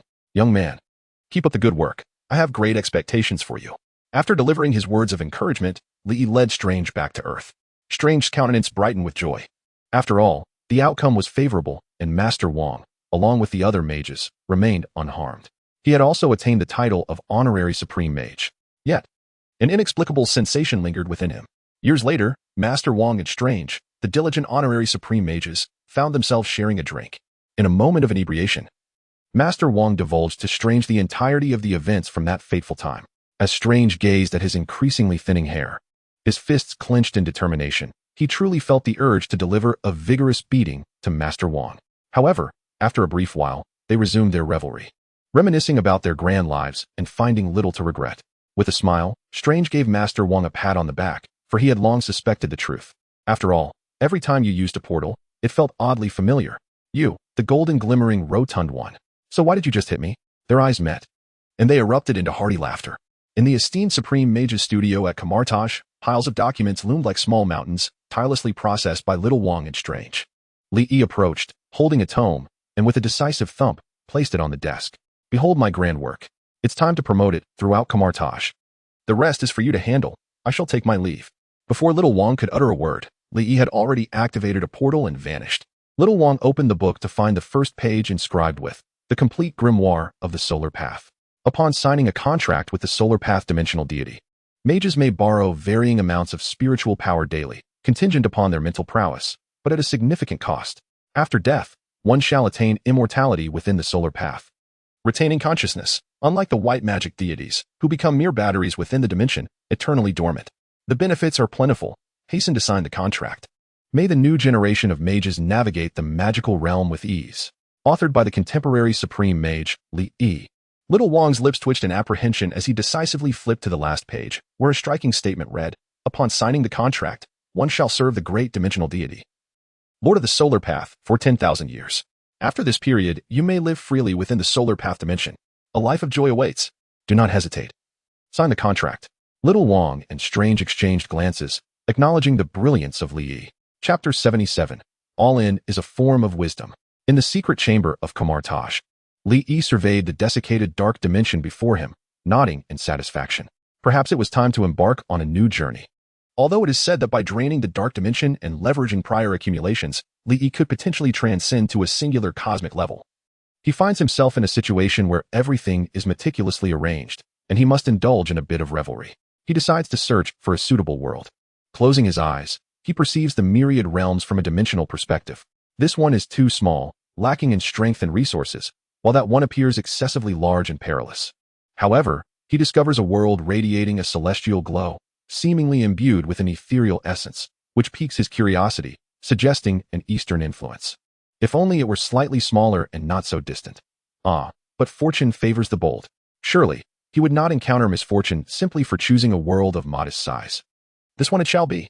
With resolve, he leaves a message for Xiao Wang and Strange, instructing them to safeguard their domain. He then resolutely shuts his eyes, murmuring that with the enhancements made, he should not experience overwhelming disorientation this time. A radiant beam of light emanates from the dimension of the solar path, propelling him toward the ethereal world. Indeed, Li Yi notes a significant reduction in dizziness, allowing him to discern the surrounding realms within the beam. In good spirits, he gazes at his destination, only for his expression to stiffen as he approaches. To his astonishment, he perceives faint chains linking this world to numerous others, forming a complex web of interconnections. Countless realms, both large and small, are intertwined, seemingly following a particular pattern, connecting from the largest to the smallest, culminating in a return to the grandest world, creating an endless cycle. Panic arises within him. Something is amiss, and he must flee. He comprehends that such an eerie spectacle is far from ordinary. Suddenly, from the direction of the largest realm, A colossal hand reaches out toward him, grasping him with an undeniable force. The world exudes an ancient aura, and the figure extending the hand appears to be clad in a Taoist robe. Despite his attempts to escape, he finds himself ensnared and forcibly drawn away. I shall never gamble again, he laments as he is taken to an imposing, archaic complex, inexplicably existing beyond the confines of the world, floating in the void. Atop the grandest hall, a plaque bears the inscription Purple Cloud Palace. On a raised dais within, an elderly Taoist, clad in a flowing white robe, observes the bewildered Li Yi with an expression devoid of emotion. Greetings, he utters. It seems I have taken a wrong turn. My sincerest apologies. I shall take my leave at once. Li Yi's smile is more pain than merry as he speaks, preparing to activate his dimensional escape. Yet, he suddenly feels the connection to the dimensions severed. What are you doing? I left my gas on. I must return to turn it off. Upon seeing the inscription of Purple Cloud Palace, Li Yi realizes the gravity of his situation. The primordial era. No, this cannot be. As a mere frail and helpless being of celestial caliber, I find myself inadvertently ensnared in a realm of the elite. What should I do? I am in urgent need of guidance. A being of extraordinary stature, akin to a celestial immortal, has even grazed the threshold of the quasi-saint realm, yet alas, possesses no profound understanding of the Tao. Hongjun shakes his head, seemingly appalled by the presence of Li Yi. Li Yi suppresses his discontent and addresses the elder. Apologies. I seem to have wandered into this place by mistake. I shall take my leave at once. Hongjun's expression remains impassive as he gazes at Li Yi, as if perceiving the thoughts swirling within his mind, causing Li Yi to feel a sense of unease. How unjust. We are of the same kind. Just look at my black hair and dark eyes. Despite employing the might of barbaric powers, I am undeniably an authentic Oriental individual. Had it not been for the discernible essence of the East within your soul, a mere Western barbarian would not dare to pry into the vastness of Hongwang. You would have been obliterated by my divine lightning long ago. Hongjun's casual remarks send shivers down Li Yi's spine. That was close. I almost met my end without realizing it. In a timid tone, Li Yi asserts, the Tao ancestor sees clearly. An Oriental man does not deceive another Oriental man. So, may I take my leave? Would you like to become my registered disciple? Hongjun's words leave Li Yi in stunned silence for 3 minutes. Master, I bow before you. Li Yi decisively kneels in reverence, not wishing to miss such an opportunity. It would be foolish to reject the chance to be taken as a disciple by Hongjun. It's merely a registered disciple. There's no need for such excitement. Although Hongjun's words suggest nonchalance, his demeanor softens considerably. This lad's attitude is quite commendable. To be recognized as a registered disciple of Hongjun is indeed a great honor. Li Yi understands the advantages of such a status. In the Eastern realms, merely proclaiming oneself as a disciple of Hongjun would command respect from all. Especially in the territory of Hongwang and its various extensions, such as the journey to the West, many of its prominent figures are but registered disciples. With the soul of an ordinary mortal, you have merged with a world, transforming into a remarkable being with profound blessings. At this moment, you possess an extraordinary foundation, deeply rooted in Eastern fortune while being active in the Western world. Upon becoming my disciple, you shall impart teachings to the Western realm and enlighten the barbarians. Will you accept this calling? Absolutely, 100 times yes. Li Yi feels a profound sense of relief now. After all, one does not bestow such favor without reason. This requirement, in fact, reassures him. At this point, Li Yi has grasped Hongjun's intentions. He seeks to expand the influence of Eastern perspectives in the Western realms, such as Marvel and so forth. This is a simple endeavor and does not hinder his own pursuits. Let us proceed. Hongjun nods. Traversing from the primordial chaos to the modern age of the end of the Dharma, and then to the era of spiritual resurgence in interstellar worlds.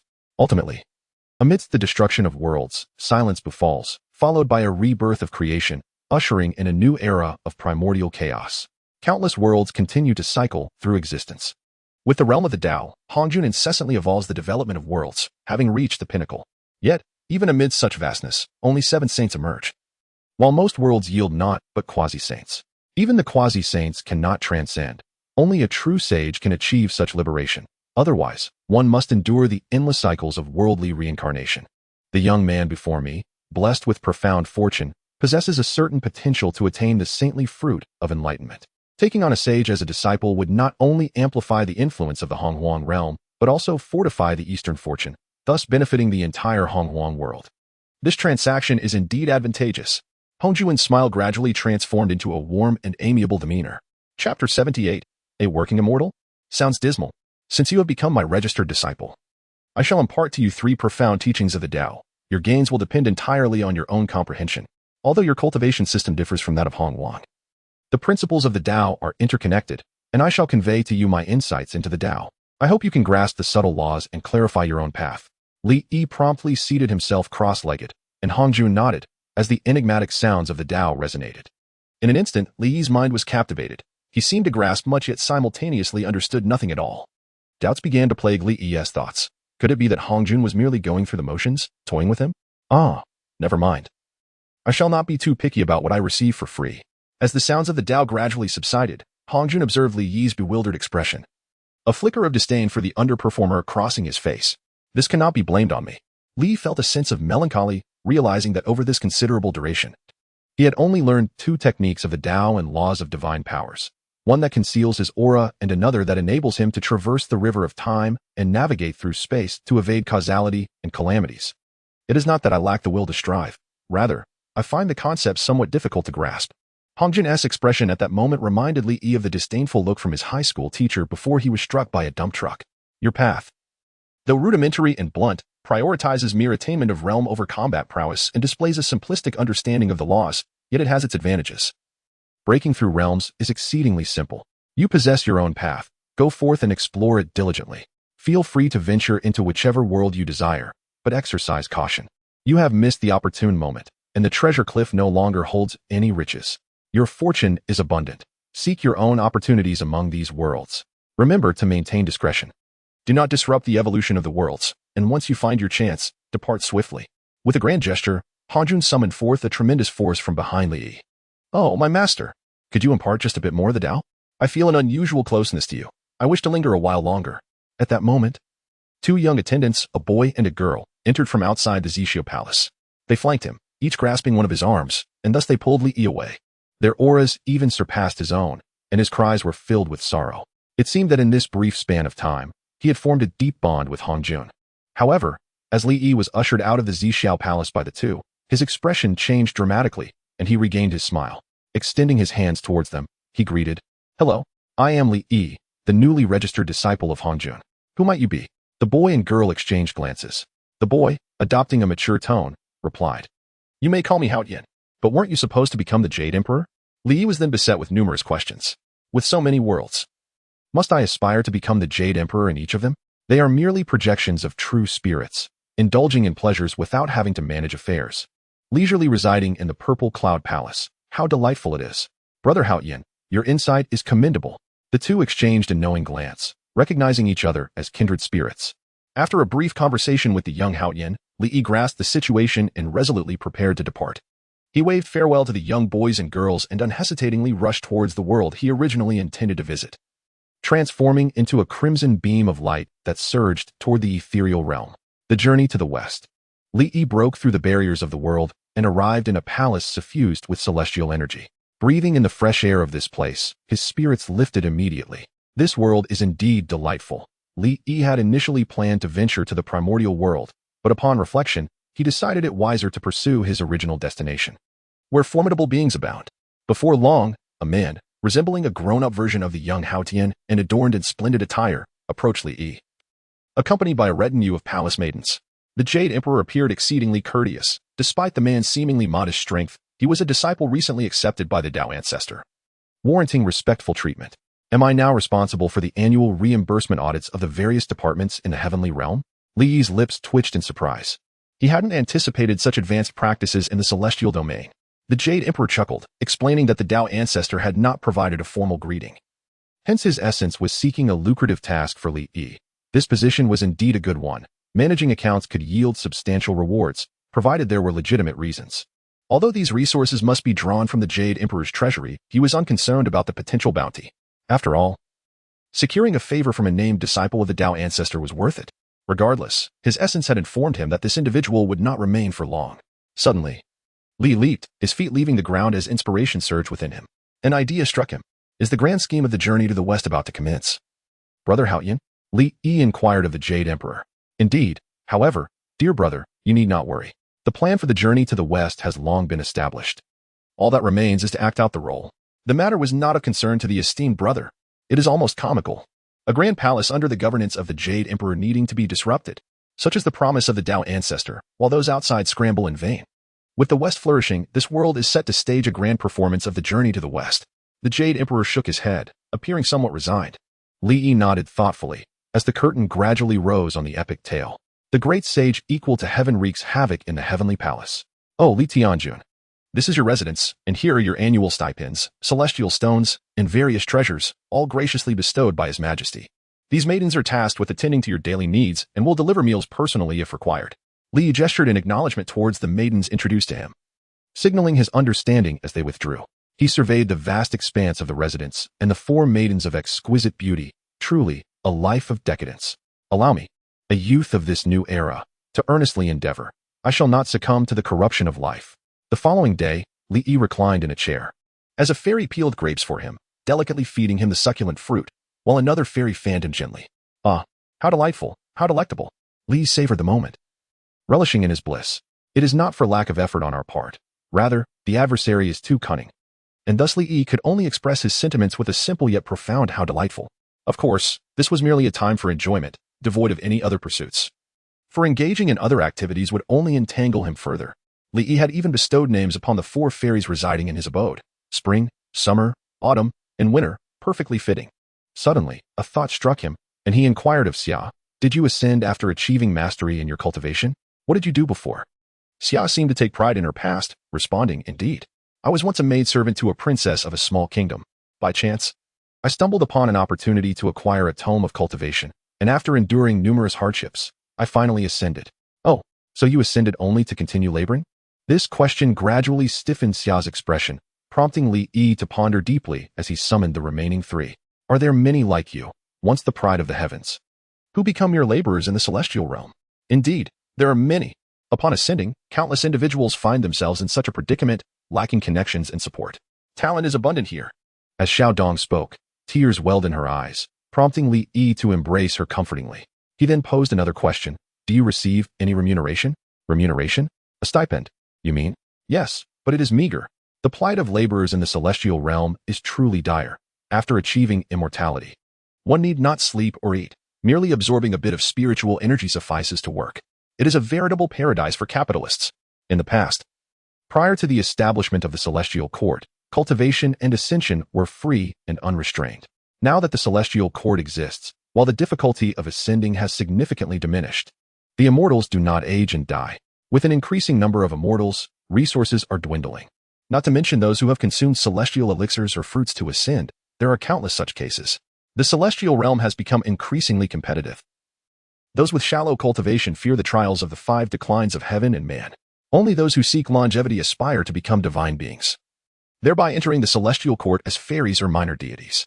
Conversely, those who ascend to immortality often disdain becoming deities themselves, as they can achieve longevity through their own cultivation, rendering them unbound by the celestial court. However, those newly ascended immortals, lacking resources and connections, have no choice but to toil as celestial laborers in order to survive and navigate the trials of the 5 declines of heaven and man. They aspire for the day when their name shall be inscribed in the celestial annals, truly becoming deities. At that time, the 5 declines of heaven and man will no longer seem so fearsome, for they shall have the celestial court as their protector. Chapter 79. The conclusion of cultivation is surprisingly bureaucratic. Li Yi realized that the state of ordinary immortals in this world of journey to the west was indeed rather tragic. He never anticipated that the culmination of cultivation would lead to bureaucratic exams. Li Yi beckoned to the 4 of them, urging them to lean in closer.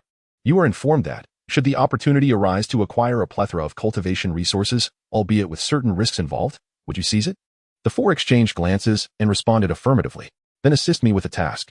A wicked smile crept across Li Yi's lips. Once Li Yi had orchestrated the arrangements, a sudden thought struck him. "By the way, as the official responsible for reimbursement audits, where is the department I oversee? Must I not attend?" Xiao Xia, with utmost respect, replied, "Your Excellency, as the esteemed official, it suffices for you to conduct inspections periodically. Daily attendance is unnecessary. At the year's end, you may assess the work." Li Yi abruptly rose from his chair, declaring, "That will not do. As a commendable leader, it is imperative that I observe the situation firsthand. You are all aware of the department's location, in which celestial palace? Let me there." "Yes." The Department of Celestial Accounts manages the distribution of salaries and finances for the myriad deities in the heavenly court.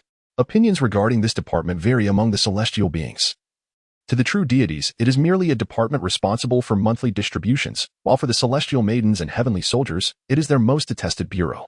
Not only do they withhold payments, but they also complicate matters with reimbursement processes for tasks undertaken on behalf of the heavenly court. Within the Department of Celestial Accounts, several subdivisions exist.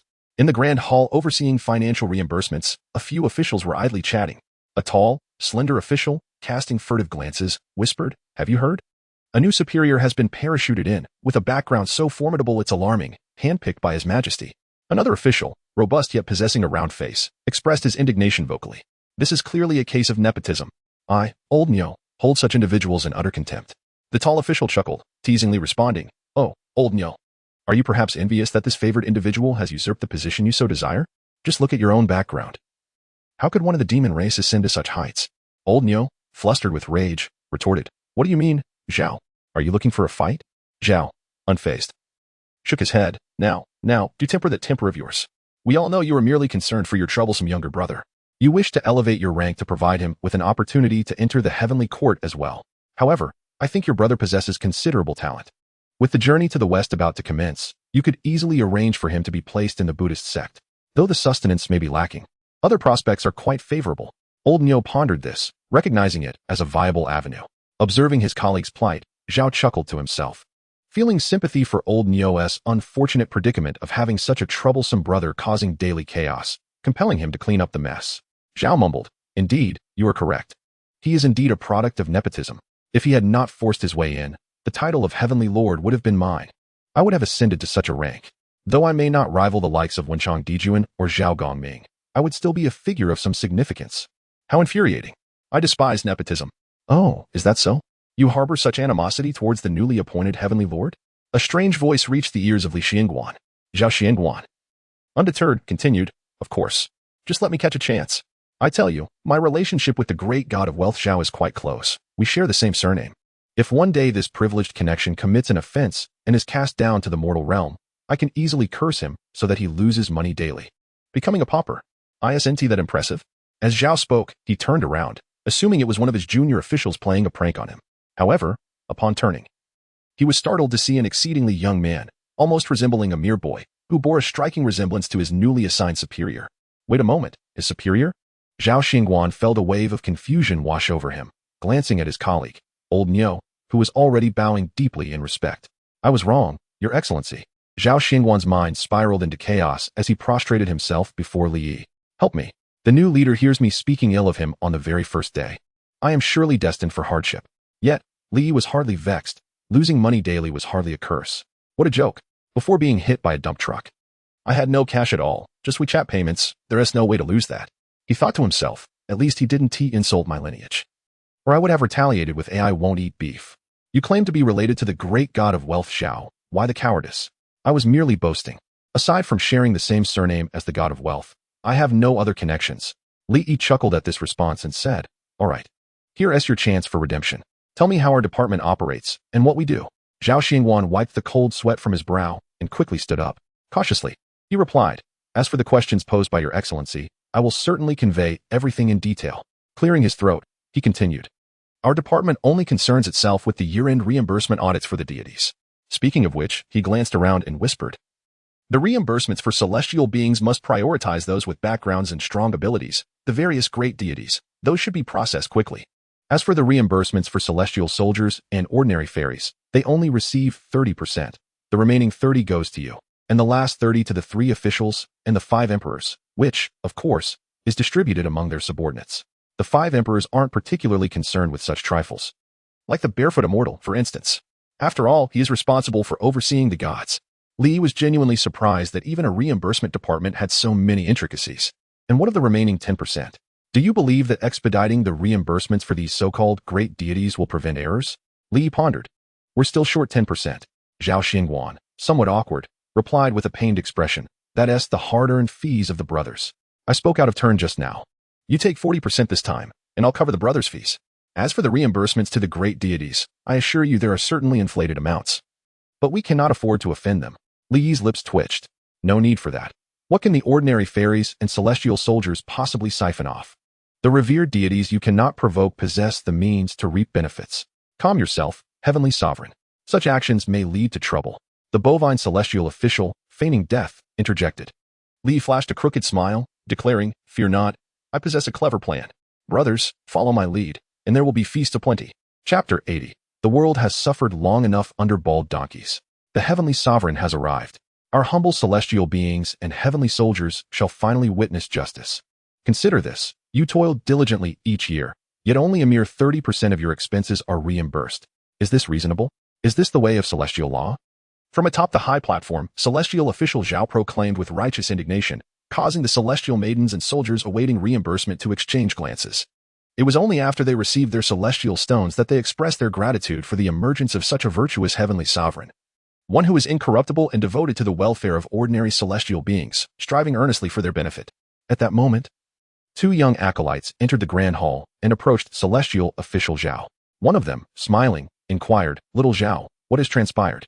Why the sudden generosity?" Zhao, beaming, rushed to greet them. "Is this not the golden and silver acolytes? What brings you to the Department of Celestial Finance?" The golden and silver acolytes, also known as Jinling and Yinling, are disciples of the Supreme Lord Laozi and featured in the Trials of Journey to the West as the Golden Horn King and Silver Horn King.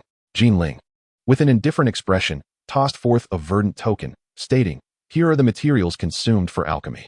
Come forth to claim your reimbursement." The token bears the recorded divine thoughts. Simply verify it. A steady hand caught the token, probing it with mental energy. Moments later, Li Yi observed the two acolytes with a smile, remarking, "This appears to be problematic. The quantities do not align. Only the costs of the alchemical materials originally recorded can be reimbursed." Jinling's expression shifted. "Who are you to meddle in my affairs?" Beside him, Yinling, eager for confrontation, attempted to snatch the token away. With a swift motion, Yinling conjured a golden rope aimed at binding Li Yi. In a fluid motion, Li Yi evaded, as if existing in a dimension separate from his surroundings. The rope passed harmlessly through him. With a gentle grip, he clenched his fist, capturing the rope firmly. Celestial official Zhao rushed forward, exclaiming, "Stop. This is a misunderstanding. Allow me to introduce this newly appointed heavenly sovereign, Li." Jinling and Yinling, faces flushed, struggled with the golden rope. Jinling scoffed. "And what of the heavenly sovereign? Any celestial soldier outside the southern heavenly gate could claim the title. Even a mere protector from the Thunder Department could be called a heavenly sovereign. How laughable.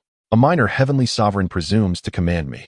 Li Yi, unfazed, pointed to himself and, with a sudden force, yanked the golden rope, sending Jinling and Yinling tumbling unceremoniously to the ground. With a light-hearted tone, he introduced himself.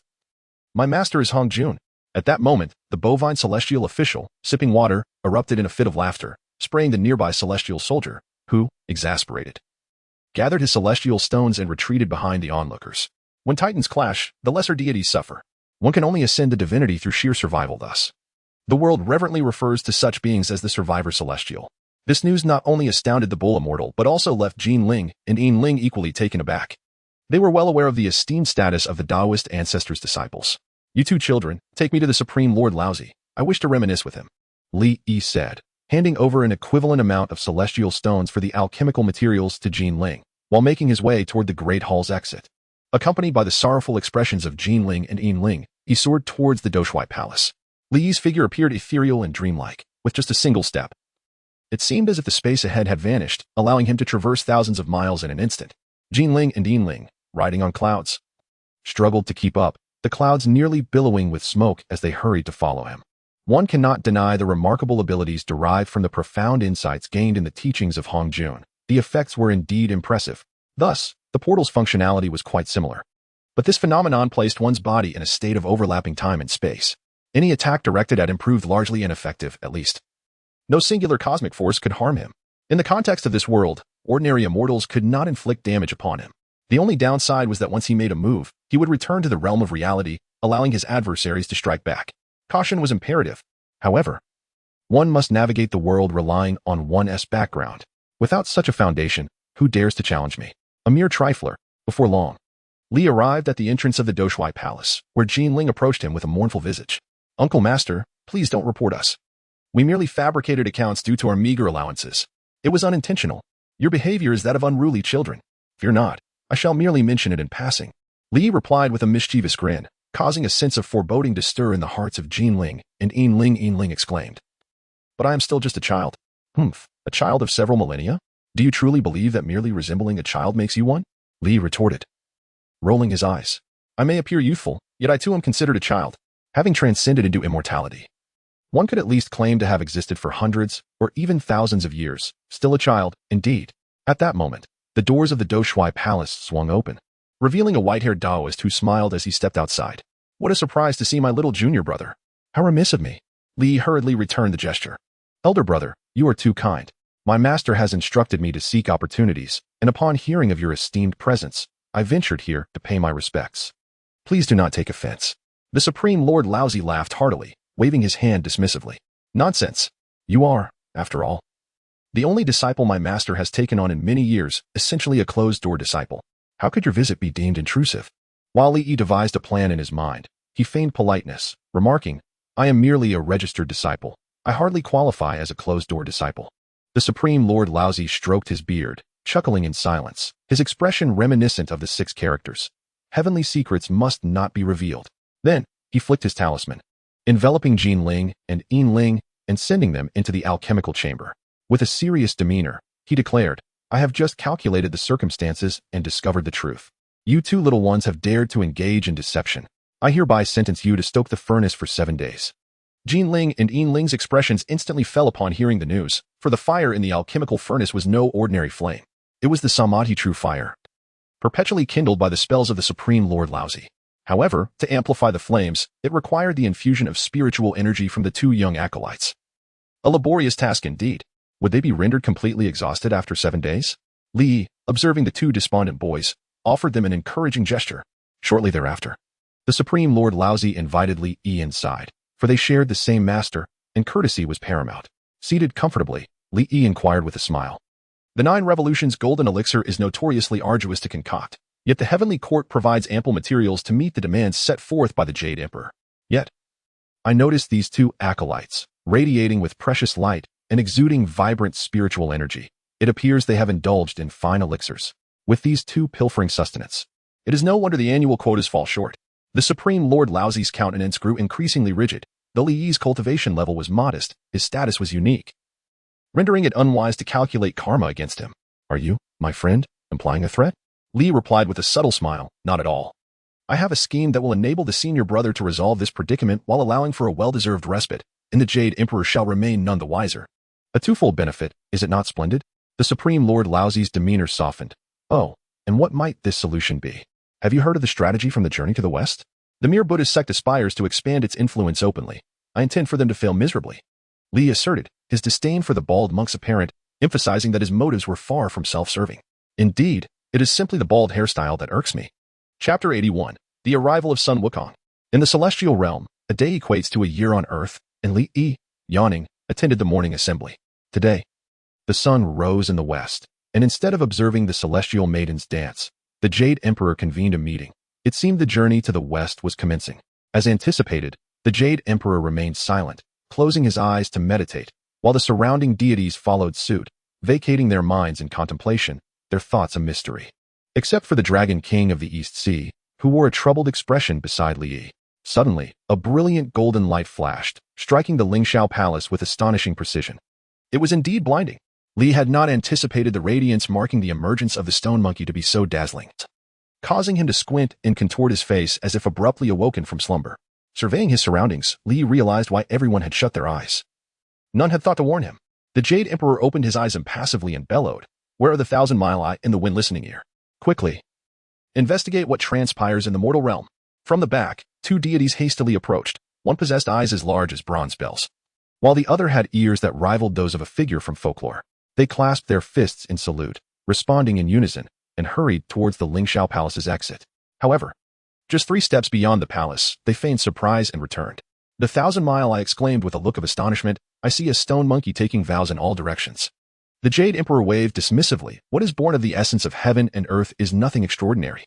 Soon after, the Jade Emperor declared that there was nothing further to discuss and dismissed the court. The deities dispersed, and Li caught hold of the troubled East Sea Dragon King. Noticing his demeanor, the Dragon King promptly bowed, for he had recently gained notoriety. Although merely a celestial lord from the heavenly registry, the Dragon King had heard of Li Yi's recent exploits. The reimbursement issue was handled with utmost fairness. Even the venerable Lao Jun did not spare a glance for his disciples, which indicated the depth of Li Yi's connections. Might I inquire why the Heavenly Lord seeks my presence? Li led the East Sea Dragon King to a secluded chamber, and after establishing a mystical array, he spoke in a mysterious tone. I see you wear a troubled expression. Are you perhaps vexed by the matters of the journey to the west? The Dragon King quickly waved his hand. Heavenly Lord, do not misinterpret my thoughts. The grand scheme of the journey to the west aligns with the will of heaven, and with everything meticulously arranged, how could I be troubled? Li smiled and replied, worry not, speak sincerely, and perhaps I may have a means to assist you. The Dragon King regarded Li thoughtfully. While the plan for the journey to the west was indeed splendid, it was unfortunate that it required the sacrifice of one of my dragon kin and would subject my unfortunate nephew to suffering. Li feigned sorrow for the Dragon King's plight, stating, though the tides may seem unchangeable, I possess a way to alleviate your losses. Upon hearing this, the Dragon King bowed deeply. Is this truly the case? Indeed.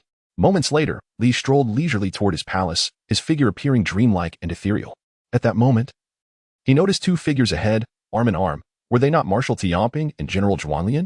Li faintly overheard their complaints. We are truly unfortunate to be assigned this task. There is nothing we can do. We lack connections. Marshal, at least you are fortunate, according to the plan. You will be reincarnated as a pig, but at least you will enjoy a measure of freedom. I, however, must endure punishment in the quicksand. The general, sporting a grand beard, wore a sorrowful expression. Li patted their shoulders, and as they turned, preparing to feign ignorance, he casually draped his arm over their shoulders, smiling. I presume you two are the famed Marshal Tianping and General Zhuanglian from the Four Seekers of the Scriptures in the Journey to the West. Marshal Tianping forced a smile. Isn't this the recently renowned Li Tianjun? What brings you to seek us? General Zhuanglian nudged Marshal Tianping, whispering, be cautious. He is the Emperor's wise brother and possesses substantial connections. Li leaned closer. I have a proposition for you. If you succeed, perhaps you shall not need to embark on the journey to the west. Marshal Tianping and General Zhuanglian exchanged glances, pondering Li Yi's true intentions. After a moment, General Zhuanglian exclaimed, wouldn't that be a betrayal of His Majesty? Li chuckled and waved his hand dismissively. Fear not. In the end, His Majesty shall not suffer loss. I am, after all, his esteemed brother. In the grand hall of the heavenly registry, Li indulged in heavenly fruits while contemplating a pressing question. Zhao Xingguan observed Li with a furrowed brow, unable to contain his curiosity, and finally asked, Heavenly Lord, what troubles you? Oh, it is of no concern. I wish to converse with the land within the peach blossom garden. Yet it was only upon inquiring with the esteemed general that I discovered the land is not permitted to emerge without cause. What shall be done? Li remarked casually while savoring the celestial fruit. Upon hearing this, Zhao Xingguan patted his chest, declaring, this matter is simple. I am well acquainted with the land of the peach blossom garden. It is the distant cousin of my good friend's brother-in-law's neighbor. I shall take care of this. We can have his relative convey a message through magic, allowing him to return home for a family visit. Li Yi's lips twitched in skepticism. Is that reliable? Such connections. Rest assured, it is absolutely dependable. At this moment within Li Yi's celestial palace, he was indulging in the soothing massages of 4 celestial maidens. The past few days had truly exhausted him. Now that everything was in order, he needed to rest well. After enjoying the massage, Li Yi stretched and soared towards the mortal realm. Sun Wukong, O Sun Wukong, you must perform diligently. My potential fortune hinges upon you. Upon arriving at the illustrious Owlai Kingdom in the Eastern Victory Divine Continent, he beheld the renowned Monkey King, Sun Wukong, leading a group of monkeys in playful antics, indicating that his quest for immortality was still some time away. After observing for several days, Li nodded and prepared to depart. He found Sun Wukong rather endearing, as he had cherished the tales of the Monkey King during his own childhood, particularly those about Flower Fruit Mountain, where mortals occasionally wandered in, only to be harassed by mischievous monkeys, reminiscent of the monkeys at Amei Mountain. Each time, Sun Wukong would gallantly intervene, delivering a thrashing to the unruly creatures, demonstrating a commendable sense of justice. Li intended to reward Sun Wukong in due time. After departing from Flower Fruit Mountain, Li meandered through the mortal realm, discovering many intriguing sights. For instance, the Mother River water piqued his interest. It would make for an excellent addition to his collection. Li cautiously collected a small vial of the Mother River water and stored it within his dimensional space.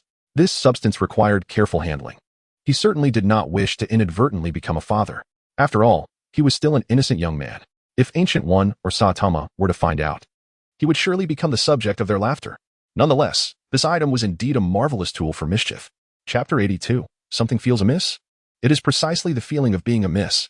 After exploring the mortal realm, the timeline in the world of Journey to the West had progressed to the Western Han period.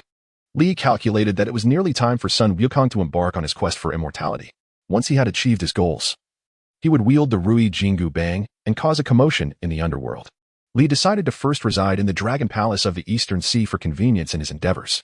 Within the Dragon Palace, he dined with the Dragon King of the Eastern Sea, observing the aquatic beings as they danced. Li was utterly captivated, not out of mere infatuation, but rather due to his lack of exposure to mermaids, octopus maidens, and clam maidens. His curiosity was piqued. Meanwhile, the Eastern Sea Dragon King, distracted from the table, sipped his wine and inquired, "Will what Lord Tianjin mentioned be achievable? Rest assured, as long as the items are contained within my dimension, they shall not exist in this realm. If we unite our efforts, success is certain. Moreover, the most crucial point is that I am not of this realm. The ordinary techniques of divination hold no sway over me." Li's words elicited a nod from the Dragon King of the East Sea, as certain circumstances from the primordial era had led to the Dragon Clan's elite being dispatched to seal the sea's eye, aiming to eliminate their karmic burdens. Over the years, the Dragon Clan had grown weaker. Additionally, due to their wealth, many sought to take advantage of them, hoping to reap some rewards in the process. At that moment, a cacophony erupted outside the Dragon Palace as a monkey, clad in garments and possessing a countenance that could be deemed handsome by human standards, approached with haste. The Dragon King of the East Sea quickly rose, aware that it was time to perform. His expression bore a hint of surprise and confusion, leaving Li momentarily taken aback. The Dragon King turned to Sun Wukong, inquiring, "Might I ask who this esteemed immortal is?" "I am the Monkey King, Sun Wukong." At this moment, Sun Wukong wore an expression of innocence and simplicity. As he responded, he surveyed the Dragon Palace with wide-eyed astonishment, firmly believing that the Dragon King of the East Sea was an affluent figure, given the opulence surrounding him. With a smile, the Dragon King observed Sun Wukong's animated exploration and inquired, "What brings you here, esteemed immortal?" Sun Wukong appeared somewhat bashful as he approached the Dragon King, playfully stating, "I have heard that the East Sea Dragon Palace is replete with treasures, and I have come to request a weapon." The Dragon King's heart leapt at this declaration, eagerly anticipating this very request. Without hesitation, he waved his hand grandly, proclaiming, "Bring forth the treasures." What followed was reminiscent of the tales from Journey to the West, as Sun Wukong was first presented with 9 steel forks, then dual hammers, and ultimately, he was invited to test the Rui Jingu Bang, the magical staff. Overjoyed, Sun Wukong grasped the Rui Jingu Bang, but before he could utter a word, the Dragon King, with an understanding nod, struck a large drum situated in the main hall. Shortly thereafter, the 3 Dragon Kings of the West Sea, South Sea, and North Sea arrived, kindly preparing armor, boots, and garments for Sun Wukong. This unexpected generosity rendered the initially assertive Sun Wukong somewhat bashful. In the end, Sun Wukong waved his hands towards the 4 Dragon Kings, declining their offers, and remarked, "No need to send me off, dear old Dragon Kings. You are quite delightful." This declaration elicited laughter from Li, who, despite his professional training, found it difficult to suppress his amusement. Sun Wukong blinked his eyes, gazing at Li, feeling an uncanny familiarity with him. He approached with an air of camaraderie, asking, "Might I inquire, esteemed friend, who you are?" Sensing the aura of Taoism emanating from Li was quite natural, as Li had not been idle during his time in the mortal realm. He had been drawing insights from the cultivation scriptures bestowed upon him by the Dragon Palace and the celestial officials, and although he was indeed a dimensional deity, he understood the value of learning. Li smiled at Sun Wukong. "Ah, little monkey, have you forgotten me? I once shared bananas with you in Flower Fruit Mountain." Sun Wukong's eyes brightened as he pointed at Li, exclaiming, "So it is you. I had thought you merely a mortal. You are, in fact, an immortal. Why did you not reveal this sooner? Had I known, I would have sought you out to learn your skills." Li laughed heartily. "I do not take on disciples. And besides, you never asked." Sun Wukong nodded thoughtfully, acknowledging the situation. "Ah, whatever. Look at this magnificent equipment I've obtained.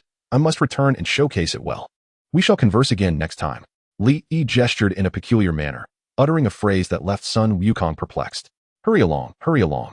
This is something you acquired at great cost." After Sun Wukong departed from the Dragon Palace of the East Sea, he felt a strange sensation along the way. Cost? What cost? Once Sun Wukong was gone, Li nodded towards the East Sea Dragon King and waved his hand towards the treasury of the Dragon Palace. A crimson aura enveloped the treasury, causing the precious treasures within to gradually vanish, as if cloaked in invisibility. The East Sea Dragon King approached to inspect the remaining treasures, his face lighting up with joy. He then presented Li with a lengthy tome inscribed with the title, "List of Treasures Damaged and Taken by Sun Wukong During His Visit to the Dragon Palace." Li noted that the list contained double the number of items, and he smiled at the East Sea Dragon King while pointing at it. He then soared towards the Heavenly Court, promptly duplicating the list with a simple copy and paste, effectively doubling it once more. The East Sea Dragon King, accompanying Li to the heavens, was momentarily taken aback. Oh no, I'm going to lose out. What are you muttering about, EC Dragon King? Nothing, nothing. In the Lingxiao Palace, the deities appeared lethargic, as the court sessions, rarely convened for centuries, had become frequent of late. I detest this obligatory attendance at court. However, the content that followed invigorated the celestial beings. Ah, so this is how we are to play it? The Jade Emperor looked on in astonishment as Li Yi presented the list. So this Sun Wukong, this monkey, not only pilfered your magical stabilizing rod but also made off with all the rare treasures from your dragon palace? Furthermore, he has stolen nearly a decade's worth of rations from your shrimp and crab soldiers. Is this reasonable? What could he possibly need all this for? He is merely a monkey. And how does your dragon palace possess such an abundance of treasures? You are nearly rivaling my own. The EC Dragon King, feeling somewhat anxious, glanced at Li Yi and then turned to the Jade Emperor with a look of grievance. I have no idea. Perhaps this monkey enjoys fishing. Hence he took the provisions from the shrimp and crab soldiers. Your Majesty, you wouldn't deny reimbursement, would you? This is all a loss incurred in service of the journey to the west, and I am merely following your orders. The Jade Emperor, feeling somewhat awkward, waved his hand and cleared his throat. Of course. Reimbursements will be made. Li Tianjun, please verify the details. If accurate, all expenses shall be covered. How could I, the Jade Emperor, possibly renege on such a matter? And regarding the journey to the west, do not speak of it indiscriminately. Such talk may lead to misunderstandings. All right, court dismissed. Li Tianjun, step forward. The celestial beings pondered thoughtfully, realizing that the unfolding of the journey to the west was not quite as they had envisioned. The EC Dragon King exhaled in relief, nearly frightened to death. Li Tianjun, had I known you would merely double it, why the need for a super doubling? It was utterly absurd. I nearly frightened myself to death. In a celestial palace behind the Lingxiao Palace, the Jade Emperor grasped Li Yi's hand, earnestly inquiring whether the reimbursements he mentioned were indeed true. Li Yi wore a serious expression as he examined the situation, pondering whether it was indeed true. The Jade Emperor felt a headache coming on. His master had not forewarned him that the journey to the west would incur such significant losses. Approaching the Jade Emperor, Li said, Brother Haoyan, I have a solution to your current predicament. The Jade Emperor's eyes brightened. Oh, wise brother, do share. With a mysterious smile, Li continued. The matter of the journey to the west primarily benefits Buddhism. Why should we bear the costs? We should seek reimbursement from the Buddhists instead. If those bald monks refuse to compensate us, then we shall withdraw our cooperation and not partake in their theatrics. After all, if the Taoist patriarch inquires, this matter falls squarely on Buddhism, not us. We cannot be the ones to labor and bleed.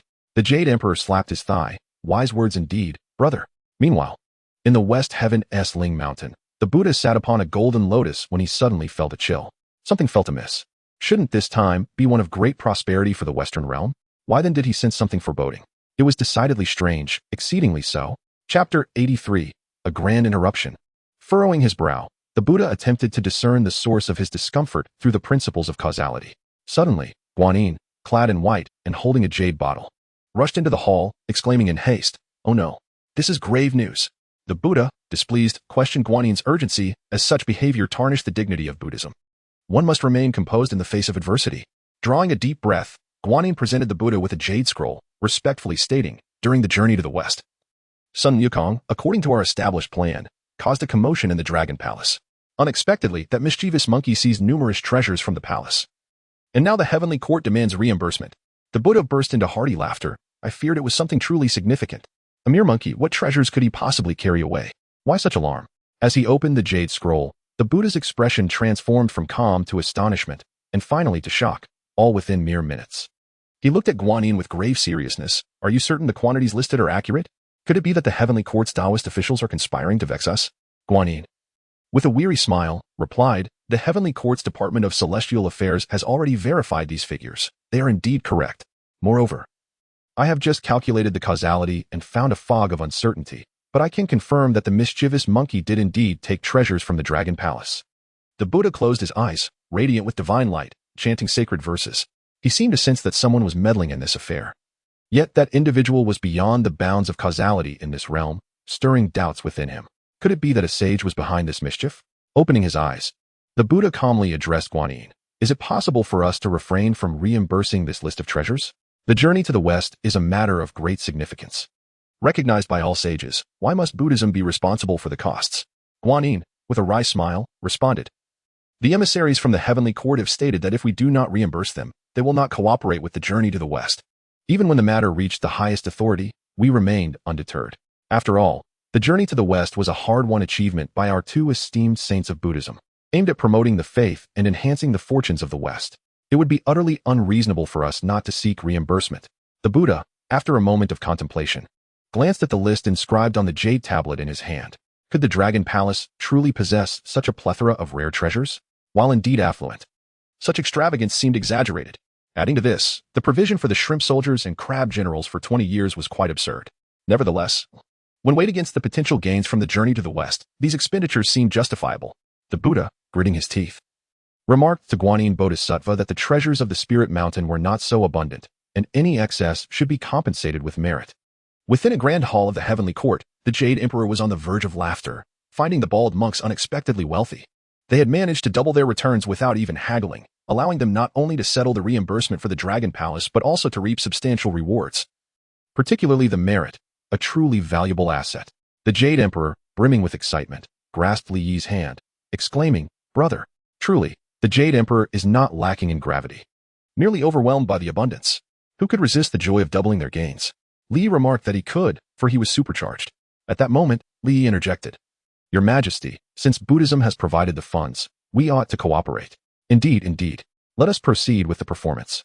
On the Lingxiao Treasure Hall, the deities gazed in astonishment as the Jade Emperor waved his hand, approving the reimbursement of all items listed from the Dragon Palace. In that instant, the East Sea Dragon King felt the Jade Emperor was truly magnificent in his eyes. Meanwhile, the King of Hell was turning green with envy, wondering why a mere monkey was causing chaos in his realm, scribbling recklessly on the ledger of life and death without seizing any treasures. Unbeknownst to the King of Hell, Li Yi's disinterest in the underworld stemmed from the realization that there was little of value there. After all, who needed longevity when one was a dimensional demigod? As for souls, if Li Yi dared to meddle with such matters, he would be violating the cardinal principles of the Eastern worldview. He feared that standing on the Lingxiao Treasure Hall might invite divine retribution, which would be exceedingly awkward. Amidst the stunned deities, Li Yi nudged the astonished Tai Bai Jinxing and whispered in his ear, "Stop staring. It's your turn." Oh, just as Tai Bai Jinxing stepped forward and was about to speak, the Jade Emperor waved his hand again. "You are right, my dear minister. Let us proceed as you suggest." Tai Bai Jinxing, observing the excited expression on the Jade Emperor's face, silently nodded and retreated back into the assembly of deities. Why was there such delight in approving reimbursements? When did the Jade Emperor become so generous? At this moment, Li Yi stood up and declared with righteous fervor that the journey to the West should be taken seriously. If any losses occurred, the deities need not panic, for all expenses would be reimbursed by the Buddhist community of the Western Paradise. Remember, do not let the recent turmoil in the heavenly court's karmic affairs lead to confusion and causality. Feel free to submit your claims. I trust everyone understands the implications. The celestial beings exchanged glances, fully comprehending the situation. If you were to mention this, I would no longer feel drowsy. At that moment, the Jade Emperor's generosity became clear to the illustrious Tai Bai Jinxing. "Oh, so this is the scheme at play. Your Majesty, I presume you indulged in a few kickbacks when reimbursing for the kanji, did you not? Quite shameless, yet I find it rather delightful." Li Yi surveyed the myriad of rare treasures within his celestial palace and nodded in satisfaction. Beside him, the Dragon King of the East Sea was casting an incessant gaze, which was rather bothersome. With a swift motion, Li Yi precisely drew forth the treasures that the Dragon King had listed, depositing them into his storage artifact. He then presented the treasures to the Dragon King, glancing at the storage ring in his hand. Without turning around, Li stated, "Rest assured. Everything within this ring is what I obtained through my diligent efforts, with no losses to your belongings." The Dragon King felt a pang of regret, exclaiming, "If only I had known to double my list back then, why not multiply it further?" Meanwhile, in the Western Spirit Mountain, the Buddha was beset by a foreboding feeling. He consoled himself, "It's nothing to fret about. A loss of wealth averts disaster. I have already incurred a loss." At that moment, the fairy Xiaoqiu approached, her eyes aglow at the sight of the treasures within the celestial palace, nearly salivating. After a brief moment, she managed to compose herself and timidly said, "Your Excellency, there are visitors at the palace gates." Li Yi casually tossed her 12 treasures before collecting the remaining treasures into the dimensional space. "You may share them with your dear friends, 3 for each, but do not hoard them. Who seeks an audience with me?" Xiaoqiu replied with excitement, clutching the treasures to her chest. "It is the renowned Li Tianwang, accompanied by a multitude of assorted deities. I promise I won't hoard them. Your Excellency is truly kind."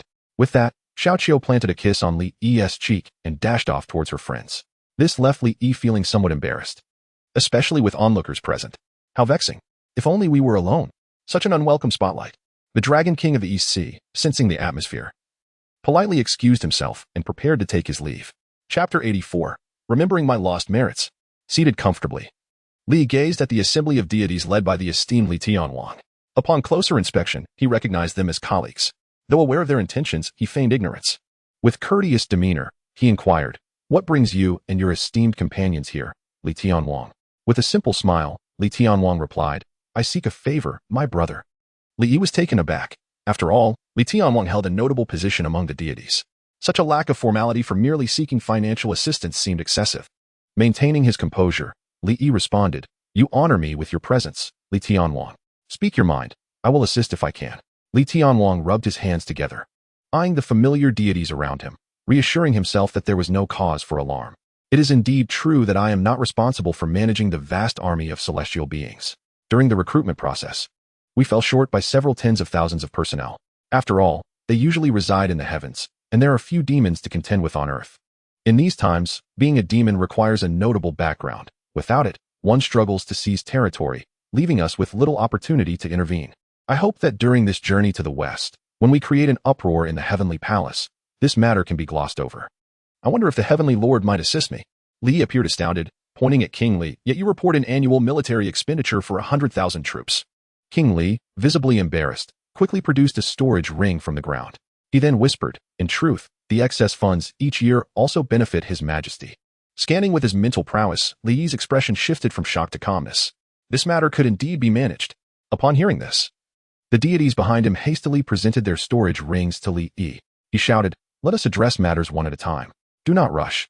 Meanwhile, Sun Wukong, enjoying his time in Flowerfruit Mountain, was misled by the star of Venus. "The current situation for cultivators is quite dire. There is a structured position available for you. Do not hesitate to revel in your fortune."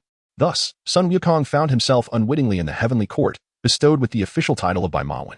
Although life was pleasant, spending his days riding horses and being warmly welcomed by the celestial beings, Sun Wukong felt something was amiss.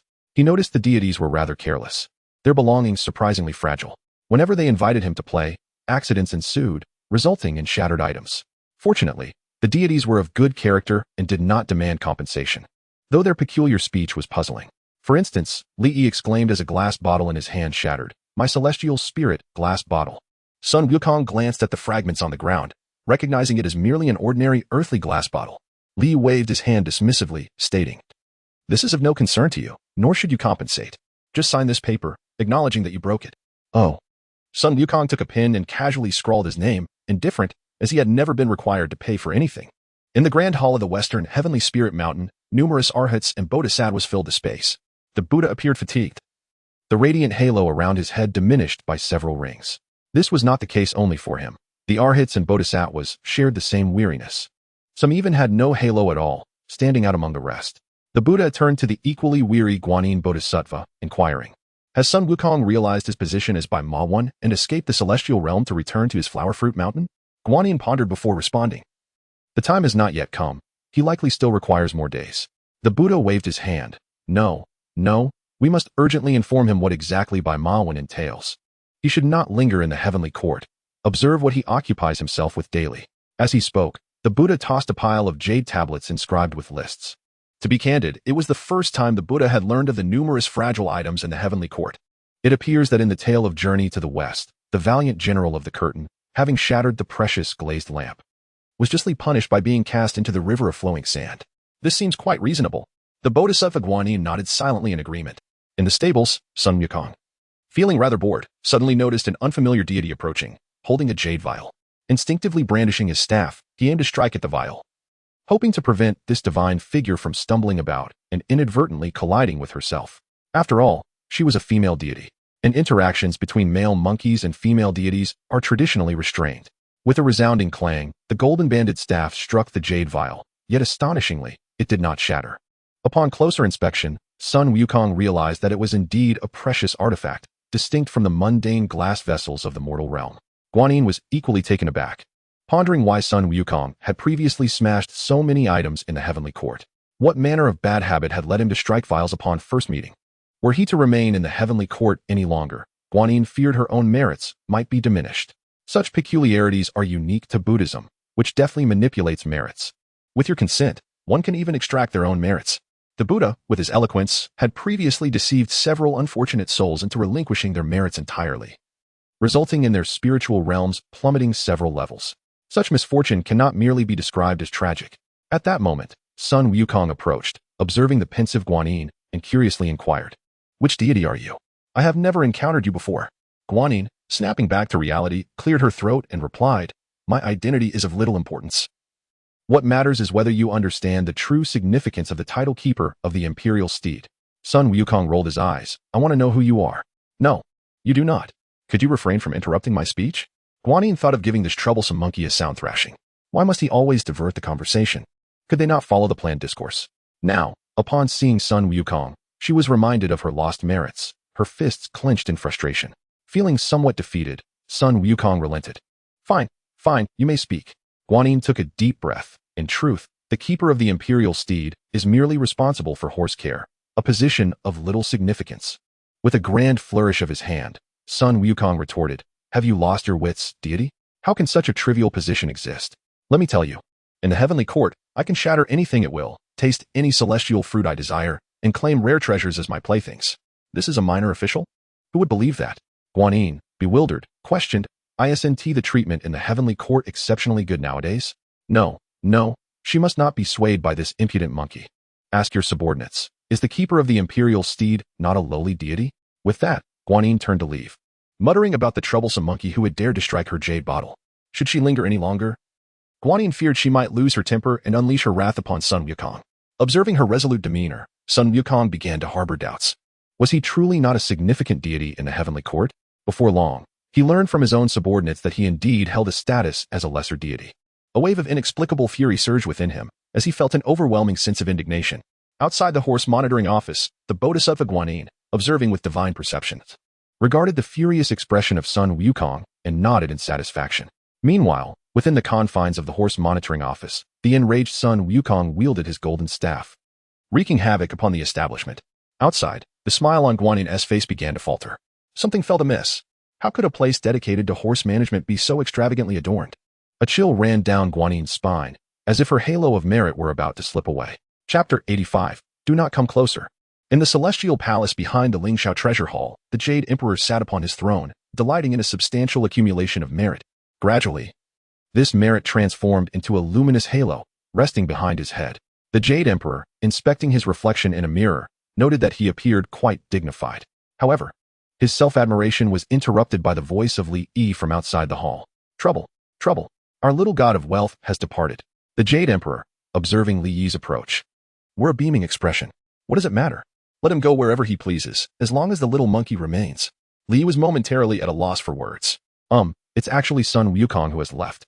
Guanyin informed him of the true nature of the position of horse monitor. The Jade Emperor's eyes widened in disbelief as he slammed his palm upon the table, exclaiming loudly, "Is there no decorum anymore? Can such matters be divulged in advance?" The current Buddhist leaders, particularly the Tathagata, have utterly disregarded propriety. Li Yi hastily interjected, "Should we not consider sharing a portion of the bounty with the great sage, heir? The great sage equal to heaven? We must summon him back to ensure some income for our heavenly realm this year." With a grand gesture, the Jade Emperor commanded the nearby Marshal of the Canopy to swiftly inform the Morning Star, urging for his return. In the water curtain cave of Flower Fruit Mountain, Sun Wukong reclined upon a stone chair, twisting and turning. He mused that although the celestial realm had bestowed upon him a lower-ranking official title, the treatment was undeniably generous. With ample provisions of fine food and drink, this lavishness had rendered him somewhat unaccustomed to the simplicity of the water curtain cave. Yet, he resolutely refused to return.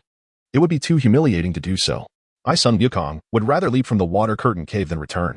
At that moment, outside the cave, a group of monkeys encircled an old celestial being who had entered.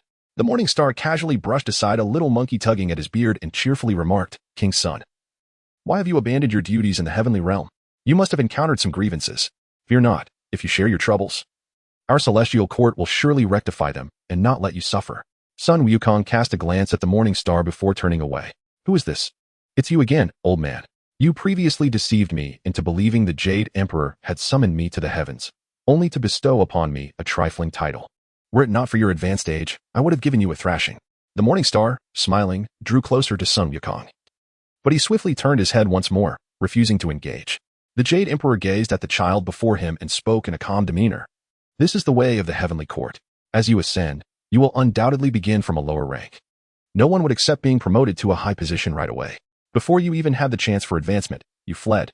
This, in turn, has left His Majesty in a rather awkward position, for you are indeed one of his favorite subjects.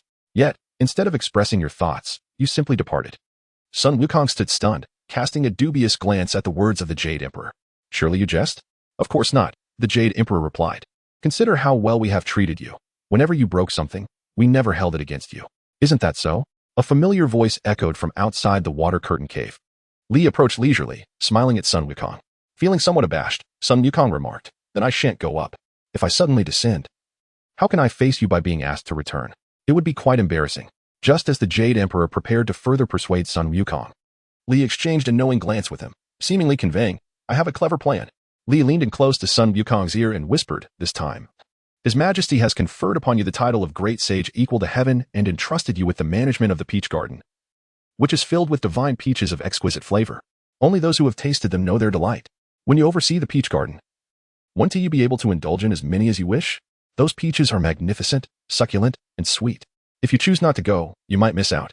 As Sun Wukong listened to Li's enticing description, he could not help but salivate.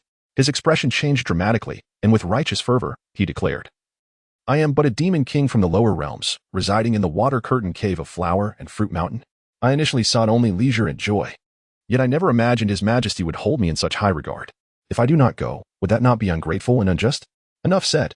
I shall go. Li, upon hearing Sun Wukong's resolve, gave him a thumbs up. Who would have thought, old son, that you have become so cultured? Sun Wukong, slightly embarrassed by the compliment, scratched his head and repeatedly urged, low profile, low profile. I am but a cultured monkey. Thus, Li successfully persuaded Sun Wukong to ascend to the heavens once more. The Jade Emperor, watching from the side, wore a bewildered expression and, after a moment, shrugged casually. This works out perfectly. A light heart is free of burdens. It prevents any unforeseen complications. Once the Jade Emperor departed, the monkeys in the water curtain cave exchanged glances. Among the group, two enigmatic monkeys began to converse. An elder monkey remarked, Why has the heavenly court dispatched someone so swiftly to seek our compliance? Should we inform Guanyin Bodhisattva? The other elder monkey replied nonchalantly, Is this trivial matter worthy of Guanyin Bodhisattva's attention? Besides, Sun Wukong is already aware of his identity as the stable master, isn't. It's all trivial. The elder monkey who had first spoken, upon hearing this, retorted, How can you be so lethargic and indifferent? Are you not aware? I have heard that our Buddha intends to adjust the merit we receive annually from the Buddhist teachings. Essentially a pay cut. What? The elder monkey exclaimed in astonishment. Subsequently, the two elder monkeys reclined comfortably upon the flat stone, seemingly unperturbed. As the chaotic atmosphere began to settle, the salaries were slashed, and each year brought only meager rewards. What was the point of exhausting oneself? Enough said. It was time to indulge in leisure. Sun Wukong, upon returning to the heavenly realm, was warmly greeted by a throng of deities, stirring profound emotion within him. Yet, he couldn't help but wish these celestial beings were a bit more graceful. They often shattered items with their clumsiness. Were the words of Li truly accurate? It seemed that a certain affliction, known as Parkinson's disease, was rampant among the gods, and apparently, it was contagious. Perhaps it would be wise for him to maintain a respectful distance from these divine entities to avoid any potential transmission. Sun Wukong subtly distanced himself from the gathering, which only served to agitate the deities.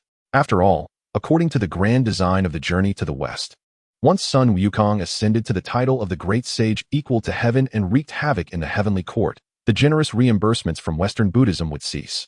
The gods surged towards Sun Wukong, among them the formidable Li Tianwang, who boldly brandished his pagoda and hurled it at Sun Wukong. A cascade of water splashed onto Sun Wukong's face. What was this? Was the pagoda made of water? Oh dear, don't come any closer. You'll only end up breaking more of your belongings. Li, observing from the sidelines, waved his sleeve, exuding an air of elegance. He then tossed a battered storage ring towards Sun Wukong.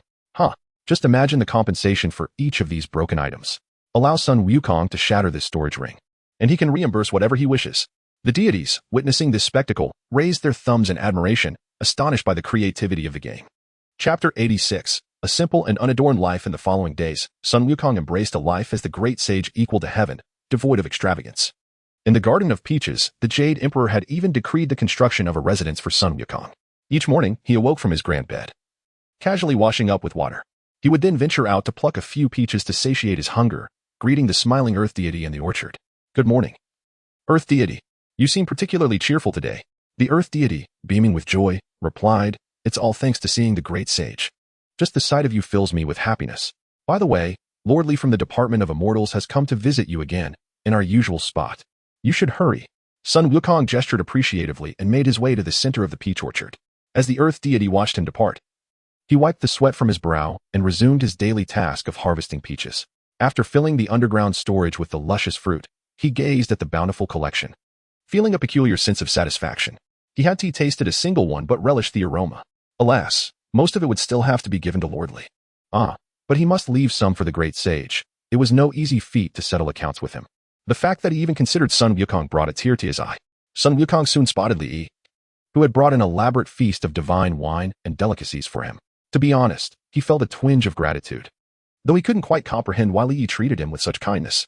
Nevertheless, he acknowledged this brotherly bond. Upon seeing Sun Wukong approach, Li eagerly called him over to enjoy the food and drink. "The great sage has arrived for a feast. You just again. I am the great sage equal to heaven." Li waved his hand dismissively. "It's all the same, all the same." Sun Wukong, exasperated, took to drinking. And before long, the effects of the alcohol began to take hold. Li expertly tossed shards of glass onto the ground. Such items had recently become ubiquitous in the heavenly court, allowing for their efficient reuse. No need to procure supplies from the mortal realm. Meanwhile, in the Western paradise, the Buddha, sensing an impending headache, was plagued by a foreboding unease. He understood the source of his discomfort. Sun Wukong had once again ascended to the title of Great Sage, perpetuating his troublesome habit of destruction, a vice seemingly impossible to mend. The heavenly court continued to send him lists of damages incurred, though fortunately, the amounts were not exorbitant, allowing his merit aura to remain somewhat intact. Yet, upon reviewing the list, the Buddha noted with astonishment that not a single peach from the heavenly peach garden was accounted for. How astonishing it was that this reckless destroyer had managed to wreak havoc without indulging in a single peach. Perhaps this was for the best, sparing him from needing to reimburse for the losses. He resolved to endure a little longer, as the peach banquet was fast approaching, and he anticipated further chaos unleashed by Sun Wukong in the heavenly court. This dreadful period must come to an end. The Buddha firmly believed that if they could weather this storm, once the journey to the west commenced, fortunes would shift, and with an influx of followers, merits would flourish, ushering in better days. He often advised the arhats and bodhisattvas to maintain a long-term perspective, embodying the wisdom that hardship precedes sweetness, akin to the market fluctuations of Buddhism. Do not be overly fixated on immediate gains. The next one to amass great merit could very well be you, he encouraged fervently. As time passed, the Buddha realized it was time to rally the arhats and impart some profound teachings. Unbeknownst to him, Li had plans to submit a substantial reimbursement request once the upheaval concluded, intending to surprise the monks. While traversing his path, the Buddha suddenly recalled that with the peach banquet imminent, it was prudent to enlist Guanyin Bodhisattva to oversee Sun Wukong and ensure he adhered to the established plan. In the Hall of Supreme Harmony, the Jade Emperor surveyed the assembled deities with a melancholic expression. He struck the table decisively. "The peach banquet is nigh. Why do you all wear such sorrowful visages?" The celestial beings fell silent. Li cleared his throat. "Your Majesty, it's just that the time has come, and we are rather reluctant to part with a certain monkey." The Jade Emperor, equally forlorn, waved his hand dismissively. "Ahem, I empathize with your sentiments. Here's what we shall do. Once this matter concludes, all departments of the heavenly court, save for the essential ones, shall enjoy a 7-day holiday, with replacements assigned thereafter." Then, in a hushed tone, he added, "The Western Buddhists are nearly drained. Well, they are indeed monks, but they are on the verge of bankruptcy. In the end, we shall reap the greatest rewards. My dear ministers, do not be overly greedy. As you command, Your Majesty." The deities exchanged glances and began to employ their duplication techniques, each one departing with a multitude of items in hand. Sun Wukong sensed something amiss as he wandered about that day. It seemed as though the celestial beings were moving as if in preparation for a relocation, burdened with a plethora of possessions, and they began to collide with him. Were it not for Sun Wukong's knowledge of the virtues of these celestial beings, one might have thought they were attempting to offend him. Some deities, employing inferior storage spaces, collided with him. What kind of nonsense was this? The celestial beings wielding storage spaces smirked disdainfully at their counterparts carrying items, thinking that only the audacious thrive while the timid perish. With the final wave approaching, how could they possess so little? Were they fearful of being indebted to Buddhism? Preposterous. The entire heavenly court was engaged in such practices. Should Buddhism dare default, they would be obliterated entirely. Did they truly believe that with Buddhism flourishing, the denizens of the three teachings within the heavenly court would be intimidated? Absurd. They would receive what was due, whether willingly or not. Sun Wukong sensed an unusual air that day. The decorations of the heavenly court appeared more resplendent than ever. Thus, he inquired of a disheveled immortal who roamed barefoot. Barefoot immortal, is today a special occasion? Why has the heavenly court been adorned thus? Upon hearing this, the barefoot immortal deftly dropped the bottle in his hand, shattering it to the ground, before responding, "Ah, today is the Pan Tao festival. It seems you were not invited, hence your ignorance." Sun Wukong, unfazed, remarked, "Oh, it's merely the Pan Tao festival. Pa, I've consumed countless peaches." The barefoot immortal, impressed, raised his thumb in admiration, exclaiming, "Indeed. The great sage Chi Tian possesses such audacity, if you can utter such words." Meanwhile, the barefoot immortal was astonished, pondering how much Buddhism would have to compensate for the incessant feasting. In a secluded corner of the heavenly court, Guanyin Bodhisattva, overhearing this, was perplexed. Why did Sun Wukong consistently defy expectations? Shouldn't he be incensed at this moment? Gritting her teeth, Guanyin resolved that Sun Wukong must adhere to the plan. Even if the actions were glaringly obvious, she had to proceed. Chanting scriptures, a peculiar force enveloped Sun Wukong. He suddenly found himself increasingly irritated by what he had previously deemed trivial, akin to the agony of a throat ulcer. In a fit of fury, he soared toward the Pan Tao festival as described by the barefoot immortal. Chapter 87. A great concern. Within the peach garden, the 7 fairies observed in bewilderment as all the peaches on the trees had vanished. Confused, they exclaimed, "Wait, we 7 sisters have yet to be immobilized. How could this monkey begin to devour the peaches so recklessly? Moreover, how could a single monkey consume all 600 peaches?" The sisters exchanged glances and ultimately shrugged. "Oh well, it matters not. In due time, the Western Buddhism will reimburse us. It saves us the trouble of picking the fruit ourselves. Besides, we need not be restrained by a filthy monkey. Those bald donkeys are utterly ridiculous, claiming that we, 7 stunning beauties, are ensnared by this monkey. He would dare lay a finger on us. It's simply inconceivable. Thankfully, our reputation remains intact. Sun Wukong, Pa. Sigma males. Do not provoke." At the Pan Tao festival, the fairies were busy adorning the celestial palace, bustling with activity and excitement. In a fit of rage, Sun Wukong, wielding his golden staff, stormed into the scene. Instead of attacking the celestial maidens, he struck the table laden with divine wine. With reckless abandon, he smashed and pounded, soon turning the peach banquet into utter chaos. After wreaking such havoc, he felt an overwhelming thirst and seized a relatively intact bottle of celestial wine, indulging in it eagerly. Moments later, he staggered away from the scene. Observing from a distance, Guanyin Bodhisattva nodded in approval. With such a raucous display, as long as this mischievous monkey retained some clarity of mind, he would surely flee the heavenly palace. The stage was set for the impending uproar in heaven, and preparations for her own plans were about to commence. With this thought in mind, Guanyin hastened toward the western paradise, feeling assured that everything was under control. Sun Wukong, riding a cloud, aimlessly soared through the skies until he arrived at a secluded courtyard. The fragrant aroma drew him toward a room within. Upon closer inspection, he discovered numerous gourds inside. Gently, he opened one, revealing countless gleaming elixirs.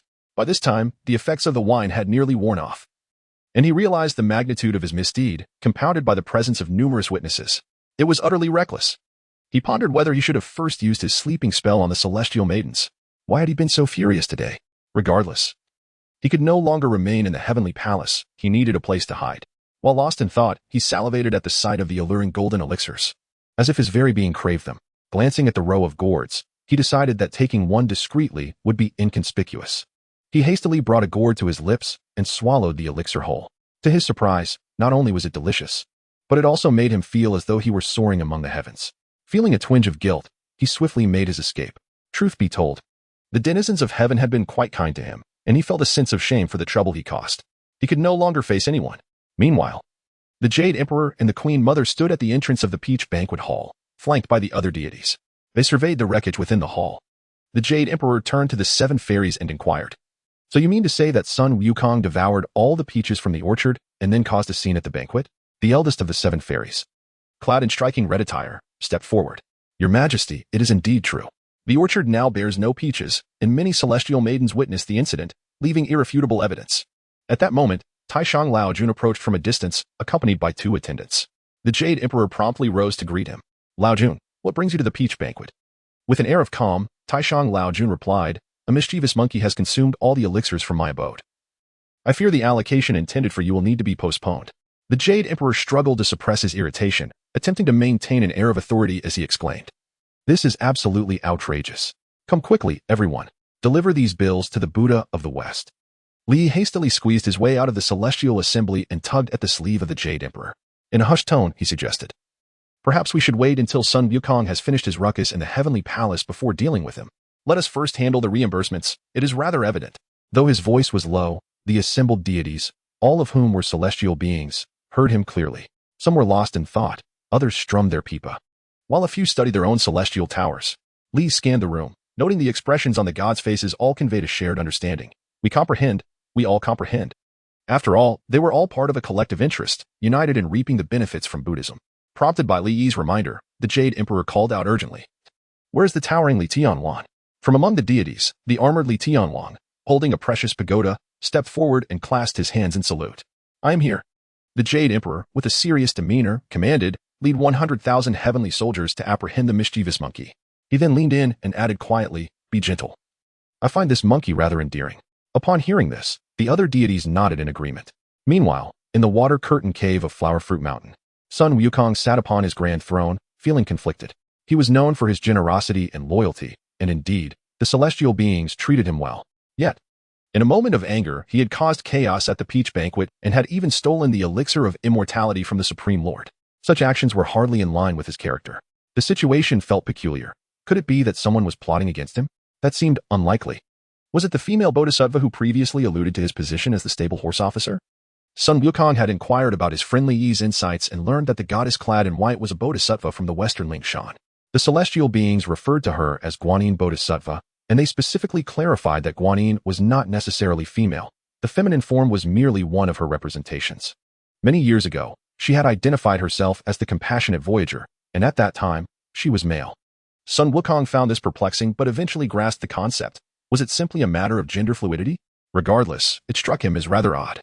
He pondered whether this being could indeed be scheming against him, but as for the denizens of the heavenly court plotting against him, impossible. Such clumsy beings, who would trip over flat ground and occasionally shatter glass bottles, could never conspire against him. The mere thought filled him with guilt. At that moment, a commotion erupted outside the water-curtained cave, and a small monkey dashed towards Sun Wukong, exclaiming loudly, "Oh no! Oh no! There's a multitude of hairless monkeys appearing in the sky. It's terrifying." Chapter 88. What concern is it of mine? Sun Wukong grasped the little monkey by the ear and exclaimed, "I told you to pay attention to the books I brought, yet you refuse to listen. Only indulging in peaches and bananas. What do you mean by hairless monkeys? Ignorance is truly dreadful." The little monkey, feeling somewhat embarrassed, scratched his head and then let out a desperate cry, "Do not pull my ears. If you do, they might fall off." Sun Wukong gently patted the little monkey's head and walked outside. As he strolled, he remarked, "You little monkeys have indeed stumbled upon a great king like me. Just indulge in your secret joy."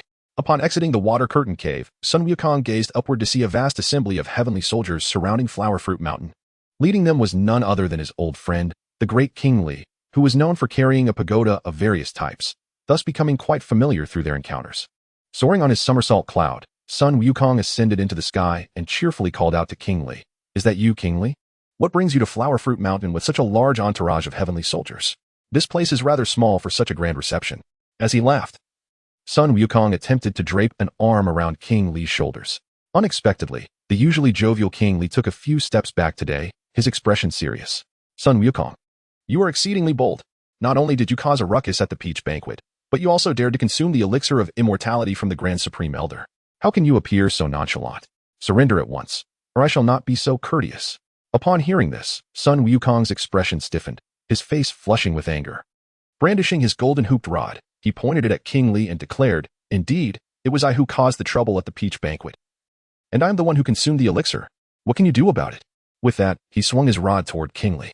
King Li exchanged a glance with the heavenly soldiers behind him, and they all instantly understood. In an instant, they were sent flying backward with cries of despair. The last of them, King Li, shouted, "I shall return." Sun Wukong remained in his swinging stance, momentarily frozen, his mind filled with questions. What was this? A setup? In the Lingxiao Palace, the Jade Emperor observed King Li's return and quickly inquired about the number of heavenly soldiers who had returned.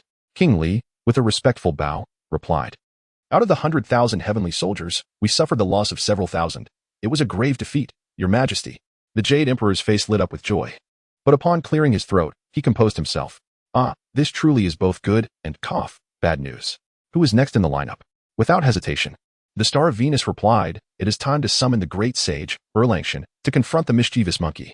Upon hearing this, the Jade Emperor's expression darkened, and his good mood dissipated. He waved his hand dismissively, saying, "Then let it be known to him." Then, as if struck by a sudden thought, the Jade Emperor turned to King Li and said, "Dear brother, you should accompany him. Erlangchen seldom engages in activities within the heavenly court and has been wandering outside. He lacks understanding of many matters. You must oversee him. When the time comes, capture Sun Wukong and deliver him to the Grand Supreme Elder." To fulfill the promise to Buddhism, this minor task was one that King Li would not refuse, and he readily agreed, as he idled away, tapping his foot in anticipation. He mused that Erlangchen was rather slow and had yet to arrive. However, that was of little concern. Li Yi, immersed in his collection of rare treasures within the dimension, was counting his celestial stones. Truly, the sensation was rather delightful. Suddenly, 3 piercing eyes fixated on him. Startling Li Yi, he had been so engrossed in counting the celestial stones that this unexpected interruption made his heart race. After regaining his composure, he glanced at Erlangchen, who did not possess the appearance he favored. Indeed, he was rather handsome, almost rivaling the esteemed readers. Erlangchen coldly commanded, "Let us depart," and soared forward with a large black dog. Li followed closely behind and, in a moment of curiosity, inquired, "Are you aware of the events of the journey to the west, Erlangchen?" Erlangchen regarded Li Yi with a scrutinizing gaze, sensing something enigmatic about him. He responded, "What if I know? What if I do not?" Li, with a smile masking his irritation, replied, "No matter, proceed as you wish." Externally jovial, internally he muttered, "How arrogant. Serves you right for encountering the golden-haired one." Observing the awkward atmosphere, the celestial dog, howling heavenly dog, spoke up, "Li Tianjun, please do not take offense at my master's temperament. He is simply like this." "Ah, no worries, howling heavenly dog. You are quite polite," Li said, presenting a bag of dog food.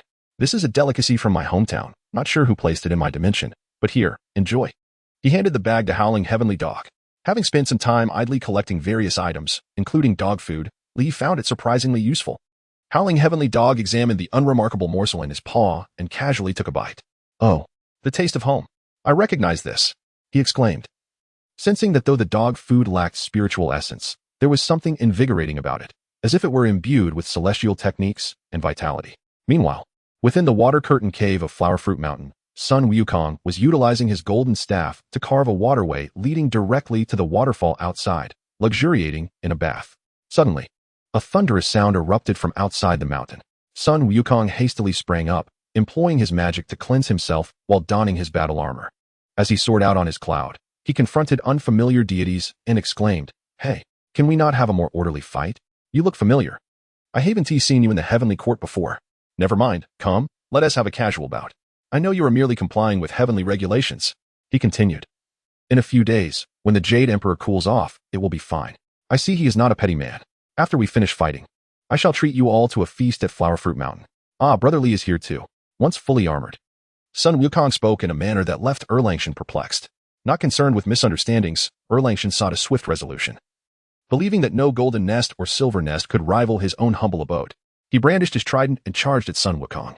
Sun Wukong, wielding his golden staff, nonchalantly parried the attack, but soon found himself staggering backward several miles, raising a cloud of dust. Shocked, he exclaimed, "Wait, are you being serious?"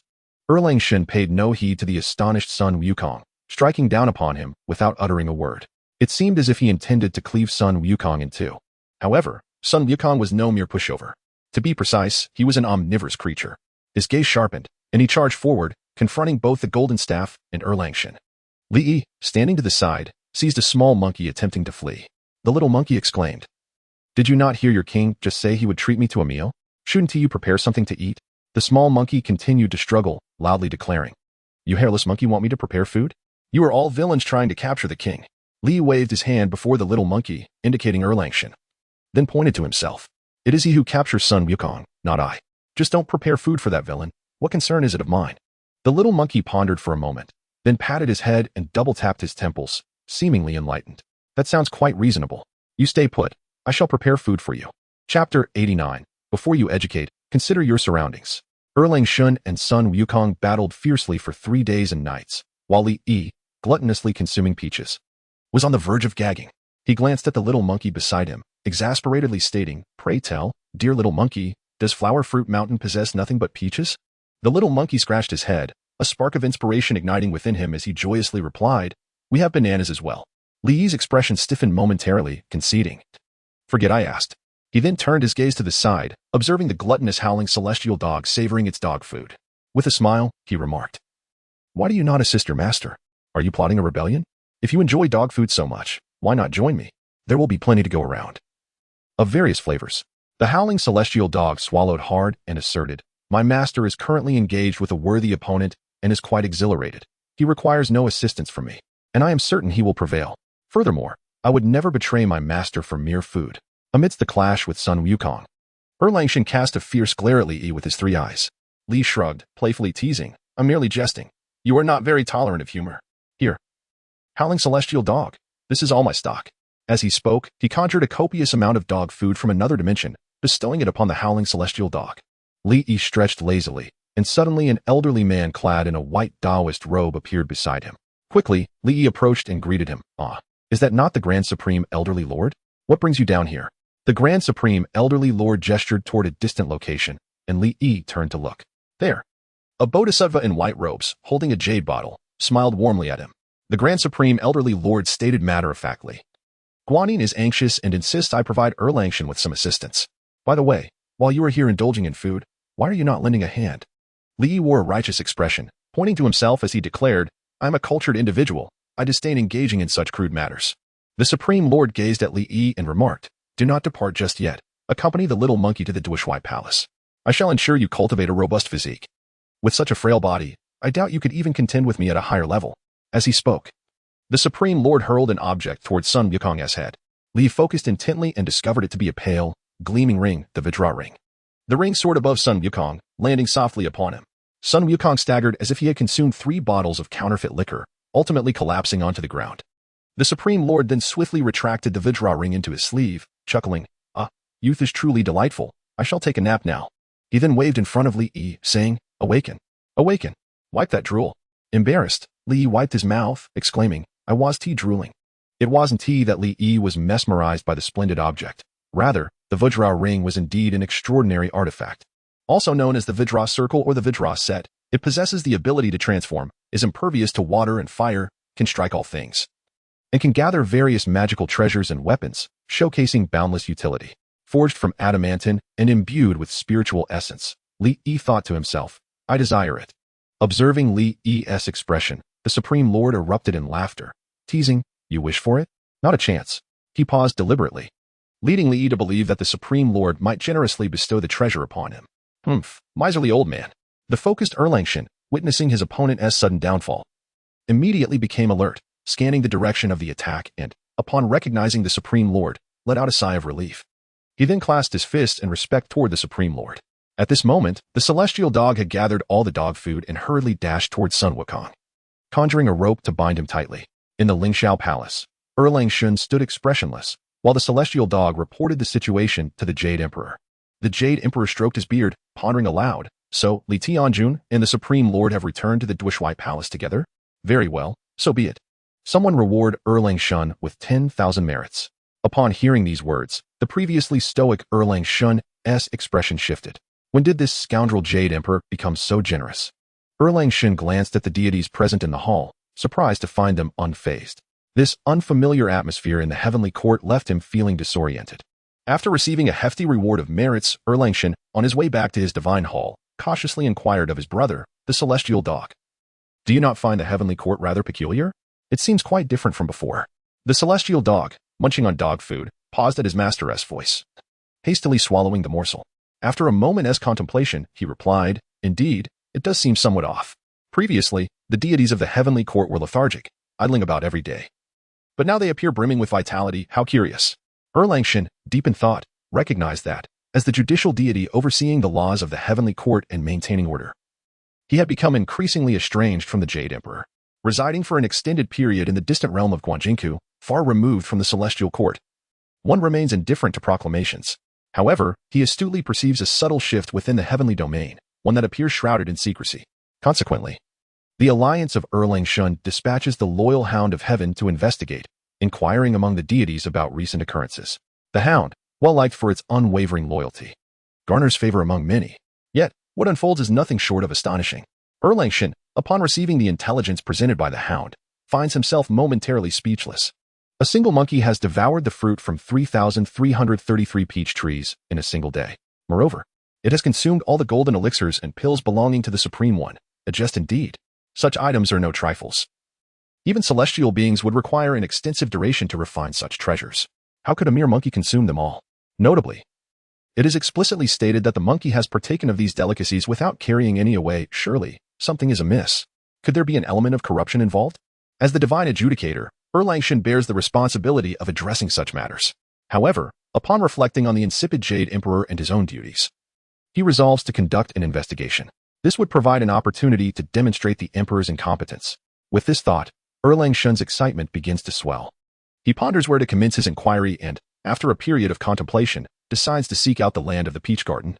The Bagua furnace, belonging to the Supreme One, is renowned for its alchemical prowess. As the ancient adage states, the Supreme produces the two give rise to the four. The four yield the 8 trigrams, which in turn can deduce the 64 hexagrams. Thus, the Bagua furnace simulates a miniature cosmos, employing the threefold true fire to extract essence and create golden elixirs, alongside various treasures. Li solemnly elucidates the peculiarities of the Bagua furnace to Sun Wukong. Initially silent, Sun Wukong's expression soon contorts as he clutches Li Yi, exclaiming, "I understand the principles. But why are we being scorched in this furnace?" Chapter 90. A bite of noodles and a clove of garlic. Li Yi gently pushes Sun Wukong's hand away, urging him to remain calm. He continues in a measured tone. The matter is quite intricate and requires a lengthy explanation. Sun Wukong gestures towards the alchemical furnace and strikes it fiercely with his golden staff, only to find it utterly unaffected. Exasperated, he remarks, "No matter, we have plenty of time. Speak at your leisure, just ensure that we do not end up roasted." True to his fierce nature, Sun Wukong endures the searing flames of the threefold true fire, despite the evident strain upon his visage. Li reclines leisurely and begins. This tale dates back to a time long past, when the West, in pursuit of prosperity, seized an unforeseen opportunity to gain the consent of the Tao ancestor and devised a plan known as the Journey to the West, in search of 4 unfortunate souls. We embark from the most illustrious mortal dynasty of that era to the western celestial mountain in pursuit of the sacred scriptures. This journey, filled with numerous tribulations, will ultimately be chronicled and shared widely. In the end, these 4 unfortunate souls will return to the East with the scriptures, thereby providing Buddhism with a fortuitous opportunity to flourish and expand its influence in the East. Sun Wukong, displaying an expression of urgent disquiet, interjected, "So, can we please get to the point? What is the purpose of discussing these unfortunate souls?" Li pointed at Sun Wukong and bluntly retorted, "Unfortunate soul? You're the one who is unfortunate." Sun Wukong was momentarily taken aback, quickly grasping Li Yi's implication. With incredulity reflected in his eyes, he responded, "Are you suggesting that my entire life has been preordained? No, I refuse to accept that. Even if it is predetermined, what of it? Do those bald monks truly believe I will comply? What a joke."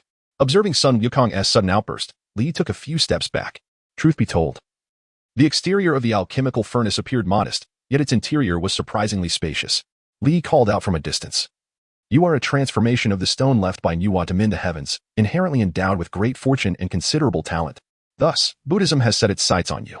However, the monks fear you may not withstand the trials on the path to obtaining the scriptures.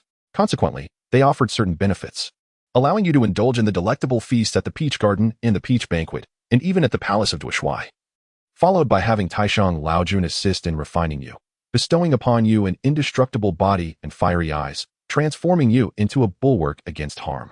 After a moment of frenzy, Sun Wukong gradually calmed down, only to break into mocking laughter upon hearing these words. "So I should express my gratitude to those bald monks? What a farce." Suddenly struck by a thought, Sun Wukong looked at Li Yi with curiosity. "Then why are you here? Are you also one of the unfortunate souls seeking the scriptures?" Li waved his hand dismissively. "How could that be? That is absurd. I have a slight connection with Taishang Laojun, who, noticing my frail condition, took this opportunity to offer me some remedies." At this moment, Sun Wukong scrutinized Li Yi closely and discerned a stark contrast in the way the Samadhi true fire enveloped him compared to himself. While Sun Wukong's flames scorched directly, Li Yi's flames seemed to caress him gently, akin to warm hands tenderly wrapping around his form, even avoiding the garments he wore, leaving them untouched. In comparison, the treatment Li Yi received was nothing short of heavenly. Sun Wukong's perplexed expression elicited a slight smile from Li Yi, who remarked, "Sometimes lacking celestial stones can be quite detrimental." With a grand gesture, Li Yi then called out to the outside of the alchemical furnace, "Golden spirit, silver spirit. Prepare a package for Sun Wukong as well." Don't let him endure such discomfort. His expenses will be covered by this heavenly lord. A cheerful voice resonated from outside the furnace. All right, just wait and see. In an instant, Sun Wukong felt the samadhi true fire upon him become less painful, even bordering on pleasant. In the face of such an unexpected situation, his mind momentarily faltered, unable to articulate a response. Li Yi, noticing the awkward atmosphere, chose to disregard Sun Wukong, reclining contentedly within the alchemical furnace to relish the moment. Sun Wukong pondered deeply on the words spoken by Li Yi earlier, questioning their authenticity. The more he reflected, the more he perceived a peculiar coincidence in certain matters. After a considerable pause, Sun Wukong uttered, "Why have you chosen to share this with me? Are you not afraid of the Buddhist order?" Li Yi, reclining in the alchemical furnace with his eyes closed, replied, "I am an outsider, the youngest disciple of the Tao ancestor. What does it matter if I tell you? If necessary, I can simply flee. With my identity as a disciple of the Tao ancestor, the Buddhist order dares not act against me with severity. Moreover, those bald-headed monks are notoriously shameless, employing various tactics to ensure compliance." In that moment, Sun Wukong felt a shroud of darkness enveloping his future, yet he remained defiant. After all, he was the great sage equal to heaven. Within the Peaches of Immortality Garden, the once lush trees appeared desolate and bare. Suddenly, a group of unexpected visitors intruded.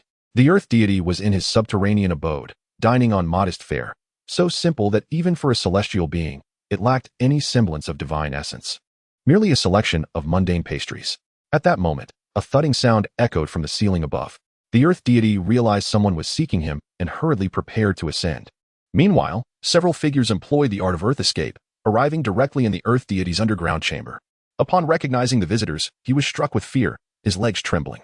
The arrivals were none other than the judicial god Erlang Shun, accompanied by his celestial hound and 6 subordinates, famously known as the 6 brothers of Maishan. What could this mean? Was Erlang Shun intending to cause a ruckus in the heavenly palace, even reaching the peach garden? Yet, why were they staring at him so intently? He was but a small and helpless earth deity. Taking a deep breath to steady his nerves, he respectfully addressed Erlang Shun. "Might I inquire what brings you? O divine sovereign? If there is any task you require of me, I shall comply without hesitation." Erlang Shun, with a smile, settled onto a stool in the earth deity's modest dwelling. Amused, he remarked, "I have heard that Sun Wukong consumed all the peaches in your care. Some claim this to be false, alleging that the peaches were hoarded. What say you to this matter?" The earth deity felt his legs weaken, nearly collapsing to his knees. But upon reflection, he realized this scandal was already known throughout the heavenly court. Why should he panic? Gaining confidence, he declared, "O true sovereign, there has been a misunderstanding. How could I possibly be responsible for such a deed? It was indeed Sun Wukong who consumed them all." With a wave of his hand, Erlang Shun signaled the 6 brothers of Maishan to commence a search of the premises, employing their magical abilities to investigate every nook. Erlang Shun, however, remained still, observing the earth deity, who felt increasingly uneasy under his gaze. Suddenly, Erlang Shun pointed at the earth deity's table, exclaiming, "A mouthful of noodles paired with a clove of garlic suffices for your evening meal?" Upon hearing this, the earth deity's heart raced. What did this imply? Were they here to pick a fight? Could it be that the quantity of peaches he had allocated to Li Tianjun had been discovered? Surely not. He had only taken 1 peach for himself. The lord of the land suddenly found himself in a state of panic, cold sweat beading on his forehead. Hastily, he raised his hand and exclaimed, "I am but a humble land deity. This is simply the nature of my existence." Erlang Shun chuckled softly, replying, "You are no ordinary land deity. You are the protector of the peach orchard." The lord of the land, taken aback, questioned, "What of the peach orchard? It is merely land, nothing extraordinary." Erlang Shun approached the diminutive deity with a knowing smile, saying, "Do not presume that your position grants you immunity, without evidence. I may not delve into your memories, yet your arrogance is palpable. Indeed, the celestial court administers justice with meticulous procedure, maintaining an air of formality." Upon hearing this, the lord of the land protested vehemently, utterly bewildered. Surely, taking just 1 extra peach cannot warrant such scrutiny. It must be the jealousy of other land deities that has led to this slander. As Erlang Shun observed his subordinate struggling to uncover any incriminating evidence, he waved his hand dismissively. The lord of the land, mistakenly believing Erlang Shun was about to depart, smiled broadly, eager to see him off. Just as he stepped out from the peach orchard's surface, Erlang Shun seized him abruptly. "Do not rush. There is another location to investigate." Thus, under the astonished gaze of the lord of the land, Erlang Shun transported him to the residence of Sun Wukong within the peach orchard. Soon after, they descended into the earth, where they discovered a cavernous void. Upon entering this space, the lord of the land collapsed in shock. Within the hollow lay 11 peaches, exuding an enticing aroma and spiritual essence. The lord of the land cried out, "I merely took 1 extra. I have served for nearly 500 years. I have never dared to touch the peaches. I only took one this time, and not a single bite was consumed. I ascended from the mortal realm through hard work to become the guardian of the peach orchard. Erlang Shun, stroking his chin, sensed something amiss in the Lord's words. Taking one extra. This hints at a larger conspiracy, a case of embezzlement involving significant figures.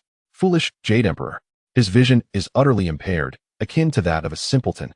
Time passed, and within the Doshui Palace, in the 8 trigrams alchemy furnace, Li Yi and Sun Wukong surged with newfound strength.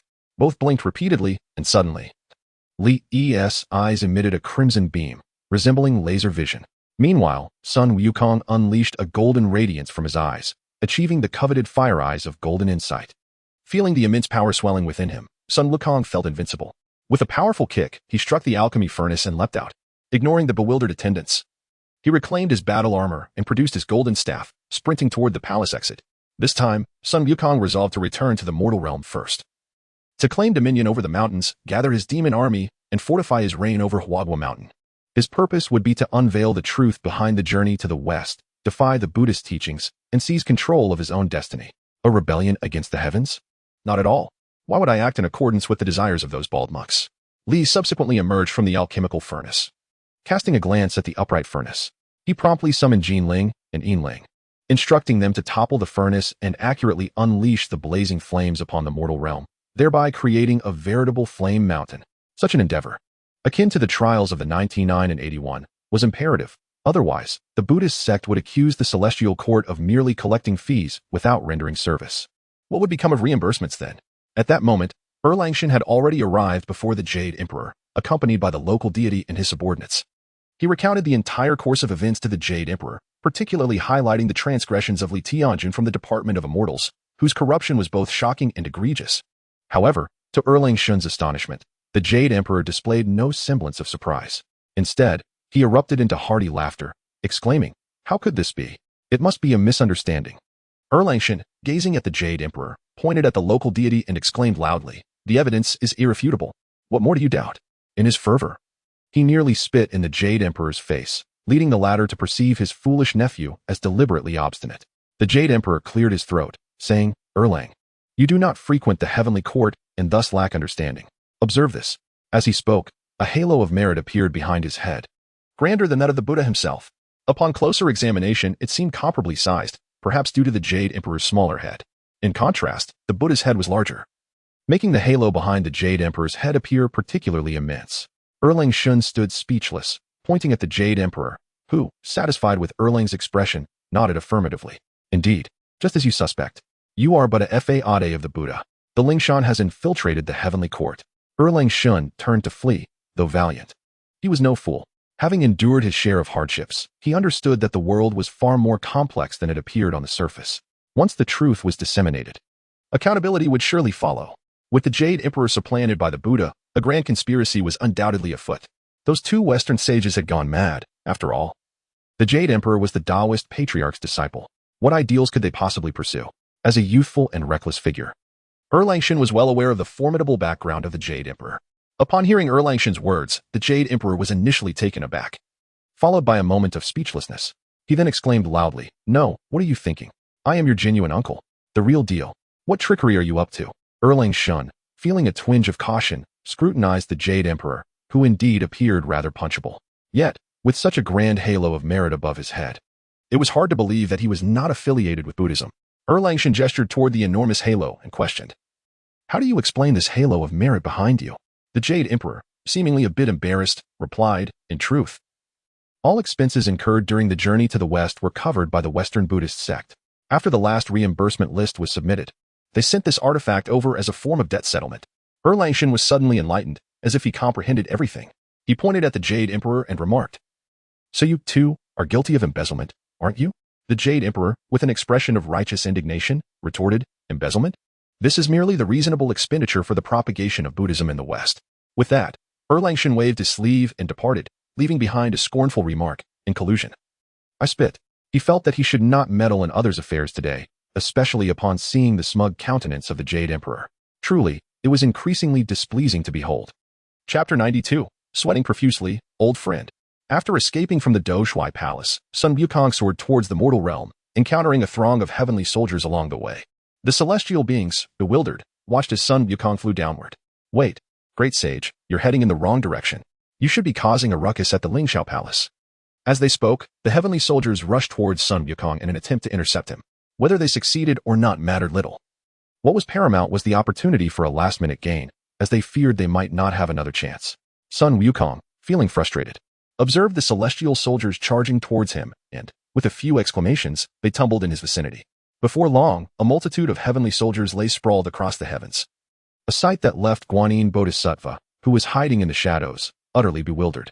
Seeing that Sun Wukong was on the verge of escaping to the mortal realm, she became anxious. If he succeeded, all the efforts of Buddhism over the past days would be rendered futile. She resolved to find a pretext to compel the Tathagata Buddha to intervene.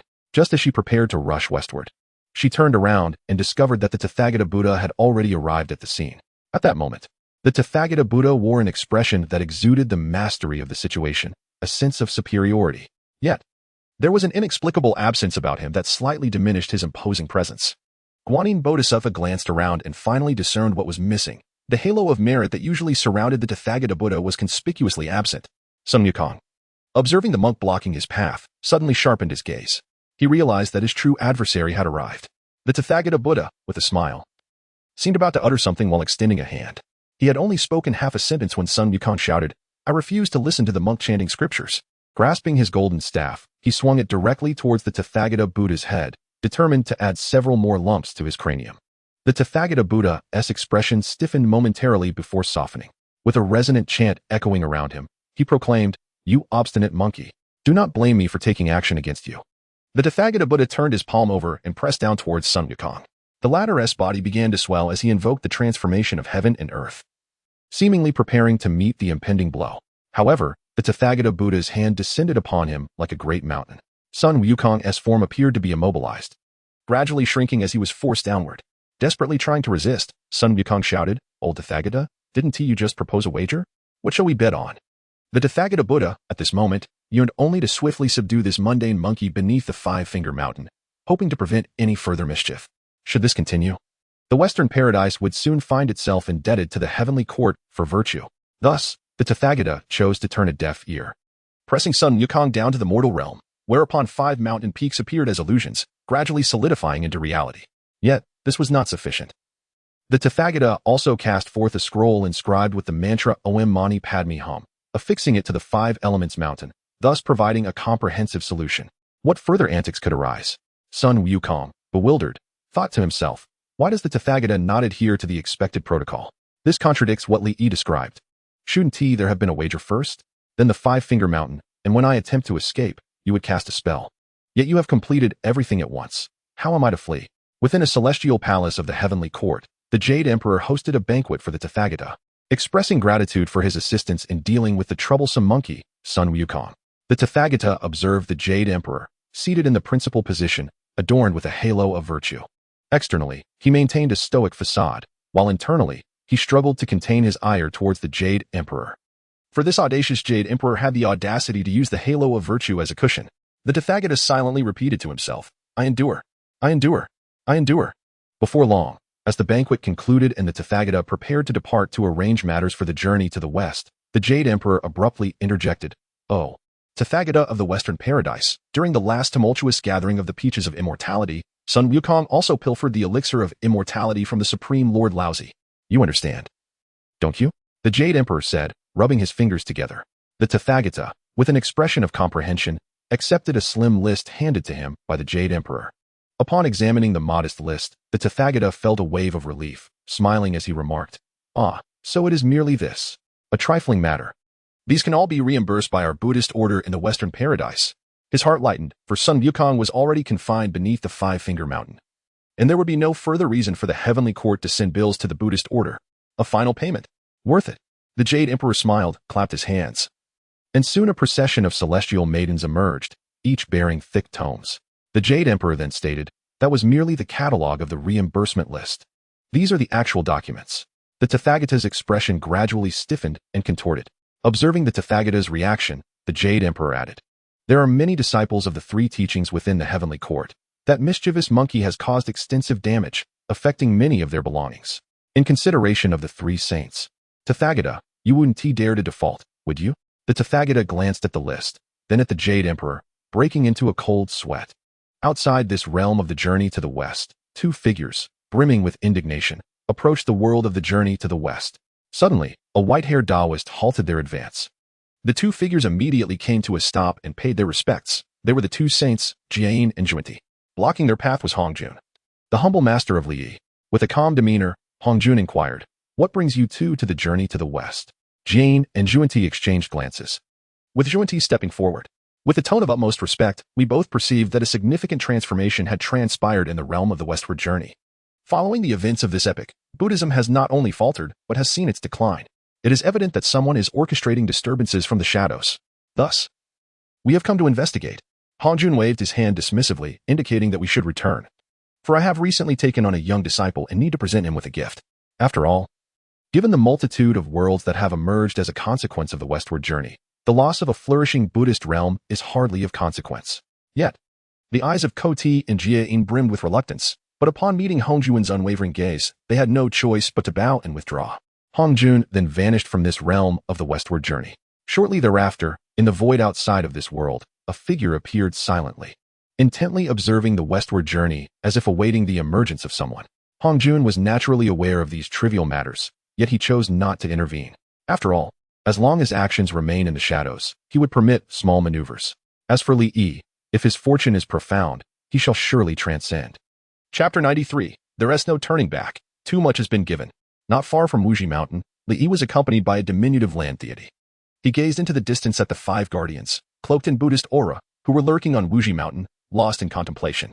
The land deity, bowing and nodding, said, "Li Tianjun, the Buddhists have dispatched 5 guardians. Allow me to explain matters to them, and soon you shall meet the great sage Sun."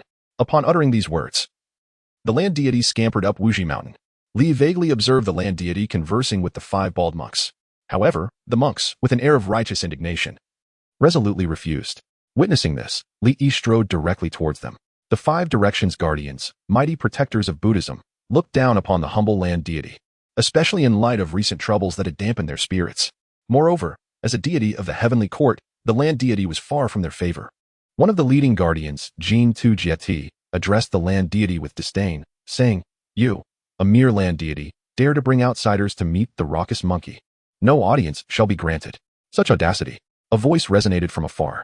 Jin Tu Jieti turned towards the source, where stood a figure of unparalleled opulence, adorned in lavish garments and exquisite adornments. This celestial being was undoubtedly affluent. Li boldly confronted the 5 bald monks, demanding, "Which realm do you hail from? I dare you to state your names." The 5 directions guardians exchanged glances, and after a moment, Jin Tu Jieti stepped forward, declaring, "We are the 5 directions guardians. I am Jin Tu Jieti. If you prefer not to address us by name, you may call us the mighty guardians. We can bear it." At this moment, Li Yi's expression brimmed with arrogance as he approached the 5, saying, "Ah, so you are but a bunch of petty scoundrels."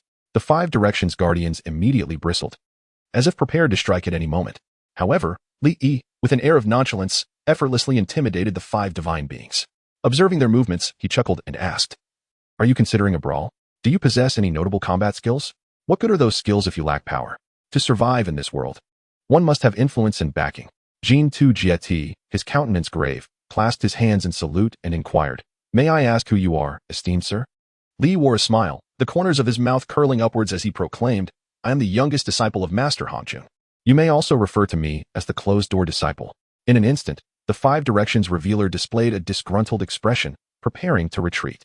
There was no denying that the background was indeed formidable, and this individual's demeanor appeared far too genuine to be feigned. If one were to insist, even his superior's superior was merely a senior brother. At that moment, Li suddenly extended his hand, reaching into his garment and tossing 5 small clumps of merit to the 5 directions revealer. He then whispered, "We are merely trying to make a living. There is no need to take this so seriously. Just accept the offering." The 5 directions revealer exchanged glances with his companions before reluctantly accepting the merit. Given that their superiors had recently ceased distributing merit and frequently urged them to contribute their share, it was a rare opportunity not to be squandered. The 5 individuals felt an inexplicable familiarity with those 5 clumps of merit, almost as if they were reflections of themselves. Perhaps it is just an illusion, they thought. Considering that the merits were largely similar, Li then swaggered towards the direction of Sun Wukong. Before long, he encountered Sun Wukong, who was pitifully scratching at his own head. Upon seeing Li Yi, Sun Wukong exclaimed, "Brotherly, come save me. I can't take it anymore. My back itches, and I can't reach it." With a flick of his wrist, Li Yi conjured an array of delectable foods before Sun Wukong. Following this, an energy puppet began to feed Sun Wukong. Li Yi sat by, chuckling as he observed. "So, how does it feel to fail at your trick? What do you plan to do next?" Sun Wukong, after a moment of daze and swallowing the food voraciously, declared with determination, "I will not yield. I refuse to believe that when the time comes to seek scriptures, he can compel me against my will." Li shook his head, replying, "Do you wish to remain trapped here indefinitely?" Sun Wukong regarded Li Yi seriously, his voice low. "Brother, is there any way you could assist me?" Li Yi shook his head and produced a Vajra pestle, waving it with a flourish. The pestle swirled towards Sun Wukong, attempting to ensnare him. However, the post at 5 Fingers Mountain radiated a brilliant light, and Li Yi remained unfazed. The Vajra pestle continued to expand, emitting waves of light that effectively isolated the post. Seizing the opportunity, Sun Wukong crawled stealthily, wriggling his way out. Elated, he began to circle around Li Yi, exclaiming, "I am free. I am free." Li Yi, amused by Sun Wukong's exuberance, nonetheless imparted a serious message. "This treasure is lent to me by Taishang Laojun. I can only occasionally bring you out for a breath of fresh air. You must understand the significance of the journey to the west of Buddhism. You cannot defeat the Tathagata Buddha. Allowing you to breathe fresh air is already the greatest assistance I can provide as your brother. Over the next 500 years, I will frequently bring you out. When the time comes to seek scriptures, you may take it easy and endure." Sun Wukong's initial excitement had considerably subsided. Yet through the experiences he had endured, he recognized that despite his formidable appearance, there were many in this world who surpassed him in strength, particularly that bald monk, who had effortlessly subdued him with a single hand. Li, smiling, patted Sun Wukong on the shoulder and said, "Come now, cease your frowning. Let us take a leisurely stroll and enjoy a few days of respite before returning." At the foot of 5 Finger Mountain, the 5 Directions Revealed looked down upon the subdued Sun Wukong with a somewhat dazed expression.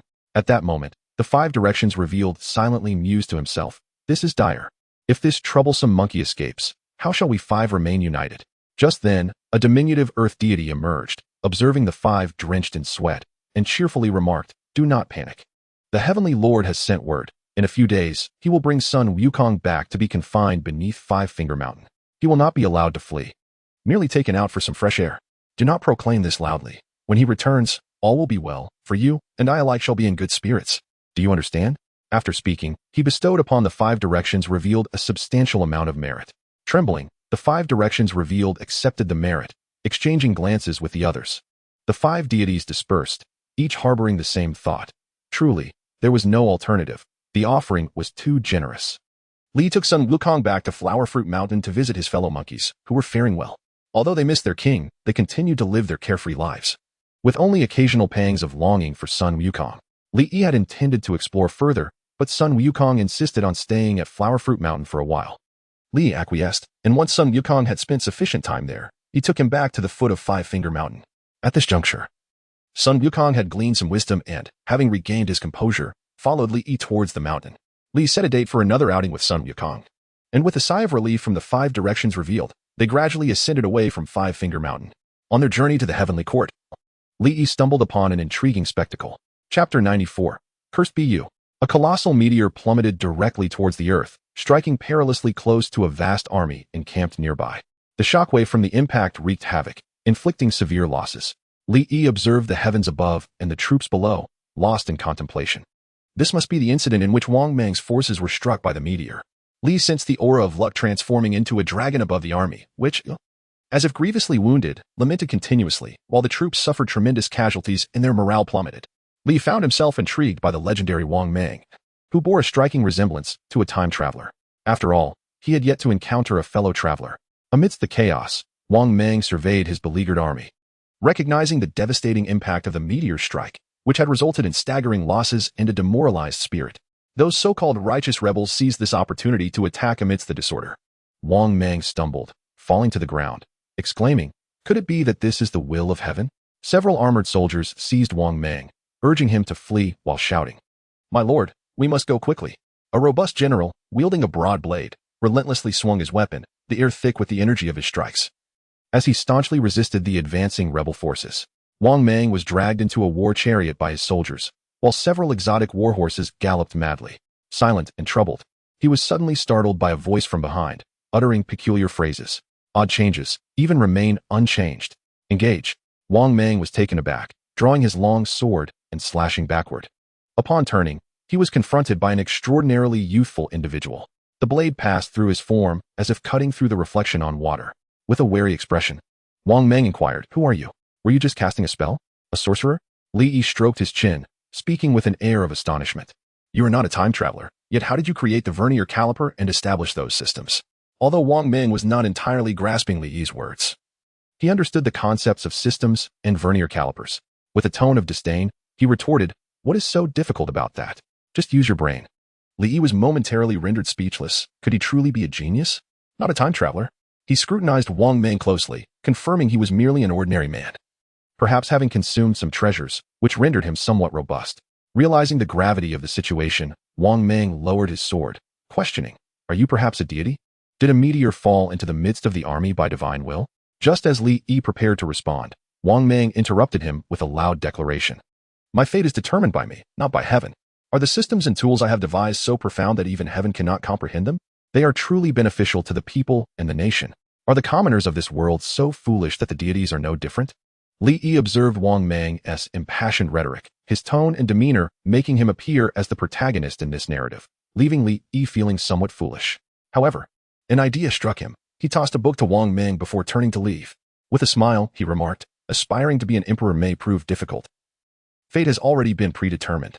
However, pursuing a career as a scientist could be quite promising." With that, Li Yi's figure shimmered like a dream, gradually vanishing before Wang Mang's eyes.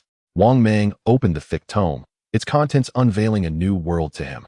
5 centuries later, within the celestial palace of Li Tianjun, numerous deities arrived, bearing gifts to bid farewell to Li Yi, as rumors circulated that he was an outsider preparing to depart. The influx of deities prompted Li Yi to prepare a banquet of exquisite celestial fruits and delicacies, serving them a feast. The Jade Emperor gazed at Li Yi with a heavy heart, exclaiming, "Virtuous brother, do not leave. What shall I do if you go?" This left Li Yi feeling somewhat embarrassed. After managing to disperse the throng of deities, he adjusted his attire, placing the entire celestial palace within a different dimension, sparing even the 4 celestial maidens. It was not out of coercion, but rather the extraordinary treatment he received that made it difficult for them to part ways. Once these matters were settled, Li soared toward the mortal realm. At Wuji Mountain, a bustling scene unfolded, with tour guides leading visitors through the area. A multitude of children, clutching an assortment of snacks, candies, and food, relentlessly stuffed them into the mouth of a visibly exasperated Sun Wukong. "Please, no more. Oh, that child, your candy has fallen to the ground. Spare me," Sun Wukong bellowed. This scene nearly brought Li Yi to the brink of laughter, leaving Sun Wukong speechless as he gazed at Li Yi's expression. "If you wish to laugh, then do so. Must you wear such a distorted face?" Li burst into laughter, exclaiming, "I assure you, I'm not laughing at you on purpose. I simply cannot contain myself." After presenting Wang Mang with that book, the latter swiftly experienced a revelation, employing a series of methods to feign death and extricate himself from peril. He then dramatically transitioned into a scientist, fervently advancing industry and disseminating his progressive ideals. While the heavenly realm took a brief respite, the mortal world embarked on its inaugural industrial revolution. This left Li Yi, who had been closely monitoring Wang Mang, utterly flabbergasted. Regrettably, despite the formidable industrial prowess gained through the revolution, Wang Mang's descendants ultimately failed in their insurrection. It seemed that, in the world of Journey to the West, the strength derived from the first industrial revolution remained insufficient. However, Wang Mang's descendant, Wang Tong, proved to be quite astute. Following the establishment of the Tang dynasty and the Xuanwu Gate incident involving Li Shimin, he decisively aligned with the powerful, ensuring the entire Wang family pledged allegiance to Li Shimin. The Wang family thus transformed into a lineage of scientific prominence, leveraging national resources to initiate a second industrial revolution. By integrating elements of cultivation knowledge, they birthed a fusion of technology and cultivation, leaving Li Yi utterly astonished. Notably, Li Yi earned a revered title in the mortal realm, the Technology Celestial Lord. Oh dear, how utterly audacious, Li Yi mused, yet he felt wholly deserving of it, far from being a mere petty figure. Consequently, the mortal realm increasingly resembled a modern metropolis. In all aspects, even in entertainment. Sun Wukong found himself in a peculiar predicament. The Five-Finger Mountain had become a tourist attraction, and he was relegated to the role of a mere consumer. Initially, Sun Wukong relished the company of children and the abundance of food. However, as time wore on, he grew weary. How could these children eat so much? What was worse, they lacked basic hygiene, consuming food that had fallen to the ground, This was intolerable. With a chuckle, Li Yi employed a sleight of hand, transforming an energy puppet into a likeness of Sun Wukong to take his place. He then attempted to coax Sun Wukong outside for some fresh air, only to find that Sun Wukong had no desire to leave. Finding a secluded mountaintop, he skillfully retrieved his phone and began scrolling through short videos. Realizing Li Yi had been outmaneuvered, he muttered in disbelief. "Aren't you going to visit Flower Fruit Mountain?" Sun Wukong, with an air of indifference, replied, "Why would I? That place has become a nature reserve. The little monkeys are living quite happily. Enough of this. Leave me be. Genshin Impact. Activate." Li raised a finger in jest, cursing him with a light-hearted jibe. Chapter 95. I apologize. In truth, I am an undercover agent. The 500-year deadline had arrived. Meanwhile, at the Western Heaven Spirit Mountain, the countenance of the Buddha, Sakyamuni, radiated joy. The great thunderclap monastery, which ought to have been resplendent with golden light, now appeared somewhat dim. After all, the originally radiant halo of merit atop the Bodhisattwas has now dimmed. With the absence of such luminous adornments, it is only natural for darkness to prevail. Though the past 5 centuries have been somewhat grim, solace lies in the fact that those arduous days are now behind us. The Buddha, Tathagata, firmly believes that once the journey to the West concludes, Buddhism will flourish across the East. All that has been lost shall undoubtedly return, and in abundance. At this moment, the sound that Tathagata least wished to hear echoed from beyond the great Thunder Sound Temple. Avalokiteshvara Bodhisattva rushed forward, exclaiming, "Master, urgent news." Tathagata's eyes were filled with resignation, as if to say, "Do not provoke me in my moments of joy," before he wearily inquired, "What has transpired now?" Avalokiteshvara hastily replied, "The 500-year period has elapsed. I descended to the mortal realm to investigate, only to discover that Wuzishan has become a bustling tourist attraction. Sun Wukong, beneath the Five-Finger Mountain, is no longer troubled by food or clothing. He now enjoys games with visitors, having transformed into a new kind of recluse in this world. He has completely lost interest in the journey to the West, and no longer yearns for freedom." Upon hearing this, Tathagata's pupils dilated in disbelief. Impossible. Absolutely impossible. How are the 5 directions of revelation managing such affairs? Why was this not reported? Avalokiteshvara appeared somewhat embarrassed and replied, "Well, when they were preparing to report it, I noticed they were merely mortals. It did not seem significant enough to mention." Tathagata pointed at Avalokiteshvara, seemingly having much to express, yet words failed him. He continually suppressed his rising fury, reminding himself, "I am Tathagata. I must not utter foul language." Once his composure was restored, he inquired further about his original disciples, Sandy, Pigsy, and my pupil, Jean Shanzi. Surely they have not encountered misfortune? Avalokiteshvara cast a glance at Tathagata and softly responded, "Pigsy, after reincarnation, has become a pig in a pig farm, raised on a production line, unable to attain enlightenment. He soon perished and has returned to heaven." Tathagata felt a throbbing in his head, struggling to contain his wrath, and then asked, "And Sandy?" "The river of sand has been tamed by mortals, and now he spends his days hiding in the river, engrossed in short videos and live streaming, which has apparently become quite popular." Tathagata detected an underlying problem. Is he not subjected to 100 piercing sword strikes weekly? Does he no longer seek liberation? Avalokiteshvara timidly replied, "He bribed the Jade Emperor with celestial stones, and due to his good behavior, his punishment was mitigated." As for Tang Sung, Tathagata grew anxious, for Tang Sung was his disciple. He could not afford to lose him. What has happened to Tang Sung? Speak quickly. Avalokiteshvara hesitated, but eventually divulged. He was discovered drifting in the river, taken to an orphanage, and through 9 years of compulsory education, along with his own efforts, he succeeded in entering university and has now become a scientist. He is no longer a monk. Tathagata spat blood in disbelief, pointing at Avalokiteshvara, rendered speechless. He exclaimed loudly, "Surely, such matters cannot be trivial. Why did you not report this? I entrusted you with such an important matter." The Bodhisattva Guanyin extracted a halo of merit from the jade purity vase and placed it behind her head. "My apologies, but following you has yielded no merit. I have now allied myself with the heavenly court." Upon uttering these words, a multitude of bodhisattvas and arhats within the great Thundersound Monastery changed their garments and donned halos of merit, with expressions of regret directed towards the Tathagata. They orderly proceeded towards the heavenly court. "I can no longer feign ignorance. I have laid my cards on the table. The fortunes of Buddhism are plummeting at an alarming rate, akin to the release of floodwaters from a sluice gate." After a while, the Tathagata observed that the great Thundersound Monastery had dwindled to a mere shell of its former self, leaving him momentarily at a loss for words. 2 tears welled in the corners of his eyes as he murmured, "Oh, revered sages, why did you not come to my aid? Can you bear to witness the decline of Buddhism?" After a prolonged silence, the Tathagata hastily descended from the golden lotus. Observing the Tathagata's urgency, an arhat inquired with a glimmer of hope whether there remained a contingency plan. The Tathagata ignored the Arhat and shouted towards the heavenly court, Guanyin, take me with you. Of course, the Tathagata did not truly intend to defect to the heavenly court. Even if he wished to, it was not feasible. After all, Buddhism still had two revered sages backing it, albeit through obscure channels of information. In this myriad of worlds inspired by the journey to the West, this particular realm had been forsaken by the two sages. Nonetheless, respect must be accorded where due. The Tathagata, wearing a dejected expression, returned to the Western paradise, striving to uphold his faith. As for the journey to the West, it was utterly doomed. One could guess that the male leads, first, second, third, and fourth, had all encountered misfortunes. Meanwhile, the mortals on Earth are now enjoying their lives to the fullest, with industrial advancements significantly enhancing productivity. The happiness index of every individual is exceedingly high, coupled with the development of entertainment. Who has the time to heed Buddhism? Instead, it is far more beneficial to place faith in the divine of science, which at least guarantees passing grades in examinations. Nowadays, mortals offer their prayers to the literary star before arts exams and to the divine of science before science exams.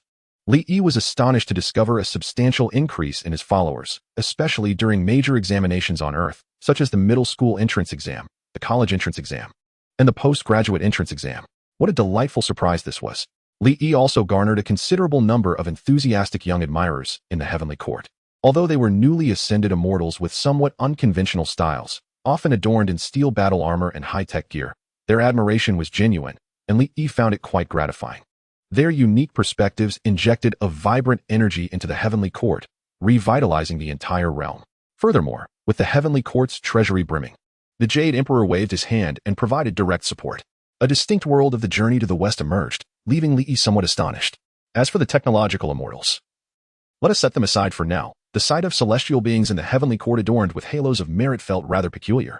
However, it is only natural, as such items are now the most abundant in the heavenly court and are even distributed as wages. It is time to depart from this world. Li Yi left a marker, promising to return when time permits. Homeward bound, Li Yi's figure gradually faded from this realm, leaving the Jade Emperor seething with rage. How dare you? We were playing a game, and you just patted my head and ran off? Very well. Li Yi's voice echoed in the Jade Emperor's ears.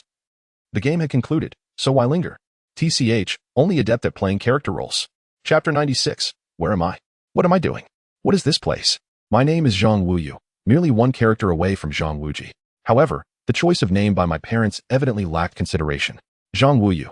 This name possesses no heroic flair. Yet I find myself astonished that I have traversed realms. I have transformed into a peculiar creature, seemingly called Benboerba. My memories are a jumbled mess, with only vague recollections surfacing. What? Jiang Luer has arrived nearby? These fragmented thoughts coalesce, and I exclaim, how did I become Benboerba from Journey to the West? Curiously, why is Tang Xing referred to as Jiang Lua? Isn't that his secular name? Zhang Wuyu observed a tall, robust man approaching, adorned with a headpiece of 9 bizarre beasts, signifying his identity, my immediate superior, the 9-headed insect. Upon seeing Zhang Wuyu, the 9-headed insect bellowed. Have you attended to the matter regarding Jiang Lua? Zhang Wuyu sensed a terrifying aura emanating from him, causing him to tremble uncontrollably. His mind went blank, and upon regaining composure, he replied, as you anticipated, my lord. The 9-headed insect furrowed his brow, sensing something peculiar about Benboerba today. As he walked through the palace, Zhang Wuyu followed closely, contemplating the timeline of Journey to the West. Suddenly, he spotted the 9-headed insect engaged in hushed conversation with a beautiful woman. A scene that struck him as eerily familiar, prompting Zhang Wuyu to grasp certain truths. Abruptly, the 9-headed insect approached Zhang Wuyu, and upon reaching him, spoke with resolute conviction. You must. Before he could finish, Zhang Wuyu clung to the 9-headed insect's leg, exclaiming, my lord, isn't this task tantamount to a death sentence? How can I possibly contend with Sun Wukong? The 9-headed insect delivered a sharp blow to Zhang Wuyu's head, proclaiming, why would you confront the great sage equal to heaven? I meant for you to ensure Jiang Luer's safety during this period. A renowned scientist has graced us with his presence. As hosts, we must extend proper hospitality. Should anything go awry with Jiang Luer under our watch, the Tang dynasty would not forgive us. As the 9-headed insect spoke, a shiver ran down his spine. How could a mere mortal devise such terrifying weaponry? And why the heightened importance placed on scientists?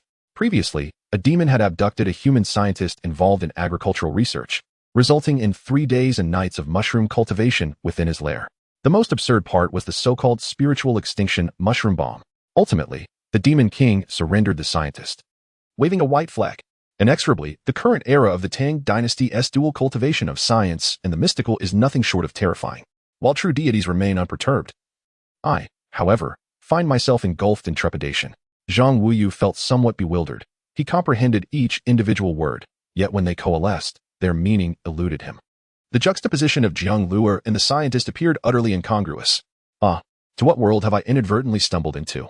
Beyond the eastern realms. Outside the vast expanse of the primordial world, within the celestial palace of Zixiao, stood Hongjun, clad in flowing white robes.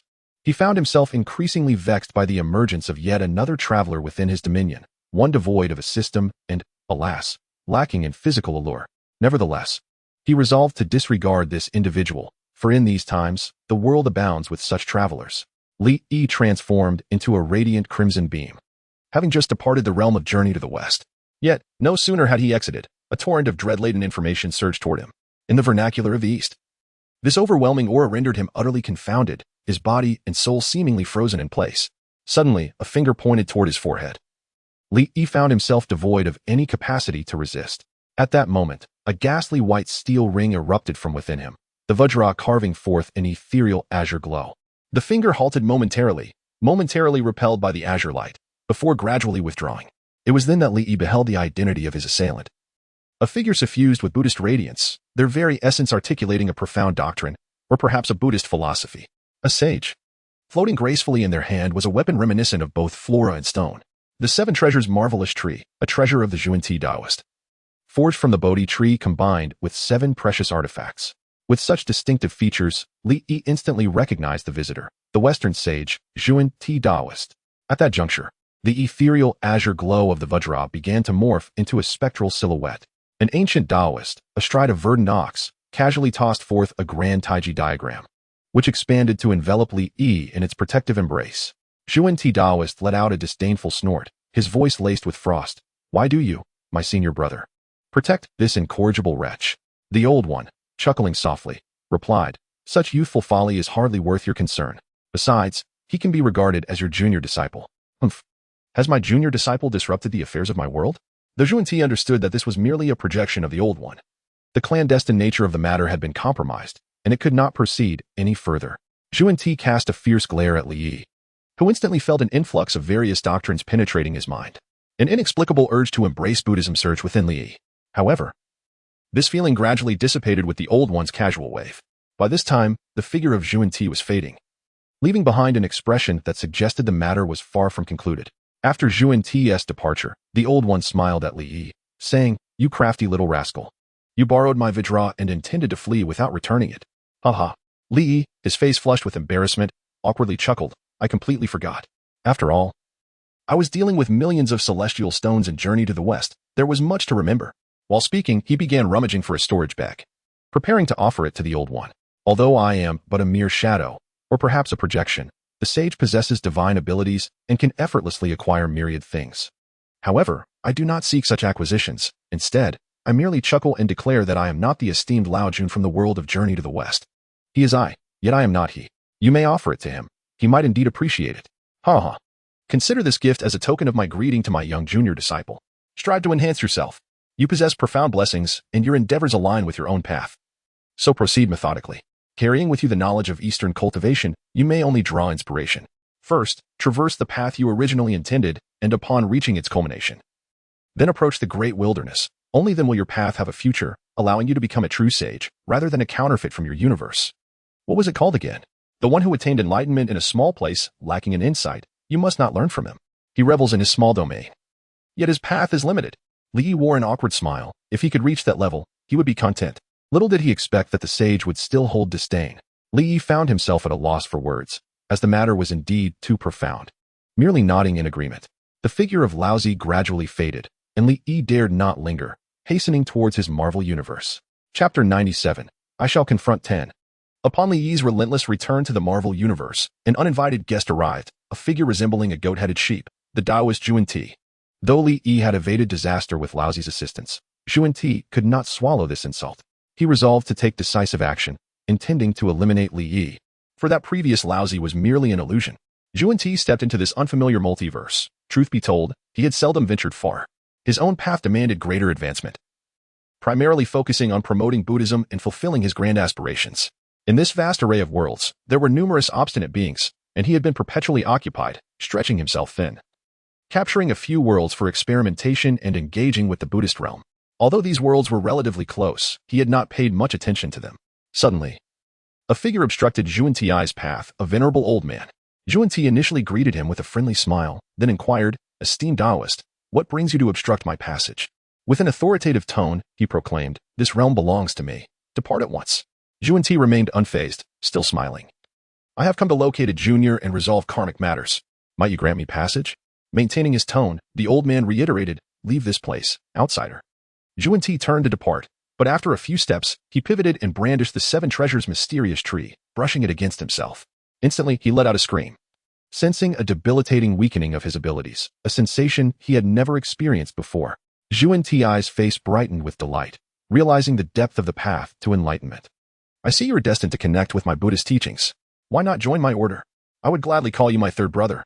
Without uttering a word, a path surged forth towards Zhuan Ti, a path that transcends and surpasses all. This encompasses everything: all matter, spirit, fantasy, thought, consciousness, significance, and the entirety of existence. Zhuan Ti, with a smile, spread his palm, revealing a precious staff within it. Empowered by this divine staff, he struck forth, shattering the formless assault imbued with the essence of the path. Zhuan Ti laughed heartily, proclaiming, "Your path may be all-encompassing, yet it remains utterly illusory." With one hand wielding the divine staff, and the other grasping the seven treasures' wonderful tree, he launched a relentless barrage. His opponent, retreating at every turn, was fortunate that the surrounding world bore a tenuous connection to him. This connection ensured that this existence would eternally transcend the metaphysical, the spiritual, and the material. In other words, within this realm, Zhuan Ti could not be vanquished. Zhuan Ti recognized this circumstance, feeling a twinge of regret. Yet, he discerned the presence of formidable beings seeking enlightenment approaching, though not from this realm. Their essence bore a resemblance to that of the elderly figure before him.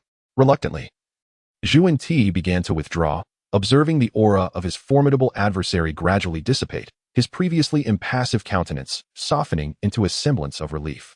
However, just as he allowed himself a moment's respite, an object resembling bamboo struck towards his head. He faintly heard a voice exclaim, "Black Hand." The 6 roots of purity bamboo, elongated and verdant, radiated brilliance.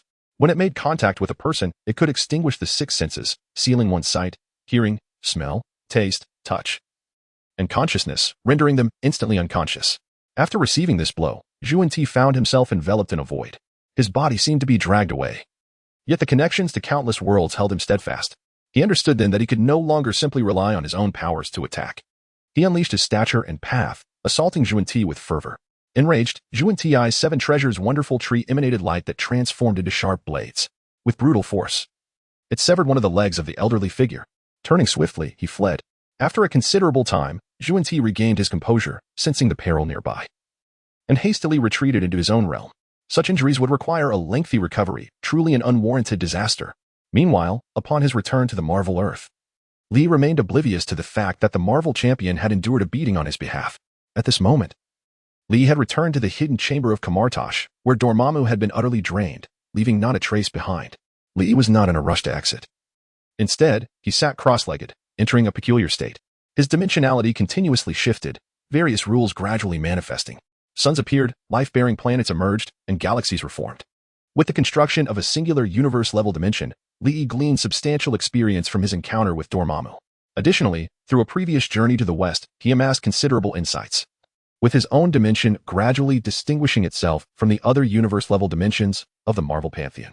In contrast to those dimensional deities who wield their will to control their realms and establish rules that align with their own principles, Li has gradually transformed his dimension into a complete universe. Li has forged a remarkable bond with his dimension, while other dimensional deities regard their realms as possessions. Li exists in a state of mutual existence with his dimension. He perceives himself as a formidable entity on a cosmic scale. Yet, he cannot shake the feeling that something is amiss. Suddenly, an extraordinary sensation envelopes him, reminiscent of his experiences in the world of One Punch Man, where he savored the essence of life, and in the realm of Journey to the West, where he relished the thrill of being the puppet master behind nefarious deeds. In the Marvel Universe, he felt liberated to act according to his whims, basking in the delight of unrestrained joy. This enchanting sensation renders him whole. And in that fleeting moment, his dimensional form expands exponentially, transforming into a complete universe. On countless celestial bodies, devoted followers chant praises, exalting either the Lord of the blazing sun or the celestial master of technology. The dimension, vast as the cosmos, gradually coalesces into a humanoid figure, an exceptionally youthful individual clad in a mage's robe who gently opens his eyes. Clenching his fists, an overwhelming aura radiates from him, announcing to the Marvel Universe the emergence of a new cosmic powerhouse. This singular entity is unlike any other. If Lee were to encapsulate his essence in a single phrase, it would be, I can take on 10, in every corner and at every locale. Various dimensional deities express feelings of envy or jealousy. However, the weaker ones, sensing the powerful aura emanating from Earth, instinctively retreat from the area. Some even fleeing to great distances. Damn it, the fisherman has grown stronger. What are we to do now that he has gone from fishing to outright dominance? Yet, the formidable dimensional deities remain unfazed, merely exuding their own presence. Some express respect, while others harbor malice. Lee pays them no mind. As Lee, seated cross-legged in Kamar-Taj, gradually opens his eyes, a smile creeps upon his lips. Hee. Who dares challenge me?